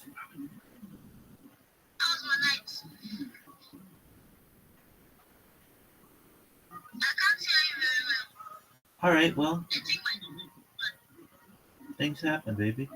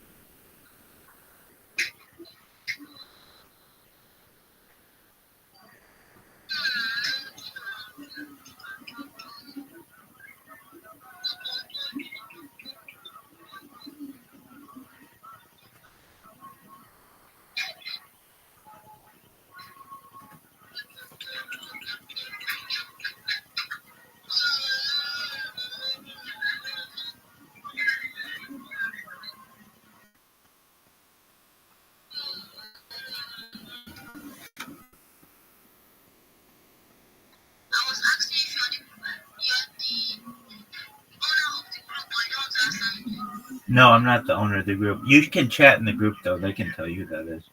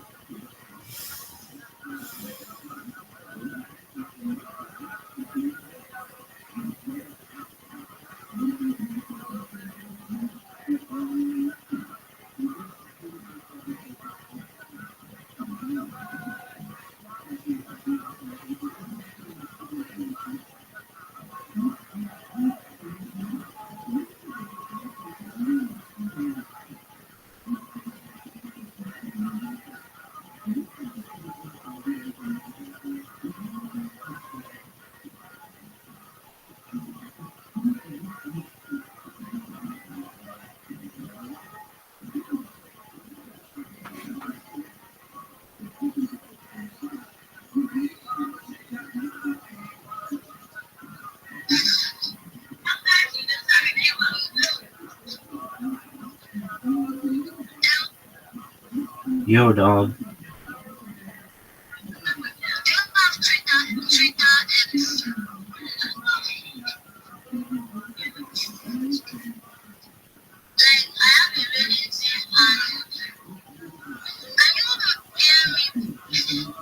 No.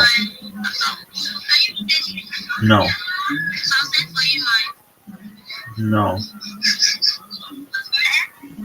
No.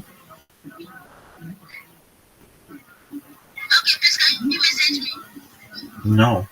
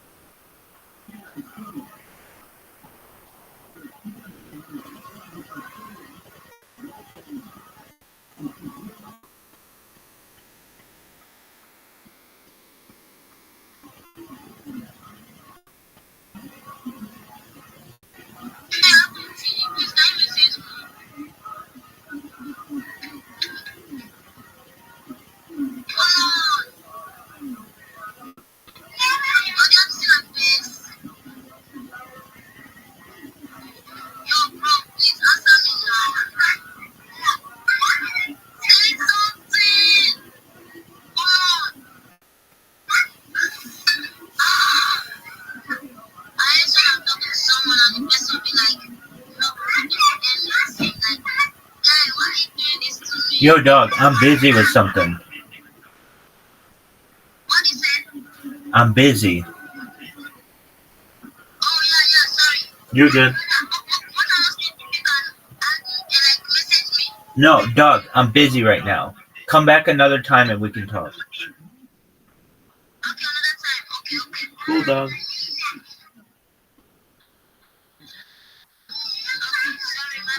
You're good.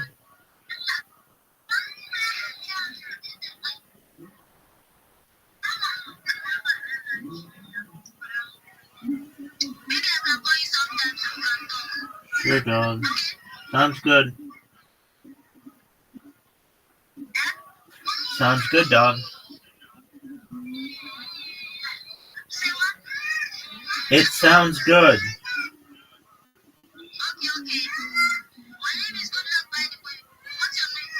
Excellent. I'm Rabbi. Pleasure to meet you. Good luck. Pleasure to meet you. I'm Rabbi. Pleasure to meet you. Good luck. Take care, buddy.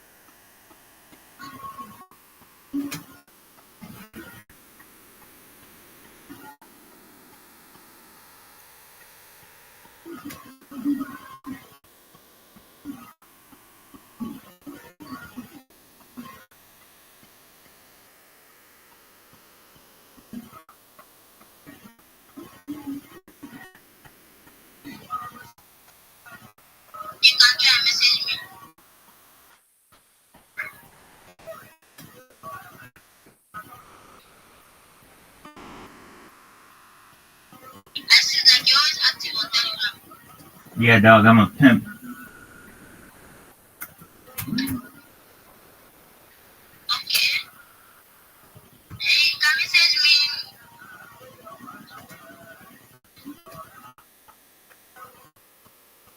Caspian Sea, can you hear me? Not you, big dog. Caspian Sea, can you hear me?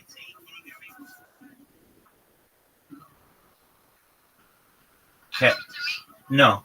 Yes, yes, yes. Excellent. I do. Excellent. Okay, I'm about to send you a message. And if you can, take a look and see if you received it. It looks like it's sent. All right, let me get myself.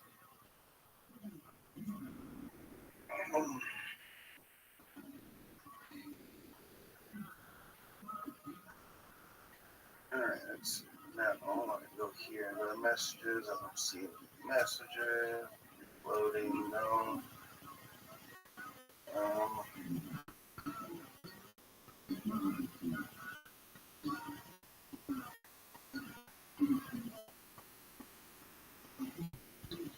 Yeah, no, I don't see nothing, man.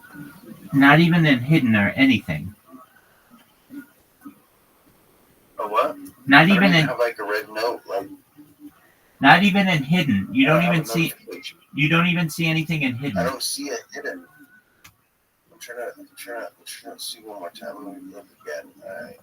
Because there is a place I think it said hidden, right? But where does it say that?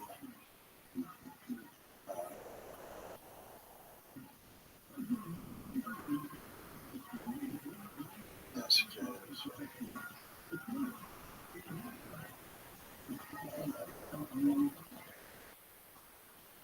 Where did I find hidden before? Oh shit! Just did on my face and a fucking idiot. I do that.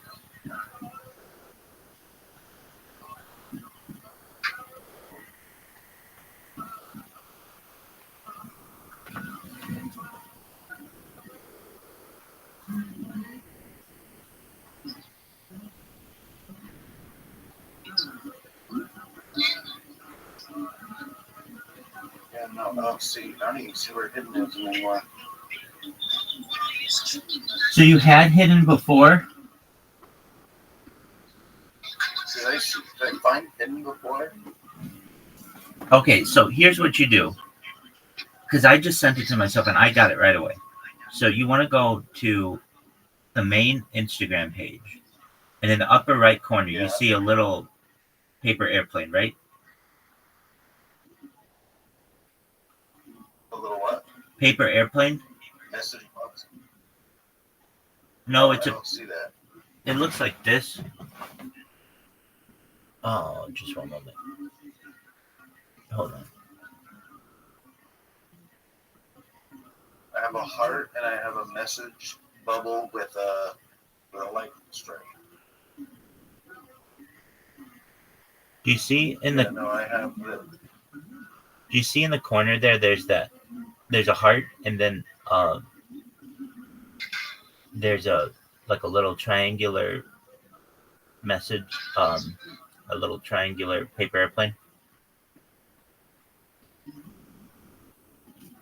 You see what mine looks like? Oh, okay. Let's see. Different. Yeah. Okay, in the upper right corner, you have a heart, and then what else do you have? Okay. Interesting. You have an iPhone, right? Yeah. And that's the first page? Yeah, dude. Okay.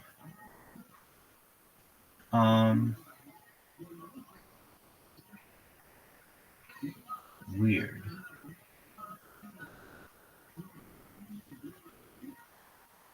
I mean, I don't know why they would look different. Oh, okay.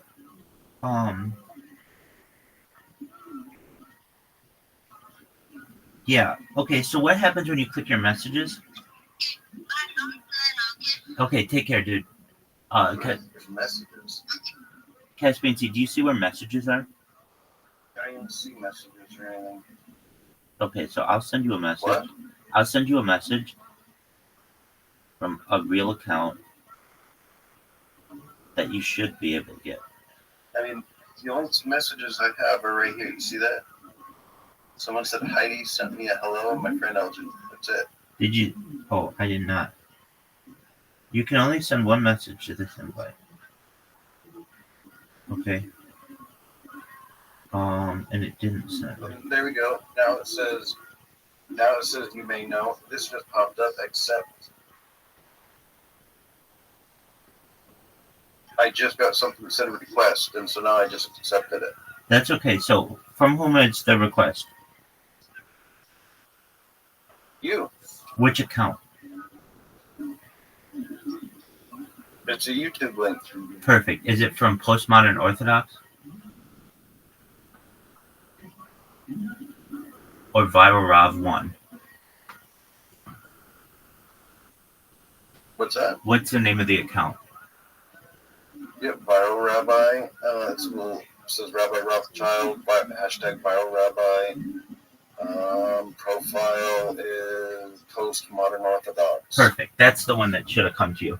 Excellent. That's what I needed to know. It's sending. So here's the thing. I could give a shit if you got that. If I send out 100 of them, 5 people will find it eventually in their hidden messages and take a look at it. Yeah, exactly. That's what I needed. That makes sense. But if it does work, it just, I don't know if there's a delay or something, but it did work. Perfect. It doesn't matter. From there, it does what I need it to do, which is just, I mean, normally if I message someone, I never get any feedback. But when I did this on Instagram, I got a lot of feedback. I got like 5 different messages from people, from a couple rabbis and a couple random influencers. Regardless, because you have 9 phones and live in your mom's basement. I only assume, based on your behavior today, you had a girlfriend, just like a boyfriend, married her, then you would not be here. You got literally in a chance.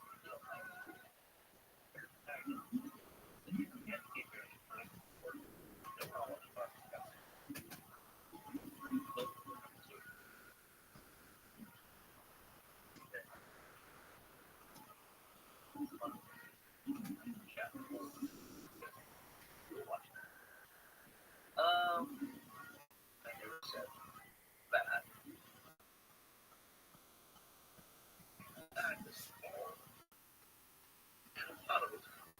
And about 3 videos, you make a soup, and then we video storage.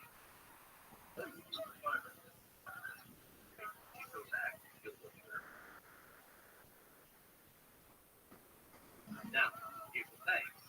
Am I serious when I say that?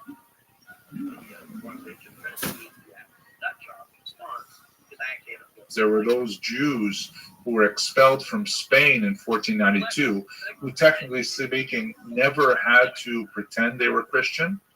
And then you have those Jews who fled to Portugal, were forcibly converted to Christianity, and then over a period of several generations managed to escape Portugal, but they left with a tremendous lacuna in their knowledge of Judaism because they had been held back from any kind of instruction in Judaism, an open practice for as much as a century. So that brings us finally to Amsterdam. And Amsterdam was a place of refuge for these Jews in particular. Those Spanish Jews who had fled to Portugal and then sometimes waited as much as 100 years before they could finally leave the horrible Portuguese Inquisition and escape to Amsterdam. Many of them failed over the course of that century, and we know a lot about it because we have the Inquisition records. Trials were held in Lisbon in particular, also in Coimbra, which God willing we'll visit on the Douro tour again. And we know a lot about what these Jews had to say for themselves as they were attempting to leave Portugal. But one of the most tragic examples of their background when they got to Amsterdam, which was at the time a very liberal kind of environment, much like it is today, very open to the idea of multiple populations living there, and very open to the mercantile possibilities. We see in the figure of Uriel da Costa, who is shown here in black, with the kind of a fanciful image of Spinoza, the great philosopher, sitting on his knee. It is unlikely that anything like this actually happened in real life, but they did coincide in Amsterdam for a very brief period of time. But let me just return for a second to the origins of this migration, which begins really in the 1580s. That's when we begin to see some Portuguese Jews beginning to organize themselves in a synagogue in Amsterdam. Now, the story that we have of the origins of the Portuguese community in Amsterdam are shrouded in legend, but we do have a history that was written in the 1600s, 1660s, that records an amazing story of the secret gathering of Portuguese Jews in Amsterdam on Yom Kippur. Suddenly there's a knock at the door. This is, I think, 1582. There's a knock at the door, and the sheriff's office breaks in, and the Jews there are accused of being of secretly practicing Judaism in their place. And Amsterdam at this point did not officially allow Jews to reside there, but they were residing as Portuguese individuals, right? Because they were technically Christian. The rabbi and his son were arrested, were brought before the magistrate on Yom Kippur, and they explained that, in fact, they weren't doing anything. Oh, I forgot one small detail. Excuse me. They were accused, actually, they had no idea, according to the original story, they had no idea that they were Jews. They accused them of being Catholics, which was, for the Dutch at this time, quite a bit worse, because they were warring with Catholics. And so they were brought before the king, the magistrate, excuse me, and the magistrate asked for the report from the sheriff. And in fact, they amazingly found no Catholic paraphernalia in the house. There was no crucifixes, no chalices, nothing like that. And so the rabbi explained, the truth is we're not Catholics, we're Jews. And so the magistrate said, oh, Jews? Well, okay then, no problem. And he let them go. And this is the fanciful version of the story of the beginnings of the official community. About a dozen years later, they were granted official permission to exist, but at that time, the Dutch simply turned a blind eye to them. Now, fascinatingly, the story is basically true, but there are some key details that are different. The reason we know there are key details that are different is because we also have the police report. And the police report says a few different things. The first thing is, it was Yom Kippur. It was about 10 years later than reported. And the police broke in not because they suspected them of being Catholics, but because they suspected them of white-collar crimes. They suspected there was some kind of criminal conspiracy going on to subvert the tariffs and taxes of the state. And they arrested the rabbi and his son. And they pleaded before the magistrate that they had nothing to do with any of this, kind of white-collar crime. And all they were doing is praying according to the rites and rituals of Yom Kippur. And that's when the magistrate said, okay, fine, you guys are not white-collar criminals as far as we can tell, and he let them be. That's the origins of the community. Now, later on, as I mentioned, they would eventually gain official recognition, but not all parts of the Netherlands. In fact, there are many parts of the Netherlands where Jews were forbidden to reside.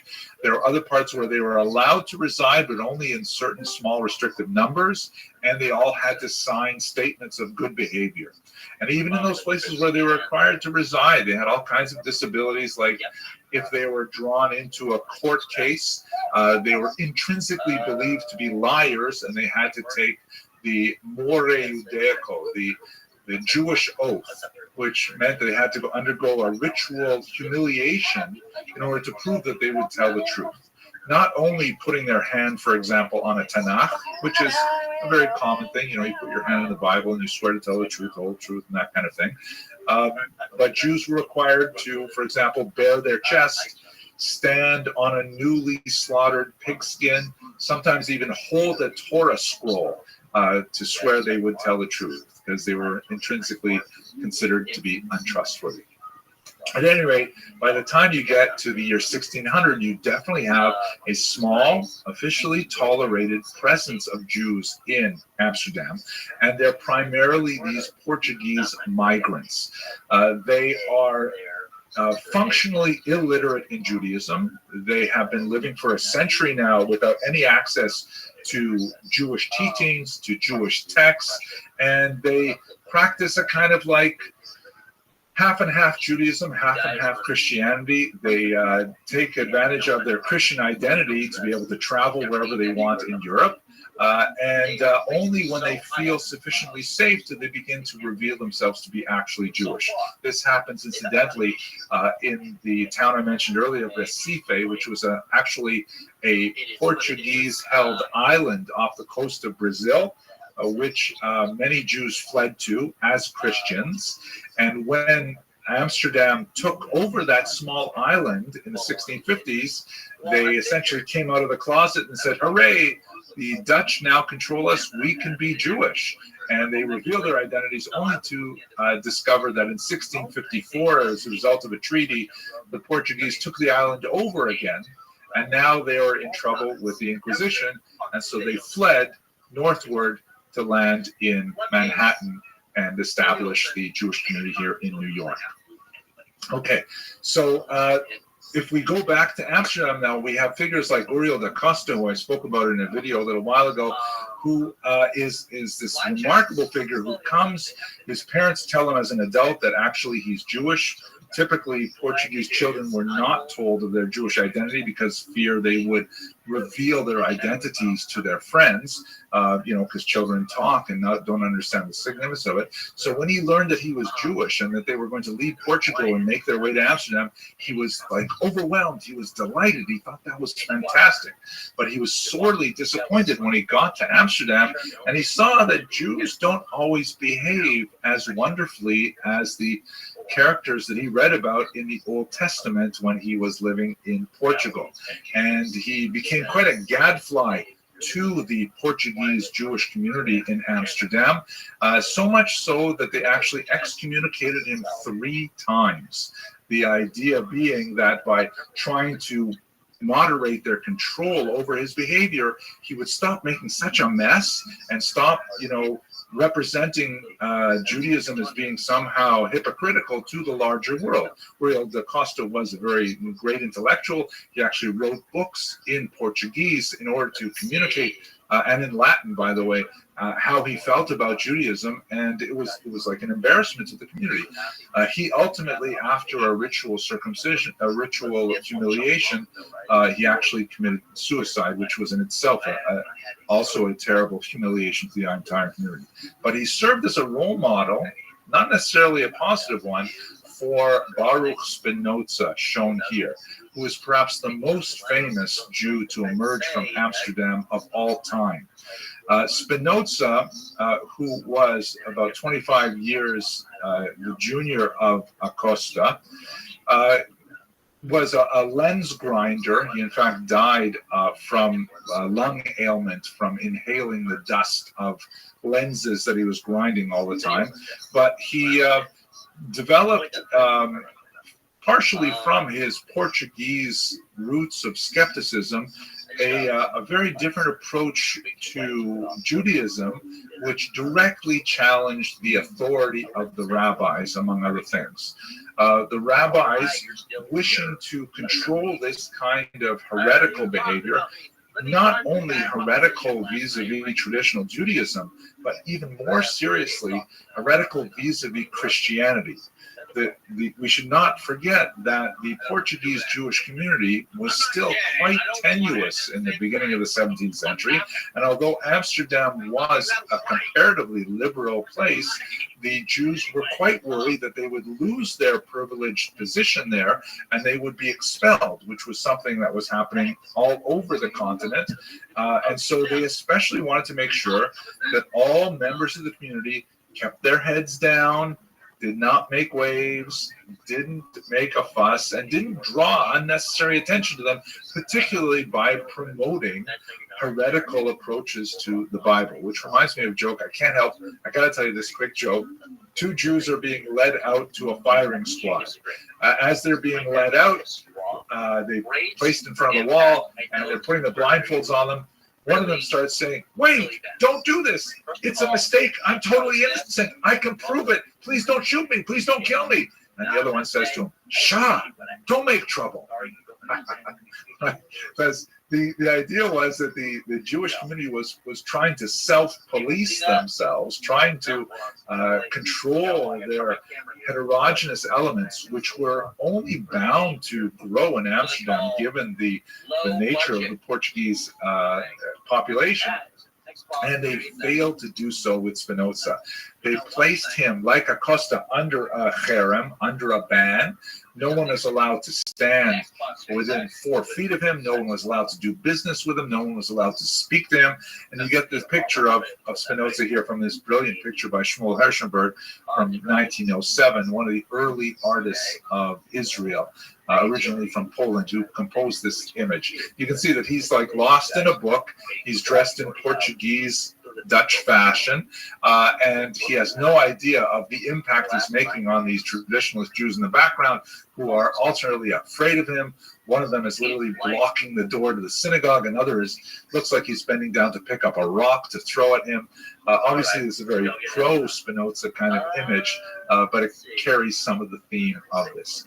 Now, there's a lot more to say about the second half of the 17th century, especially the influence of Shabbatai Tzvi, the false messiah, who actually found an increasingly large and important following in Amsterdam, one of his major centers in Western Europe as a whole. But I'm not going to take us too far in that direction. Just suffice to say that there are amazing things to say about the Jewish community of Amsterdam. I want to conclude, however, with this one idea of Amsterdam as a refuge, because although the Jewish community struggled to contain its antinomian and exceptional individuals like Acosta and like Spinoza, there's no question that they valued highly the idea of Amsterdam being a point of refuge, being a place where Jews could flee to in the short term as they're awaiting the messianic redemption in Israel.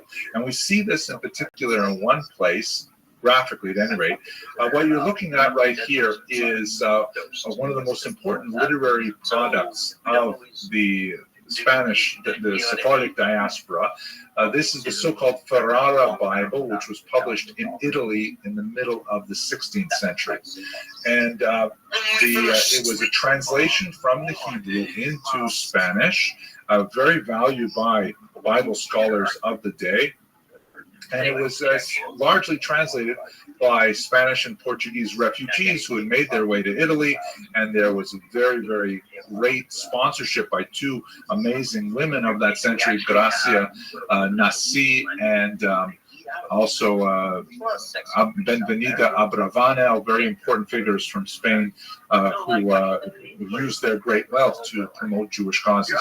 At any rate, on the frontispiece here, on the title page, as you can see here, there's this strange choice of an image of a ship in distress, lost at sea with a broken mast, surrounded by monsters and these strange looking like wind gods on the outside graphics, as if to say that the Spanish expulsion had tossed the Jews out into the Mediterranean, out into the Atlantic on uncertain destinations, and after great difficulty they managed to find their way to places like Ferrara and places like Amsterdam. To show you the Amsterdam equivalent, this is a very small detail from a book you may actually have in your home, the Maxwell House Haggadah, which was based originally on the 1695 Amsterdam printing of the Haggadah, which featured some amazing illustrations by a man named Abraham Bar Yaakov. Abraham Bar Yaakov was actually a Christian. He served as a Protestant minister before leaving Germany and migrating to Amsterdam so he could study Judaism. He ended up converting to Judaism and displayed great talent as an engraver, and he created the illustrations for one of the most popular Haggadahs in all history, which has graced tens of thousands of Jewish tables in America alone. It is largely a result of this one unusual individual's conversion to Judaism and his interpretation of the stories in the Haggadah. And this little detail is on the title page. It's his signature. You can see at the bottom there, Avraham Bar Yaakov, but he's portraying something which has no occurrence in the Haggadah whatsoever, but is his own personal view of his life connected inextricably with Amsterdam. As you can see in the top left, there is again that motif, like in the Ferrara Bible, of the ship at sea in distress, people falling overboard, the terrible sea monsters about to swallow them, but he transvalues that by putting in the lower right corner the figure of Jonah, disgorged by the great whale or great fish onto dry land to safety. And as he looks over his shoulder at the horrible danger that he has survived, that's when he reflects on the tremendous kindness that Amsterdam showed him by being that place of refuge intellectually and spiritually. And this is part of the Amsterdam Jewish story in a very small image. So I'm hoping that, God willing, we will have the opportunity to speak at much more length about the entire history of the Jews of Amsterdam from their earliest origins up until the 21st century. But for now, I will conclude, and I'm going to hand this back to David, and I look forward to hearing your questions in the Q&A box. Thank you for your attention. Wow, thank you, Henry. This was, I have to tell you, such a interesting and thoroughly executed lecture that, believe it or not, there are no questions because he said it all. So, thank you very much. And you can ask questions, David, if no one else is ready to ask. No, everyone is afraid to ask the first question. So if someone wants to start with the second question, we'll be good with that. Maybe I will again act as the Tom during the Haggadah, asking simple questions, because I know you don't like hard questions. I will leave that for the boat. I will think of something very, very difficult, and then I will pop it. Maybe just very briefly, if you can talk a bit on the role of Hebrew print in Amsterdam, because Amsterdam obviously was very important printing center in the Jewish world. Yeah, sure. That is a fascinating question. Thank you for asking it. We got to place this in context of the time, right? The printing press comes out in the middle of the 15th century.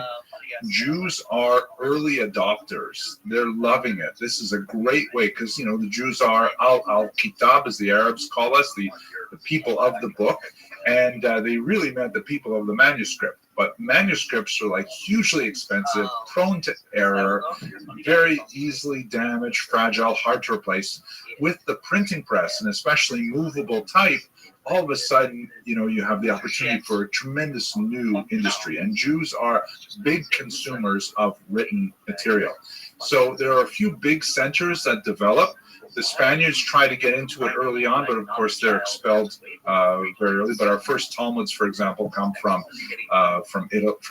Spain in the 1480s, and then the Venetians in particular, in the beginning of the 16th century, they start printing in big time. Amsterdam is kind of like the third wave of publishing for Jews. And you have a few major printing houses that are established there, largely because of very favorable tax policies and the absence of church oversight. In Catholic countries, the church begins to say, wait a second, what exactly are you Jews writing here? Because it's all in Hebrew, we don't know what you're saying, and they have to impose lots of censors and things like that. In Amsterdam, you don't have that church oversight, and you have the mercantile connection where they're shipping books out everywhere across the ocean as well.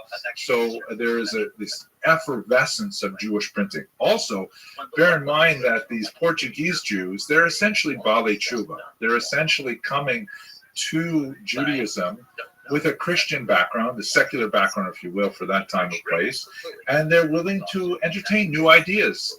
It doesn't have to be orthodox, small o orthodox. You can give us new thoughts. One of the most important Amsterdam Jews of the time was Manasseh ben Israel, who published the theory that some of the 10 tribes that were lost in the 8th century before the Common Era were actually alive and well and living in Colombia, in South America.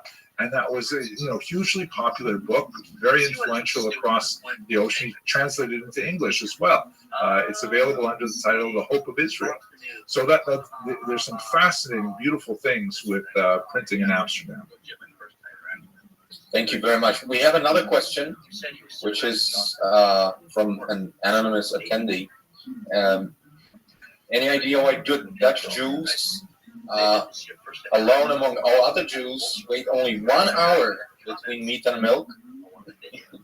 Yeah, I think the one answer to that is probably the proximity of Swiss chocolate, Toblerone, right? Like once you've got such a great chocolate like that, you really want to eat it as soon as possible.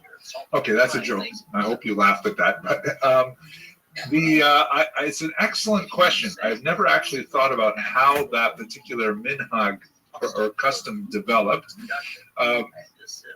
From a halakhic perspective, and I'm not a rabbi, but from a halakhic perspective, when you look at the passage in the Talmud that talks about meat and milk, it doesn't specify a specific amount of time.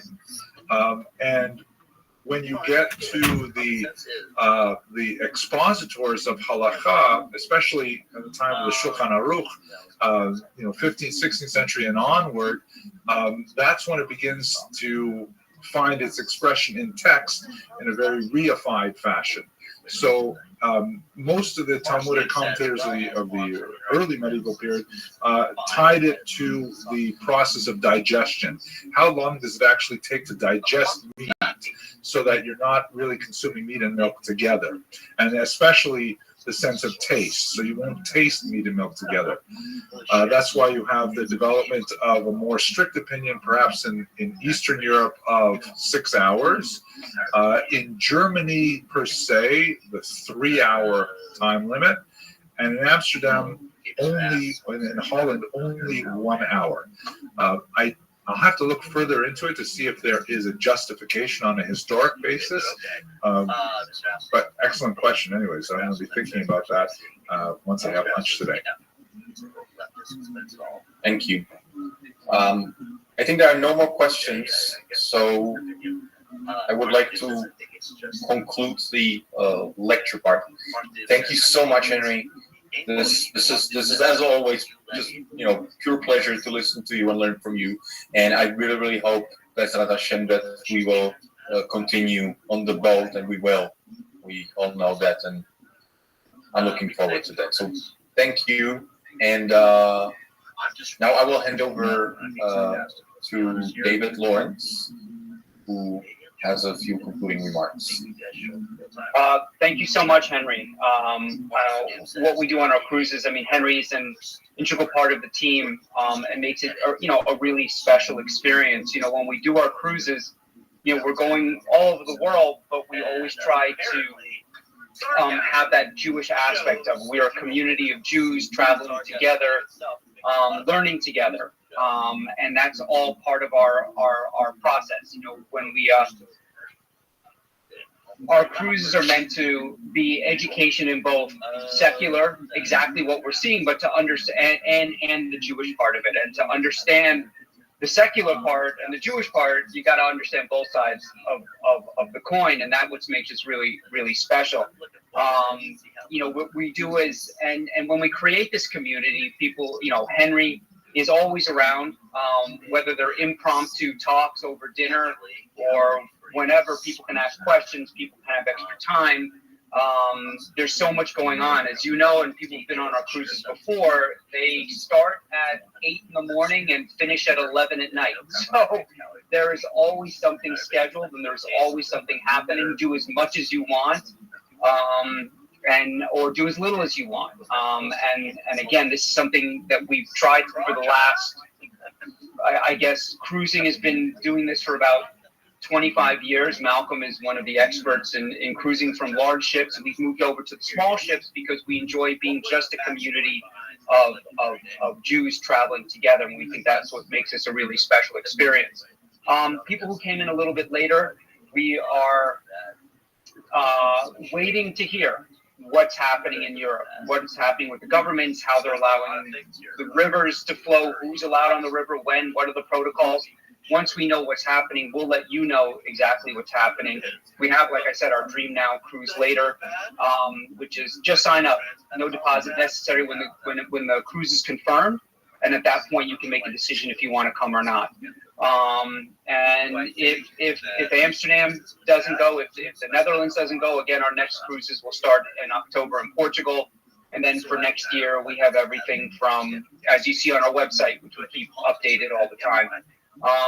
I'd like to thank everybody once again for coming. Please contact us if you have any questions whatsoever. Be happy to answer them, and spread the word.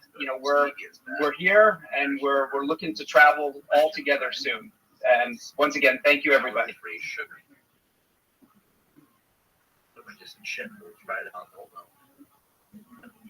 Like what else I said bad?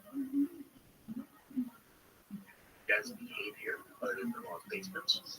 Hello, fellow students of Jewish history. I'm really excited to share with you today the results of a study that I recently read that is absolutely fascinating, talking about the genetic history of early Ashkenazi Jews. I'm just beginning my research now to prepare for the cruising season with Kosher Riverboat Cruises. Looking forward to visiting the Netherlands and Belgium, and then a little later going to the Rhone River again to the south of France. So let's start with this new study, which is absolutely fascinating. Talks about the genetic history of early Ashkenazi Jews. So first of all, let's understand what are the regions we're speaking about. If you look at this map here, you see basically the settlement of Ashkenazi Jews begins in this northern central part of Europe, primarily Germany, the Rhineland, and these locations were where we begin to see Jews showing up from the 6th through the 11th century, especially around the 9th century, start getting much more concrete historical data. Then, of course, they'll spread towards the east in particular, eventually into the great heartland where they'll expand in Poland and Ukraine and eventually make their way over to the Americas. But one of the enduring questions in Jewish history has been like, how exactly did the Ashkenazi Jews get there? And there are a few different models of migration. Here, have a look at this map, which takes advantage of new research available through DNA studies.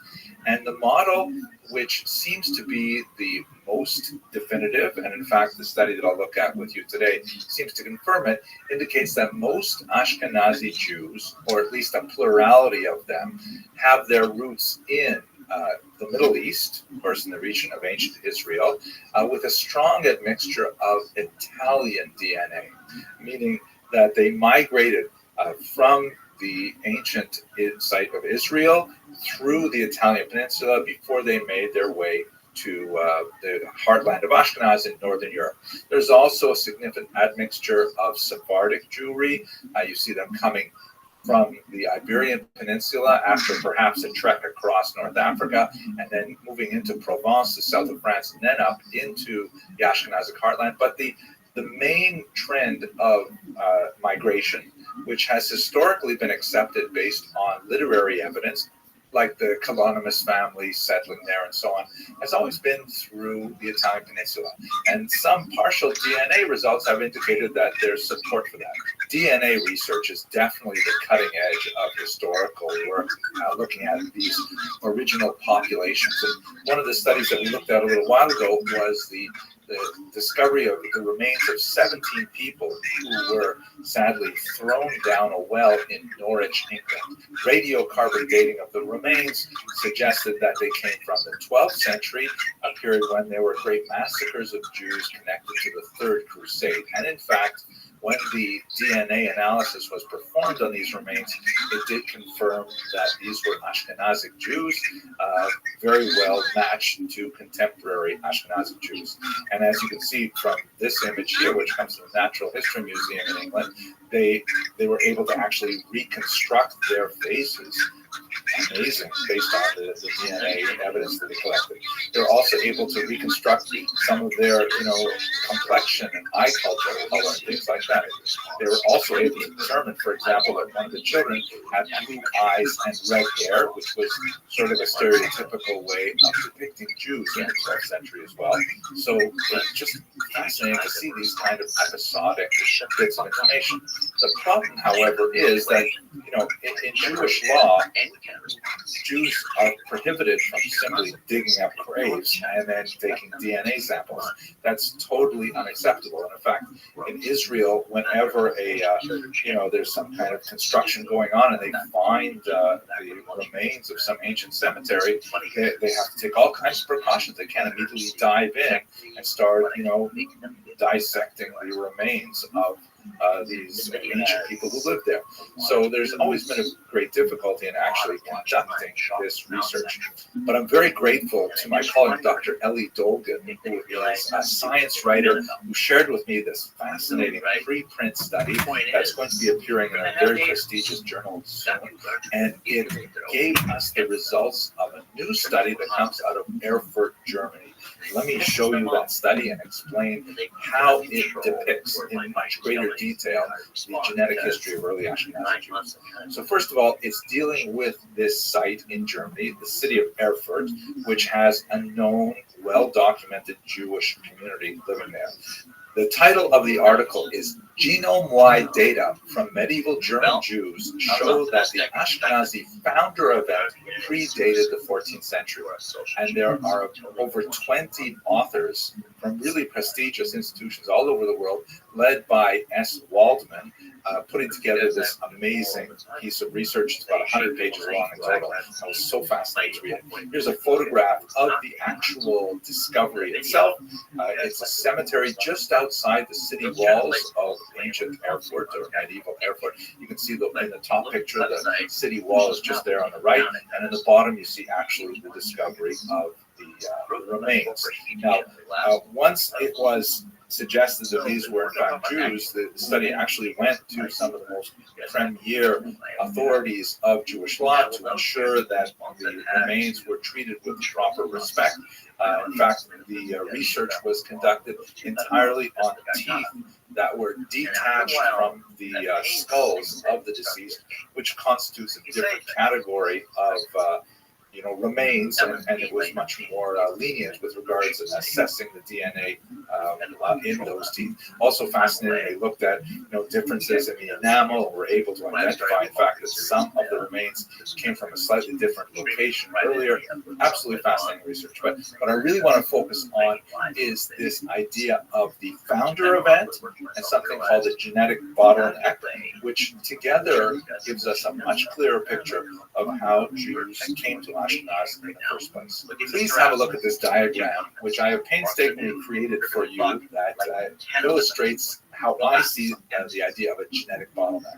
You've got these curving lines, and they move upwards in time. At the bottom of this bottleneck, you have Jews in ancient Israel, and at the top, you have modern Ashkenazi Jews. We're speaking specifically about Ashkenazi Jews because that's the results of the Erfurt research. So the Jews in ancient Israel, there's really no category of race within traditional Jewish thinking. There is a category of religion, there is a category of tribal affiliation, and you see in lots of literary sources that there are tons of people from outside the Jewish world coming into the Jewish genetic population base. So, for example, in the Bible, there's descriptions of the Moabite woman Ruth, who of course comes in and marries Boaz, and then later one of her offspring actually her descendants is David, King David. You have Antipater, who was the father of King Herod. He was an Idumean. You have Helena of Adiabene, who converts to Judaism and joins the Jewish people and is actually buried in Jerusalem. You've got lots and lots of examples of people who come to the Jewish community later in life. Makes perfect sense. Then there is a significant historical displacement with the Roman Jewish wars, starting with the Great War from 66 to 74 of the Common Era.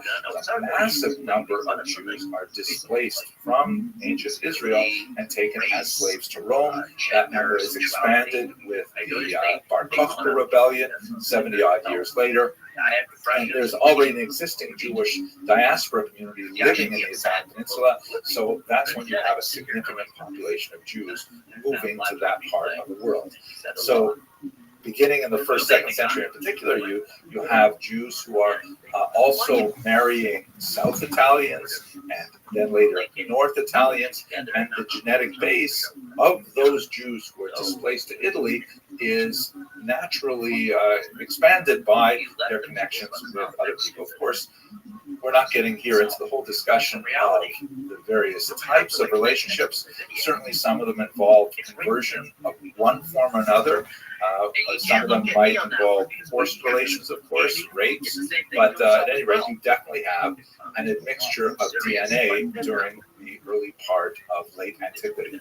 Then you get to something which we call the founder event. And this is the period when a small number of Italian Jews migrate to the Ashkenazic heartland in central Germany, around the Rhineland. And that is genetically calculated to be about 45 generations ago. If you work with a number of about 25 years per generation, and the authors of the study suggest that founder event dates to somewhere around the year 800. And that corresponds with a lot of the data that we have from other sources, including literary sources.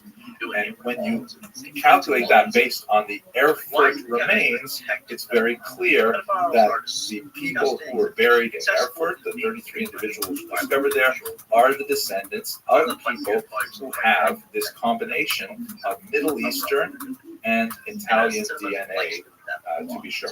Another fascinating thing is that the narrowing of this genetic bottleneck, because the people who were born from 800 in Ashkenaz till about 1350 are basically drawn from this very small sample of people.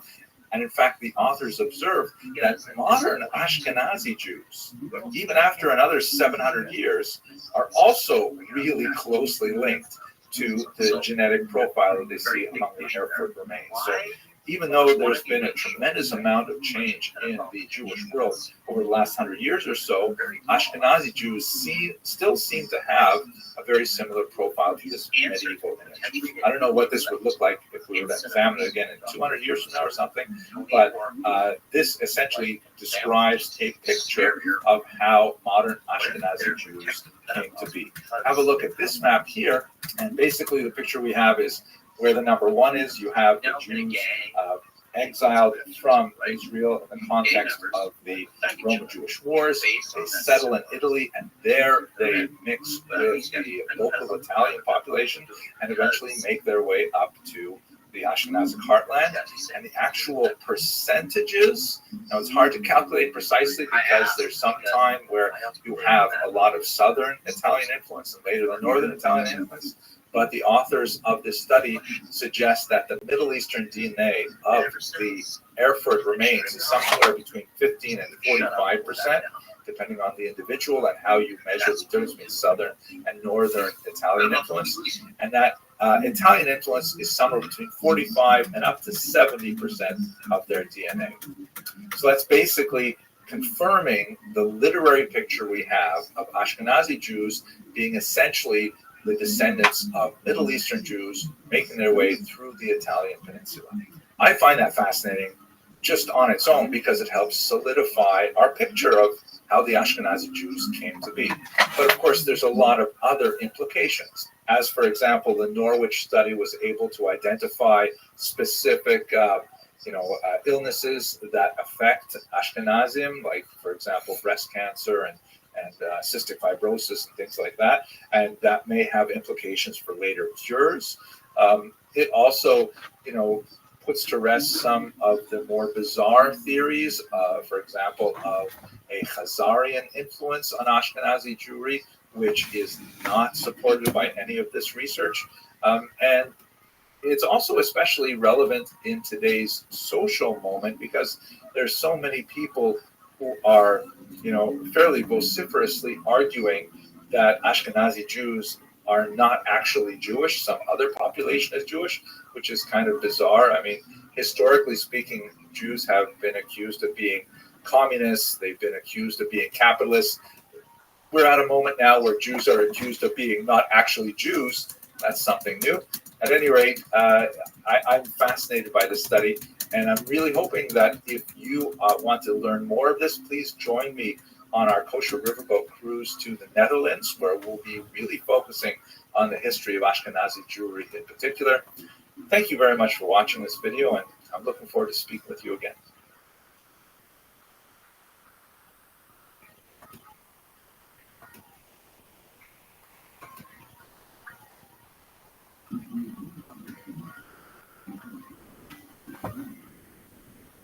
Hello, fellow students of Jewish history. I am really excited about the upcoming cruising season because together with the amazing group of people at Kosher Riverboat Cruises, I'm planning to visit the Rhone River Valley.